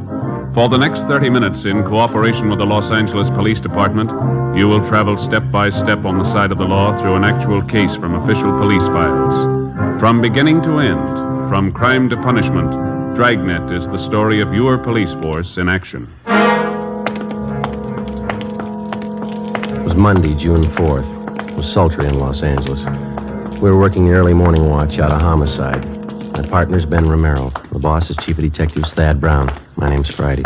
It was 6:45 a.m. when we got to the Imperial Highway. San Pedro cutoff. Hi. Friday and Romero? Yeah, that's right. Pete Sutton, Sheriff's Department. How are you? Hello. We got here as soon as we could. Inspector Bowers fill you in? Yeah, Ed Baxter and Central Homicide told us to check with Bowers at the sheriff's office, and Bowers directed us to come out here and lend you a hand. This thing happens so close to the county line, they figure both departments ought to go to work on it. Sure, glad to have you. Looks like a tough one. Is this the highway patrol car the missing officer was assigned to? Yeah. This is just the way we found it. We turned off the ignition. Motor was running, lights were on. Must have been idling quite a while. The temperature was up pretty high. When'd you find it this way? 45 minutes ago. Missing patrolman's name is Eugene Brewer. State Highway Patrol called the Sheriff's Department a little before 6 a.m. Told us the missing officer wasn't acknowledging his radio call. I talked to Mark Benson. Is the radio all right? We checked it. In fact, it was operating normal when we found the car. Mike was out of the bracket, laying on the seat there. Yeah. Any ideas? No signs of struggle. No blood stains. This asphalt here. No footprints anywhere. Nothing on the shoulder of the road. You said the car was running? That's right. That eliminates any engine trouble. Yeah. No, there's more to it than that. Gotta be. Nobody has any idea why or when he left his car. Huh? You've got it all. You know as much as we do. What was the check on Brewer? Mark Benson says he's one of their top men. Been with Highway Patrol for 8 years. Good record all the way. Have you talked to anybody around here? Pretty remote spot out here. A lot of truck gardens, that's about all. My partner, Dave Terry, turned up one man. Maybe he's got something. That's him over by our car. Hey, Dave, would you send him over here, please? Who is the fellow? One of the farmers. Works at truck garden out here. Name's Henry Taniguchi. Lieutenant Sutton? Yes, sir. Mr. Taniguchi, this is Sergeant Friday in Romero. Oh, yes, sir. Oh, yes, sir. I know you filled my partner in, but would you mind going over it again for us? Oh, all right. I can tell you very little. You know, we start work early in the garden. Yes, sir. Conrad, a fellow I work with, Conrad Ishikawa, we started in the string beans about 5 o'clock this morning. Bean patch near Imperial Highway. Yeah. We noticed a headlight stop off the side of the road. This happened all the time along the highway, but this stayed very long. Mm-hmm. About what time did you notice this, Mr. Taniguchi? Must have been 10 minutes past 5. I remember ask Charlie Fujikuni, our cultivator man, what time was. I see. Did you see or hear anything out of the ordinary? Oh, no, sir. We wait a while, and headlight do not move. Conrad and I decided maybe somebody was in trouble. This highway quite deserted early morning hours. What'd you do then? We walked up to see what was wrong. When we get close, we could see was state highway car, so we know everything all right. Mm-hmm. Did you see the officer in the car? Oh, no. Door was open on the other side. We thought maybe officer investigate something down in the brush. Did you see him down there? Oh, no. We just think he was check up something. So we go back to work. You saw nothing out of the ordinary, nothing unusual? No, we don't. We hear the radio play. We know everything okay. That checks out. The radio was functioning when we got here. Mm-hmm. You didn't notice any other cars around anywhere, did you? Oh, no, sir. Thank you very much, Mr. Taniguchi. Here's my card. Appreciate it. If you think of anything else, please let us know. Oh, yes, sir, I will. What happened to officer in this car? We don't know. Oh, he's all right. Probably look for somebody. Well, that makes us even. We're looking for him. Monday, June 4th, 8 a.m. According to our instructions, we headed back to the Hall of Justice to check in with Inspector Gordon Bowers and Captain Garner Brown of the Sheriff's Department. They were coordinating the search for the missing highway patrolman, Eugene Brewer. Inspector Ed Backstrand, Central Homicide, was helping out. To the peace officer, cooperation with all branches of the various law enforcement agencies is essential. Each man on the force knows the value of a coordinated effort. He knows that without the aid of the many divisions of law enforcing bodies in his city and county, the task of maintaining law and order would be a total failure. The local officer depends on the men in the federal, state, and county departments as they depend on him. Without this coordination, no one department could survive. 8:25 a.m., we met with Inspector Bowers and Ed Backstrand in the sheriff's office. Nothing, huh? Nobody saw him. If somebody did, we haven't found him, Inspector Bauer. We both figured the only thing to do was to ask for cooperation of the newspapers. We got it. Pretty good layout, huh? There's stories in every morning edition in town. They're running a picture and full description of the missing patrolman. Well, we talked to everybody we could find in the general area out there. We worked 2 hours at it. The spot where the patrol car was found is pretty remote. A couple of gas stations, some vegetable gardens. We told you about the Taniguchi fellow. Checked all his friends that worked with him. They couldn't add anything. Maybe the newspapers will turn up something. I sent a special detail out there to fan out and search the entire area, 5 square miles. Yeah, it'll take time. There's nothing else we can do. No, there's nothing more we can do. There's nothing anybody can do until we can show them the patrol cars how to carry 2 men. Nobody seems to be able to do anything about it. Well, maybe they will now. Sending one officer out in a patrol car is like trying to run a trolley line with one man. How many cases can you remember in our department? Ed Dudman pulled a car over in Dogtown at 3 o'clock one morning. I remember. Driver turned out to be a guy with a record. Dudman couldn't know that. While he was making out the traffic ticket, the guy shot him down in the street. Dudman died before he could get help. Yeah, we do a lot of griping in the detective division, but those men in the patrol cars and the motorcycle boys, they get the dirty end of the deal for sure. You bet they do. When a detective is sent out on a job, he knows who he's after, what he looks like, what he can expect when he finds him. The boys in the patrol cars answer a call, a 390, a 415, a 507. Sure, we know what they're supposed to be, but how often do they turn out that way? Prowler, a peeping Tom? How many times do they have a gun in their pocket? How many cops do they kill every year? We've all been through it. We know what it is. Yeah, but how often do we think about it when we're griping on stakeouts? Let me tell you something. This goes for me as well as you. Let's not forget who the real cream of the force is, the backbone of any police department. Men on wheels. No question there, Skipper. Sorry, I didn't mean to make a speech, but when something like this happens, it gets to me. They're riding on short odds as it is. There ought to be 2 men in every patrol car. Well, we should have been somebody else with Brewer. The guy on the job just doesn't disappear without a trace. It's just what he's done. We've checked everywhere, everything. Excuse me. Powers. Who? Yeah, send him right in. This might help. Truck driver by the name of Nat Wolf. Says he's got something for us. Come in. Mr. Wolf? Yes, sir. Come in.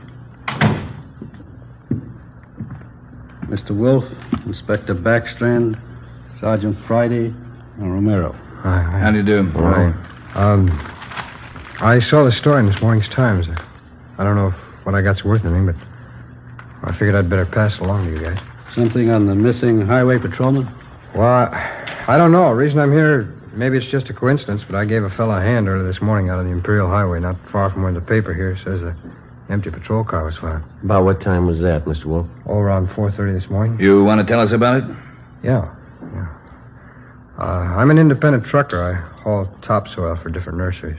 Stuff out there in Imperial's good rich stuff. We dig it right out of the side of the hill. Yes, sir. Well, I just loaded up, and as on my way back to town, this fella flags me down. Said he'd had a flat, pulled out on the shoulder of the road to fix it. Said he didn't know it was sand. After he'd fixed the flat, he found out he's stuck. He couldn't get his car. You gave him a hand, huh? No, not with the flat. He already had that fixed, but I towed him out. I see. That's how I became suspicious of this fella. How do you mean? Well, I offered to get out and hook up the tow chain. He said, no, just stay in a cab. I figured if he could do it alone, it was all right with me. Well, I pulled him out. But here's the funny part. Yes, sir? The chain got a kink in it from the weight of the pull. It's no mean job to handle that alone, but he says, no, he'll do it himself. Seemed to me like he didn't want me to get a good look at him or his car. I could be wrong, but, well, that's the way it struck me. Did you notice anything? Yes, I did. For one thing, I got a look at him when I threw on my backup lights and his car. That's a real funny one. What do you mean? Well, this is a fairly new car. I'd say no older than last year's model, a Plymouth. Well, at the risk of sounding completely nuts, I'm going to tell you that car looked like it had just been painted. There's nothing wrong in that, is there? Well, there is if you're off on the side of the road that time of the morning throwing cheap black paint all over a fairly new car. If he's using a spray gun, I could understand part of it. What's that? It was his license plate. The front one. It was all painted over. You couldn't read any of the numbers. Mm-hmm. What led you to believe he just finished painting his car? Oh, his hands and arms. It was all over his clothes. Oh, I see. It's that kind of paint you put on the rag, you know. Oh, yeah. Well, I don't know. Was it worth bothering you guys about? You bet it was, Mr. Wolf. I can't tell you just what it means now. Maybe it doesn't mean anything, but certainly it's out of the ordinary and worth reporting to the police. Well, I hope so. I'd like to see you boys find that missing officer. Something was pretty rotten in Denmark about that one, huh? Maybe we found a hole. Maybe. Friday, I'd like to have you and Romero help out in the next step. What's that? Throw up a roadblock.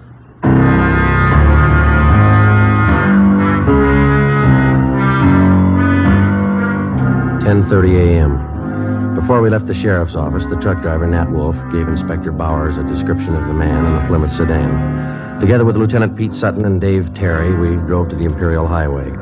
Nat Wolf showed us the spot beside the road where he towed the man. The area was checked and sample scrapings of the black paint were taken. There was no chance of taking a tire impression because of the loose sand in the area.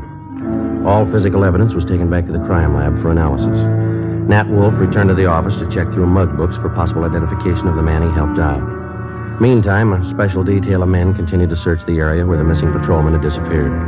3 a.m. According to instructions, a roadblock was established at the spot where the abandoned patrol car had been found. Imperial Highway, San Pedro cut off.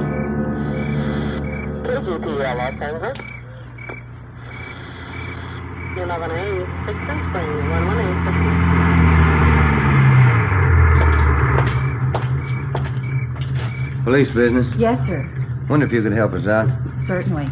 You travel this highway every night, ma'am? Yes, I do. I'm in the vegetable business. Did you come this way last night about this time? I run pretty much on schedule. Yes, I did. Did you notice anything unusual along the highway? I bet I know what this is about. That missing highway patrolman. Yes, ma'am. We're stopping everybody to see if they can give us any information that might help us out. Oh, I wish I could, but I didn't see a thing. That poor fella. Do you think you'll find him? We're trying awful hard.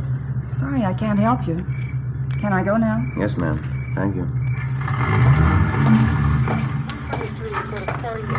How'd you do? Nothing. What time you got, Joe? Almost 4. Got a little more hot coffee in that jug. You want some? It's fine with me, ain't it? Mm-hmm.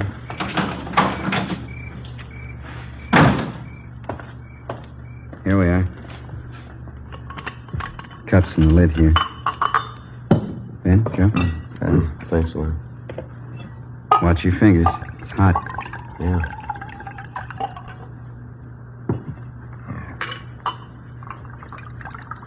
It's good. I'll take this one. I'm going to put my coffee on the fender here. Don't knock it off, huh? No worries. Thank you. Hey, wait a minute. Wait a minute, fella. Can you see my light? I haven't even got a cigarette. I mean my flashlight. I got a cigarette lighter if that'll do you any good. You've been drinking, haven't you? Yes, I have. I never get drunk, but I've had a little drink. I'm sorry, but I'm going to have to ask you to pull over to the side of the road. Okay. What happened to my car? It's broke. You better let me do it, huh? You want to slide over a little bit there? I never pick up hitchhikers. No, I'm just going to move your car off the side of the highway now.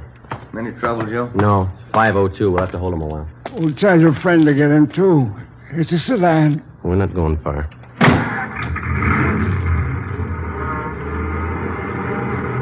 Where are we going? Right here. Is this the road to Pismo Beach? No, sir, not this one. Well, that dirty little Ernie, he lied again. He hates clams. What's that? I've been trying for 5 months to get to Pismo Beach for a bowl of clam chowder. I haven't made it yet. All right, you just sit here a while and sober up, will you? I'm going to hold on to your keys. I'll give them back to you. You haven't got a bottle in the car, have you? No, I never drink and drive.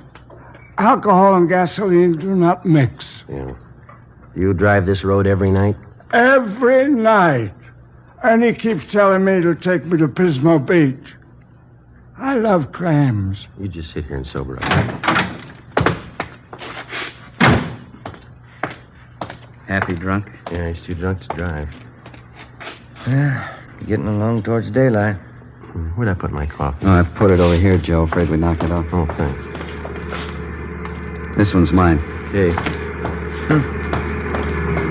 You seem to come in bunches. You get 2 or 3, and then you wait for an hour. You know, they don't use this highway much since they put through that alternate, you know. Police business. Yes, sir? You travel this highway every night about this time? Once in a while. Haven't been over this way in a week. You didn't drive this way last night? No, sir, I didn't. Anything the matter? Routine check. Thank you very much. You can go on. Nothing. Yeah. Well, looks like a hopeless job, doesn't it? Business is picking up. Here comes another one. Looks like one of your sheriff's cars, Pete. Yeah. Reynolds, homicide. Pete Sutton? Yeah, Reynolds. You can pack up. They found him. Is he all right? 2 bullet holes in the back of his head.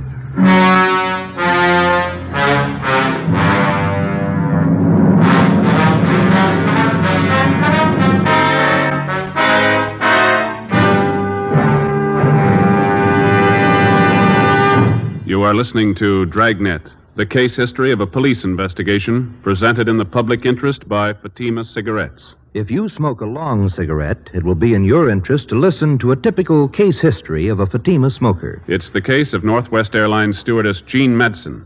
You'll see her picture in leading magazines this week. Now, her actual signed statement. There's one thing I really look forward to after a long flight. A good, mild smoke. That's why I prefer king-size Fatima. It's milder than any other long cigarette I've tried. Yes, I agree. It's wise to smoke extra mild Fatima. And so do more and more smokers every day. Actual figures show extra mild Fatima has more than doubled its smokers coast to coast. So enjoy extra mild Fatima yourself. The king-size cigarette, which contains the finest Turkish and domestic tobaccos, superbly blended to make it extra mild. You will prefer Fatima's much different, much better flavor and aroma. You will agree. It's wise to smoke extra mild Fatima. It's wise to smoke extra mild Fatima. Best of all, long cigarettes. 5 a.m. Tuesday. The body of Highway Patrolman Eugene Brewer was found half buried in a shallow grave approximately 4.5 miles from the point where his car had been found standing on the highway. The scene was roped off, photographed, measurements were taken, and the area carefully gone over for any physical evidence. A few scattered residents were again checked and asked if they'd heard gunshots. Since the nearest dwelling to the place where the body was found was 2 miles, there was a possibility that they could have not heard the shots. No one could give us any further information. The coroner's autopsy showed that Patrolman Brewer had been shot 3 times in the chest, 1 bullet directly entering his heart. He'd also been shot twice through the base of the skull. 1 p.m. Wednesday. I get it. Homicide, Friday. Pete Sutton, Joe. Yeah. Just had a call from our Hollywood substation. Woman reported her car stolen on Sunday night. Thought the guy was going to bring it back. That's why she didn't report it sooner. What about it, Pete? It's a Plymouth sedan, last year's model. Same type the truck driver told us about. Sounds good. We already have a broadcast out on it. We're putting out an APB now. You want to check and see if they got it on tonight's hot sheet? Right. Anything on the guy who stole the car? Boyfriend of the woman who owned it. He left her in a restaurant and got away with her car. You remember the description of the guy the truck driver helped out Monday morning? Mm-hmm. The guy that stole this woman's car, it's the same. Yeah. Still doesn't prove he had anything to do with it. Doesn't prove he didn't. Together with Pete Sutton and Dave Terry from the sheriff's office, we drove out and interviewed the woman whose car had been stolen. She told us that the man who had taken her car had also been seen in the company of one of her girlfriends, a Miss Helen Farrell, who worked as a cashier at a Hollywood theater. The Farrell girl identified the man as Mike Lapino, and she gave us a snapshot of him. She also gave us his last known address. We had no actual tie-in between the theft of the woman's car and the murder of Patrolman Eugene Brewer, but the circumstantial evidence made it at least worth checking out. The only car known to have been in the vicinity the morning of the murder was the car the truck driver, Nat Wolf, had reported. The same make and model car had been stolen the night before the killing. The general descriptions of the man from 2 different people tallied closely. We figured before we'd pass this lead by, we'd check it out all the way. 4 p.m. Wednesday. We met with Inspector Bowers at the sheriff's office. We checked this Lapino's apartment, found a shirt and a pair of pants. Black paint on both of them. I sent for that truck driver, Nat Wolf, to identify this picture here. You find anything else in the apartment? Well, this address book, there's no local places in it. They're all Las Vegas, Nevada addresses. That's it, huh? Yeah. What'd you get from the record bureau on the guy? The I Bureau pulled the package on him. That is Mama sheet. Thank you. Mike Lapino. Spent some time at San Quentin. Armed robbery, grand theft auto, assault. Pretty good record. We're still not positive he had anything to do with the Brewer killing, but he's had the training for it. Yeah? Send him right in. Nat Wolf. Mm-hmm.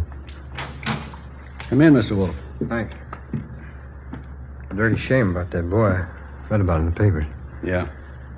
Got a photograph we'd like you to look at, Mr. Wolf. You bet. Yeah, that's the man. You're sure? Sure. No mistake. Hey, why do you suppose he was painting that car at 4 o'clock in the morning? Maybe that's what that patrolman wanted to know.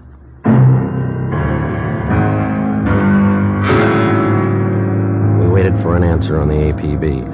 2 days passed. Saturday, June 9th. We received a phone call from the Las Vegas, Nevada Police Department.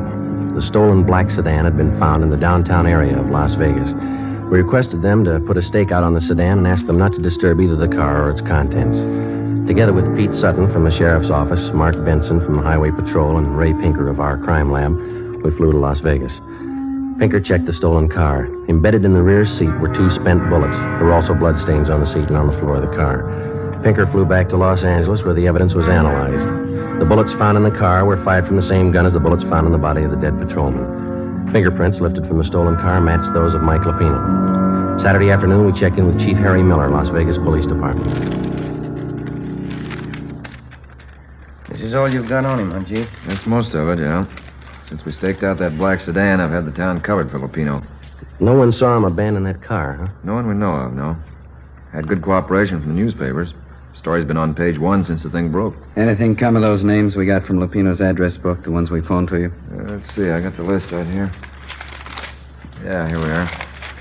These are the ones my men have checked out already. George Connolly, nothing there. Harry Carlson, he and his wife have been checked out, nothing there. William Spencer, nothing at his place. We've got them all staked out. That leaves 2 to go, huh? That's right. We're checking the last 2 now. Nothing from the railroad stations, the airlines? They've been covered ever since we got your phone call. Yeah, I could be wrong, but I think your man's still here in town. Any reports on him? A couple of wild ones, nothing definite. Checked them out. Had one this morning from a dealer at one of the clubs downtown. About 10:30 this morning, he saw Lapino playing the 2-bit slot machine. We showed him his mugshot. He swears it's the guy. Well, all we can do now is sweat it out, huh? My men have covered everything. I don't know what else we can do. Yeah. Excuse me. Sure. Chief Miller. Yeah? You sure it's him? No, don't try to handle it alone. Keep the place covered the best you can. We'll be right out. They found him. 2 Las Vegas detectives named Billings and Vance answered a phone tip from a grocerman in the east end of town. He said a man had been buying groceries from him for the past 2 days and lived in the apartment house above the store. The 2 detectives showed the grocerman Lapino's mugshot. He gave a positive identification. They then checked with the apartment house manager. After looking at the mugshot, he identified Lapino as the tenant in apartment 10B. Detectives Billings and Vance staked out the place until our arrival with enough men to cover the area.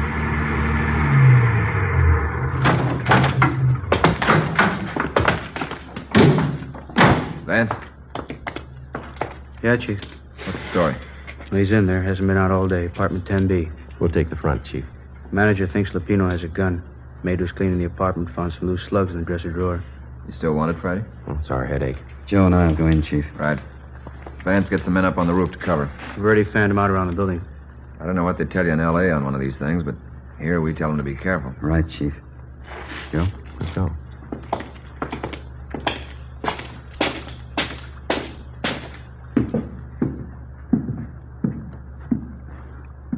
B's on the 2nd floor. Yeah, let's take the stairs here. All right.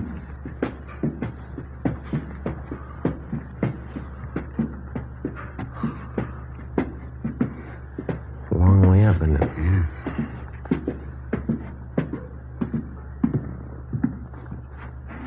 This way.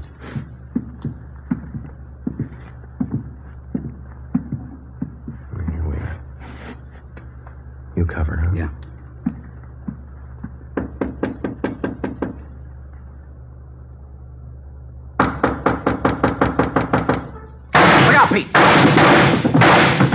Shot right through the door. Yeah, he's got 2 left.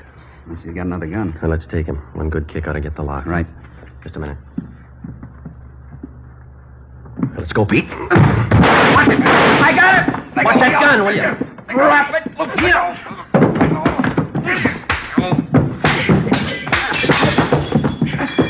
Let it alone, Lapino. I got it. All right, come on, get up. You all right, Pete? Okay. I get the cuffs. What's the big idea? You tell us. You killed that patrolman. He got tough. You didn't have to kill him. Spotted the stolen car. What else could I do? Come on, you. He had as much chance as I did. That figures. Yeah. 2 bullet holes in the back of his head.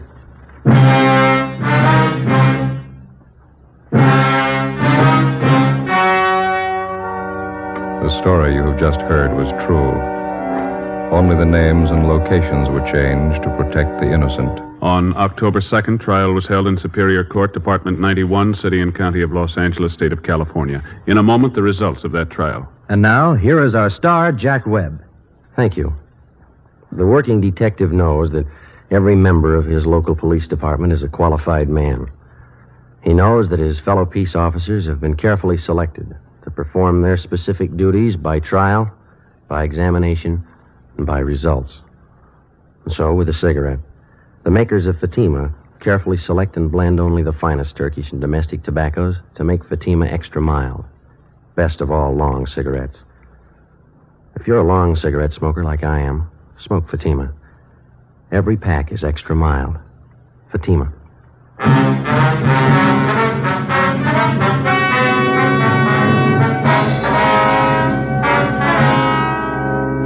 Michael Everett Lupino was tried and convicted of murder in the first degree. The jury failed to recommend the death penalty. Lupino is now serving his life term in the state penitentiary.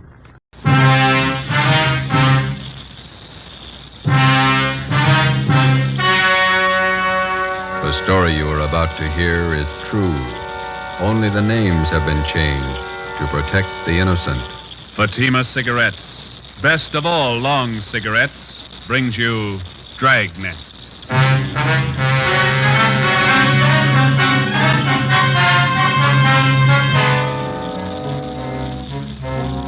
You're a detective sergeant. You're assigned to Juvenile Bureau. A potential killer roams the halls of one of the high schools in your city. Girl students have been brutally slashed by the criminal. Your job, stop him. If you want a long cigarette, smoke the best of all long cigarettes. Smoke extra mild Fatima.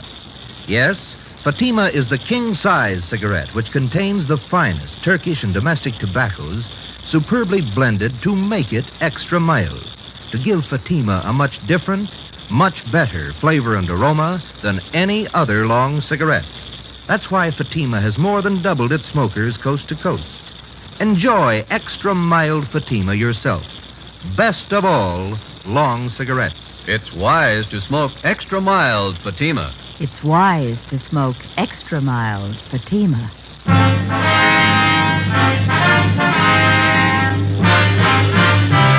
Dragnet, the documented drama of an actual crime. For the next 30 minutes, in cooperation with the Los Angeles Police Department, you will travel step by step on the side of the law through an actual case from official police files. From beginning to end, from crime to punishment, Dragnet is the story of your police force in action. It was Thursday, November 4th. It was windy in Los Angeles. We were working the day watch out of Georgia Street Juvenile Bureau. My partner's Ben Romero. The boss is Captain Bowling, Commander Juvenile Division. My name's Friday. It was 2:45 p.m. when we got to Charter High School. Main entrance. Which way, Joe? I don't know. We can ask this boy. Hey, son, Yeah? where's the principal's office? Straight down the hall. Last door on the left. Thank you. What's all the noise about? Football rally. We're playing Piedmont today. Probably lose. Can't beat confidence like that. Kids are sure funny nowadays. Yeah. Check that sign. Mm-hmm. Junior prom. $1.25 for couple. Makes you feel old, doesn't it? I never did go to those high school dances. How come? Couldn't dance. Wife says I still can.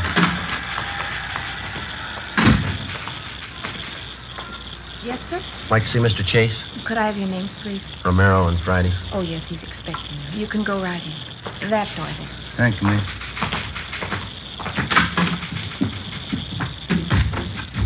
Mr. Chase? Yes? My name's Friday. I talked to you on the phone. Oh, yes, certainly, Sergeant. Have a chair. Thank you. This is my partner, Ben Romero. How do you do, sir? How are you, Mr. Chase? Sit down, sit down. Certainly glad to see you, gentlemen. I'm at the end of my rope. Would you mind briefing us, Mr. Chase? How did all this trouble start? I don't know how it started. I don't know why. But here's the result, Sergeant. This dress, bloodstains on it. Mm-hmm. What's the story? A woman stormed in here and said her daughter came home from school yesterday wearing this dress. She told her mother she'd been knifed here at the school. Mm-hmm. How many cases like this have you had? 21 in the past 3 weeks. Why didn't you notify us? Believe me, Sergeant, I didn't know which way to turn. When I first learned about these knifings, I wanted to call in the police, but some of the girls who'd been cut, the parents didn't want it reported. The publicity, the notoriety, they didn't want it. Hope you realize, Mr. Chase, that it's a pretty serious business. Believe me, I did realize. What could I do? The knifings had to be stopped. The parents didn't want them reported. I've tried everything humanly possible to find out who's responsible. What have you tried, Mr. Chase? Well, I called on some of the older students from the Boys' Council. I placed them all over the grounds of the buildings and told them to keep an eye out. No results, huh? The knifings have gone right on. This past week, they've even gotten worse. Oh, that reminds me. Just a moment, please. Yes, Mr. Chase? Doris, would you get Jim Travers, please? Have him come to my office right away. Yes, Mr. Chase. Travers is head of the Boys' Council. He helped organize the system of guards. He might be able to give you some information.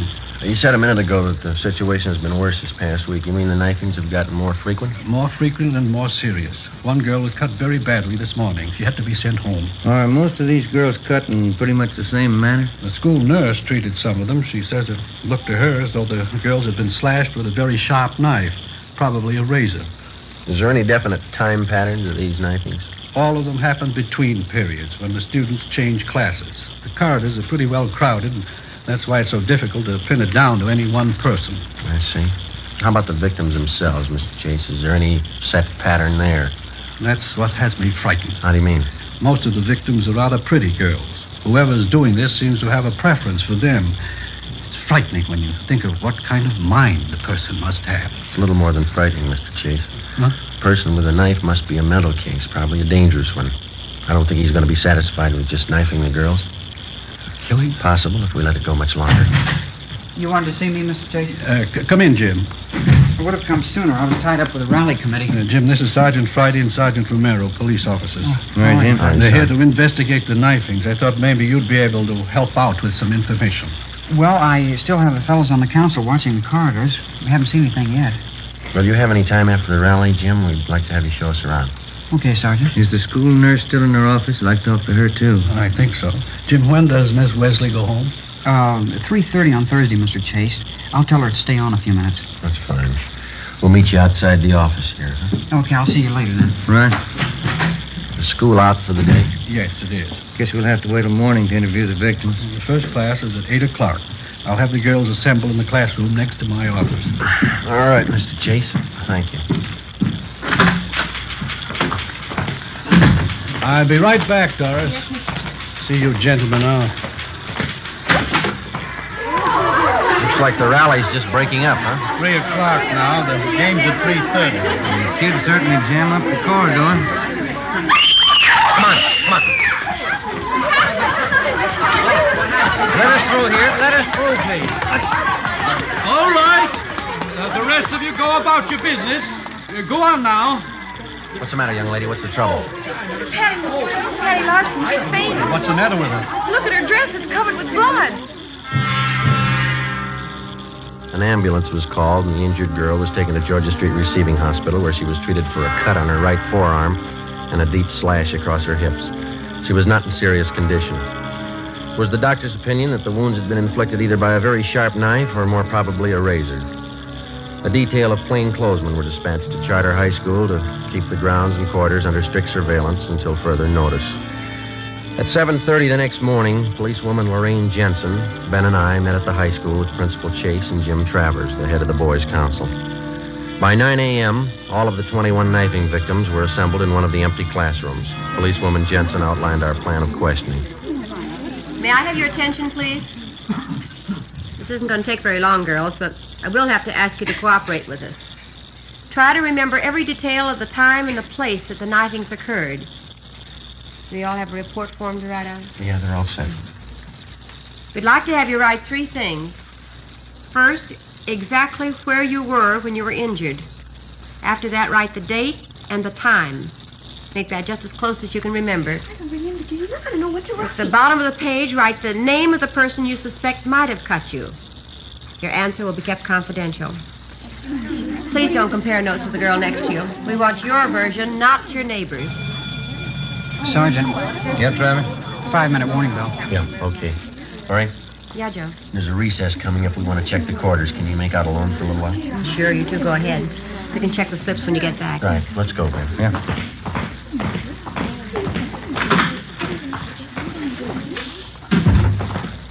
Top of the stairs is best, Sergeant. Okay. If you stand back a little from the railing, no one down below can tell if they're being watched either. Okay. I'm pretty much interested in police work. You know, the lie detector and stuff. Uh-huh. Will you keep on going here? One more flight. All right. I wrote a paper once on the lie detector for our physiology class. The teacher liked it. That's so? Yeah. I've been reading how they take fingerprints, cloth imprints, and all that. Pretty interesting. Here we are. We can keep an eye on the whole corridor from here. Okay. What detail do you officers work out of? Georgia Street Juvenile. You know Lee Jones or Ray Pinker? Oh, yeah. I've read a lot about the crime lab. Why don't you come downtown some afternoon? We'll show you around. That'd be swell. Okay. Must be interesting, meeting all kinds of people, watching how they behave, you know. Yeah, it's interesting. During the recess, while the students moved from classroom to classroom, we kept the main quarter under close surveillance. The other men from Juvenile Bureau covered the rest of the quarters. We kept an eye on the main quarter during the third recess between periods at 11 a.m. Again, no results. At 11:30, Travers went to check with the members of the boys' council to set up the noontime watch. Ben and I went back to the classroom on the main floor to check with policewoman Jensen. We helped her tally the results of the questioning of the girl victims that morning. Let's see, 17, 18, 19. Well, that takes care of the lot. Let's see. There it is. Now what's it mean? Well, 12 say they were knifed on the main corridor, 3 knifed outside the building, 4 on the stairway, 2 in a classroom. The times they list. Doesn't look like there's any pattern there. How about the suspects that they wrote down? That's even got me beat. We've got more of them than we have victims. Here. There's 4 pages of names. Some of the girls wrote down as many as 5 suspects. That's going to help a lot. How many altogether? Let's see. 34. Oh, hi, Mr. J. Did you find out anything? Well, it didn't turn out too well. Nothing definite. Terrible morning. Parents calling up, newspapers. I don't know. Certainly out of my hands. Are there any assemblies scheduled for this afternoon? Yes, after the 5th period. Why? Well, I think maybe you better cancel it. Seems like every time the kids are crowded together, we just ask for trouble. All right, I'll have it canceled. Fine. Something else, Mr. Chase. Yes? The girls that we had in this room this morning, the victims, we'd like to have every one of them brought back here after the next class, can we? All right, Sergeant. I'll have excuse slips sent to each one. Thank you, sir. Gives you the chills. Those kids getting cut up in broad daylight. Whoever it is, the guy's got a stomach for it. How do you know it's a guy? It's as good a guess as any. How about the school employees, the janitors, and the rest of them? Checked them all out this morning. When we get the girls back here, we'll go through the same routine. One thing we missed the last time we talked to them. Yeah? We asked them to pick suspects. We might have more luck if we have a bigger choice. Well, how do you mean? Well, instead of asking them to pick out somebody, we'll tell them to list the names of every person who was around them or near them when they were cut. It might work if we can spot a couple of repeats on the list. Sergeant, they want you downstairs. Hurry. Come on, Ben. What's the matter? It's terrible, terrible. I found her. You found who? Betty Price. Where? Downstairs, unconscious. I'm afraid. What do you mean you're afraid? I'm not sure she's alive. We located the unconscious girl in a corner of the basement near the rear entrance to the girls' locker room. She'd been cut severely about the face and arms. At Georgia Street Receiving Hospital, she was given an immediate blood transfusion. In addition to her wounds, she was also treated for shock. We questioned the victim. She stated that she did not see the person who attacked her. Later that afternoon, she was removed to her own home upon the advice of her family physician. 1:35 p.m. Ben and I got back to the high school and checked in with policewoman Lorraine Jensen. How'd the last station turn out, Lorraine? Really, a lot better. It was a good idea, Joe. Yeah? How'd we come out? Pretty good. Yeah, the list they made out. 21 of them. Uh-huh. Each girl listed an average of 8 persons around her at the time she was knifed. Yeah? There's one name that occurs on 19 of these 21 lists. Here, Joe. Jim Travers.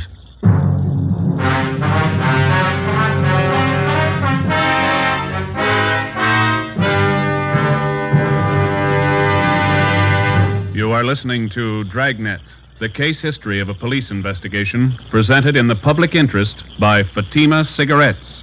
If you smoke a long cigarette, it will be in your interest to listen to a typical case history of a Fatima smoker. It's the case of Mr. Frank Fenton, well-known author and Hollywood screenwriter. This is his actual signed statement. When a writer gets absorbed in his work, he loses track of time, smokes more than usual. And this happens often to me. As a result, I appreciate a mild cigarette. Fatima is extra mild. I agree it's wise to smoke extra mild Fatima. And so do more and more smokers every day. Actual figures show extra mild Fatima has more than doubled its smokers coast to coast. So enjoy extra mild Fatima yourself. The king-size cigarette, which contains the finest Turkish and domestic tobaccos, superbly blended to make it extra mild. You will prefer Fatima's much different, much better flavor. You will agree. It's wise to smoke extra mild Fatima. It's wise to smoke extra mild Fatima. The best of all long cigarettes.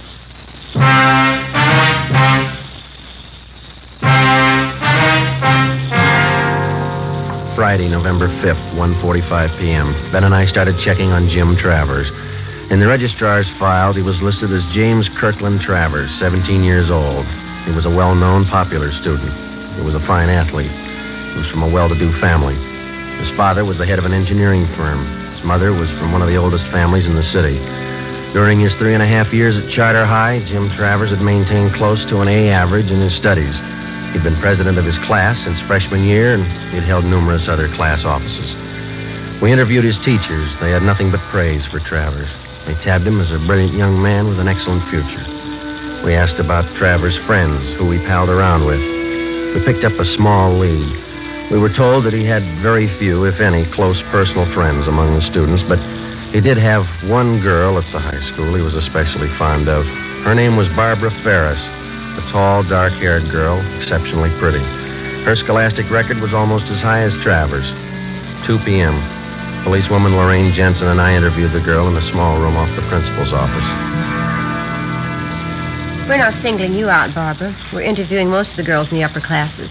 You mean about what's been happening around school? Yes, that's right. Well, I don't know much about it. I was talking to Jim Travers last night. He's a friend of mine. He told me why you were here. How long have you known Jim Travers, Barbara? Oh, since freshman year, I guess. Mm-hmm. You go steady with him? Well, we don't like to call it that, but I guess so. We go to the dances together. Sometimes we go to the show on weekends. Do you go out with him very often? No, not very often. Jim's usually pretty busy. He studies a lot. Does he go out with other girls, do you know? Well, no, I don't. Once he went out with Betty Fisher. He said he didn't like her much. Betty's kind of a party girl. Jim likes to talk about things. You know, physiology, books, stuff like that. Do you get along with him pretty well? We get along fine. Sometimes he's moody, but I guess I am, too. Could you tell us a little more about Jim? What's he like? Well, what do you want to know that for? Is there anything wrong? No, it's just routine questioning, Barbara. We have to check on everybody. Oh, I see. Well, Jim's certainly all right. He's like the rest of the fellows at school, I guess. Only he's smarter than most of them. Well, is there anything maybe that's odd about him that you noticed? Anything very different? No, not that I've noticed. He's always been pretty bashful, up until this last year anyway. He's still that way sometimes when we go out on dates. How do you mean? How is he bashful? You know, about girls and things. He's always nice, though. He's not always thinking about necking and stuff like most of them. You mean he's not the romantic type? Well, he can be romantic when he wants to. Once we parked outside my house after a dance. He's always nice. There was just this one time. What was that? Well, he kissed me, and then he twisted my arm behind my back. He kept twisting it for no reason. Yeah? I told him it hurt me, but he wouldn't let go. He kept twisting my arm. What'd he say? That's what was so funny. He said, "I like you better than any girl I know." Yeah? Then he said, "That's why I'm hurting you." After talking with Barbara Ferris, we had a pretty good idea that Jim Travers was the suspect we wanted. But because of his fine background and his record, we realized that we'd have to prove beyond any question of a doubt that he was the guilty person. We had only one thing to go on besides the information Barbara Ferris had given us. During the morning recesses, when Travers was with Ben and I was watching the corridors, not one knifing took place. When we had left Travers and gone downstairs to check with policewoman Jensen, the girl had been found slugged and cut at the rear of the girls' locker room. 2:30 p.m., Ben and I met with the suspect. How's it going, Sergeant? Any luck? Not much, Jim. What's that, another rally? No, a band practice. Junior prom's tonight, isn't it? Yeah. You talked to the girl who was knifed downstairs, huh? Find out anything? No, not much. You want to stick with us this afternoon? I think you might be able to help us out. Sure. I've got the fellows on the council standing by if you want them. Fine. Let's go outside, huh? Got something to tell you. Sure, okay. We can go out this way.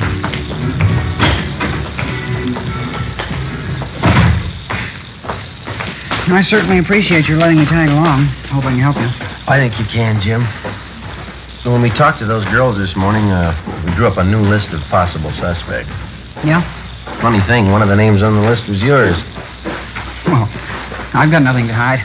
Well, we'll make a systematic check of each name on the list and start with yours. Well, will we have to go on the lie detector? I'd like to try that. I never saw one. Only pictures of it. No, you won't have to go through that. It'll just be a couple of questions, and then we're going to check your locker. Okay, I'd be glad to show you. Does this take us to the locker room? Yeah, we can cut through here. Say, when we were questioning those girls this morning, some of them said that they saw you in different parts of the building when the knifings took place. What do you mean? Well, your location didn't exactly jibe with your classroom schedule. In other words, your class was on the 3rd floor, but you were seen down in the main corridor. Now, how do you account for that? Well, you see, I usually take walks between periods. Sitting in classrooms makes me nervous sometimes, you know. Mm-hmm. Here, I'll get the door. All right. Any other questions I can answer, Sergeant? No, that's all. How'd you happen to get interested in police work, Jim? You said your father was an engineer, didn't you? Yeah, that's right. I don't know how I got interested. I just took to it, I guess. I always liked to watch people's reactions and their behavior. Fascinating. The locker room's down this way. Okay. What are you planning on doing when you graduate? College? Yeah, I guess so. Dad wants to send me to MIT. It's a good school. Yeah. Say, if you ever have the time, I'd sure like to see some of the ballistics equipment down at the police crime lab. I've read up on ballistics quite a bit, too. Oh, is that so? Yeah. The polygraph lie detector. That's my favorite, though. Wonderful machine. Mm-hmm. Imagine charting positive and negative reactions like that. It's marvelous. Yeah, it is. Say, have either one of you ever read Dawson's treatise? I think it's called The Psychology of the Criminal Mind. You ever read it? I think we had that in training, didn't we, Ben? Something like that, yeah. How about criminal behavior and its basis? Maxwell's book. Did you ever read that one? No, I don't think I did. It's a great book. I got quite a few textbooks on crime. There's one on sex crimes I just got. It's very good. Mm-hmm. This locker room? Yeah, I almost went past it. My locker's down this way. How do you shave, Jim? You use an electric razor or a safety razor? Me? Electric razor. They're the best. Yeah, they're a lot easier to use. Here it is. I'll open it for you. All right. Ben, you got those envelopes? Oh, yeah. Yeah, they are. Okay, would you step aside there, Jim? Yeah, sure. All right, we'll get some dust scrapings from the shelf here. All right, there you are, Ben. You want to mark it? Yeah. Jim Travers, dust scrapings from locker. All right. Let's see here. Here's some more scrapings from the bottom of the locker this time, huh? Okay, I'll seal these envelopes.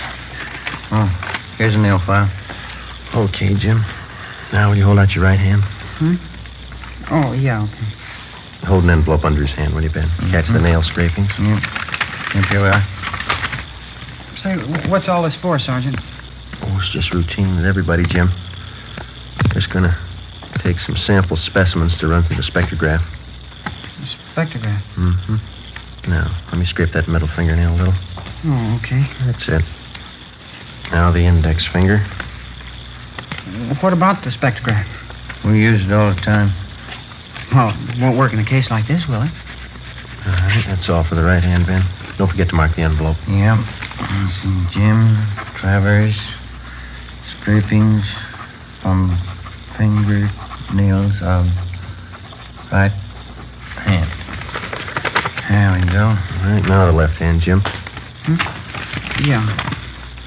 No, we don't know if this is going to work or not. It's worth a try. We'll know this afternoon. This afternoon? Yeah. We'll have to run you through on the machine. Hold the envelope a little closer, Ben. Yeah. Well, how's it going to help you? It might tell us what you had for breakfast a week ago. It might tell us what kind of clothes you wore 3 days ago. The kind of objects you came in contact with. Oh. Well, what kind of principle does it operate on? Oh, I don't know. We can ask Lee Jones. Here, let me get the scrapings from your thumb. All right, there it is. Now seal it and mark it, Ben. You want to call the office and tell them we're on our way in? Yeah, I'll be in that room right next to the principal's office. Okay. You can close your locker, Jim. That's all. Yeah, all right. We'll check the things in your pockets when we get to the crime lab. Let's go. That spectrograph must be a marvelous machine. Well, it's worked for us a lot of times. We've got evidence on a suspect that either convicts him or clears him. You'll probably get a kick out of it. I'd like to see it. You say it tells you everything a person's come in contact with, huh? Yeah, that's right. Could it tell you how I shave? Well, how do you mean? I mean, with an electric razor or a safety razor. Oh, yeah, sure. That's one of the primary things. I don't know exactly how it works, but it does the job. We'll get Lee Jones to explain it to us. Out this door. We can cut across the courtyard. Oh, these are sure nice grounds. Will they keep me long downtown, Sergeant?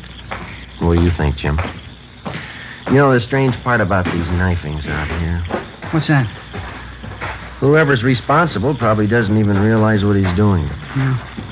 Mentally, he's sick. He's very sick. Best thing for him would be a doctor. Mm-hmm. Just like any other sickness, it's not going to get better by itself. Yeah. The only trouble is he's just getting his appetite up with these knifings. Now, if he goes much longer... How about that spectrograph, Sergeant? Say, for instance, well, if I happen to hold a knife in my hand or maybe a razor. Oh, yeah, that'd show on the machine. We go in here? Yeah. It's a terrible thing. Whoever it is. Terrible thing. Yes, it is. In here, Jim.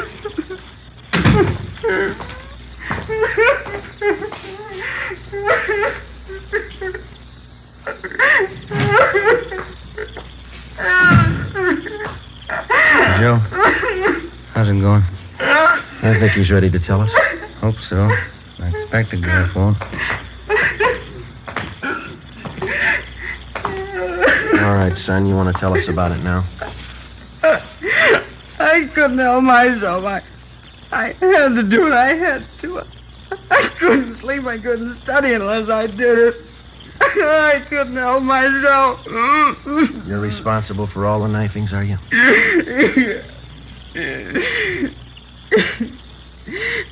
You knew, didn't you? Who told you? You told us, Jim. I'm glad you caught me. It was getting worse. Might have been too late. I'm glad you caught me. Why? Barbara. After the prom tonight, Yeah. I was going to kill her.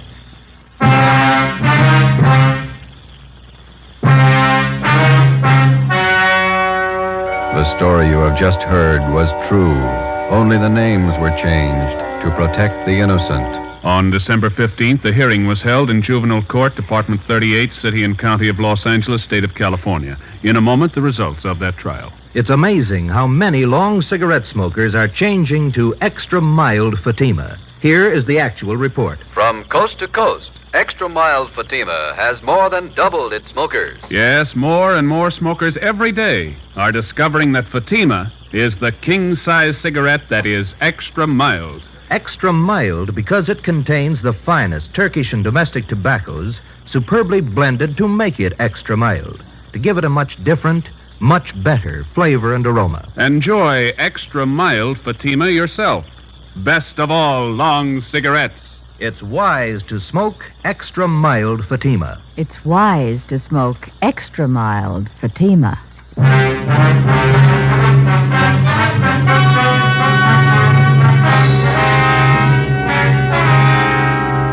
17-year-old James Travers was examined by court psychiatrists who found him to be one of the most dangerous mental cases they had ever examined. The boy's parents, who cooperated to the fullest with the police officers and with the court, made only one request, that the boy be committed to a private sanitarium. James Travers is now under confinement at that sanitarium for an indefinite period of time.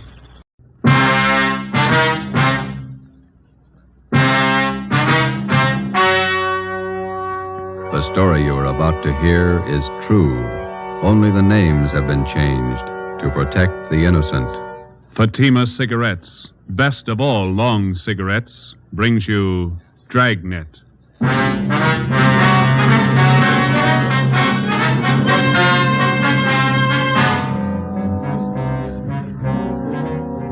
detective sergeant. You're assigned to homicide detail. For 2 months, a depraved criminal has been at work in your city. Men and women have been robbed, brutally attacked. Your job, get 'em. If you want a long cigarette, smoke the best of all long cigarettes. Smoke extra mild Fatima. Yes, Fatima is the king-size cigarette which contains the finest Turkish and domestic tobaccos superbly blended to make it extra mild, to give Fatima a much different, much better flavor and aroma than any other long cigarette. That's why Fatima has more than doubled its smokers coast to coast. Enjoy extra mild Fatima yourself. Best of all, long cigarettes. It's wise to smoke extra mild Fatima. It's wise to smoke extra mild Fatima.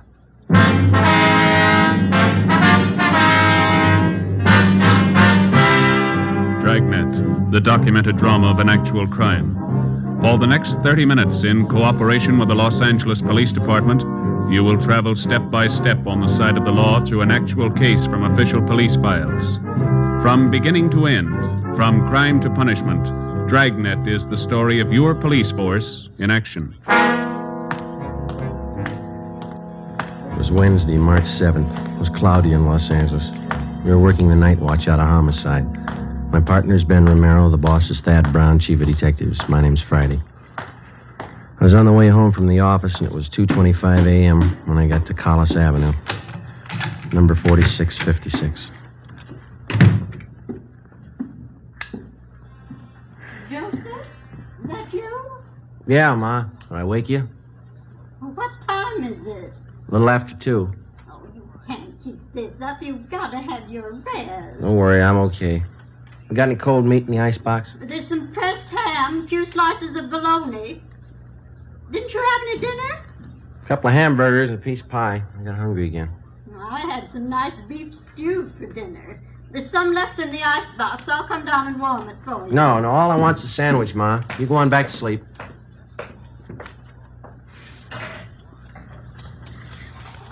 You can't live on pie and sandwiches and keep up your strength.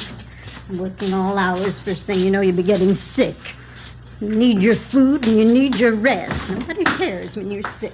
You didn't have to get up, Ma. All I want's a sandwich. I can fix it. You better have a bowl full of stew. Here, it'll take a minute to warm it up. Nice new potatoes in it. Some of those onions you like, too. White Bermudas. Okay, not too much now. I'll get the milk. It's 2:30 in the morning.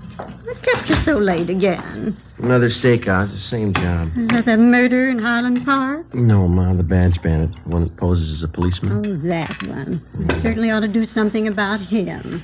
Yeah, well, we're trying to. We can't find him. Now, there was a piece in the paper about it tonight. They say it's just terrible the way he beats up people and robs them. Yeah. Badge bandit. The way he treats women ought to be ashamed. They ought to put him away. Yeah. You got some more rye bread? Mm-hmm. Are you going to have tomorrow off, Joseph? Thanks. No. The captain says we work straight through till we get the guy. Oh. I thought you were going to have tomorrow off. Mm-hmm. Oh, you ought to tell the captain. You need your rest. You can't go on like this working all hours. You'll be coming down sick one of these days. 15 robberies, 15 assaults, all in 2 months. Somebody's got to stop him. Stew ready? Oh, yeah, I think so. Okay. Well, can't they warn the people? They wouldn't be getting robbed and beaten up if they weren't parked in those lonely places. Spooning, so silly. Yeah. I'm afraid we can't do anything about that, Ma. It's a public place. They got a right to park if they want. Yeah, I suppose. Let me have your plate. Okay, here. No, hold it. That's fine. Another spoonful. You can't work if you don't eat. Okay. It is good stew. Yeah, sure it is. Butcher down at ShopRite's nice. His stewing beef's just wonderful. Mm-hmm, yeah. Ben work late with you? Yeah, his wife's sore, too. He hasn't been home much since we started on this. It's a tough one. Oh, my. Well, times certainly have changed since I was a girl. All this robbing, beating up. Crazy people. Yeah. Any mail today? No, there's a couple of bills. Will you set the alarm? I got to check back in at 8 in the morning. 8 o'clock? Why so early? The badge bandit's got 2 more victims tonight. They were college kids. Oh. Doctor says he didn't think we should talk to him tonight, so we'll have to see him tomorrow morning at the hospital. Were they badly injured? Well, pretty bad. The boy took a terrible beating. The girl was attacked, same as the others. My. Well, it's very good, Ma. I better get to bed. Yes, well, your face looks so thin. You need all the rest you can get. I'll get it. Now, who can that be? It's almost 3 in the morning. Hello? This is Lorman down homicide, Joe. Sorry to bother you. Yeah, Lorman. What is it? Captain wants you and Romero to meet him at Hollywood and Laurel right away. What's the matter now? Attack and hold up in Laurel Canyon 20 minutes ago. Yeah? Got the area blocked off. Figure they got the man trapped. The victims get a look at the guy? Same description, the badge bandit. I left the house, went over and picked up Ben, and we drove out to the edge of the Santa Monica Mountains where Hollywood Boulevard ends and Laurel Canyon begins. We headed back into the canyon to the blockaded area. Captain Steed from Homicide was there waiting for us.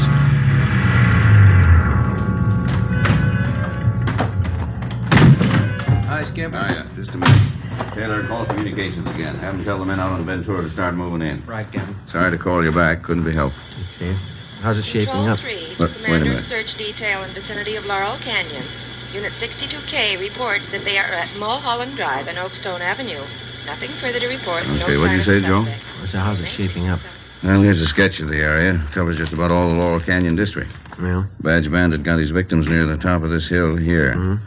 Old man in the neighborhood heard a woman scream and phoned in. How sure are we the guy didn't get away? Well, the man who called in said the bandit had trouble starting his car. Finally left it and took off into the brush. He was headed west down this road here. Captain, I just had a call from communications. The crew from Leighton Prince are on their way. All right, any report from the detail up on Canyon Road? Nothing yet. I'll stand by the radio. Okay.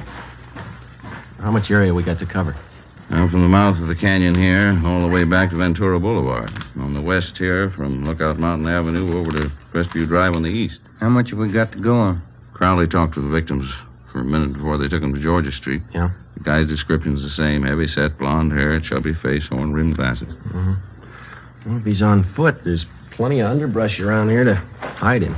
Just a minute, I want to get this call in first. Taylor, I have communications contact 72K. Tell them to hold their line stationary. Yeah. We'll have the others close in from the west and the north. Right. You two better get up on Groveland Drive. Line's pretty thin up there. Olson can use the help. Is that the area where you abandoned the car? Yeah.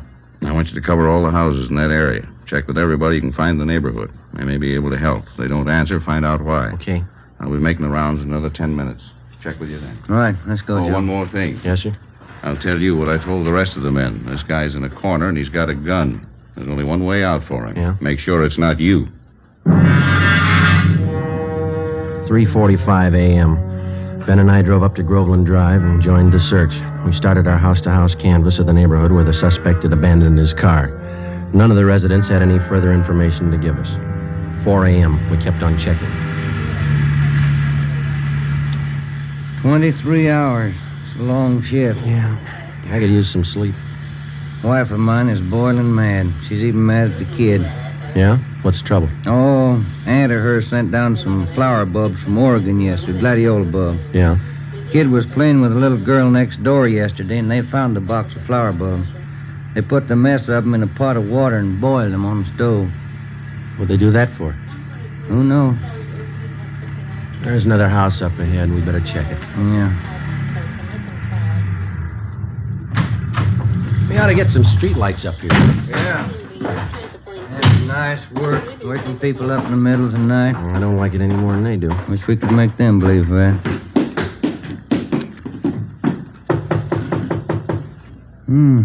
Nice neighborhood up here. Wonder what the price is on these lots. Well, it shouldn't be too high. They say real estate's coming down. Yeah, what is it? Police officers. Sorry to disturb you. We'd like to talk to you a minute. Oh, all right. Let me get the door open.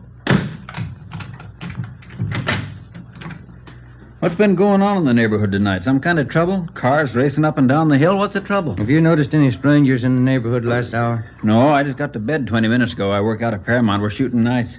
What's all the commotion anyway? We're looking for a suspect. He's supposed to be around this area. Well, I haven't seen anybody. I thought I heard somebody out by the garage a few minutes ago. Went out and looked around, but I didn't see anything. Did you check to see if your car is still in the garage? No, I left it in the driveway. No, sir, there's no car in your driveway. Sure there is. Let me show you.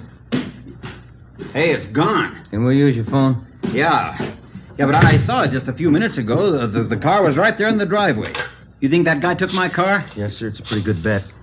You got your license number handy there? I don't remember it. I got it on a card in my wallet. Give me communication. Can you give us a description of your car? It's a Plymouth sedan, black, two-door sedan with... Search detail, Laurel Canyon. I got some new information for all units in the detail. Here's the license number.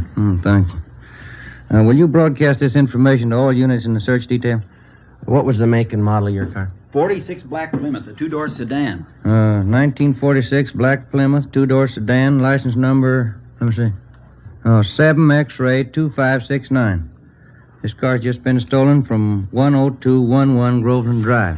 Any identifying marks on the car? Well, I left my keys in it. No, sir. I mean, any special markings on the car? Maybe a dent in one of the fenders? Well... Yeah, George, hold on. We're getting it. The right headlight went out on me last night. I haven't had it fixed yet. The right headlight on the car's out. Notify all units in the search detail that we believe suspect is now in possession of this car.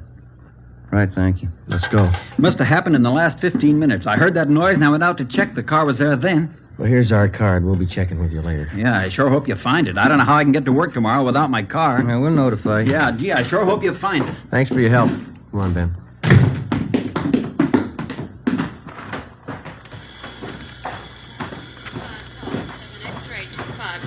Repeat, 7 X-ray 2569. The car has just been stolen from 10211 Groveland Drive. The right headlight is out. Oh, I got it. Believed suspect is now in possession of this car, KMA 367. I don't think he could have gotten that car through the blockade yet, you. Better start searching the side roads, huh? Yeah.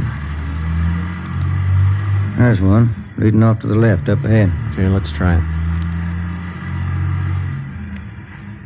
Wait a minute, there's a car coming down the hill toward us. Joe is making time. Joe, only one headlight on the car. He's coming right at us. Turn around, quick. There's no room. Get over to the inside. I can't, it's too late. Ben, turn! Hang on, we're going over.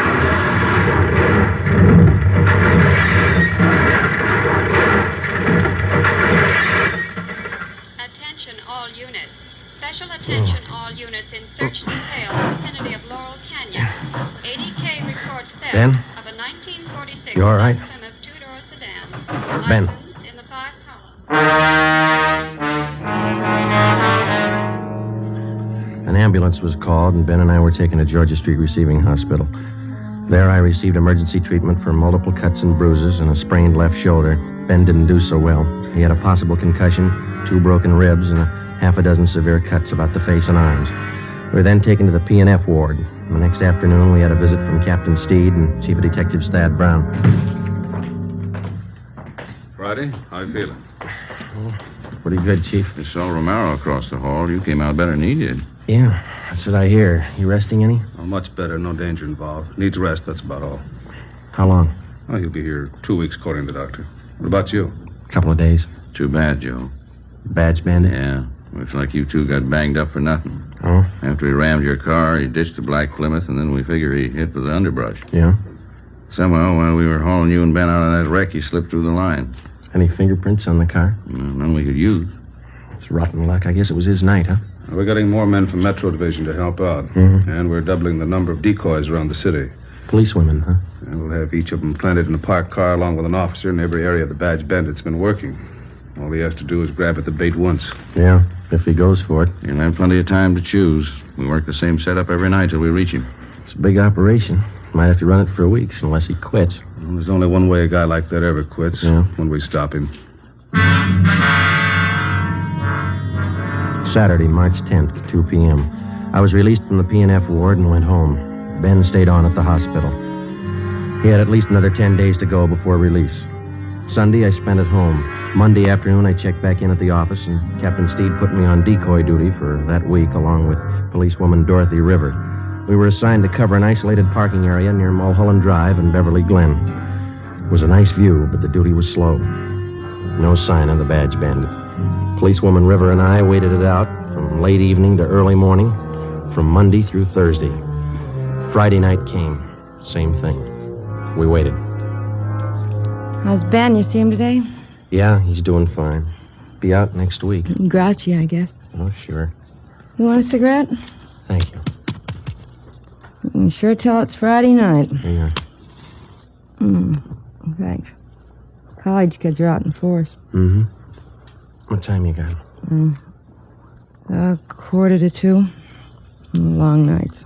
Yeah. Slow. You cold? No, are you? Just a little. It's chilly up here in the early morning. What's that? Car full of kids just pulling out. Are the cars gone, too? Yeah. We're the only ones left. These stakeouts get on your nerves. So, look, if you're cold, you can have my coat. It doesn't bother me. No, it's all right, Joe. Thanks. It's a beautiful view from up here, isn't it? All the lights. Yeah. You like to dance, Joe? What? I said, do you like to dance? Oh, once in a while, I guess. I'm not too good. Why? Well, our club's having its big annual dance 2 weeks from Saturday. Yeah? Might get a kick out of it. It's formal. Well, it leaves me out. I don't own a tux. You could rent one. It'd be fun. Nah, I'm afraid I don't look good in a tux. I never met a man who thought he did. Why don't you try it? I might be working. Well, I mean, if you're not working, why don't you come? You going? Well, I was planning on it. Got a date? No, not yet. I have hopes. There's a car pulling in. Let's see. Yeah, parked over in back of us. I can only make out one person in the car. Yeah, looks like a man. I can't be sure. All right, come on over closer. We might as well look the part, huh? All right. He's getting out of the car. Is he coming this way? Walking over to the side of the road. He's got a flashlight. Looking around. He's built like the Badge Bandit. Short, heavy set. Yeah, he's turning around. He's got his flashlight on us. He's coming up on your side of the car. All right, take it easy. You know what to do. Come on, out of that car. Police officer. All right, hold on. Got a gun, Joe. Yeah. Come on, I said out of the car, both of you. All right. All right, drop the gun. Drop it.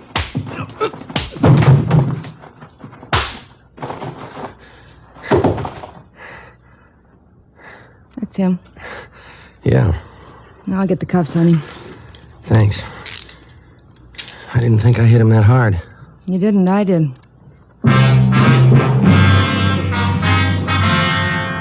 Policewoman Dorothy River and I took the suspect to Hollywood Division, where he was booked on suspicion of robbery. He gave his name as Charles Leon Kirby, age 46. Monday, March 19th, Ben was released from the hospital and checked back in for work. A special show-up was held at which 10 of the 17 victims definitely identified Kirby as the Badge Bandit. The suspect had finally been apprehended. Now we started the slow process of formally charging the man and presenting our evidence against him to bring him to trial. 10 a.m., Ben and I went across the street to the 6th floor of the Hall of Justice to present our case against Kirby and to obtain a formal complaint against him. We met with Deputy District Attorney Broker. When'd you get out of the hospital, Ben? This morning. Sure got sick of that place. Heard about your accident. That guy sure gave you enough trouble, didn't he? Yeah, he's still giving us trouble. How's that? He got in a tangle with another prisoner out in the Hollywood Division. Yeah? The other prisoner gave Kirby a pretty bad going over.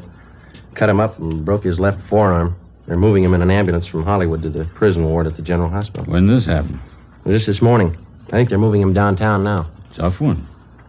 Now, how about your reports on Kirby? Are they all in order? Well, here's a summary report. Alleges 10 positive identifications containing 10 counts of robbery and 10 counts of forcible rape. All right. And here are 7 other crime reports. Only partial identification on these. Okay. What have you got for corroborating evidence against him? Oh, we went through Kirby's apartment. Found at least a dozen pieces of property that he took from his victims. Mostly watches and jewelry. The victims identified every piece we found. Okay, let me get the details down here. No. Excuse me a minute. Sure. Broker speaking. Yes, a minute. You, Friday. Thank you. Friday. When? Yeah, right away. Well, that does it. What's the matter? Kirby. He just broke out of that ambulance.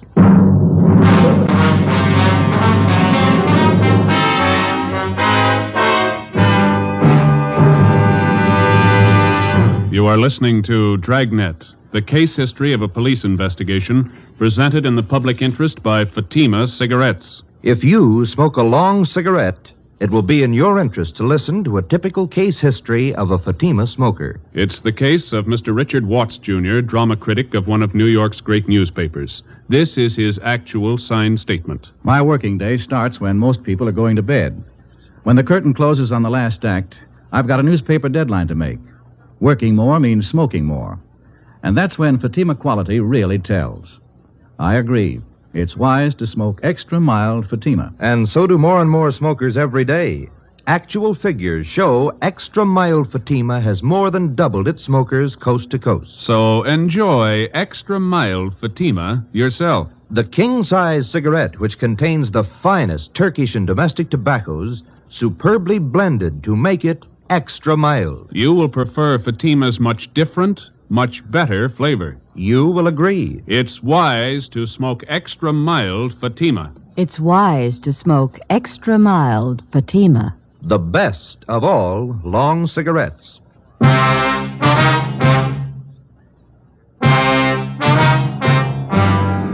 As soon as word of Kirby's escape came through, the information was broadcast to all points. All available cruiser cars and men were rushed to the escape area, and a door-to-door canvass got underway. All of the men were given mug shots of Kirby together with his description. 11 a.m., Ben and I got back to the office. We found a message from Captain Steed to meet him in the chief of detective's office. No man in that area until further notice. Check the bus depots and the Union Station. Right.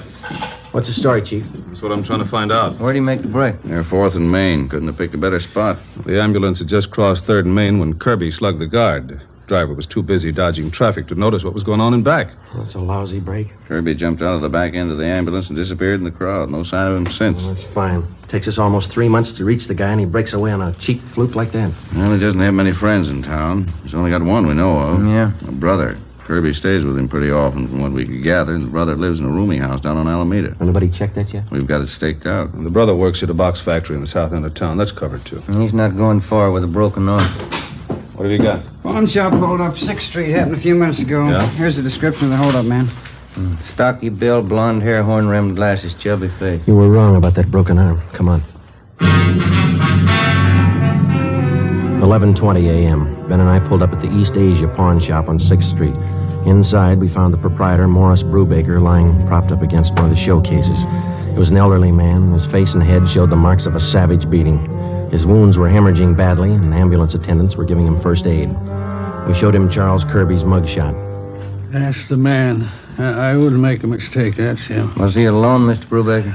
Yes, by himself. He has to look at a watch, and when I turned to get it, he kicked me. I fell against the showcase and cut myself. He pulled me in the back room. I didn't even know him. He kept beating me. Easy, Mr. Brubaker. Let me get this conference on. How much did he get away with, do you know? I'm not sure. Blue suit, blue overcoat, wraparound, and navy blue, both. He kept hitting me. All right, sir, just take it easy. They'll have you out of here in a minute. He kept hitting me like a crazy man. This is antiseptic. Might sting a little. Okay.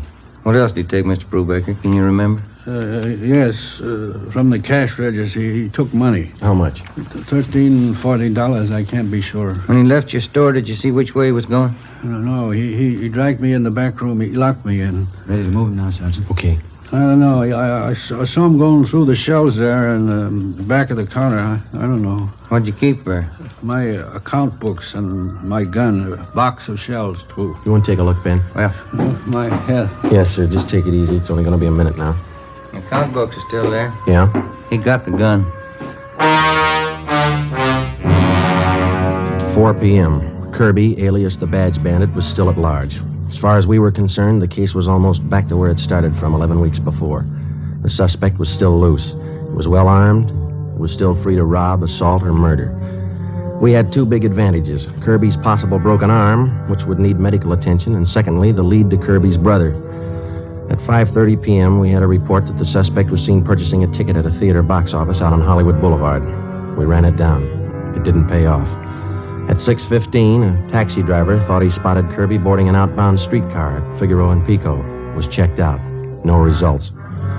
At 7 o'clock, Ben and I got something to eat at a drive-in, and we relieved the men on stakeout at the rooming house on Alameda Street where Kirby's brother was staying.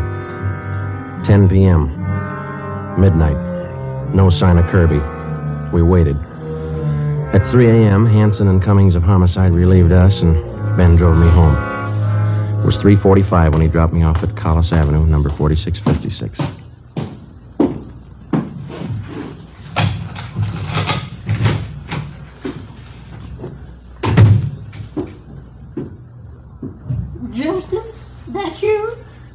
Yeah, Ma, I didn't mean to wake you. Well, what time is it? Almost 4. Oh, my. These late hours, you've got to get your rest, Joseph. We'll be all right, Ma. Got something to eat in the icebox? There's a little cold meat and some cheese in the cupboard. Just want a sandwich. You go on back to sleep. I had some nice meatballs and spaghetti for dinner. I can warm some for you. My, high sandwiches working all hours. You just get sick, Joseph, and you'll see nobody cares about you when you're sick. I wish you wouldn't get up, Ma. I can fix something. Well, warm up the meatballs and spaghetti. You need something substantial. I get it. 4 a.m. I hope it's not that awful calling you in. Hello? Lorman down homicide. Yeah, Lorman. Thought you'd like to know they just got Kirby. Where? At his brother's place about 15 minutes ago. Hanson and Cummings grabbed him. Any trouble? No, grabbed him before he got to his gun. We just locked him up. Thought you'd like to know. Yeah. Thanks, Lorman. Night. All right. Well, that wasn't Joseph. The office, Ma. They got Kirby, the badge bandit. Oh, did they? Well, that's nice. Maybe you'll have some time off now. Yeah. Never fails, does it? You work on a case for 3 months. Leave it for 30 minutes and it's all over. Hmm? The food's warm. Is there anything else you want? No, that's fine, Ma. You go on to bed. Yeah. Well, all right, Joseph. Now, don't stay up too long. All right. Good night. Good night. Hey, Ma. Yes, Joseph? Have I still got that old tuxedo around?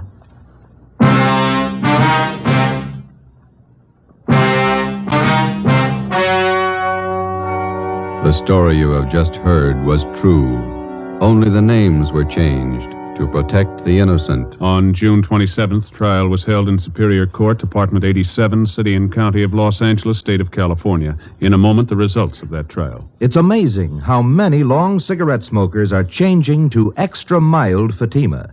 Here is the actual report. From coast to coast, Extra Mild Fatima has more than doubled its smokers. Yes, more and more smokers every day are discovering that Fatima is the king-size cigarette that is extra mild. Extra mild because it contains the finest Turkish and domestic tobaccos, superbly blended to make it extra mild, to give it a much different, much better flavor and aroma. Enjoy extra mild Fatima yourself. The best of all long cigarettes. It's wise to smoke extra mild Fatima. It's wise to smoke extra mild Fatima.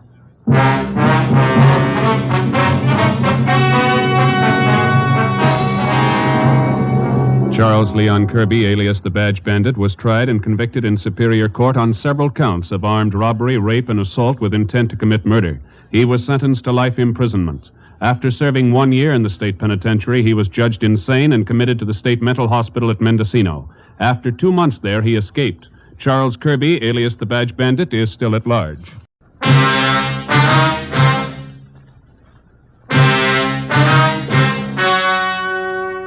The story you are about to hear is true. Only the names have been changed to protect the innocent. Fatima Cigarettes, best of all long cigarettes, brings you Dragnet.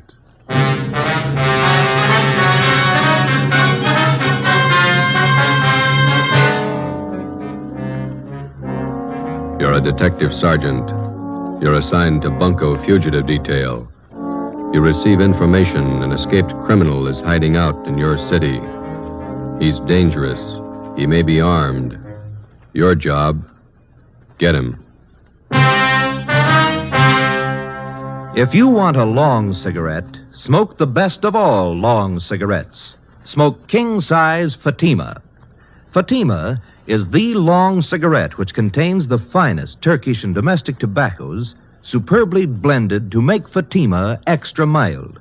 And that's why Fatima has a much different, much better flavor and aroma than any other long cigarette. That's why Fatima has more than doubled its smokers coast to coast. So, enjoy Fatima, the best of all long cigarettes. It's wise to smoke extra mild Fatima. It's wise to smoke extra mild Fatima.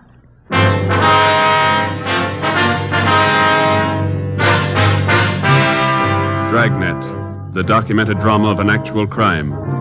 For the next 30 minutes, in cooperation with the Los Angeles Police Department, you will travel step by step on the side of the law through an actual case from official police files. From beginning to end, from crime to punishment, Dragnet is the story of your police force in action. It was Thursday, April 27th. It was warm in Los Angeles. We were working a night watch out of Bunko Fugitive Detail. My partner is Ben Romero. The boss is Blaine Steed, captain of Bunko Fugitive. My name's Friday. I was on the way back from communications, and it was 6:45 p.m. when I got to room 38, squad room. Hi. How are you? How about some dinner? Well, we got one to check out first. Here's the teletype. Skipper just brought it in. Thanks. From San Rafael, huh? Pick up and hold for this department one Alfred Garvey. Wanted for suspicion, forgery, robbery. This man poses as a fingerprint expert from San Rafael Police Department. Here's his mug pulled from the Record Bureau. Mm-hmm. We're informed Garvey is registered at the Fair Deal Hotel, your city. Where's that? Over near First and Broadway. Yeah. Please advise us on his arrest, and officers will arrive with warrant signed. Chief Police Frank Kelly, San Rafael, California. Shouldn't take long to pick him up. All right, we can eat later, I guess. Hi. Hi, Max. What are you doing around? I thought you took off on vacation. I am. Just came back to pick up some stuff in my locker. Soft touch. Sure. Listen, the wife's got the car there. Are you guys going anywhere near North Main and Daly? Yeah, we're going to leave right now. Oh, okay. Let me grab my coat. All right. You live out near Highland Park, don't you, May? Yeah. Wife took the kids shopping in the car this afternoon. Had to get them shoes for our vacation. Kids sure scuff up the toes in a hurry. All right, you all set? Let's go. Where you going on your vacation? Big Bear. Gonna stay the whole 3 weeks. The in-laws own a cabin up there. They even pay the utilities for us. It's pretty nice. Only one trouble. What's that? They're coming with us. Oh. Where'd you park? In the captain's stall. All right.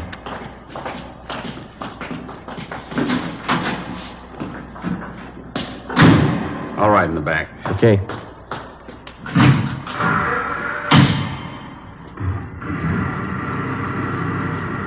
You two still working on that Valley case? No, we washed it up Monday. What's this one? Teletype from San Rafael. I want some guy picked up. Here's a mugshot. Who's Richards going to work with while he's gone, May? I don't know. What's the crowd up ahead? Oh, yeah. Shriners Convention. I forgot they were having a parade tonight. You better stay over to one side. I think we can get through all right.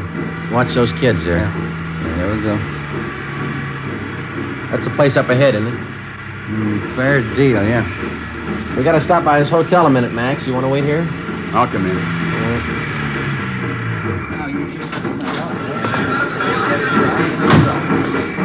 It's a big turnout for the parade, huh? Yeah, it's a big crowd. Fair Deal Hotel. Look at those rates. 35 cents a day, $2 a week.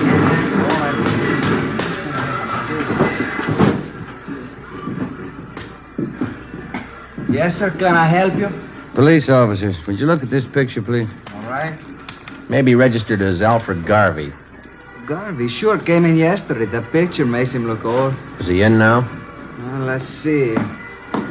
Garvey, room 307. The key's gone. He must be in. Thank you. Yes, sir. Elevator's down there at the end of the hall. Okay. The elevator's in use. Let's take the stairs.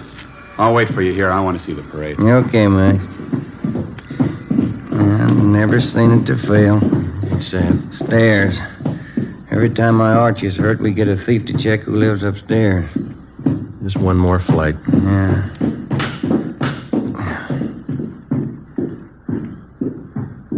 305, 307. Door's open. Let's have a look. Come on. It's empty. Nothing in the closet. Yeah, pretty fast checkout. It came from downstairs. The lobby. Come on. Yep. Come on, hurry up. Guys, stop him! Stop that guy, police! Police! It's Maxwell. Max, are you all right? He went out the door, blue suit. It was Garvey. He shot your friend. Call an ambulance. He ran out the door and shot your friend. Come on, Ben. Call that ambulance, will you? Hey, you. Did you see a man come out of this hotel? What'd you say? Did you just see a man come out of this hotel? That one? I don't know. All right, Ben, you go that way. I'll check up this way. Yeah, right. What doesn't matter? Watch where you're going, huh? Did you see a man running up this way just now, about my height, blue suit? Huh? No, I didn't see anybody. Did you see anybody? Hey, boy. Yeah, you want a paper, mister? No, listen, did you see a man running by here a minute ago in a blue suit? Oh, maybe. I didn't notice it. You want a paper? I'm sorry. Sorry, lady.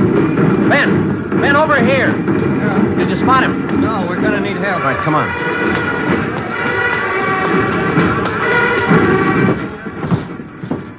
I called the ambulance. You better help your friend. He's bleeding. I don't know what to do. Ben, get a hold of communications. Get some help out here. Right. The guy came down in the elevator. It was Garvey. Your friend tried to stop him. Garvey shot him right in the face. All right, stop yelling, He was terrible. Now, look, he's bleeding. You better do something. Will you shut up? Max, how is it? Chest hurts. Yeah, all right, easy, huh? Garvey came out of the elevator fast with a gun. All right, take it easy now. Joe, I got communications there, blocking off the area. That's fine. Watch that front door. Will you keep those people out of here? Yeah.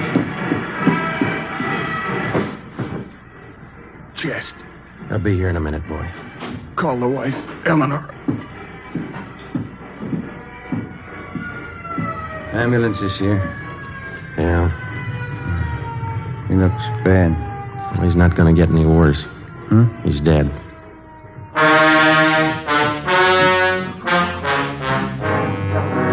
The name on the personnel report said John Warren Maxwell, Sergeant, Los Angeles Police Department, badge number 10377.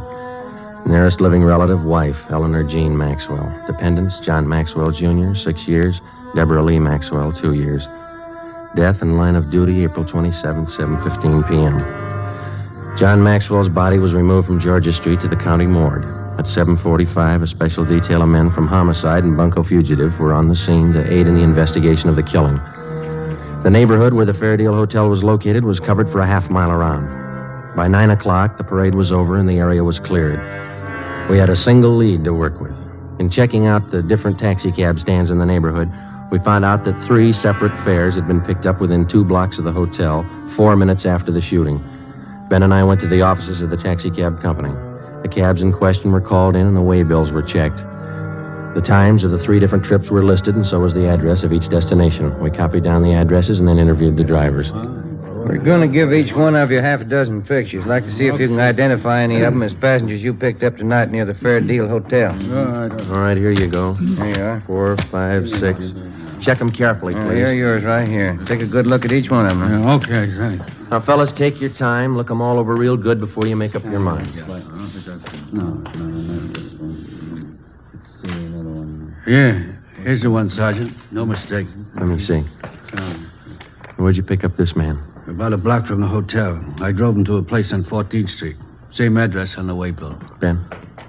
Yeah? Alfred Garvey. Ben and I, along with Ricketts and Chandler from Homicide, drove out to the 14th Street address, another small transient hotel. The clerk on duty identified Garvey from his mugshot. He said the suspect had called at the hotel at about 7:45 that night and asked to see one of the guests, Mrs. Lorraine Thomas. The clerk said he told Garvey Mrs. Thomas was out, that she hadn't been there for 4 days. Ricketts and Chandler went on stakeout in the lobby of the hotel, and Ben and I went up to the second floor to stake out Mrs. Thomas's room. Friday, 11:25 a.m. Lorraine Thomas returned to the hotel and was taken into custody. We took her to Homicide and questioned her for more than an hour. She admitted that she was acquainted with Garvey, but that's all. 1 o'clock. We went to Clifton's cafeteria for lunch. Here, take this tray. Thanks. Silverware? Get here a little earlier, you wouldn't get it. Look at that line right there. You were the first one he ran to after the shooting. Well, Garvey doesn't have many friends in Los Angeles. Maybe that's why he looked me up. I'll have the mixed green salad, too. What kind of work does Garvey do, do you know? He told me he was in the Merchant Marines. Coleslaw. Some of that potato salad, please. Do you know what he does in the Merchant Marine? He told me a steward. French dressing, please. Do you know any of his friends in town? No, I don't. Rye bread. Can I have an extra butter, please? French roll. What kind do you want, Ben? Now, give me some of those biscuits. Thank you. Does Garvey usually stay at the Fairdale Hotel when he's in town? I don't know. That split-piece soup sure looks good, doesn't it? We told you that the police up north were looking for him. Yeah, I know you did. Like I told you, I've been out with him a few times. That's all I know about him. He must have introduced you to some of his friends. I'll have the prime ribs there, rare. That piece there. How about it? Did you ever meet any of his friends? Yeah, one or two. No gravy. Meatloaf, brown gravy. Remember any of the names of his friends? I just met him, that's all. I don't remember. Let me have a roast turkey. Go kind of heavy on that dressing, will you? Did you ever go out with any of them? No. Why do you think Garvey went to your hotel after the shooting? I don't know. Maybe he figured you'd hide him. I don't know why he should. He killed a man and headed straight for your place. Doesn't make you look too good. I can't help that. I like some of those string beans, please. Miss Thomas, you know it's going to go hard on you if you're holding back information on Garvey. I'm not. Why don't you take some of that summer squash, Joe? It's good for you. Well, I can't eat that much. When'd you first meet Garvey? About 3 years ago, up in St. Helena. You might as well keep your nose clean. How do you mean? We're going to reach you, Miss Thomas. You might as well tell us all you know. Look, if Garvey's killing people, I don't want to have any more to do with him. We do. Now, where is he? I told you, I don't know. Squash, please. You said you had a little boy, didn't you, Miss Thomas? Do we have to talk about it now? I thought we were going to have lunch. How old's your little boy? He's 7 years old. Where is he now? He's in school up in San Francisco. Isn't his line going awful slow? It's lunchtime. You know that cop that Garvey killed last night? Mashed potatoes, country gravy. Did you hear what I said? Yes, I know he killed a cop. He had a little boy, too. There's nothing I can do. No potatoes, thanks. Yeah, there's something you can do, Miss Thomas. You can tell us where Garvey is. If I knew, I'd tell you. French fries, please. You're kidding us, Miss Thomas, but we're not going to kid you. You know a lot more about this than you're telling us. Maybe I do, but I'm scared. Who are you afraid of? Look, why can't you count me out of this? I don't want any part of it. You're in all the way. The only way you're going to get out is to tell us what you know. He'll kill me. Suppose something happens to me, nobody's going to worry about my kid. You don't have to worry. He's not going to find out. No dessert, please. They'll both kill me. Both? Who's the other one? Oh, what's the use? Trouble, no matter what you try to do, nothing but trouble. Garvey's working with somebody, is that it? His name's Jack Fleming. Yeah? They made me promise to cover for him.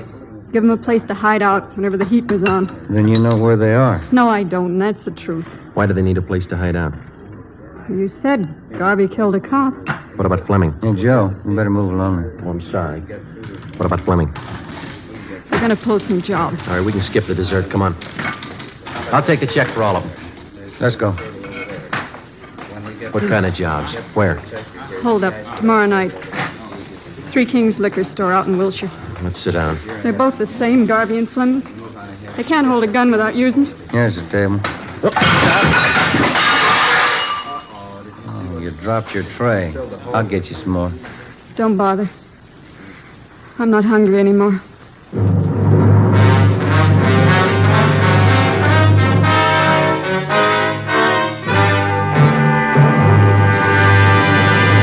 You are listening to Dragnet, the case history of a police investigation, presented in the public interest by Fatima Cigarettes. If you smoke a long cigarette, it will be in your interest to listen to a typical case history of a Fatima smoker. It's the case of Lee Silver, general assignment reporter on one of New York's greatest newspapers. This is his actual signed statement. When you have to meet a news deadline, you work at a fast pace, smoke at a fast pace. That's why I smoke Fatima. They're extra mild. In my opinion, it's wise to smoke extra mild Fatima. And more smokers are discovering this every day. Actual figures show Fatima has more than doubled its smokers coast to coast. So enjoy Fatima yourself. The long cigarette, which contains the finest Turkish and domestic tobaccos, superbly blended to make it extra mild. You will prefer Fatima's much different, much better flavor. You will agree. It's wise to smoke extra mild Fatima. It's wise to smoke extra mild Fatima.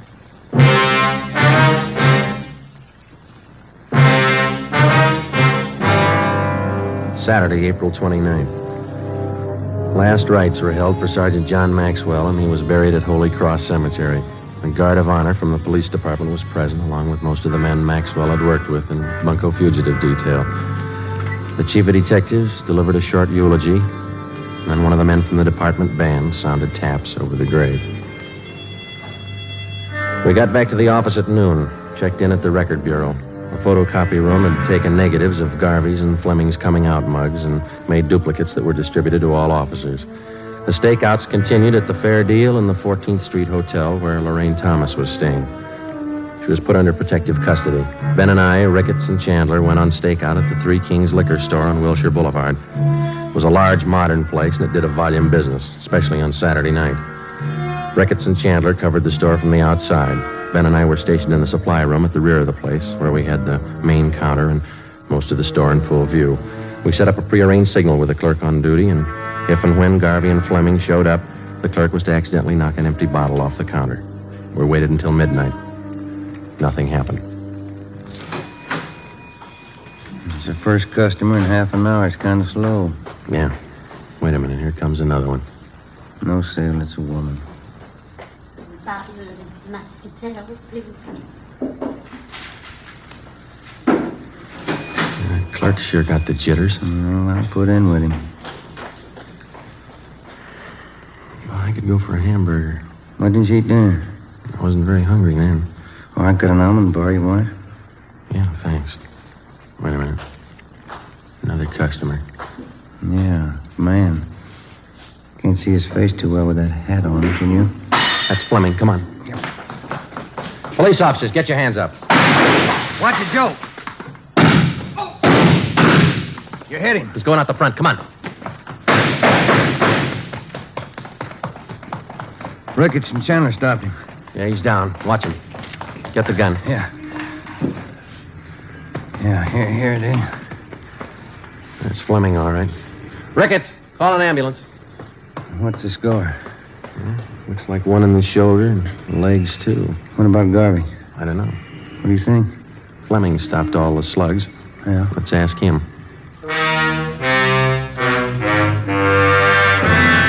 The wounded suspect was treated at Georgia Street Receiving Hospital and then booked into the prison ward at the General Hospital. At 11 a.m. the next day, we questioned him, but he refused to admit that he even knew Alfred Garvey. We re-questioned Fleming for the next 3 days with no results. The stakeouts continued. The search went on. There was no response to our APB. Garvey was still at large. As far as we were concerned, there was only one way to get directly to Garvey, and that was through Fleming. We called on Lorraine Thomas again and asked her that if she'd try to get some information on Fleming, try to get him to talk and to tell her where Garvey was. I'm not even sure if he knows where Garvey's hiding. He must have a good idea. Even if he has, he's not going to tell me. He wouldn't trust me that far. He'll go further with you than he will with us. He won't even give us his name. I'm afraid it's up to you, Miss Thomas.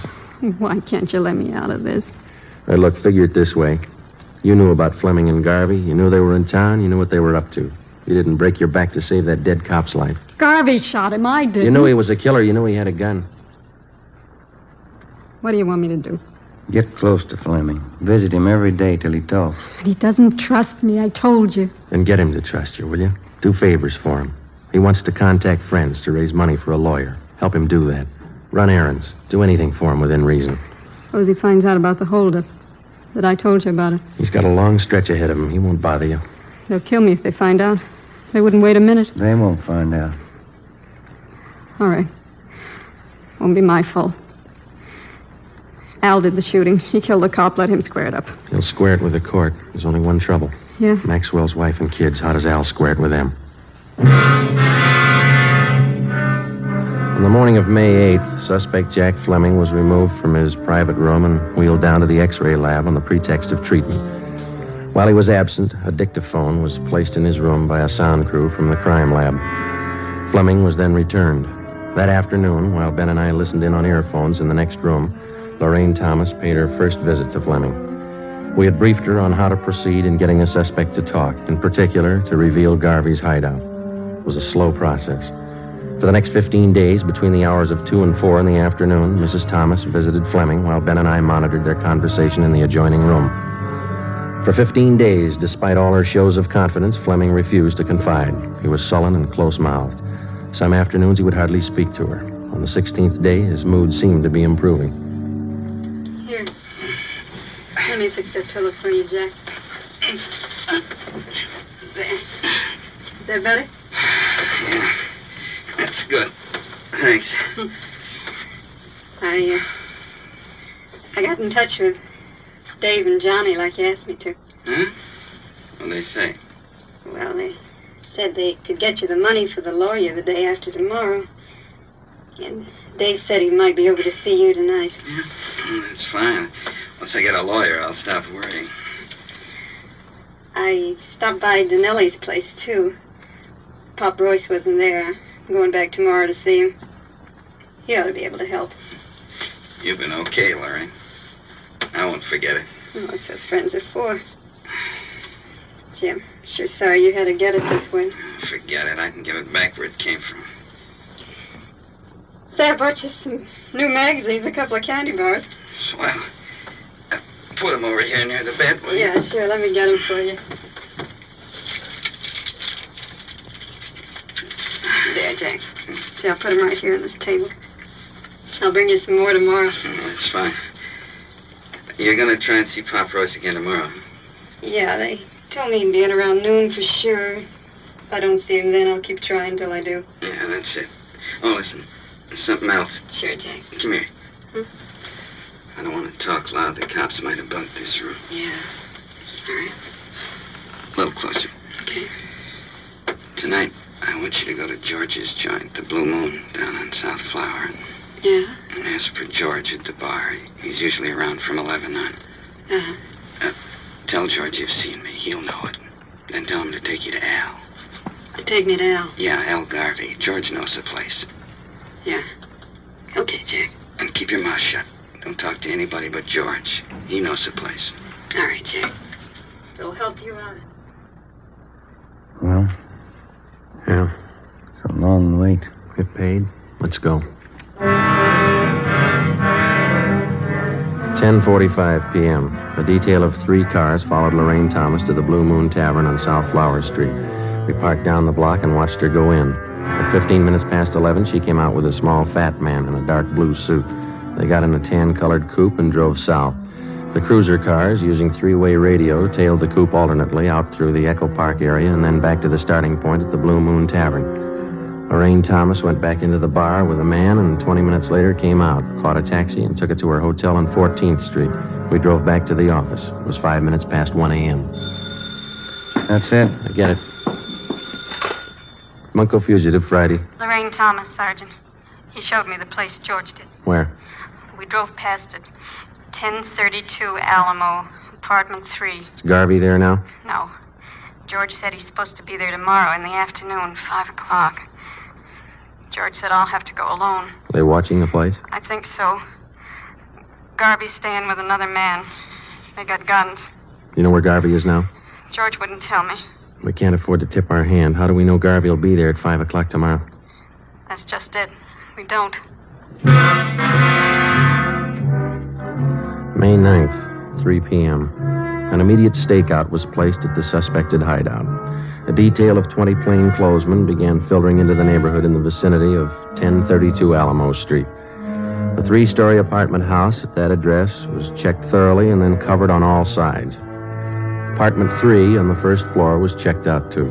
It was registered to a Thomas King, whom the manager identified as Alfred Garvey from his mugshot.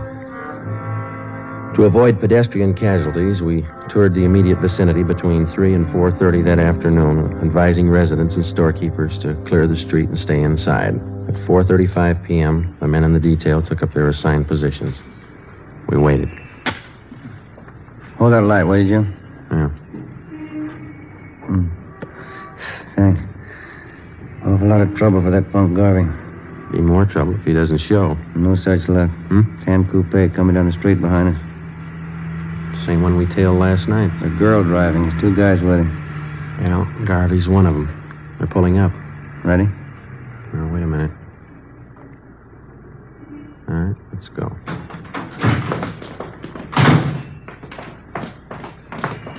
Police officers, hold it right there. Al, cops! Don't get down. They're behind the car. Throw him in, Garvey. You haven't got a chance. Al, break for the house! All right, hold it, Ben. That's it. Both of them. Come on.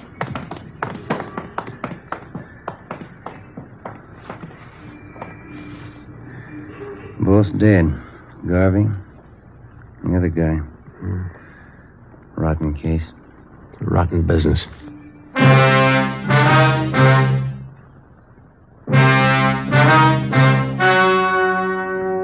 The story you have just heard was true. Only the names were changed to protect the innocent. On August 2nd, trial was held in Superior Court, Department 93, City and County of Los Angeles, State of California. In a moment, the results of that trial. It's amazing how many long cigarette smokers are changing to Fatima. Here is the actual report. From coast to coast, king-size Fatima has more than doubled its smokers. Yes, more and more smokers every day are discovering that Fatima is the best of all long cigarettes. Long cigarette smokers find Fatima has a much different, much better flavor and aroma. Long cigarette smokers find that Fatima is extra mild because it's the long cigarette which contains the finest Turkish and domestic tobaccos superbly blended to make it extra mild. So enjoy extra mild Fatima. Best of all long cigarettes. It's wise to smoke extra mild Fatima. It's wise to smoke extra mild Fatima.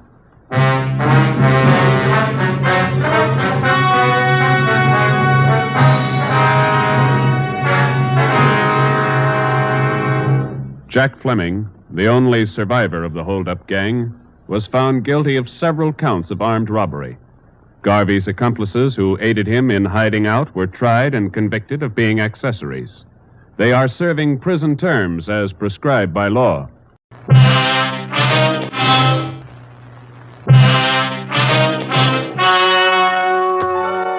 The story you are about to hear is true. Only the names have been changed to protect the innocent. Fatima Cigarettes, best of all long cigarettes, brings you Dragnet.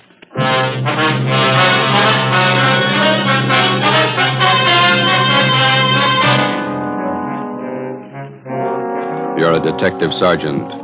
You're assigned to accident investigation, felony detail. In the early hours of the morning, a woman pedestrian is struck down by a hit-and-run driver. Your job, find him. If you want a long cigarette, smoke the best of all long cigarettes. Smoke king-size Fatima. Fatima is the long cigarette which contains the finest Turkish and domestic tobaccos superbly blended to make Fatima extra mild. And that's why Fatima has a much different, much better flavor and aroma than any other long cigarette. That's why Fatima has more than doubled its smokers coast to coast.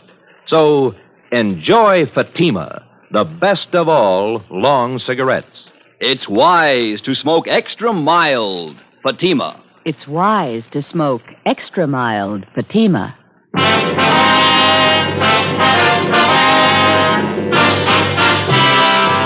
Dragnet, the documented drama of an actual crime. For the next 30 minutes, in cooperation with the Los Angeles Police Department, you will travel step by step on the side of the law through an actual case from official police files. From beginning to end, from crime to punishment, Dragnet is the story of your police force in action. It was Monday, September 4th. It was hot in Los Angeles. We were working the night watch out of traffic division. My partner's Ben Romero. The boss is Captain Sullivan, Commander AID. My name's Friday. It was 12:45 a.m. when I got to the second floor at 123 South Figueroa Street. Accident investigation. The Record Bureau. Hi, Wanda. Hi. Sergeant Romero come back with you? I got a phone message for him. Oh, he's over at George's Street. He'll be back in a couple of minutes. You got time to take a 15-7? Sure. I got some additional information on a hit-and-run felony. All right. Pretty warm up here, isn't it? Mm-hmm. Coffee over there if you want it. No, thanks.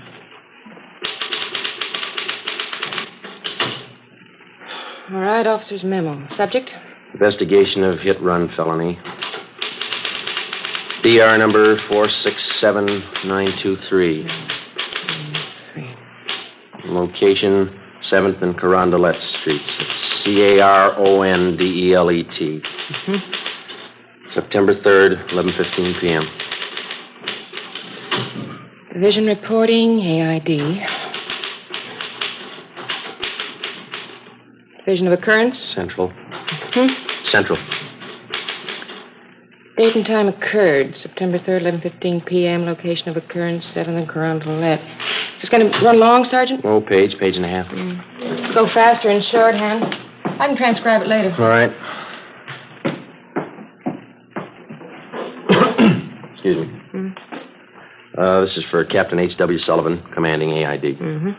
Sir, on the above date at 11:20 p.m., the undersigned officers went to the corner of 7th and Carondelet Streets in response to an ambulance follow-up traffic.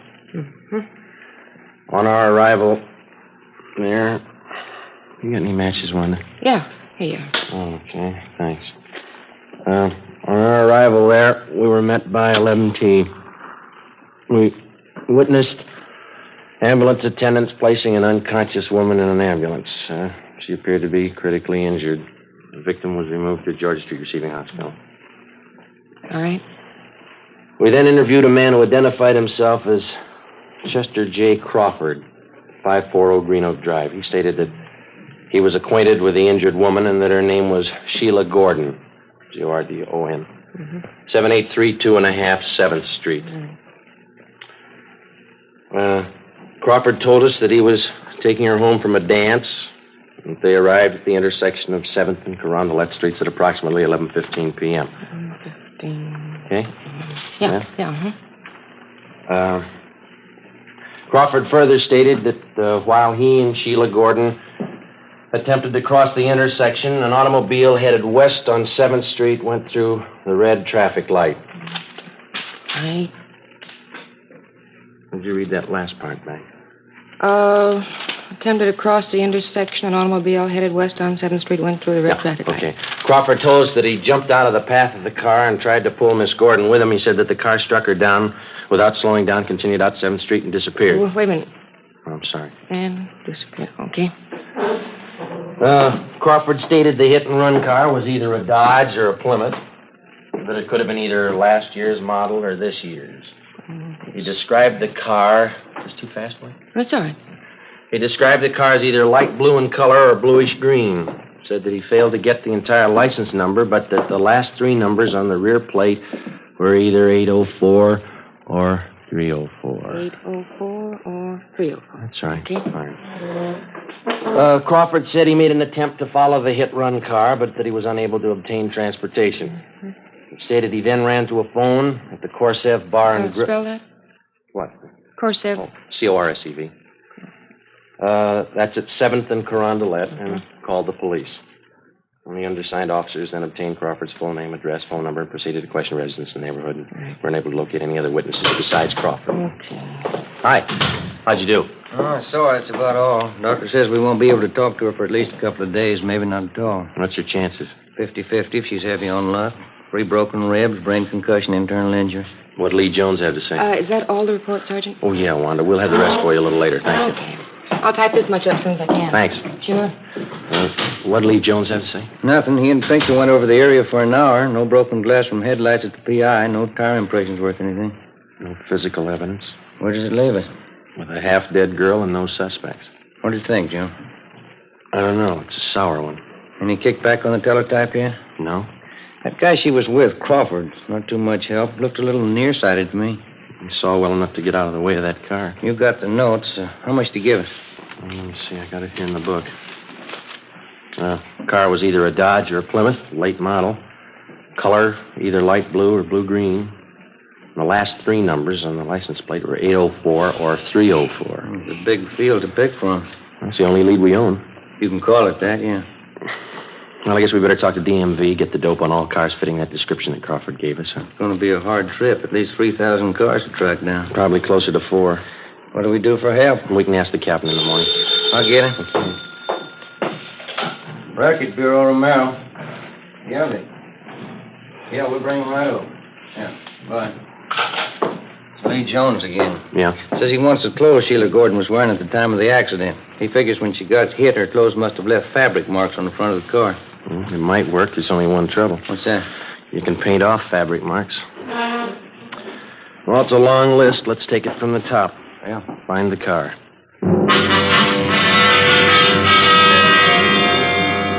Tuesday, September the 5th. We called Mark Benson at DMV and asked for full information on all vehicles fitting the general description of the hit-run car. We went back and talked to the only witness to the hit-and-run, the victim's boyfriend, Chester Crawford. He could add nothing to what he had already told us. There was no response to the local teletype and the all points that were sent out the night before. Garages, auto repair, and paint shops throughout the city were also alerted. Meantime, at General Hospital, the victim, Sheila Gordon, was still close to death. The search for the hit-run car went on. 2 days passed. Thursday, September 7th. The information we requested from DMV was being checked out and compiled. Ben and I met with Captain Sullivan. That's the last of them, Skipper. All the cars in this area that fit the general description of the one we're after. You just get it? Yeah. How many cars did they list? 4,620. Even more than you expected, eh? Yeah. No chance at all of narrowing it down? None that we can see, no. Terrific order. Well, we tried to figure it from every angle. Now we can do it 2 ways. Yeah? We keep the alert on for the hit-run car around the divisions, all the garages in town, the auto repair shops. In other words, we can wait it out. Maybe we'll get the guy, maybe not. Yeah? Or we can check out every one of the cars on this list and the registered owners. Well, the first way isn't going to do the job. We know that. 4,600 cars. How much help will you need? About 30, 40 men. How long? A couple of weeks, maybe more. All right. I think I can get them from Metro Division. When do you want to start? First thing tomorrow. Okay, I'll set it up. All right, Skipper. Thank you. Excuse me, Joe. There's a lady out here to see you. Okay, thanks. We'll check you in the morning, Skipper. Right. That's her over there. Thank you. My name's Friday, ma'am. This is Sergeant Romero. How do you do? I'm Dora Lytell, Sergeant. I'm Sheila Gordon's landlady, the girl in the accident. Yes, ma'am. Well, Mr. Crawford, he was with Sheila that night. He told me about you, and he said he thought you might be able to help. How do you mean? Well, it's a long story. You see, when Sheila Gordon first came to live at my rooming house, she was a good girl like the rest. Lately, well, her being sick now and all, I don't like to say it. Yeah? Well, frankly, last few months before the accident, Sheila just went bad completely. I don't think I follow you, ma'am. Oh, you know, carousing, all kinds of men, visitors, had a different man in her apartment every night. Well, we're investigating a hit-run case, ma'am. Sheila gets out of the hospital. Hate to talk about her when she's sick like this, but when she's all right, I don't want her back in my rooming house. I'm afraid that's none of our business either, ma'am. But if you could talk to Sheila, persuade her to move from my house, I don't want any wrangle with the rental board again. Couldn't you talk to her? I'm sorry, there's nothing we can do, ma'am. You better talk to her yourself. It'll just be another row like the last time. Shameless woman. I don't want Sheila Gordon back in my house. I'll go to that hospital myself and tell her. She's a pretty sick girl. It's not my fault. Go right over to that hospital and tell her what I think of her. She's hurt pretty bad. So am I. She's hurt me. What's the difference? You haven't been run over by a car.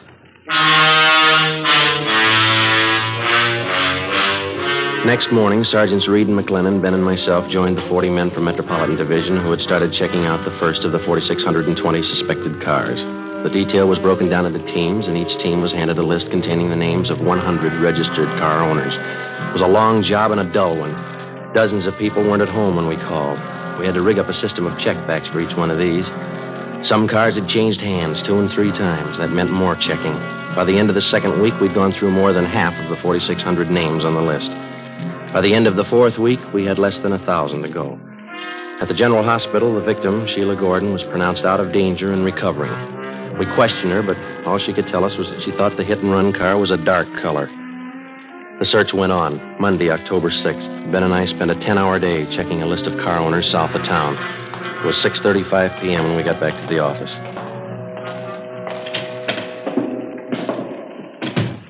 Hi. Hi, Reed. How'd you do today? Fair. Looks like we got one. What do you mean? Guy's name is Ralph Angelo. Let's see. 8690 Backerley Road. Checked him out early this morning. First call. What'd you get? One's a late model Plymouth, light blue. License number, there it is, 17 Arthur 2804. Wasn't home. Talked to his wife. Yeah? She said the car's been sitting home in the garage for the past month. Husband won't drive it. What's the story? Told her there was something wrong with it. He was going to trade it in. McLennan and I tried it. Car's in first-class shape. What about the front end of the car? Pretty clean. One of the bars in the radiator grill slightly bent. Soft crease on the hood, another one in the right fender. Did you bring the car in? Yeah. Crown has been working on it since lunch down the garage. Anything else? Found a gas receipt in the glove compartment, dated September 3rd, night of the accident. Where's Angelo now? Santa Barbara, business trip. Due home tonight about 10. McLennan and I'll pick him up then. See what he's got to say. That sounds good. How many possibilities does that make, Joe? Well, let me see. Out of 3,700 we've checked, about 4 good ones. I'll get that. Accident investigation, Friday. Hi, Joe. This is Lee Jones. Yeah, Lee. Just finished checking the Plymouth Reed McLennan brought in. Did you find anything? Fabric prints on front bumper and the hood. No? Indentation of soft object on hood and right front fender. There's something else on that fender. What's that? Set of lip impressions. What's it mean? We found the car. Only one job left. Yeah? Find the driver.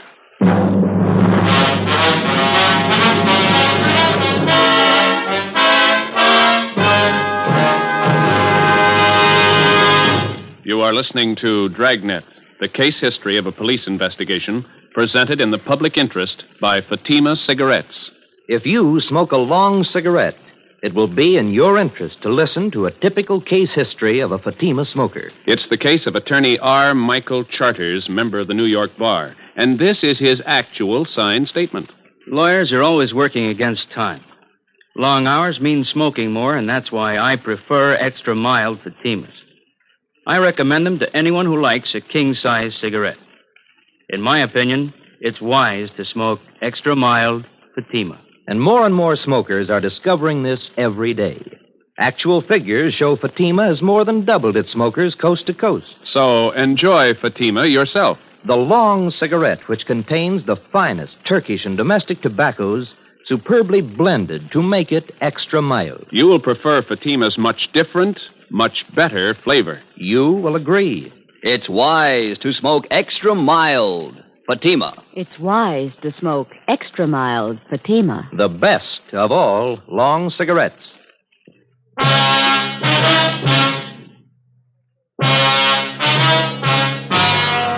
Monday, October 6, 10 p.m. Suspect Ralph Angelo was picked up at his home by investigating officers and brought downtown to the interrogation room.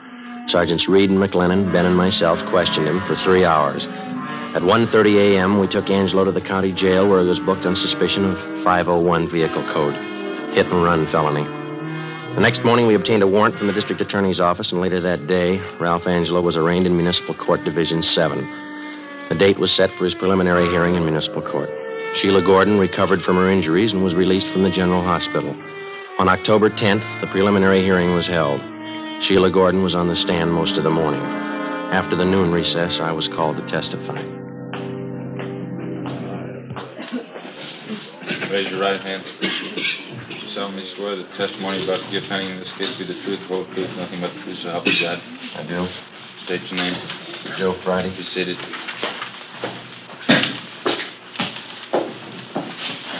State your name, please. Joe Friday. Your address. 4656 Collis Avenue. Your occupation. I'm a police officer in and for the city of Los Angeles.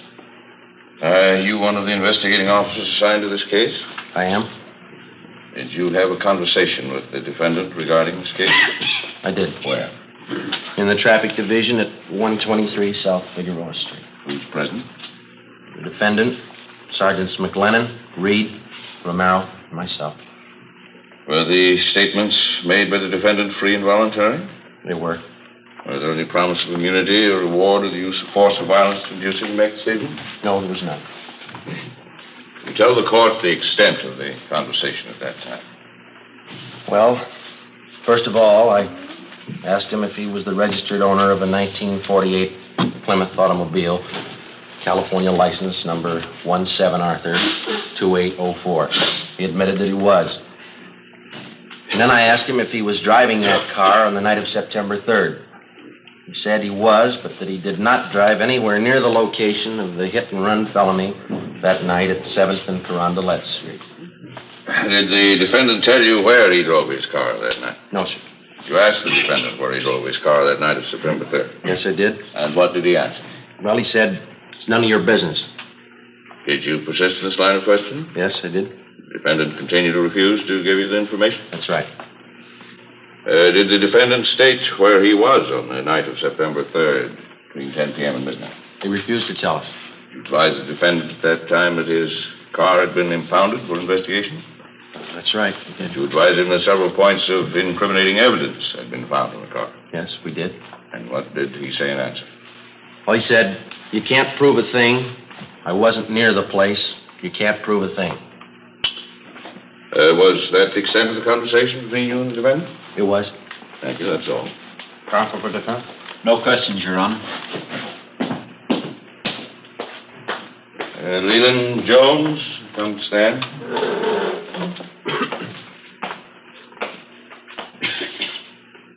Raise your right hand. You solemnly swear the testimony about to give pending this case be the truth, the whole truth, nothing but the truth, so help you God. I do. State your name. Lee Jones. Please seated. Your occupation? I'm a police officer in and for the city of Los Angeles. What particular detail are you assigned to? I'm a lieutenant in charge of the police crime laboratory. Well, counsel for defense stipulate the witness is a qualified forensic chemist? So stipulated. Mr. Jones, you are the commander in charge of the police department's scientific investigation division, is that correct? Yes, yes. Jones, I will show you a photograph of an automobile. California license number 1782804 to be marked People's Exhibit C. Have you ever seen this car before? I have. Where and when did you see it, please?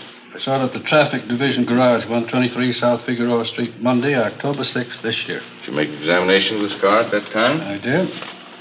What did the examination consist of? And what were your findings? I made a systematic examination of the car using oblique lighting from a 500-watt photo flood lamp and a bell-type reflector. I found the following evidence. On the front bumper of the car, I found fabric marks consisting of 51 threads to the inch. I then took a perpendicular photograph of those marks with a copy camera. Here is a photograph of that portion of the bumper containing those marks. Now, I wish this photograph be marked People's Exhibit D for identification. Let it be so. You proceed, please, Mr. Jones. What else did you find in your examination of the defendant's car? I found fabric marks on the cowling of the car, extending back under the hood. These marks were made by fabric having a weave of 38 ribs to the inch. I have here a photograph of those marks. Thank you. I'm going to ask this photograph to mark People's Exhibit E. So marked. What else did you find in your examination of the car, Mr. Jones? I also noted an indentation in the right portion of the car's hood. It had the appearance of having been made by a soft object enclosed in fabric striking the car. Would a human body struck by a car make such an indentation? Yes, it would. Here's a photograph I took of that indentation on the defendant's car. I'm going to ask this photograph to mark as People's Exhibit F. So marked. All right, continue, Mr. Jones. On the top of the right-hand fender of the car, I found a lip imprint in red lipstick. I lifted that print with a piece of cellophane tape, then placed the tape on a plain white card, which I have right here with me. Thank you. Ask this card to mark People's Exhibit G. So marked. Now, Mr. Jones, these pieces of evidence which you found on the defendant's car, did you compare them with other objects? I did. Will you please state what comparisons you made and your findings? Well, in the first place, I find that the fabric marks in People's Exhibit C, taken from the bumper of the car, has the same count per inch as the stockings worn by the victim, Sheila Gordon. Secondly, I found the fabric marks shown in People's Exhibit D from the cowling hood of the car to be the same count per inch as the coat worn by the defendant.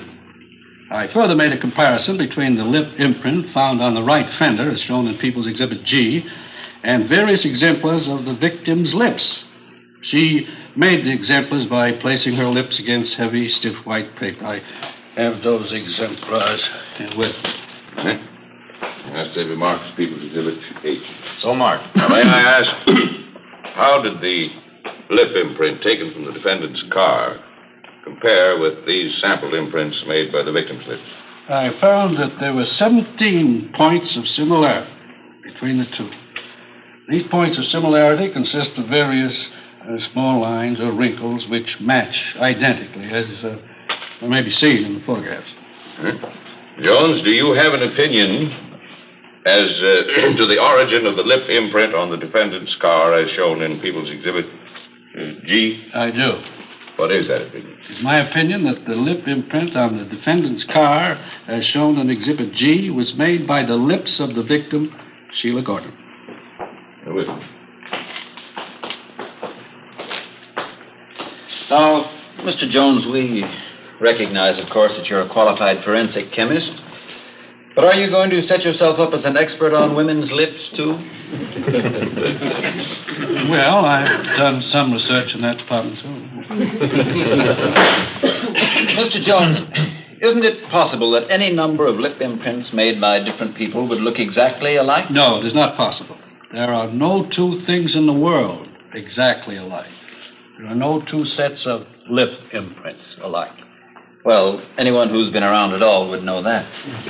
That's all, Mr. Jones. Thank you. The people's case, Your Honor. Counsel for the defense? We will not offer any defense at this time, Your Honor. It appears to me that a felony has been committed and reasonable cause to believe that the defendant committed it. The defendant will be held to answer in Superior Court. Tuesday, November 4th. Suspect Ralph Angelo was arraigned in Superior Court, Department 88, and the date of his trial was set for December 1st. During the weeks preceding the set of the trial, we worked with Lee Jones and the district attorney's office preparing the case against Ralph Angelo. 2 days before the trial opened, we had a visit from one of the men from the DA's office, a process server. Hi, Bert. Hi. We got trouble. Yeah? Sheila Gordon's disappeared.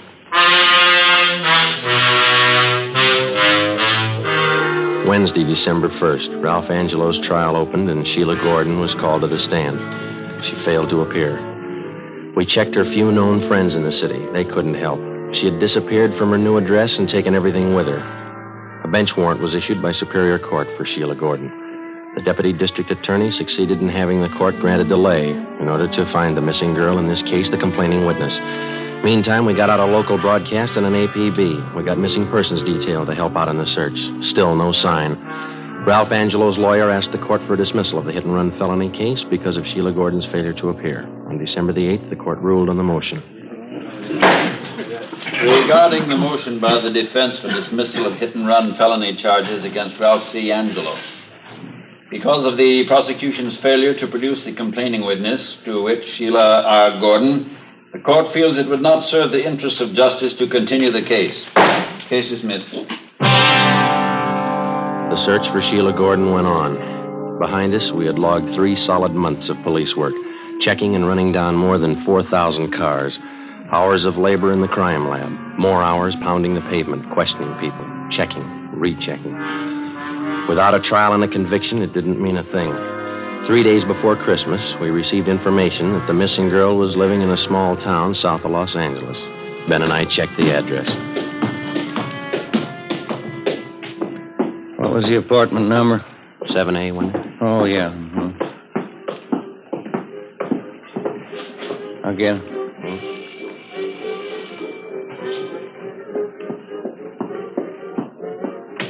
Yeah?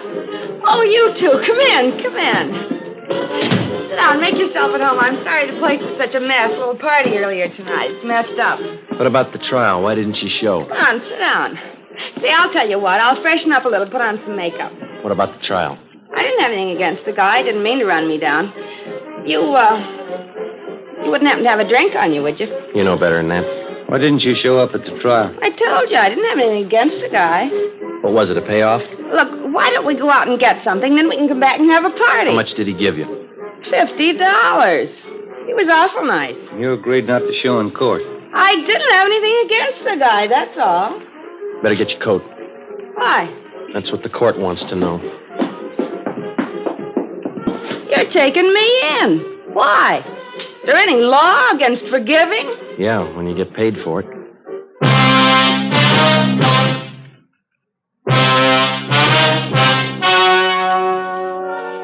The story you have just heard was true. Only the names were changed to protect the innocent. On February 3rd, trial was held in Superior Court, Department 88, City and County of Los Angeles, State of California. In a moment, the results of that trial. It's amazing how many long cigarette smokers are changing to Fatima. Here's the actual report. From coast to coast, king-size Fatima has more than doubled its smokers. Yes, more and more smokers every day are discovering that Fatima is the best of all long cigarettes. Long cigarette smokers find Fatima has a much different, much better flavor and aroma. Long cigarette smokers find that Fatima is extra mild, because it's the long cigarette which contains the finest Turkish and domestic tobaccos, superbly blended to make it extra mild. So enjoy Extra Mild Fatima, best of all long cigarettes. It's wise to smoke extra mild Fatima. It's wise to smoke extra mild Fatima.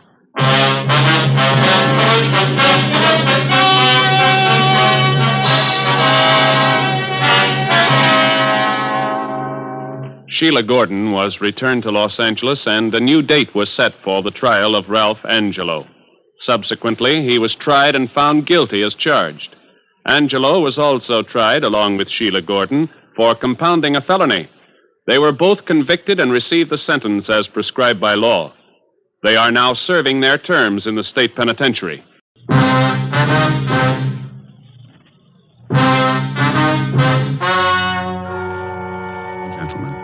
The story you are about to hear is true. Only the names have been changed to protect the innocent. NBC brings you Dragnet.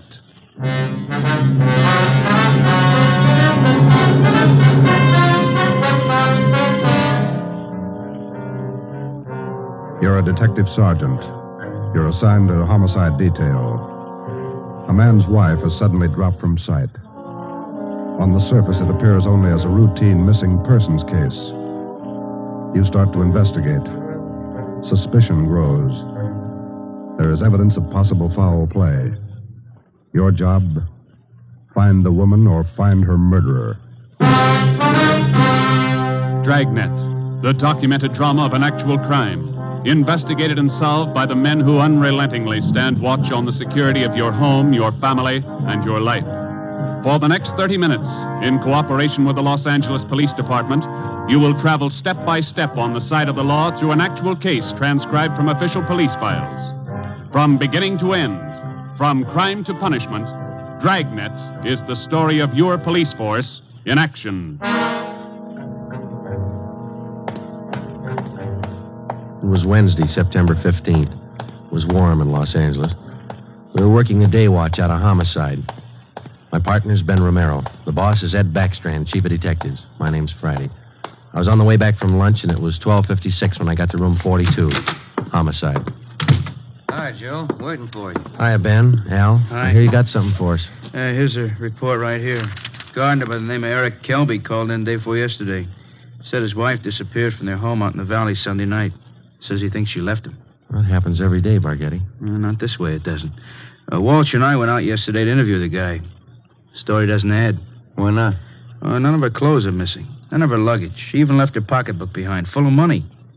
Found out from the neighbors a missing woman is a 17-year-old boy by a former marriage. So what?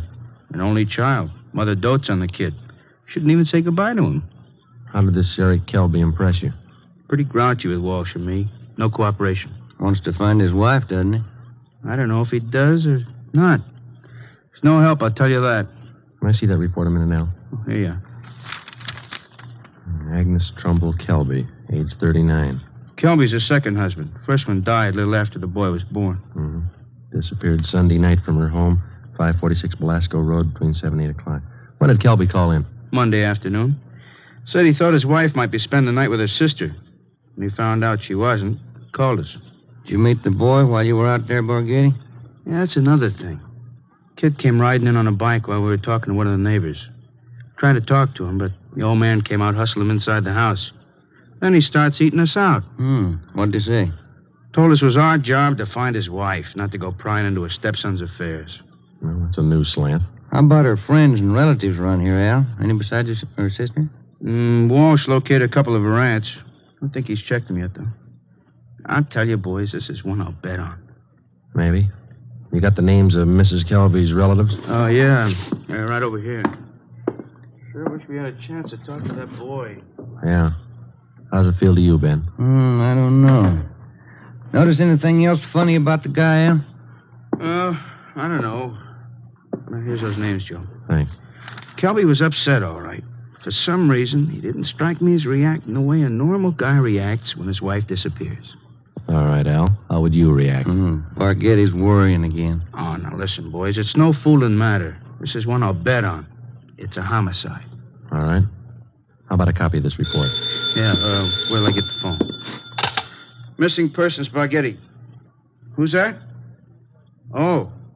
Yes. Yes. About what? Oh, sure. All right, son. 4:00.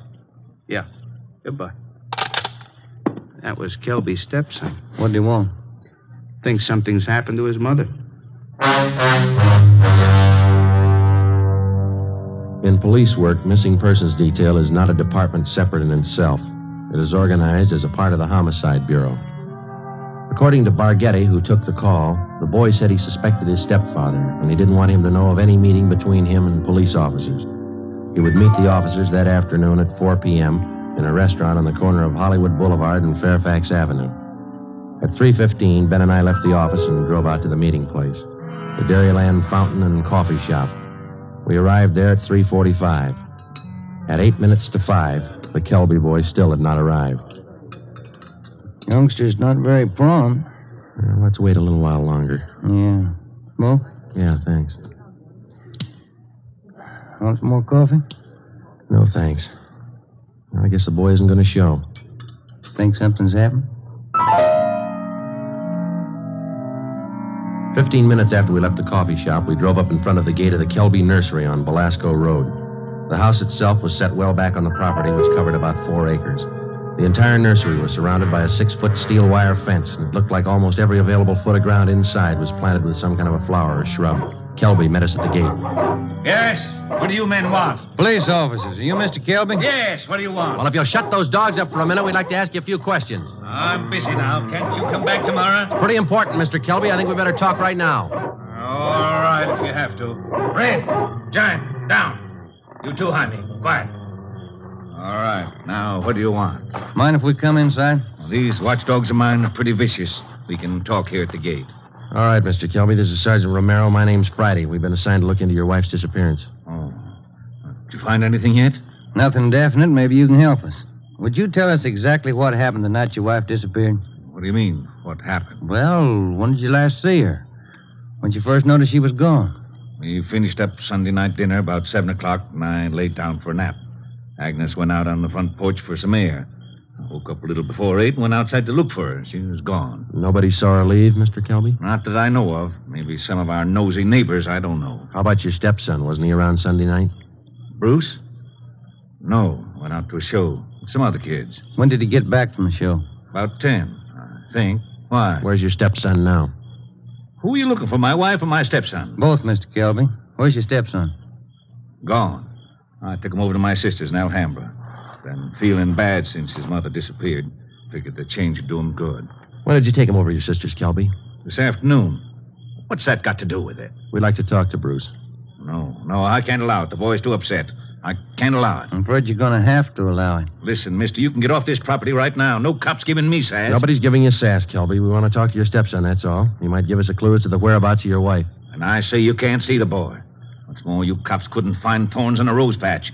I'll get somebody else to look for Agnes. It's my business anyway, nobody else's. It's our business, too, if anything's happened to her. What are you talking about? You better get your coat, Mr. Kelby. We're taking you in for questioning. You come through that gate, and I'm going to let these dogs go accidentally. I'd hate to shoot the dogs. Now go on in the house and get your coat. Eric Kelby turned and made his way up the path and into the house. 5 minutes later, he came out. Without a word to either of us, he came down the path, closed the gate behind him, and got into our car. On the way back to headquarters, he chatted pleasantly about the weather, the nursery business, and his dogs. When we pulled up in front of the city hall, we met the reason for his sudden change in temperament. His lawyer was waiting for us at the door. We took Kelby to one of the interrogation rooms. His lawyer tagged along. We tried to question him, but the lawyer objected to 2 out of every 3 questions we asked. It was hopeless, and we knew it. So did the lawyer. We released Kelby, but we did get the name and address of his sister where the stepson Bruce was staying. After they left, Ben and I got back in the car and drove out to Alhambra to check on the boy. Spaghetti had this one pegged right, Joe. It's a real sleeper. Yeah. I'd like to know how the stepson missed that date with us this afternoon. Well, if the kid called us from the house, his stepfather could have overheard him. It's possible. Sister's house ought to be along this block, shouldn't it? Yeah, let's see. 1408, 1406. Right is, Joe. A gray cottage, 1402. Right. Well, it's a nice-looking little place, isn't it? Well kept. Yeah, it's a nice neighborhood. Wonder how the lot prices run out here.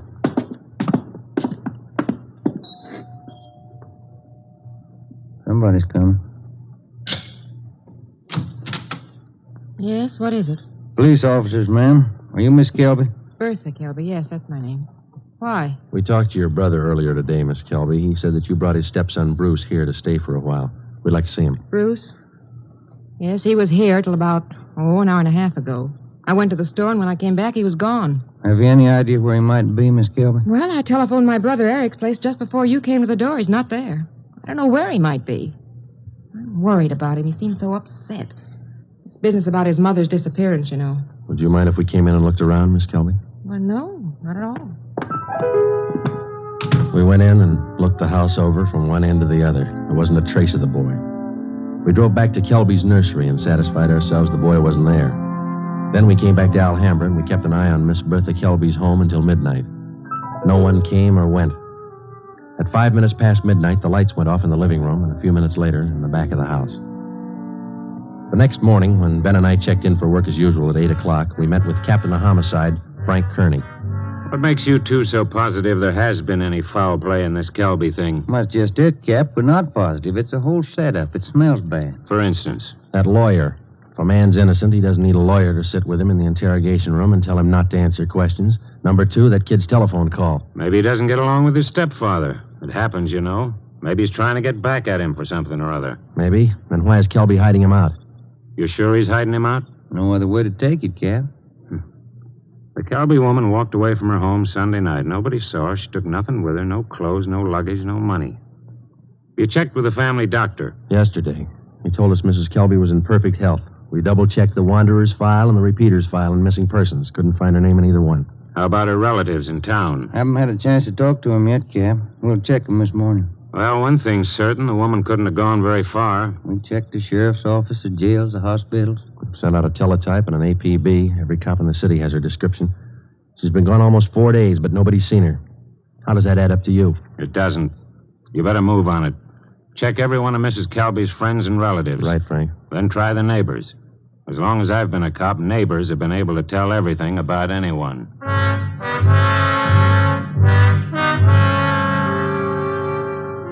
All that day, Ben and I made the rounds. First stop was the Western National Bank, where Mrs. Kelby maintained her account.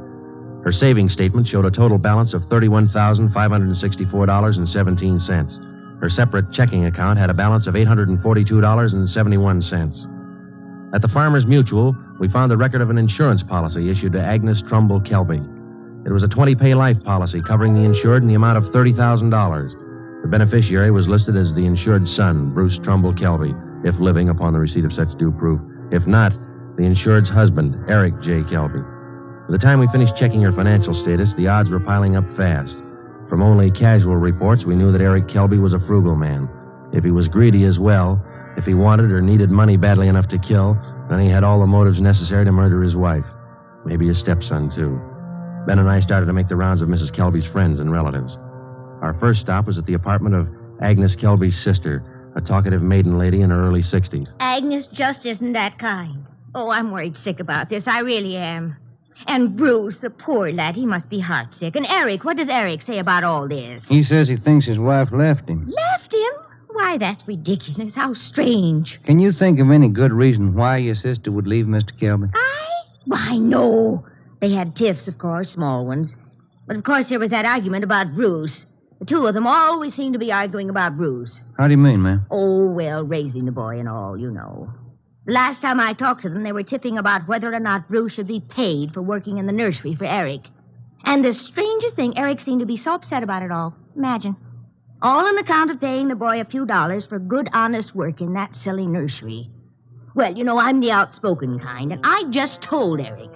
Eric, I said, don't be an old meanie. Pay the boy. That was the extent of the information which Mrs. Kelby's sister had to offer. Next, we called on an aunt, Mrs. James D. Trumbull, 83 years old. She could hardly understand our questions, let alone answer them. She hadn't seen her niece, Agnes, in a year. After that, we paid a visit to one of Mrs. Kelby's friends, a Mrs. Lillian Humboldt. Well, I'm sorry, Sergeant, but I can't think of any good reason why she would leave him. Unless that silly business about Bruce got out of hand.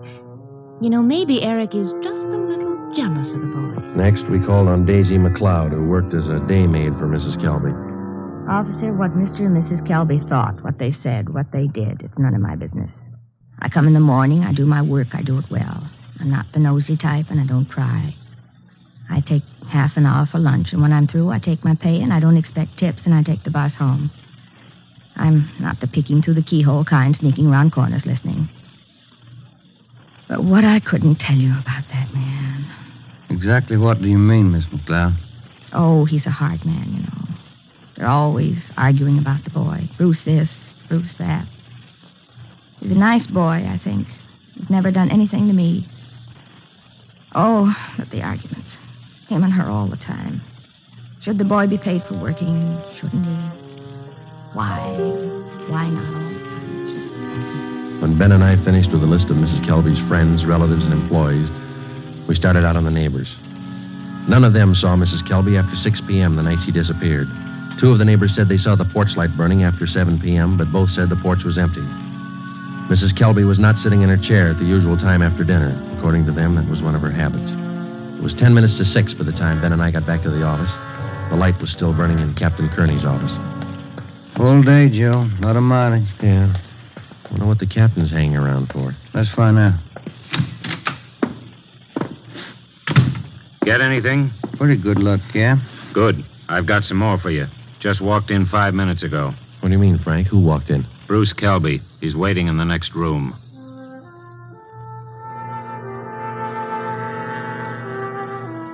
We went in the next room and met Bruce Kelby. He was small for a 17-year-old, dark-haired, and a little on the sickly side. He told us that he couldn't keep the date he made with us on the phone because his stepfather apparently did overhear the conversation and drove him directly to his sister's home in Alhambra. We asked him why he was so sure that his stepfather was responsible for his mother's sudden disappearance. For one thing, all 3 of us usually go to the early show on Sunday night. Eric, Mom, and me. But last Sunday, Eric said he wasn't feeling good and he wanted Mom to stay home and take care of him. Then he told me to go on ahead to the show, so I did. What time did you get home, son? About 9:30, 9:45. What was your stepfather doing when you got home? Sitting in the living room reading the paper. You notice anything unusual about the way he acted? He was nervous and jumpy, more than usual, I think. Anything else? Yes, sir. When I came in through the front yard, I noticed the dogs had mud all over their paws. They'd been out somewhere in the nursery plots. And they won't go out in the plots unless Eric's with them. He doesn't want them to trample the seedlings. What would your stepfather be doing out in the nursery at night? Does he usually do some work at night? No, sir. None of the plots are even lighted. Only the greenhouses. And the paths in the greenhouses are usually graveled, aren't they? No mud around. It's my job to see that the greenhouse paths are kept graveled. I know they're not muddy. I fixed them the day before, Saturday. What do you think it means, son? I don't know. I don't want to think about it. I just know he's done something. He's done something to her. Did your stepfather give you any reason for keeping you away from the police officers the other day? No, sir. He said people were getting nosy, and he said it might be better for me over at Aunt Bertha's. She's his sister. Do you think your Aunt Bertha might know where your mother is? No, we hardly ever see her. We don't know her well at all. We've heard your mother and your stepfather argued about whether you should be paid for your work in the nursery. When I started to work for him, he promised he'd pay me. I was saving up to buy a 31 Model A. And then after a couple of months, when he didn't pay me, I asked him. He told me I ought to be glad to work for him for nothing. And your mother argued with him over that? Sure, it was her money that bought the nursery anyway. How'd you get away from your aunt's place last night? Well, Bertha had some shopping to do, and she left me alone. She locked the door to my room. Even the screen over the window in my room was nailed down, but I kicked it out and got away. I stayed at a friend's house last night. Thought about where you're going to stay tonight? I don't know. But I'm not going home. And I'm not going back to Bertha's place either. I'll get a room. How'd you like to stay at my house a few days? Sure nice of you, sir.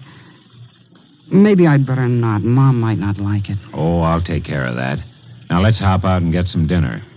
Sure darn nice of you, sir. All right, son. Come with me.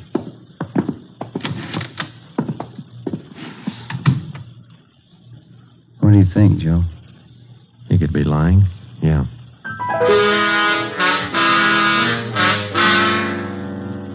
Now what, Cap? Shall we bring Kelby in again? No, not yet. He's found out by now from his sister that the boy's gone. He probably figures the police station is the first place he'd come. Wouldn't do much good pulling him in now, Ben. We couldn't even question him. 10 to 1 his lawyer'd be waiting for us when we got back. That's the problem. How do we get to this Kelby without his lawyer finding out? Well, what about the early morning, Cap? Say tomorrow, about 5 or 6 a.m. Think you'd be looking for us then? Yeah, that might do it. If we can just get by that pack of hounds he owns without waking the whole neighborhood, might work. If we could just question him alone, I got an idea it wouldn't take much to make him cop out. All right, give it a try. Get out there in the early morning and bring him in for questioning as quietly as possible. I'll be in at 6 a.m. If you want me before then, call me at home. All right, Frank. Kelby's got a smart lawyer. It's going to be plenty hard to convict him without a body and corroborating evidence. He's got 4 acres out there, Cap. You can hide a lot of bodies in 4 acres. Well, that's what I mean. This case isn't ending. It's just beginning. The next morning, Ben and I met at the office about a few minutes past 4 a.m. We had a cup of coffee and a donut at an all-night restaurant, and then we started for the Kelby place out on Belasco Road. We took 4 pounds of fresh horse meat with us to keep the dogs quiet if they raised a fuss. It was 28 minutes past 4 when Ben pulled the car to a stop a few hundred feet from the gate to the Kelby nursery.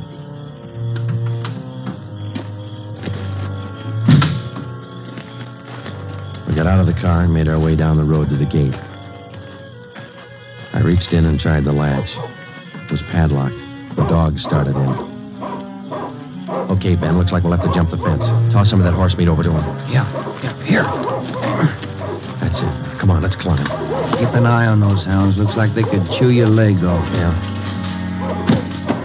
Here comes a third one, Ben. Toss some more meat. Yeah, there you are, boy. Go get it, boy. Here. Look, Ben, light's going on in the house. Come on, let's make it fast. Who is it? Who's there? I'll set the dogs on you. Police officers, Mr. Kelby. What? What are you doing out here this time of night? You're under arrest, Kelby. Get your coat. You cops are asking for a peck of trouble. Get your coat. Where's my stepson? What you done with him? What have you done with your wife? You're going to pay for this. I'll have your jobs. That's not the first time we heard that, Kelby. Let's go.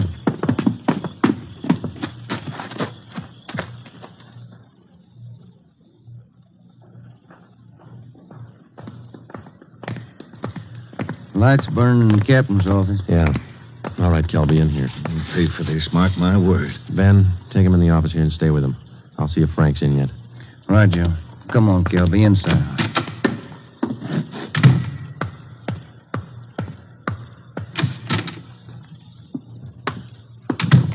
Friday? Did you bring in Kelby? He's down in the interrogation room. Ben's with him.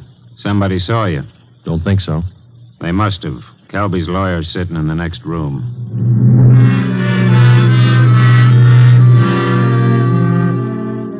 Kelby again refused to answer any questions without the advice of his attorney. We released him.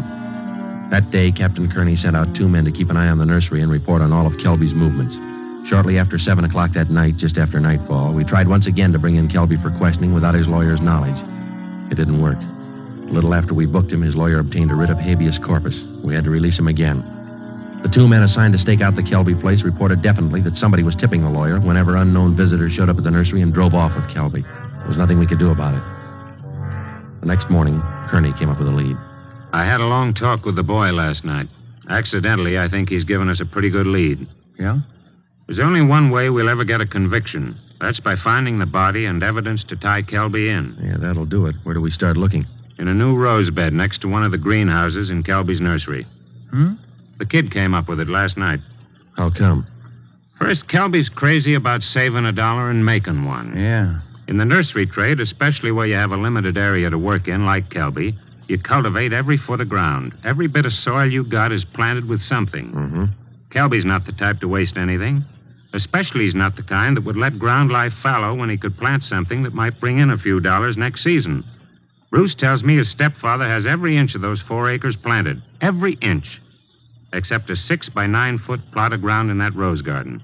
Oh, it sounds like a long shot to me, Frank.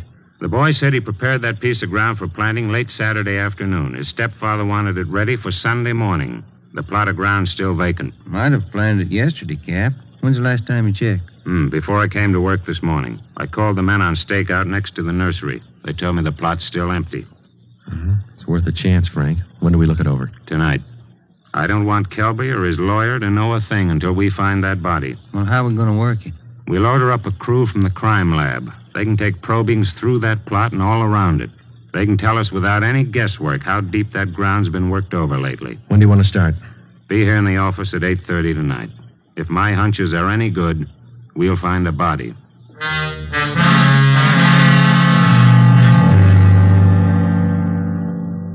It was 10 minutes past 9 that night when we got to the Kelby place. Lieutenant Lee Jones and his assistants, Kearney, Ben, and 2 other men from homicide. The men on stakeout told us that Kelby had left about 20 minutes before in a dark blue coupe. Ben brought along the usual supply of horse meat for the dogs, so we didn't have any trouble there. We found the empty plot of ground in the rose bed next to the greenhouse, exactly as Bruce described it to Kearney. Ground's been worked over all right, boys. At least 4 to 5 feet down. All right, Lee, let's start digging. Romero, take care of the dogs. Watson, grab one of these shovels. Right, Cap. Hey, Kelby said these dogs were vicious, didn't he? Yeah, why? Look at these hounds. They're no more vicious than a lively colt. Look. Higgins, get that light over here, will you? Thanks. What is it, Lee? Let me see. Teeth. Set of false teeth. Been in the ground long? Don't think so, judging from the shape they're in. How far down would you say you are, Lee? A couple of feet. Ground's real soft. Lee, come here a minute. What is it? Body. Here's the shoulder. All right, you men over here with Watson. Get the dirt off the face. Romero, you got a picture of the Kelby woman? Yeah, Cap. Let's see. Oh, here it is. Thanks. Get the light down here. Hunch paid off, Frank. That's her.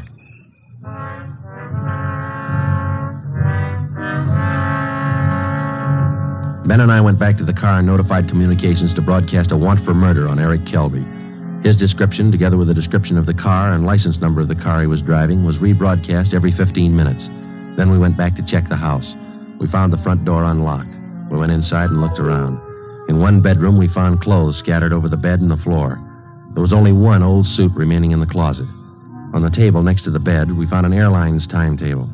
We got to the phone and notified communications to alert all police details at railroad stations, bus terminals, and airlines, and then to send out an APB on the teletype. After that, we checked with the airlines. One of them told us that a man answering Kelby's description had booked passage for Mexico City. The plane was scheduled to take off at 10:40 that night from Burbank Airport. Ben's watch said 4 minutes past 10. We called the detail at the airport and alerted them. Then we drove over to check in person. It was 10:35 p.m. when Ben and I took up our positions just inside Gate 3, where passengers were boarding Flight 72 for Mexico City. He's cutting it close, Joe. Got about 4 minutes more to make that plane. We waited.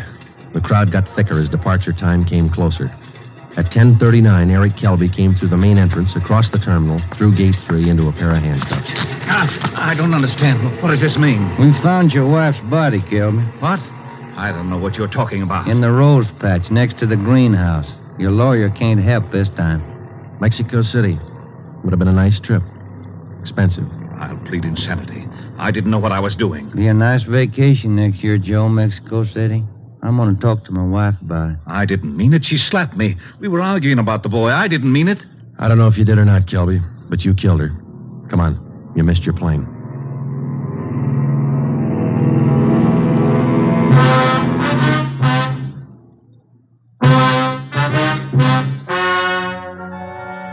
The story you have just heard is true. Only the names were changed to protect the innocent. Eric Kelby was tried and convicted of murder in the first degree.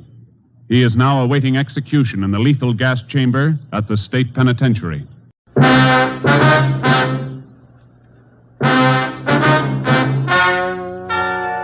Ladies and gentlemen, the story you are about to hear is true. Only the names have been changed to protect the innocent. NBC brings you Dragnet.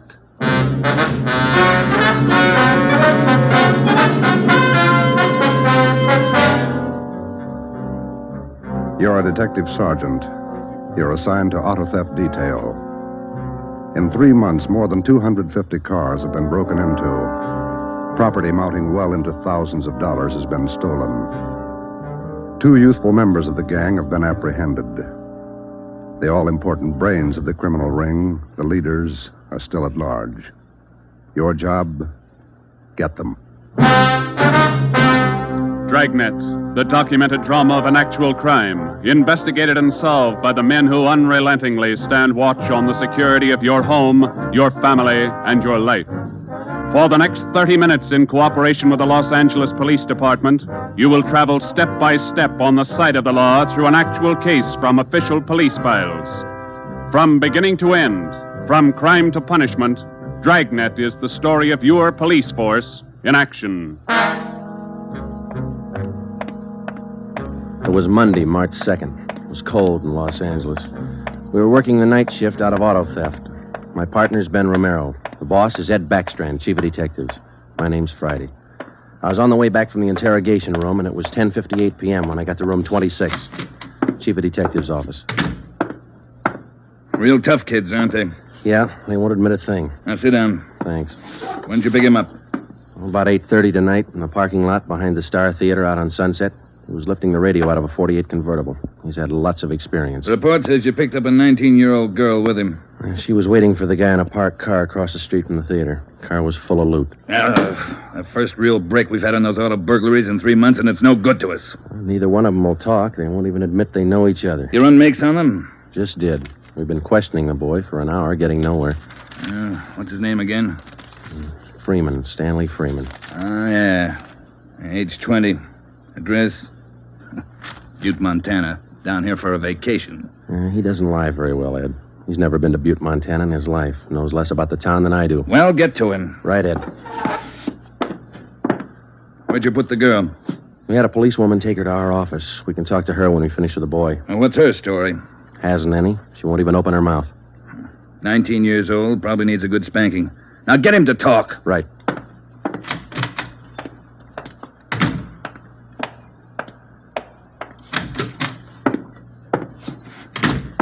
Did you run a make, Joe? Yeah, he's clean. Get wise, huh, Flatfoot? Look, you're in a bad spot, son. That kind of talk isn't going to help. Says you. We caught you red-handed trying to steal a radio that didn't belong to you from a car it didn't belong to you. Is that right? That's enough to send you to San Quentin, boy. You better give us the story. Shut up. We got all the evidence we need for him. Maybe you don't realize how serious this is. We've had more than 250 car burglaries in this city in the past 3 months. Over $200,000 worth of property's been stolen. That's a lot of money. So what? So you're the number one suspect, young fella. Your method of operation in breaking into that car tonight is the same used in most of the other burglaries. That means you're not going to be tried just for this job tonight. What are you getting at, Flatfoot? Listen, son. In the state of California, breaking into a locked car is a felony. You can go to state penitentiary for that. And we're going to file a complaint of burglary with the district attorney in the morning. You say you're from Butte, Montana. All right, I don't believe you, but we'll make sure. Ben, go down to our office and call the news photographers. Stanley here is going to have his picture on the front page of every newspaper in Los Angeles tomorrow. Right, Joe? No. You can't. I won't let you.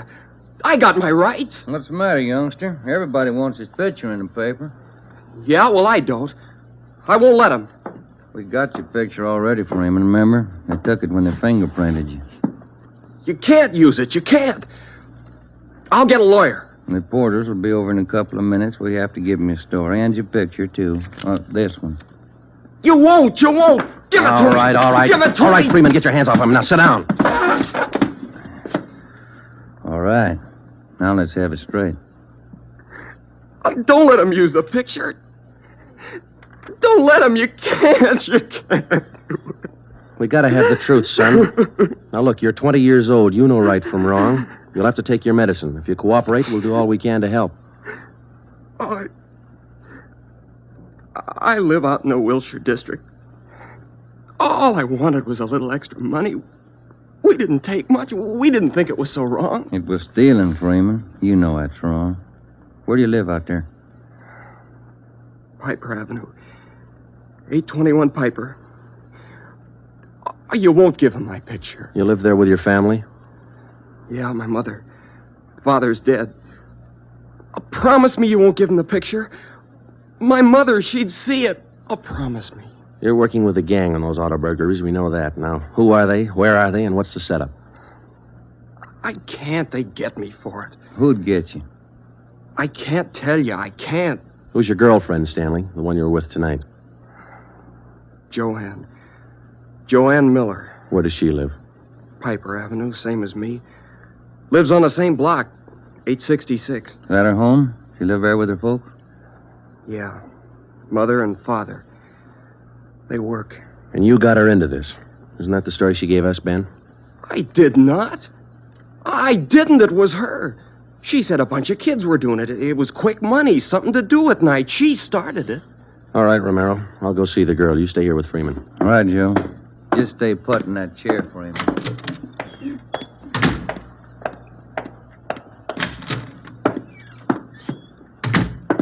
Hi, Marge. Hello, Joe. You and Romero handling this case? Yeah. I'd like to talk to the girl a few minutes. Marge, will you stand by? Right, I'll sit over here. Thanks. All right, miss. What's your name, age, and address? I told this lady cop 15 minutes ago I'm not saying anything. All right, then we'll tell you. Your name's Joanne Miller. You live at 866 Piper Avenue. You live with your father and mother. Both of them work. You're a liar. That's not me. You're 19 years old. You live on the same block as your boyfriend, Stanley Freeman, and you're the one who got him mixed up in this gang. Isn't that right? No, it's not right. It's not. I didn't do anything. Well, that's only half the story. Freeman told us everything. You want to hear the rest? No. Stan wouldn't tell you. He wouldn't. He told us how you got him mixed up in it. Quick money. That's what you told him, didn't you? No, it was him. I can prove it. The rest of the kids will tell you. He got me in this. Ask them, they'll tell you. It was Stanley and Fred Milford and George Jansen. They started it, all three of them. All right. Will you tell the story to a police stenographer? I'll tell him everything. He's not blaming this on me. Marge, will you go get the stenographer? Right, Joe. Now, how many persons in this gang of yours? Oh, about 10 or 12. And it's not my gang either. He got me into this, and now he's trying to lie his way out, blaming me. How long you been doing this, burglarizing cars? Me? Oh, only about 2 weeks. It was supposed to be fun, something to do at night. The rest of them been at it a couple of months. Who's the head of the gang? I told you, it's him, Stanley, and Fred Milford and Jansen, all three. I only started going out with them 2 weeks ago, maybe less. All right, Joanne. Tell it to the stenographer the same way. Stenographer will be in a minute, Joe. Okay, Marge, thanks. Stay with her. Right, Joe.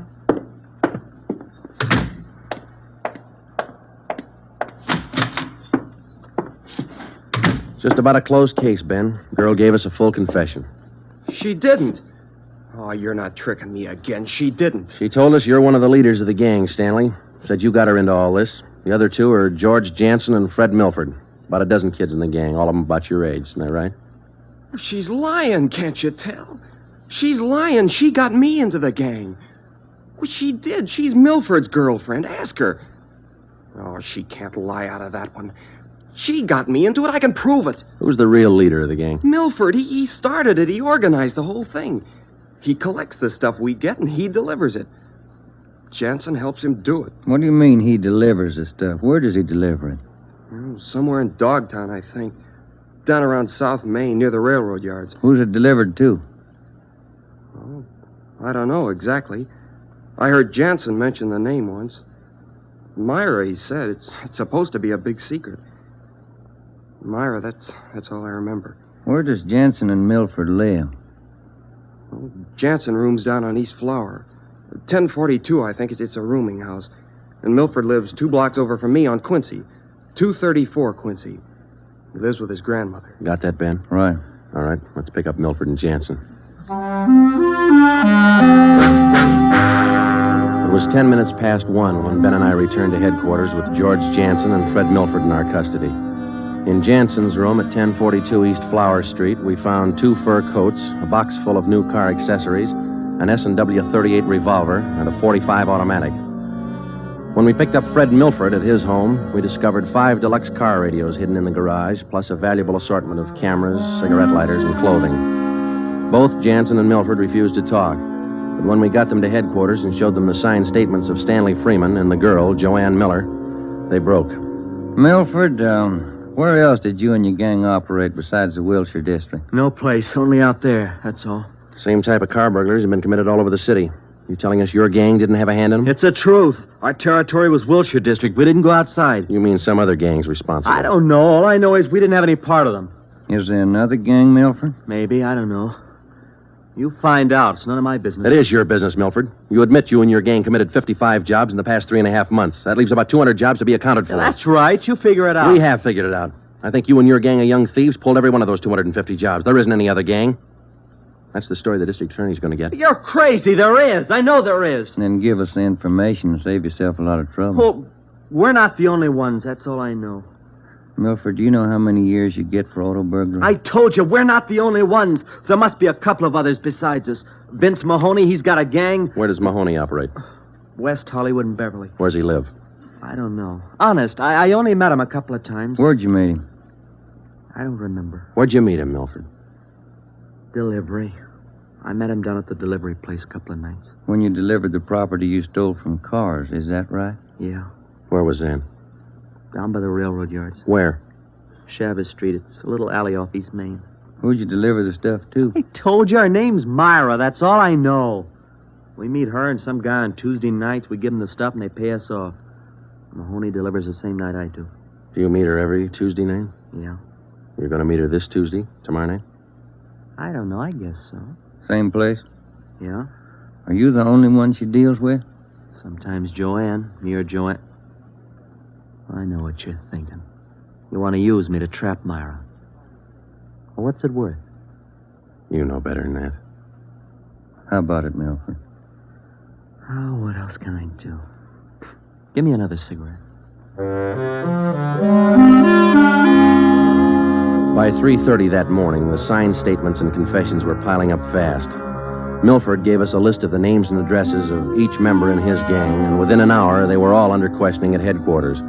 Most of the suspects, about one-third of them girls, ranged in age from 18 to 21. As they told their individual stories, the scope of the case grew until it covered most of the city. By late afternoon of the next day, Tuesday, March 3rd, 3 more gangs operating in Venice, Bel Air, and North Hollywood had been apprehended. They confessed to more than 175 burglaries from locked cars during the past 3.5 months. At 5 o'clock that afternoon, Ben and I met with Chief Backstrand in his office. How many admissions you have now? Over 50, Ed. Here are the gang leaders' statements. What's their story? Yeah, it's pretty much the same. They all say this woman, Myra, set up the operation. You mean she got the kids and put them to work burglarizing cars? Well, not exactly. She picked the leaders, contacted them in bars or on the street, asked them if they wanted to pick up some spare money getting auto parts for her. Then she didn't tell them to go out and burglarize cars? Well, not in so many words, Ed, no. After they brought in auto parts for a couple of weeks, she told them to bring her everything they could find, outside the car or inside. Those are the words she used. 5 of the kids dictated those words into their signed confession. That should hold in court. What else did you get on this woman? Oh, she taught them how to work, told them to wear gloves, all angles. Well, we got most of the small fry. Now, where do we find this Myra woman? Any description on her? Yeah. Kids say she's about 33, 34. Good-looking redhead. 5'5", about 120, well-dressed. No description on the guy she runs with. You run a make on her yet? Yeah, no previous record. We've set up a stakeout for her tonight. 2 of the gang leaders have volunteered to go along, this Milford and Vince Mahoney. Good. Down on Chavez, where she usually meets them? Yeah, that's right. When? 11:15. That's the regular time for the meet, according to the kid. All right, I'll be at home. Call me. I don't want to miss out on this one. When Ben and I left Ed Backstrand's office, we went home for dinner and a few hours' sleep. At 9:30 p.m., we were back at the office. We met the men in the special detail which Backstrand had assigned for the stakeout that night. We briefed them on their duties, and then we got Fred Milford and Vince Mahoney out of their cells. To avoid any possible suspicion of the presence of a trap, we had Milford's permission to use his car in the stakeout.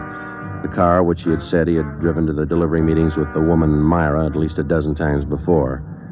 We arrived at the stakeout area, Chavez Alley in East Main, at 9:58. The meeting was scheduled for 11:15. The moon was out, but the sky was overcast, and there was a cold wind blowing from the east.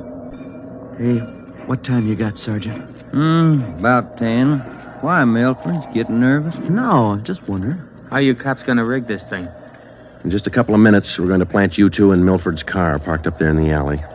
Now, you stay there until Myra shows up. We'll do the rest. Yeah, I know, but what'll we say? Suppose she asks for some stuff. We ain't got any. You won't need any. You won't have much time for talking. Suppose she wises up.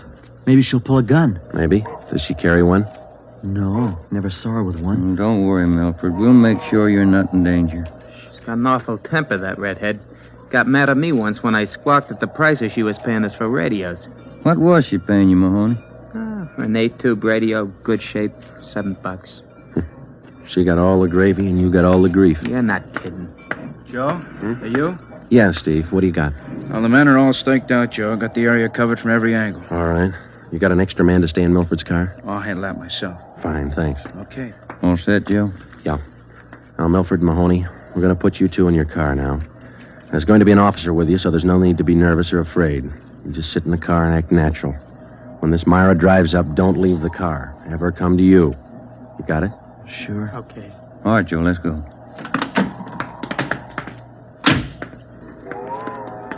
Sure is cold out. I don't even have a heater in my car. You stole enough of them. Okay, Steve, here they are. All right, boys. Milford, get in first behind the wheel. Okay. Mahoney in the middle. I'll sit in the back. We'll be parked in that garage across the street, Steve. Got a perfect view of the alley. Okay. Check with you later. All right. Mean night, Joe. Yeah, come on.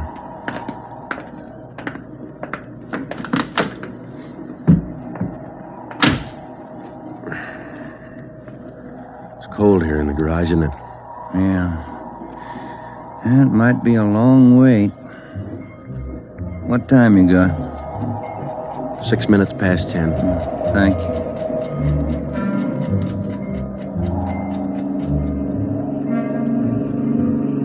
Hey, Joe. What is it? It's nothing. Thought that passing car was turning in the alley. Relax. It's early.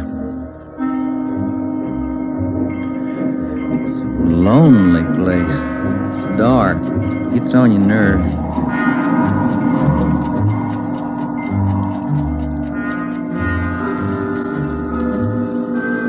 That's it, Ben. 11:30. Nothing yet. Somebody might have tipped her off. Yeah, that's what I was afraid of. Now, let's wait it out anyway. Joe, that blue coupe. Yeah, just turned in the alley. Let's go. Come on, run, Ben. Behind you. All right, you fella. Quit your fighting. What'd you get, Steve? Here he is. Just drove up in the coupe. Got out and called Milford Mahoney by their first names. He's in on it. What about the girl? No sign. Kid was the only one in the car. All right. Tell the men the stakeout's off for tonight. Have them report back in. We'll take the kid with us. Okay. All right, young fella, this way. What do you cops think you're doing? I ain't done nothing. Look, sport, we heard that from 54 different kids yesterday. We're tired of that line. Come on. When we got back to the office, we took the boy to the interrogation room and questioned him. He gave his name as Matthew Leiter, age 21. He wouldn't break until Vince Mahoney definitely identified him as a member of his car burglary gang and a special favorite of the red-headed woman they called Myra. Then Leiter copped out and told Ben and I that he had talked with Myra as late as 10 o'clock tonight. He told us that she had heard that the police had picked up some of the gang members, and she asked Leiter to drive down to the Chavez Alley meeting place. He was supposed to tell Milford and Mahoney that the weekly delivery date was off until further notice. We questioned Matthew Leiter for an hour and a half. You told us a little while ago that you talked with this woman, Myra, late tonight. Yeah. Where'd you talk to her? At her home? Her home? Don't be stupid. Nobody knows where she lives. I met her at a bar. Which bar? Julius, out in Santa Monica. How did she contact you? Called me at home. She's not such a bad dame. She treats you right. Sure, that's why you're in jail. Did you ever call her on the phone? I don't know her number. None of the kids do. She's smart. She taught me all I know about the racket. You'll have a rough time getting her. Maybe, but we'll get her. Ben and I left the office at 2 a.m. and went home to bed. We reported in at 8 that morning to head backstrand. The three of us went down the street to Koken's restaurant for a cup of coffee. Nobody was in a good mood. We had most or all the small fry in the citywide burglary ring, but it seemed we were still a long way from cracking the inner circle. The latter kid said that none of them knows where she lives, what her phone number is, nothing. Pass the sugar, eh? I think we still have a few angles to study on that score. Right now, I've got some more bad news for you. What's that? You been through your mail this morning? No, not yet. We haven't had a chance. I saw the overnight reports. There were 32 car burglaries last night. 32. All the way from Wilmington to North Hollywood. How you figure it? I can't. This girl Myra must have an army of kids working for her. How much did they get, Ed? Any idea? Rough estimate about $3,000. Usual stuff people are foolish enough to leave in their cars. Watches, cameras, furs, expensive clothes. M.O.'s the same? And like the others. If the car happens to have a rigid handle lock, they slip a piece of pipe over the handle for a lever and break it. If that doesn't work, they pry open the wing window. Some of the windows were smashed out. Sounds like you're in an awful hurry, Joe. Yeah, maybe this Myra wants a few big nights before she peddles the stuff and gets out. If we're going to get her, we can't waste time. Any suspects picked up last night, Skipper? None. Well, where did they hit most of the car? Outside the Pan Pacific. The parking lot. Hockey game going on. Must have been 4,000 cars for them to pick over. They picked the best. As usual. Well, you better get on it. There's one way to handle it. What's that? She works fast. You work a little faster. We got back to the office and we went over the reports one by one. Then we called the young gang members to the interrogation room and questioned them separately and re-questioned them. We got nowhere. Many of them had met Myra on the street, in a bar, but not one of them had any idea where she lived. At least that's what they told us. Ben had a hunch that Matthew Leiter knew more than he was telling. We had him brought to the interrogation room, and all that afternoon until 10 o'clock that night, with interruptions for his meal periods, we talked with Leiter. He would admit nothing more than what he'd already told us. Yeah, it's got me beat, Joe. Yeah. Well, let's check with Ed. Good morning, Joe. Ben? Hi, Mike. Skipper in? Just went down the hall for a minute. Be right back. Hold it a minute, will you? Yeah. Chief of Detectives always handing. Yeah. For you, Joe. Oh, thanks. Hello? Yeah. He does? We'll be right over. That was Sergeant Hopkins over at the jail. Yeah? Matthew Leiter's got something to tell us. Says it's important.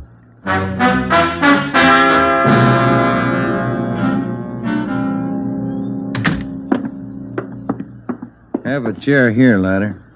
Yeah, thanks. All right. You wanted to see us. I'm getting even with that dame Myra. I'm squaring with you. Yeah? She told me if I was picked up, she'd have me out in a couple of hours. She promised me a lawyer if anything happened. Said she'd get me bail. All right. Where can we find her? I don't know if she's there now, but you can find out at Francisco Motors. Big used car lot. Garage, too. It's out on Melrose past La Cienega. What's the tie-up? That's where she fenced most of the stuff we stole. Some old guy she buddies with runs the place. Big shop in the back. Store a lot of hot stuff there. Barney. Yes, Sergeant? We're through with him. Take him back. We checked with Chief Backstrand, and then we drove out to the Francisco Motor Company.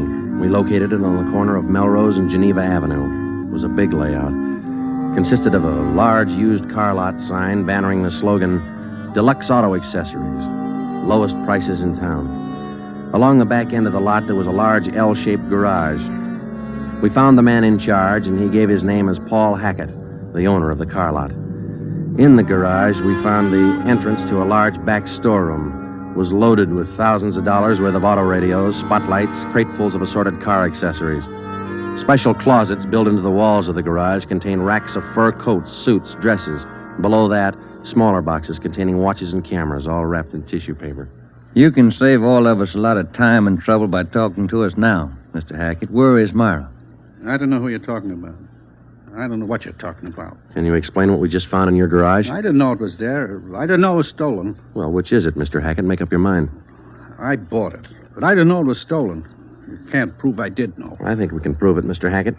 Some of those stolen car radios stored back there, the serial numbers are filed off, and this workbench here is full of filings. I didn't know. You'll have to do better than that.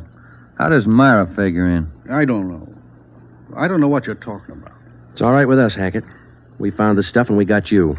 If we don't find Myra, you'll be doing time for 2 people. Stand still.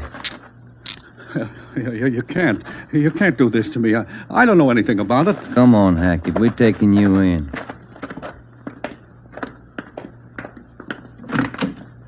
All right, get in the car.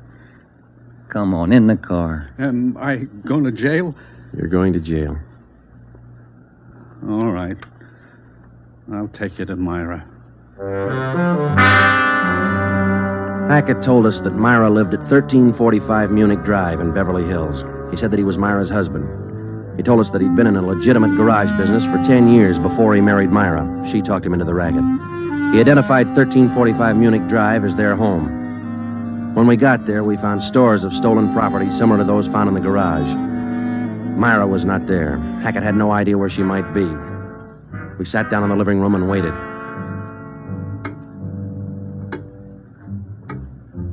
One hour, 2 hours, 3 hours. After 5 hours of waiting, the monotony started to wear on everybody's nerves, especially Hackett's. Yeah, the whole thing, it was her idea. I should have known, all hers. She did this to me.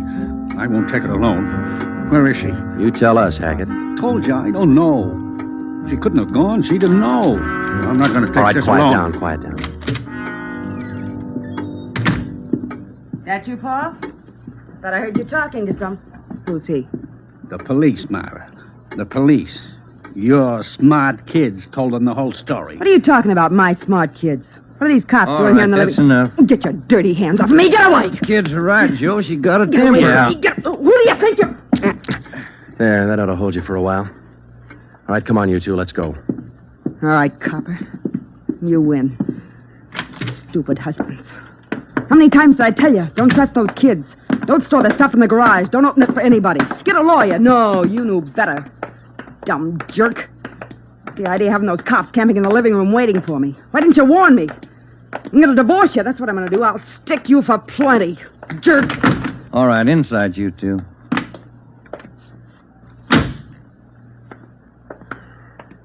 You got a smoke, Ben?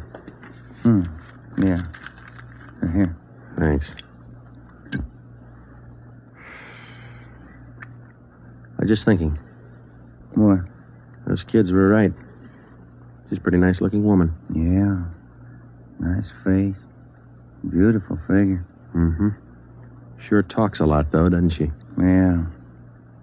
Hey, Joe, remind me to take home some flowers to my wife tonight, will you?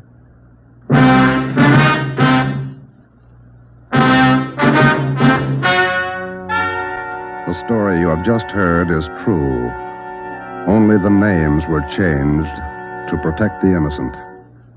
Paul and Myra Hackett were tried and convicted on 7 separate counts of receiving stolen property. They are now serving out their sentences in the state penitentiary. Realizing that most of the young persons involved in the case were influenced by the strong personality of Paul and Myra Hackett, a separate investigation was made into the backgrounds and home life of the young offenders. In most cases, they were found to be basically good, and they were placed on probation and returned to their homes.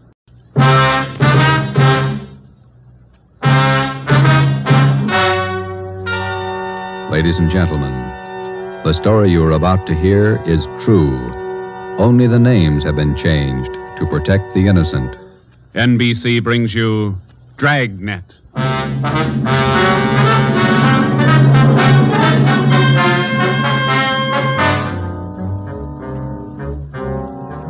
You're a detective sergeant. You're assigned to robbery detail. An armed gang of blitz bandits has started to work in your city. Their pace is fast, 4 and 5 robberies each night. The criminals are not amateurs. They're well armed, dangerous. Your job, get them. Dragnet, the documented drama of an actual crime, investigated and solved by the men who unrelentingly stand watch on the security of your home, your family, and your life.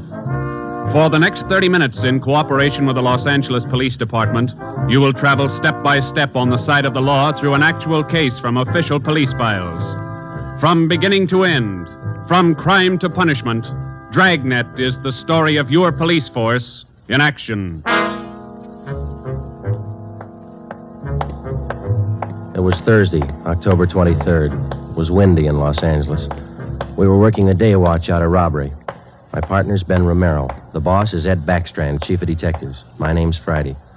I was on my way back from the statistician's office, and it was 11:42 a.m. when I got to room 27A. Robbery detail. How'd it work out, Joe? Any good prospects? Well, I don't know how good they are, but I got a handful. How many did you get? Well, let me see. 15, 18, 22.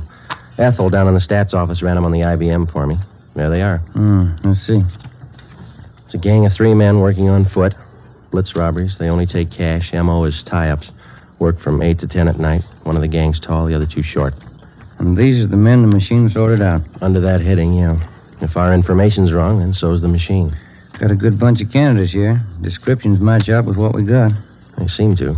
Check the names on that list, Ben. Some of the smartest thieves in the country. Yeah. Tommy Willis, Ray Grappa, Kemp Satelli, Manny Roberts, George Cross, Mario Koski. Reads like June graduation at San Quentin. Yeah. George Cross and Tommy Willis are in town. We know that. And Koski, he's around a couple of weeks ago. And what about the rest? It's a big field. Have to check them out, I guess. Might as well start at the beginning. Did you go through the overnight reports yet? Yeah. No restaurants, no liquor stores. That makes 5 days the gang's laid off. Well, they can afford to, can't they? 18 robberies in 24 days, that's a pretty good haul. This stop-and-go strategy of theirs, Joe, it's got me. Yeah. They work hard for a week in one area, and then they lay low. If they just keep going, we might have a better try at them. Hey, Joe. Yeah, Chandler. Fellow out there to see you, Joe. Name's Decker. Decker. Henry Decker? Didn't say. Want to see him? Yeah, send him in. Right. All right, Mr. Decker, this way. How are you, Joe? You're looking good. Well, Hank Decker. How are you? I'm fine. Oh, what are you waiting for? Applause? Come on in and shut the door.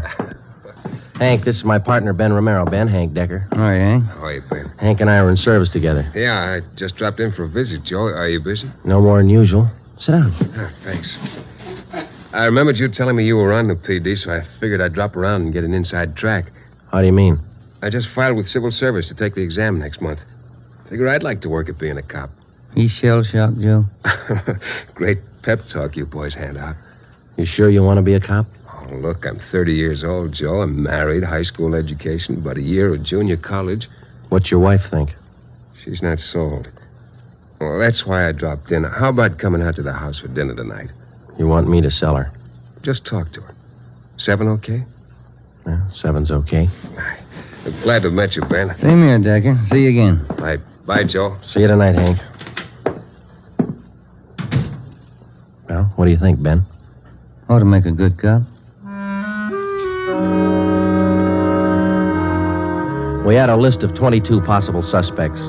By 5 o'clock, Ben and I had checked out 2 of them who might possibly have had a hand in the blitz robberies of the 18 liquor stores and restaurants in the past 24 days. Number 1 man was Thomas Willis, Caucasian, age 29, 5 feet 11 inches, 175 pounds, dark hair, blue eyes. Number 2 man was Mario Koski, Caucasian, 5 feet 6 inches, 170 pounds, dark hair, dark eyes, large scar under his chin, running across his throat, up to and behind his left ear. According to our informants, and after questioning some of their associates, either Willis or Koski or both could have taken part in the blitz holdups. We showed their mugs to the victims, but none of them could give us definite assurance that either Willis or Koski were in the holdup gang. At 7 that night, I went out to Hank Decker's house for supper. Met his wife, Linda, his 4-year-old twin boys. We talked about the Army, played with the kids for a while. Before we sat down to eat, we put the boys in bed. Hank was in the kitchen carving the roast. His wife closed the door to the kids' room, and we started downstairs for the kitchen. What do you think of our 2 atom bombs? Yeah, they're fine kids, Miss Decker. Hank told me that you were worried about him wanting to join the force. I was 12 years old when my father was shot down. He was a policeman in Des Moines. He was only 37 when he died. I wouldn't know what to do if anything like that happened to Hank. What do you want me to say? But does Hank really want it? Can't you talk him out of it? You're his wife. Can you? No, I think it's his choice, Miss Decker. He's going to have to make up his own mind. I'm sorry. If it's what Hank wants, I guess I worry too much. A lot of women marry cops. They have, and they will, and they all worry. Hank will be all right. Will you guarantee it, Joe?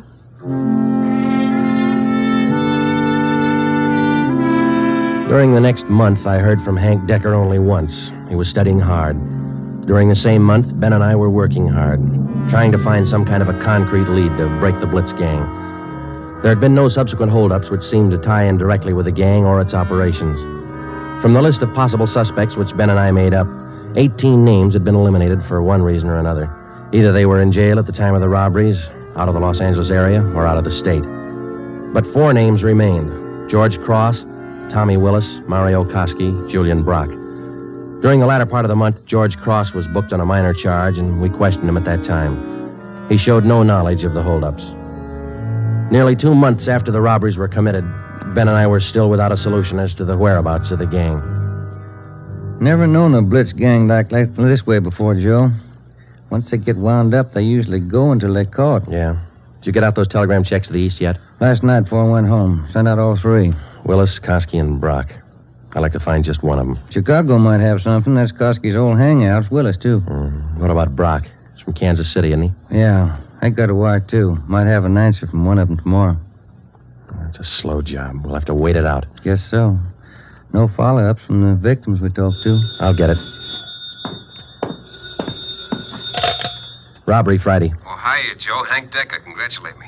What for? Just passed my written exam. Got the letter this morning. How about that? That's fine. When do you take your physical? Oh, not till the end of the month. Next week I take the oral and agility tests, then the physical. If I get by them, I'm in. Well, you're going to have a full month at the police academy after the test. There's a lot of work, Hank. Oh, it can't be any worse than these tests. It's a tough 30 days out there on the Hill. Law, court procedure, evidence, combat firing, target practice. You'll have to wade through all of them. You ever going to have anything encouraging to say? Yeah, when you graduate. I won't count on it. How's your job going? Slow. How's your wife feel now? About taking the job? Uh-huh. A little better. She said to say hello. Okay. Keep us posted, huh? I'll do that, Joe. Right. Bye. Hank passed his written test. Sure anxious. Brandy, Romero, got a minute? Yeah, Skipper. Come on, Joe. You got something, Ed? Yeah, those blitz robberies you're handling. Not having much luck. We were. Gang's disappeared. Not a trace of them so far. They leave town? Oh, we're not sure, Ed. We don't even have a good description. We're guessing most of the way. What are your guesses? You've had a couple of months to make them. 12 of the holdup victims we talked to told us definitely that there were 3 men in the gang. 2 of them short, 1 of them tall. We've just been working from there. All 3 of them have dark complexions. Started with 22 possibilities and got it weeded down to 4. No, wait a minute, 3. Yeah. Tommy Willis, Mario Koski, Julian Brock. Willis and Koski are Eastern Hoods. Brock's from the Middle West. And where are they now? Haven't showed their faces around town. We're checking some of the cities in the east. That's about all we got, Skipper. Not much for 2 months' work. Thieves can't be that smart. Right now they are. We've sounded out every lead we had, Ed. We're doing our best. Either of you ever hear of a man by the name of Al Mishakov? No, I don't think so. Chicago gunman in the old days, wasn't he, Ed? That's right.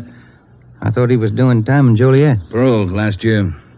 Got a tip he was spotted on East Broadway night before last. You figure it might tie in with our job? I don't know. Find out. If I remember right, Mishakov's brother used to be pretty friendly with Mario Koski. I helped send both of them up 13 years ago. Same rap, robbery. Was that all you heard, Ed? Somebody spotted Mishakov? That's all. If you can track him down, you might get some kind of a lead. That's more than you got now. That night and for the next 2 nights following, Ben and I had dinner downtown instead of going home, and then we spent the rest of the night covering the lower end of the city in search of Al Mishakov. We got more than a dozen leads on where to find him from some of our informants, but none of the leads paid off. We kept missing him. No one knew where he was staying. No one knew, or no one would tell us. Worst thing about this job, Joe, leg work? We must be averaging 10 miles a night. My feet say 20. Almost midnight. Here's McCarthy's place. Let's try it. Right. Let's go down to the end of the bar, Ben. Yeah. Hiya, Ben. Good to see you come in. What's new? Oh, not much, Bert. Meet my partner, Joe Friday. Hiya, Friday. What do you fellas have? Looking for a guy, Bert. His name's Al Mishakov, Chicago. You heard anything? He was in here earlier tonight. Couple of guys with him. Are you sure? What do you look like? 6 feet, about 45, I guess. Big build. Sounds like him, all right, Joe. Is he staying in the neighborhood, Bert? Down here, I don't think so. Most of those big-timers stay uptown someplace. You looking for Mishakov? I'd like to talk to him. How long ago was he in? Oh, about 8 o'clock. Couple of guys with him. They were talking about driving out to the airport. Something about Las Vegas. There's an 840 plane for Vegas, isn't there, Ben? I think so. 840, 850. I can't recall which. Bert, do you remember the exact time they left? Exactly. No. Say, there's one of the fellas that was with Mishakov down there in the middle of the bar. Which one, Bert? There. One with the sandy hair, big chin. See him? Yeah. Want to talk, Joe? Come on. And Judge, you know what he said? He said when he was in Vegas last week. Pardon me. Killing. Yeah, that's what. Pardon me. I'd like to talk to you a minute. Yeah, who are you? Police, Sergeant Friday. Oh, have a drink, Sergeant. No, thanks. I said I wanted to talk to you. Square John, huh? Wait a minute, George. Square John wants to talk to me. Come on outside. We can talk better out there. I ain't done nothing. What's the pitch? I got a right to know. Let's go. Outside. Maybe I don't want to go outside. I think you better. Come on. All right. Quit shoving, you dumb cop, shoving people around. What are you trying to do anyhow? Every sausage. All right, down this way. Car's parked up the next alley, Joe. Hey, look, what's this all about, huh? I got a right to know. You were seen with Al Mishikoff tonight. Where is he? Who? Al Mishikoff. You want us to spell it? I don't think you can spell your own name. Nobody's asking you to play smart. Where's Mishikoff? Out of town. What do you care? Here's the car. All right, inside, you. Now, look, you got me wrong. I ain't done nothing. Where's Mishikoff? You and some other guy drove to the airport with him tonight. Let's have it. I'm clear, I tell you. I just drove out with him, that's all. Where'd Mishikoff go? Vegas. Took the plane for Vegas. When? About 8:30, 8:45. What's up, anyway? Who's the guy traveling with Mishikoff? Nobody. Who's the guy traveling with Mishikoff? Koski. I just met him tonight. Mario Koski, is that the guy? Yeah, I'm leveling. I ain't done nothing. Ben, get to a phone, call the office, contact Las Vegas police. Ask them to pick up Koski and Mishikoff. When we got back to the office, we questioned the man we had picked up for almost 2 hours. His name was John Delmar, an ex-convict. He'd been paroled from Folsom Prison 2 months before after serving 3.5 years for burglary. He said Mishikoff was looking for a man to work with him and Koski. He didn't specify the work. Delmar said he refused the offer, but they parted on friendly terms. He said Koski and Mishikoff told him that they were going to Las Vegas for a few days, then return to Los Angeles. But when Ben and I checked back with the Las Vegas police the next morning, they reported that nobody answering the description of either Koski or Mishikoff was seen arriving or leaving the airport. We checked with the airlines and sent inquiries to law enforcement agencies throughout the entire area. No sign. 3 weeks went by. Still no sign. Nothing in the overnights, Joe. No, not a thing. Oh, yeah, same here. Reno, Sacramento, San Francisco. Nobody's seen him. Ain't got to come out sometime. We can wait. Yeah, we can wait. Gets on your nerves. Let's check with Backstrand. Maybe he's got a job for us in the meantime.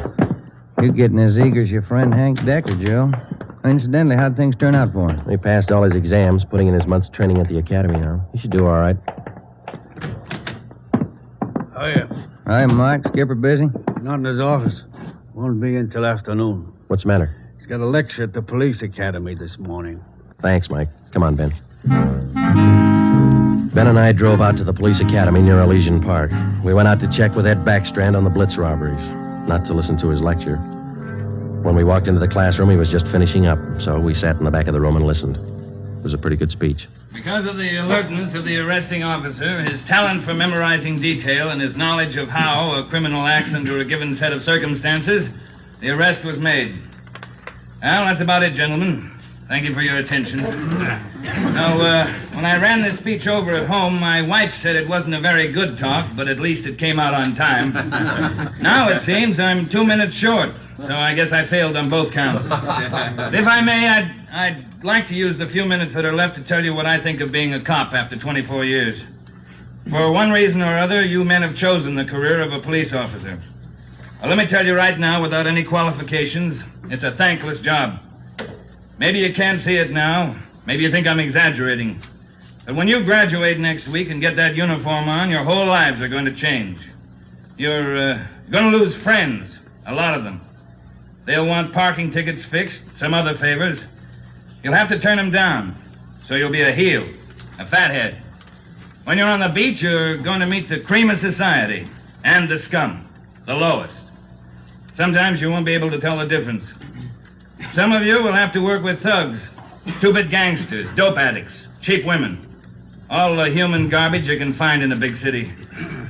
You'll come home at night and take a shower to wash off the dirt, but you still won't feel clean. That's the job. When you buy a box of candy and bring it home for your anniversary, the neighbors will say you chiseled it. When you save up a few dollars and buy a new car or some furniture for the house, it's graft. People are going to want favors. They'll offer you things, a free beer or a new dress for your wife. If you take it, you're a chiseler. If you don't, you're a tough cop.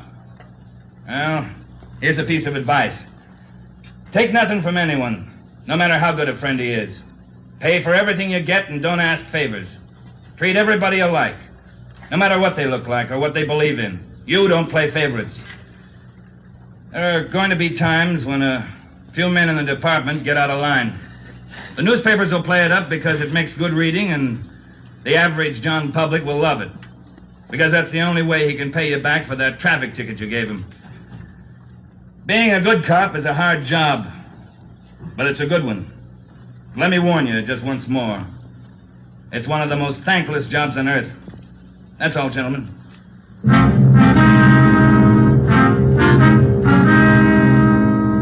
The following week, Hank Decker graduated from the police academy and hit the transfer list for a regular assignment. He drew a job of teaching combat firing and boxing at the academy. He didn't like it, so he put in a request for a transfer and waited. For the next 6 weeks, Ben and I waited, too, for some sign of the Blitz bandits. There wasn't any. The only possible suspects, Mario Koski and Al Mishikoff, had disappeared completely. We kept a close check on every possible avenue of information. Still, no sign. Ben and I were transferred to the night watch on robbery for a few weeks, and that gave Hank Decker a chance to drop in and visit with us a couple of hours when he went off duty at the academy. He was still as eager as ever. Hi, Ben. Joe, anything new? Hi, Hank. Nothing here. What about the academy? Oh, big news. What's up? Getting a transfer starting next Monday. Gonna start on a beat. Thought you were all tied up with that boys' club you started out there. Oh, I was, but Hanson's gonna take over when I leave. The kids sure love it. Free swimming in the pool, boxing lessons. We teach them everything. Where's your beat going to be, huh? Central, right in the downtown district. Might learn something, huh? You'll learn a lot if you want to forget most of it. Look, it's 7:15. Don't you ever go home for dinner, Hank? Oh, getting the wife used to it. This new shift's gonna be night work, you know. Wait till you're on it for a year, and then you tell us how you like it. A year? I want to be in the detective bureau after a year. Well, you're not even going to last a year if you don't get home to dinner. Your wife's called twice this week already. She calls me. Okay, when did she call tonight? She hasn't yet. Oh, I guess I better head her off. Let me know if anything breaks, huh, Joe? I'd like to tag along. Okay, Hank. Well, on your way. Okay, good night. So long. Good night. Yeah. How eager can you get? Were we like that when we started? Not me. I never had that much energy at one time my whole life. Hot shot, Joe. I'll get it. At 767 East Broadway, a liquor store, 211 and slugging. At 767 East Broadway, a liquor store, 211 and... 767 East Broadway, 211, liquor store. Let's go.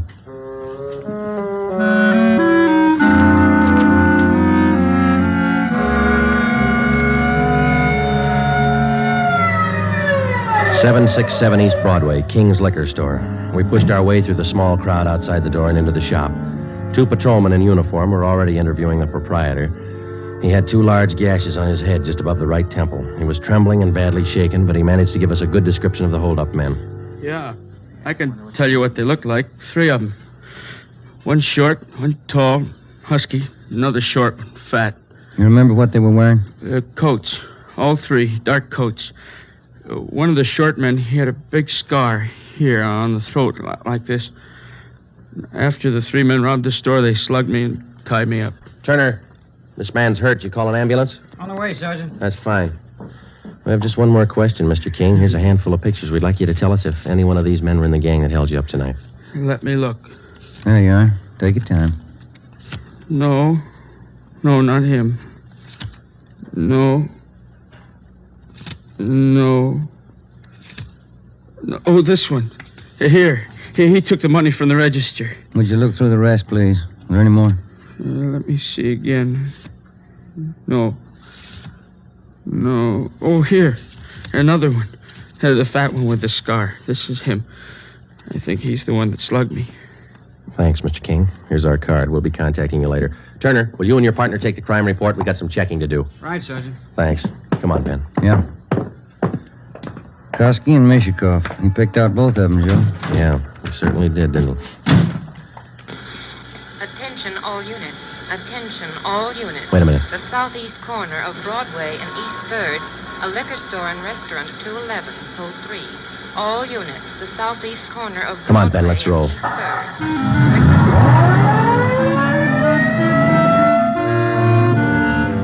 When we got to the liquor store and restaurant at Broadway and East 3rd, Ben and I knew for certain that Koski and Mishikoff were back in the city and working hard. Their M.O. matched down to almost the smallest detail. We put a call through to communications, and the entire Central Division was alerted. Then we called Chief Backstrand and told him the news.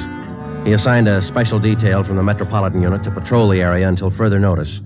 But at 9:23 p.m., before they pulled out of the police garage, the Blitz bandits added 2 more liquor stores and 1 more restaurant to their list of victims. Early the next morning, Ben and I met with Chief Backstrand in his office.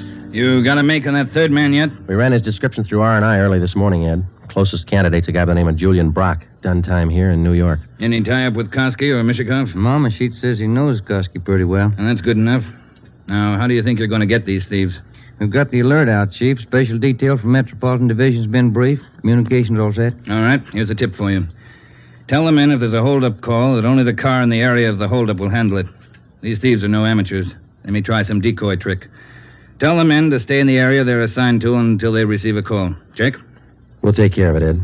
You going to be on hand tonight? And when do you figure on starting? We'll have the full detail out by 6:30. Play it safe and start at 4. Why chance missing him?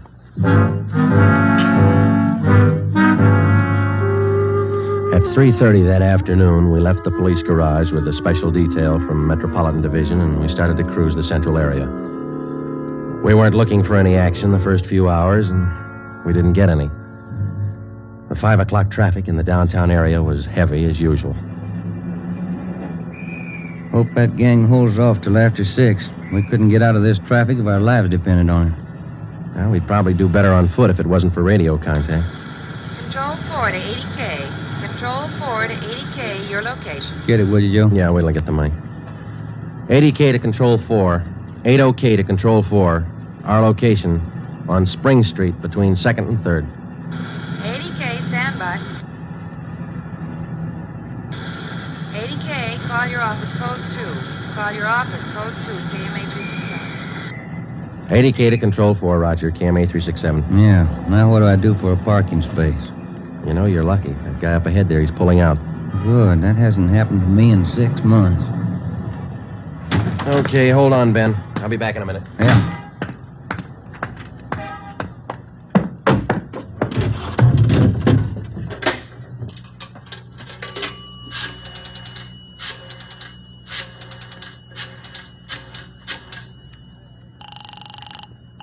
City Hall. 2511. 2511. Robbery, Chandler. This is Friday, Bill. You want us? Yeah, just a minute, Joe. Chief wants to talk to you. Hello, Friday. Yeah, Ed. Cruiser car just brought in a guy answering the description of Mario Koski. Yeah? Get over here right away and question the guy. If it is Koski, we can all go home early. Ben and I went back to the office and questioned the man who gave his name as Conrad Larkin. He was Koski's approximate height and weight, same color hair, same color eyes. The resemblance to Koski's picture was evident.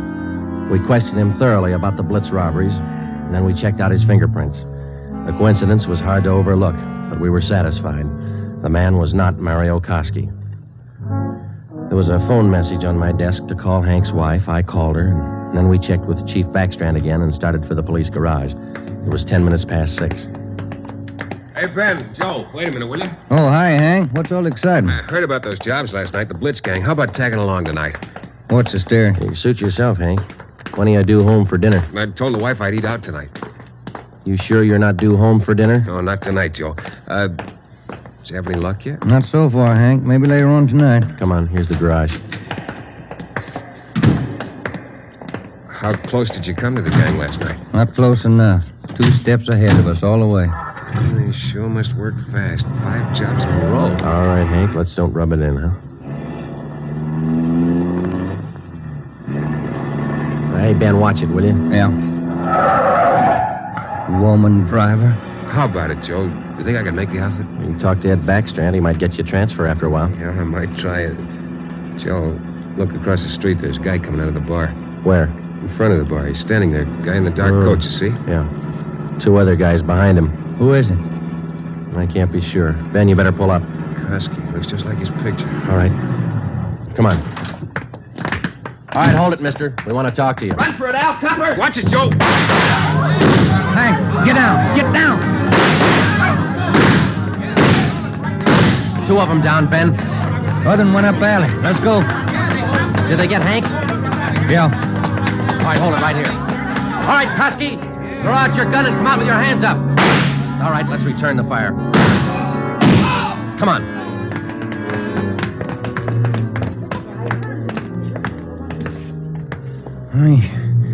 He had his chance. Yeah. Grab his gun. Let's get back to Hank. Did you get the guns from the other two? Yeah, they're dead. Hank got them both. All right, one side, please. Officer, did you call an ambulance? Yeah, they're on their way. Come on, Ben. One side, please. Will you let us through? Hank, how you doing? Not so good, Joe. Ben, will you get the crowd black? Give him some air. Would you just move back and Joe, All right, easy, Hank. They'll be here in a minute. Hank? Hank. How's it doing, Joe? Gone?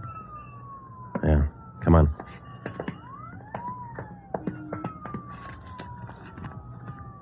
What have you got, Joe? Phone message from Hank's wife. For you?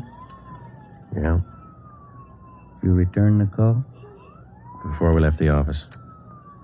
What was it? She wanted me to remind Hank. He was due home for dinner at 7 o'clock.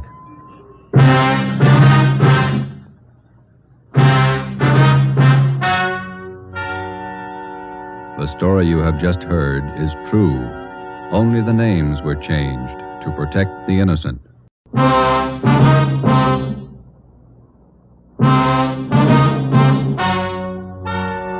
Ladies and gentlemen, the story you are about to hear is true.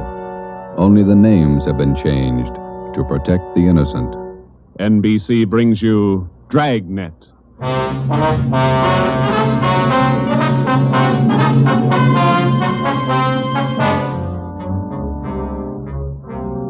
You're a detective sergeant. You're assigned to burglary detail. A sudden wave of jewel thefts is sweeping the city. In 16 days, 16 burglaries have been committed, one each night. They bear the same trademark. Thousands of dollars of jewels are missing. The thief is a master at his trade. Your job, get him.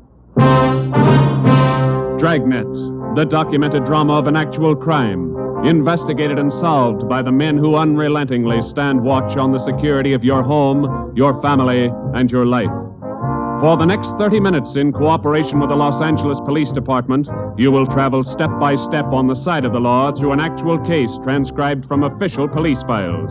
From beginning to end, from crime to punishment, Dragnet is the story of your police force in action.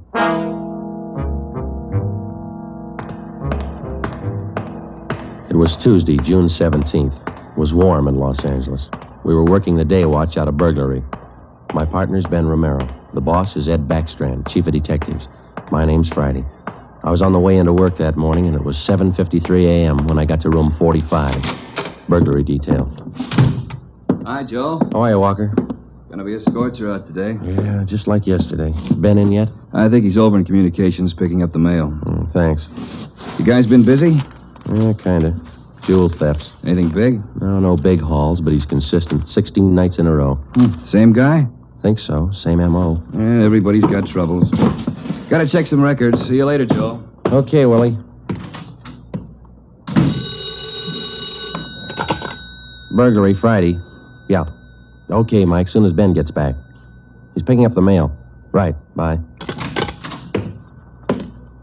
Hi, Joe. Hi, Ben. Hannon just called. Chief wants to see us. Take a look at these first. What do you got, overnight reports? Yeah, here, these two.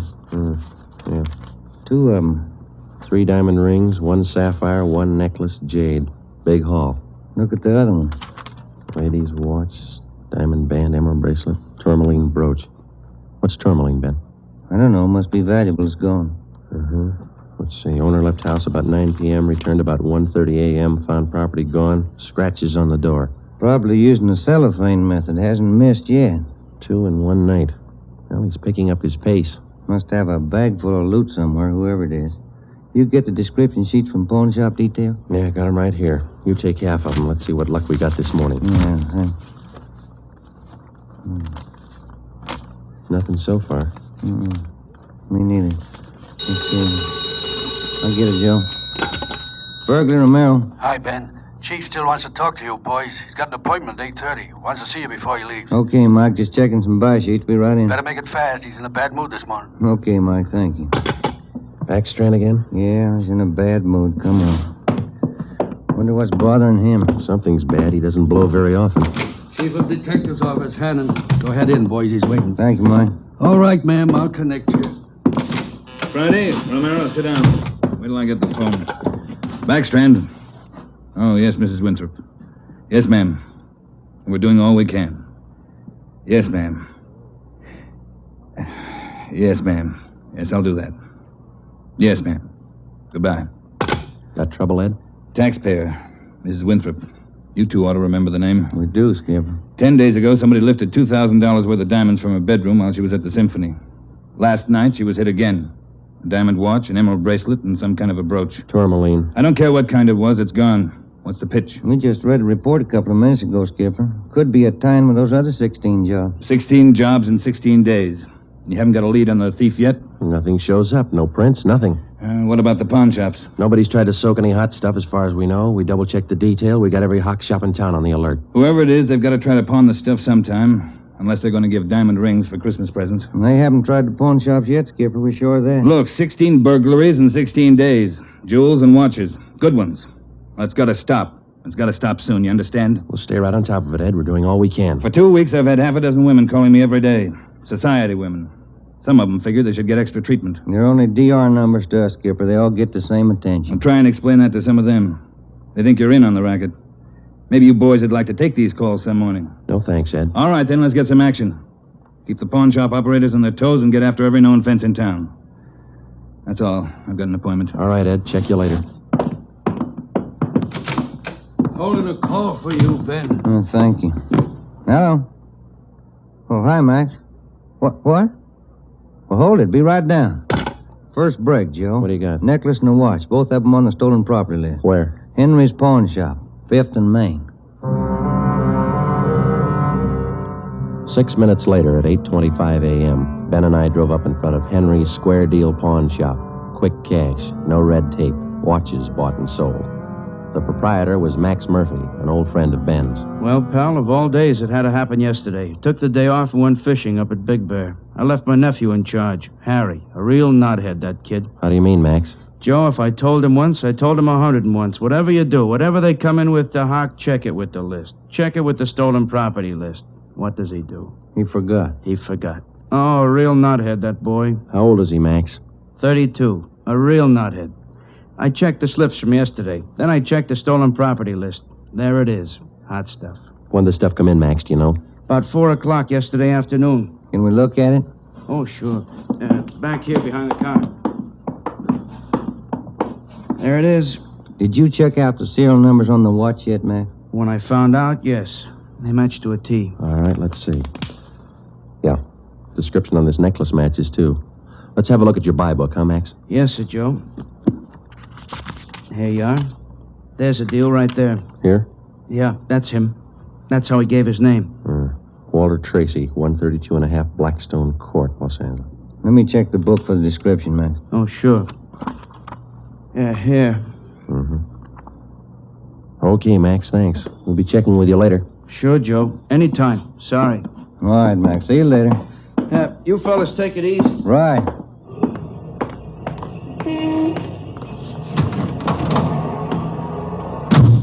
Want to check and see if we're clear, Joe? Yeah, I will. 80K to Control 1. 80K to Control 1. Are we clear? Control 1 to 80K. Stand by. Good lead, Joe. Got a description in here. Yeah. It's too bad Max's nephew had to slip up. Control 1 to 80K. Call your office immediately. Call your office immediately. KMA 367. Wonder what that's about. I don't know. I'll call in. You got some change? I'll use Max's phone.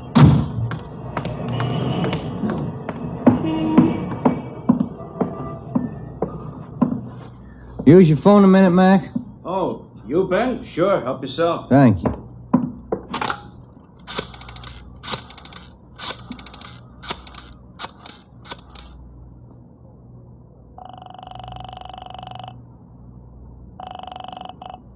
City Hall. 2524. 2524. Burglary. Levine. This is Ben, George. You got something? Hot one. Universal Loan Shop, 6th and Barton Place. Guy just took in a couple of rings. He checked too late. What you mean? He checked the form after the guy left. It was signed Walter Tracy.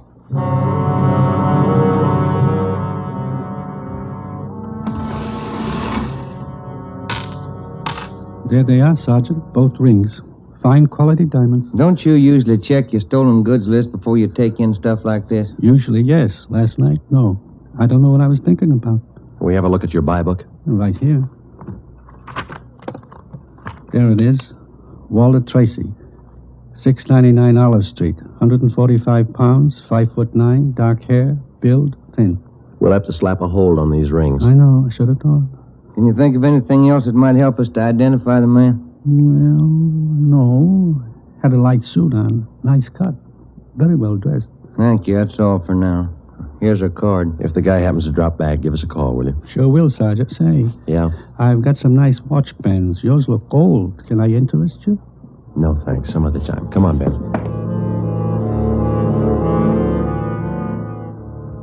That afternoon and the following morning, despite our alert and our warnings, 2 more pawn shops called in with reports of stolen watches taken in. We checked them out. The serial numbers on the watches matched those on the stolen property list. On the pawn shop account books, the loan was listed under the name Walter Tracy. The addresses were given as number 12 St. Vincent Place and 700 East Flower. The descriptions of the man were the same. Slight build, well-dressed, about 145 pounds, 5 feet 9 inches tall, dark wavy hair. We had the name and description distributed to every pawn shop in Los Angeles and surrounding communities. Through our informants, we checked up on every known fence in the city. For the next 2 nights, we received no reports of stolen jewels. That made up for the double burglary the night before. On June 19th, the box score read 18 successive nights, 18 successive jewel burglaries. At 3:25 in the afternoon, Ben and I sat down to check over the late incoming reports. Got anything, Joe?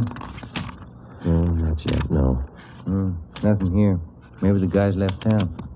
Nope. No such luck. Take a look. That's it, number 19. He may set a record. Well, he's making monkeys out of us, isn't he? Look, man's watch, lady's watch, Chinese amber necklace, diamond shirt studs, and a bracelet with 2 large rubies. He's getting ambitious. How's the value listing? Let's see. $1,800. 1 haul. I'll get it. Burglary Friday. Yeah. What? Yeah. Be right down. Stall him. Let's go, Ben. Where? Kaplan's down on East 2nd. Walter Tracy's in there now, trying to hock a gold watch.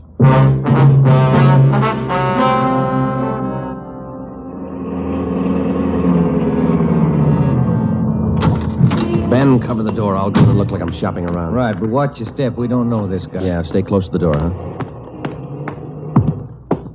I'm sorry, that's the best we can do on the watch. Look, Mac, this is gold. 21 jewels. Well, that's the best I can do.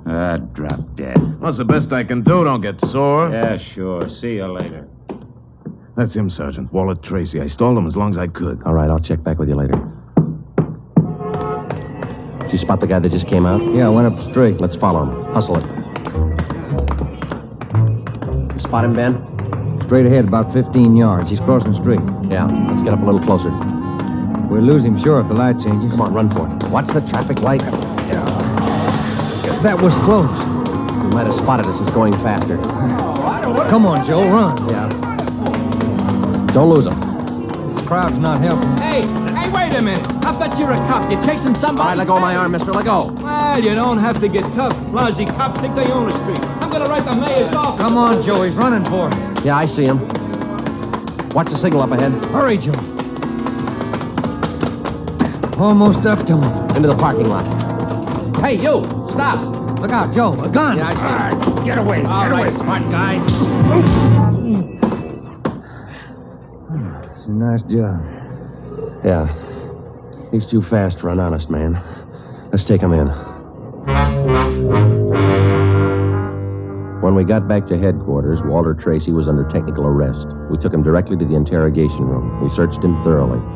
We had him take everything out of his pockets and put it on the table. Then we had him take all the money he had in his wallet, count it out, and hold it in his hand. What is all this routine? That's all the money you have on you? $47.17, right? Yeah. Okay, keep it in your hand. Ben, shake him down. All right, Tracy. Take off your coat, shirt, tie, and your shoes and socks. What kind of a pitch is this? I'm no hood. Take them off. 2 big cops. You're not pinning anything on me. I don't care what you do. Sleeves, pockets, lining. Nothing in the coat, Joe. Get his shirt. Take it light with the threads, huh? Costs money. How about the trousers, Ben? Let's see. Cuffs, pockets. No. Let me get the belt. Zipper on the inside of the belt? No, it's clean. Shoes are okay. All right, Tracy, let's see the soles of your feet. I hope you don't mind. They're dirty. Why don't you take a shower? Let's see. All right, Joe, nothing. Put your clothes back on. Yeah, thanks. All right, you. What's your name? Huh? I said, what's your name? You telling jokes? Walter Tracy, you know that. Your real name. How old are you, Tracy? 27. Where do you live? No place. Just got in town a couple of days ago. Where are you from? Salina, Kansas. Where you been sleeping the last 2 nights? The park, Pershing Square. Clothes don't show it. Pretty natty. I had 'em pressed. Where? Down by the square. I don't remember. You ever been arrested before? No. Where'd you get this gun, Tracy, the one you pulled on us? I didn't know who you were. Could have been a couple of hoods. You kind of look like it. Where'd you get the gun? I won it in a crap game coming out on the train. Where'd you get the watch? Graduation present. You want to run a make on him, Joe? The gun and the watch? Yeah, I'll call him. Go on, check. You can't prove a thing. Pawn shop records, Gilmore. Gil, is Friday. Can you give me a make on a watch? Sure, Joe, go ahead. Time Master, yellow gold, man's wristwatch. Okay. Case number 716F23. Right. Movement number B351708. Got it. Okay. Now give me a make on this gun, huh? 32 S&W automatic. Serial number 579461. Okay. Call me back? Right. What's your station number? 2572. I'll ring you, Joe. Thanks. Having fun? What'd you do with all those jewels you stole? When do I get out of here? I don't think you're going to get out. You got nothing on me. How tall are you, Tracy? Get your tape measure. 5'9". How much you weigh? 140. I'm 27. My name's Walter Tracy. I come from Salina. I've been in town 2 days, and I don't know what you guys are talking about. You sound smart. You don't act it. And you're flying blind, copper. What'd you do with those jewels you stole? I don't know what you're talking about. What color are your eyes? I don't know. I'm colorblind. What color would you say your hair is? You colorblind, too? You ever been arrested before? Straighten out. He asked me that. I'm asking you. No. You ever done any big time? No. All right, I don't care if you level with us or not. We're going to make you on those prowl jobs, all 19 of them. Sure. You guys are smart. You got in Los Angeles 2 days ago, is that right? Yeah. You don't know anything about any jewel thefts. That's what I said. And how come your name and your handwriting's on the account books in 4 pawn shops in Los Angeles? It's not mine. You can't prove it. We can, Tracy. Come clean. What'd you do with the stuff you stole from 1250 Moraga Drive, June 5th? I didn't steal any stuff. What'd you do with the rings and watches you took from 1400 Placerville Road, June 9th? I wasn't in town. What'd you do with the diamond dress pins you stole June 13th, 123 South Van Ness? Did I do that? You're not only kinky, you're a bad liar. You prove it. Order get you a sawbuck, your prints bounced, Tracy. Our handwriting man's gone to work on those signatures of yours. You haven't got a chance. Now, come on. Where'd you hide this stuff? You can't prove a thing. Where'd you say you've been sleeping the last 2 nights? In the park, Pershing Square. You want a map? Clothes sure look nice. I said I had 'em pressed. But you can't remember where. No, I can't remember where. That a crime? Friday talking. Joe, this is Gilmore. Here's the stuff you asked for. Let's have it, Gil. No make on the watch, no make on the gun. Okay, Gil. Thanks a lot. Yeah. You're in up to your neck. You said that, didn't you? You're gonna talk, Tracy. Kind of tired. All right, we'll let you sleep on it. Come on, Ben. Let's book him. Right. I'll get your jobs, coppers. Sure. Come on. We took Walter Tracy to the county jail and had him booked on suspicion of burglary. He was still sullen. We knew we had the guilty man. Now we had to prove it. As it often happens, the victims never see the burglar. They only know he's been there. They can't identify him, but they can identify their property. Our job was to find the property. When we did, we'd have Walter Tracy. And the 19 victims would have their property returned. But Tracy wasn't talking, and we knew he'd never talk unless he thought it might help him. We took the problem to Ed Backstrand. Smart punk, Skipper, but he's done time before. How do you know? Tried him out last night when we brought him in. He talks like it and he acts like it. But he won't cop out. Are you sure? He won't talk in 100 years. He knows he's got us in a spot. Well, one thing's sure. We're not going to send him up without finding the loot first. He's planted this stuff somewhere in this city. We've got to find it. Ben and I have got an idea, Ed. It's not going to be easy, but it might work. What is it? Tracy tried to soak some of the stolen property at 4 separate pawn shops in the downtown area. Yeah? At each one of those 4 pawn shops, he gave a local address. Now, we're sure he must have a room or an apartment someplace in town. All right. Where? That's where guesswork comes in, Skipper. Every one of those addresses he gave falls within a certain area. How big an area? You got that street diagram, Joe? Yeah. Here it is, Ed. From Figueroa here to San Pedro, and from Pico down to First Street. The area's about 12 blocks wide, 14 blocks long. That's a lot of territory. How are you going to cover it? On foot, we'll take Tracy with us. Plenty of legwork. You sure it's the answer? We got to find the stuff, and it's the only way we can figure it. Hotels, apartments, rooming houses. There must be hundreds of places he could stay in that territory. It'll take a couple of weeks. Yeah, on foot it will. All right. It's tough, but it's your idea. Go to it. An hour after we left Chief Backstrand, we got Tracy out of his cell in the county jail and started our canvass of the appointed area. We took the usual precautions and handcuffed Tracy's wrists to our own. We started the search for his hideout at First Street in Figueroa. It was a warm day in Los Angeles. The temperature was 91. After the first 3 hours, I could tell Ben's feet were ready to give out, and so were mine. We couldn't even have the comfort of complaining. That had encouraged Tracy, and he was cocky enough already. He cursed and threatened every step of the way. My legs off. All right, quit pulling, will you? Come on, Tracy, up the stairs. Another one to check. Warm day, Joe. Yeah, a little. What do you mean, a little? Must be 110. Yes? What is it? You the manager? Yes. Could you tell me which apartment this man has in your house, ma'am? Who, him? Yes, ma'am, this one. Never saw him before. He don't live here. All right, ma'am, thank you. Yeah.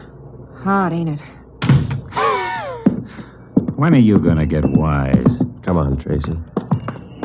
Well, that finishes this side of the street. You want to cross over, Joe? Yeah, let's go. I'm hungry. I want to eat. After we cover the other side of the street. You can't do this to me. I'm going to get a lawyer. I'll have your jobs, both of you. Yeah, come on. We only got a couple of hundred places to cover.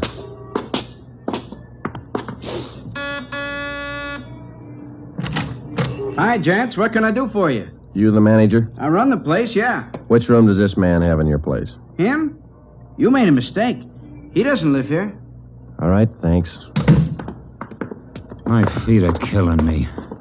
Wait till I get a lawyer. I'll burn both of you dumb cops. What do you think you're doing anyway? Making a guy... All that day and the day after that and the day after that, Ben and I, with Tracy handcuffed to our wrists, canvassed the designated areas, from hotel to hotel, from rooming house to rooming house, and the apartments, too. Every day our feet ached a little more, our pace slowed down, Tracy got more irritable, and the weather got hotter. The second day it reached a high of 92, the third day 94, the fourth day 94. Police regulations say plainclothes officers must wear a coat and necktie on the street at all times. We wore our coats and neckties. The search continued into the fifth day. Our pace got even slower. Ben and I started to lose heart. After a while, we forgot our object was to recover the stolen jewels. All we wanted was to find Tracy's hideout. We knew we were right. We knew Tracy was our man. It was a point of pride. Whether your feet hurt or not, you don't give in to a thief. Yes? What do you want? You the landlady here? I am. Which apartment does this man have in the building? Well, none of them. He's not one of my tenants. Thank you, ma'am. Come on, Tracy. By the sixth day, all three of us had special pads in our shoes. Our feet ached worse than ever. Tracy let us know about his every 3 minutes. By late afternoon of the sixth day, we'd covered more than half of the designated area. The temperature was 95. You guys gonna go on forever? I'm sweating like a horse. I'm getting tired of your moaning. That looks like the manager behind the desk. Yes, sir? You the manager? Yes, sir. What can I do for you? Can you tell us which room this man has in the hotel? Him? He doesn't live here. Hey, you fellas look awfully warm. Like to cool off in the lobby? We're air-conditioned. No, thanks. I'm hungry. When do we eat? You're always hungry. You got the biggest mouth on a cop I ever saw. Oh, all right. Yeah. I'm hungry. I want to eat. Now. Wait till I give this story to the papers. Mistreating innocent guys. They'll break you. All right. Come on, up the stairs. I'm going to get a lawyer tonight. I'll show you. Yes? Why, Mr. Baker, where have you been? We questioned the landlady, a Miss Elizabeth Hunter. She told us that Baker, alias Tracy, had rented an apartment from her about 2 months before. That's all the information she could give us. Tracy clammed up. He would admit nothing. We asked Miss Hunter to accompany us as a witness. We took the elevator up to Tracy's apartment on the 6th floor. Miss Hunter, Tracy, Ben, and I. Down this way. Here. Do you want me to open it? Please, Miss Hunter. There's a girl. Walter? What is it, Walter? I told you to get out of town if I didn't come back. I didn't want to leave. I didn't want to leave without you. I thought you slept in the park. Take a jump. Where's the stuff hidden? All right, Ben, handcuff him to a chair. The girl behind him. We'll find the stuff ourselves. All right, Tracy. All right, you're next. I haven't done anything neither, so you can't prove it. Billy, shut up. That's better. No talking between you two. If there is, we'll separate you. All right, Ben, you take the living room here. I'll try the kitchen. And get a window open. It's hot in here. All right. Sergeant, you will be careful of the furniture. Yes, ma'am. I had no idea. You, Mr. Baker, of all people. Don't talk to him, please, ma'am. Oh, yes. Tin cop. Why don't you spell? Ben, look. It's only the beginning. He's got the stuff scattered 7 ways for Sunday. We're going to need help. In the milk bottle? Yeah, 2 rings, 3 loose diamonds, and this bottle of mayonnaise. We found some kind of a brooch in it. A couple of watches taped to the underside of the kitchen sink. All right, you. Convinced? Okay, Ben, call Backstrand. There was a definite possibility that Walter Baker, alias Tracy, had stored some of his stolen loot outside his apartment. We stood little chance of ever recovering it unless we got him to break. Ben called Chief Backstrand, and in 10 minutes he arrived at the apartment with another man from burglary detail, George Levine. Together we went over the 4-room apartment foot by foot. We found jewelry, watches, loose stones in every conceivable place. In cartons of cottage cheese, in jars of cold cream, in the garbage can, everywhere.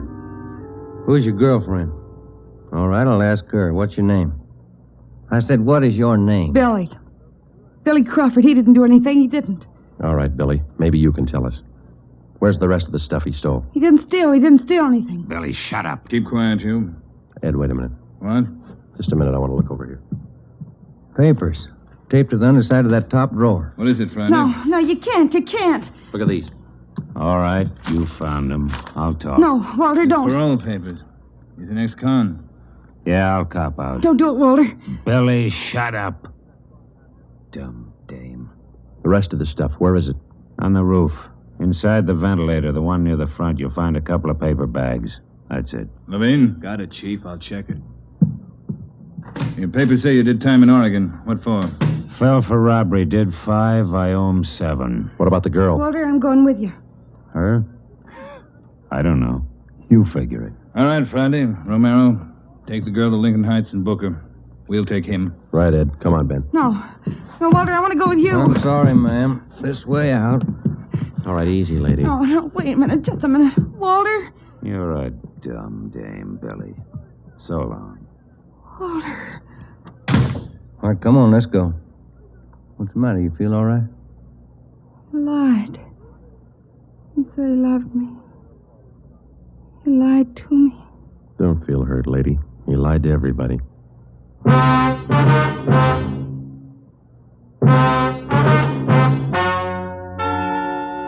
The story you have just heard is true. Only the names were changed to protect the innocent. Walter Baker, alias Walter Tracy, was tried and convicted on 3 counts of first-degree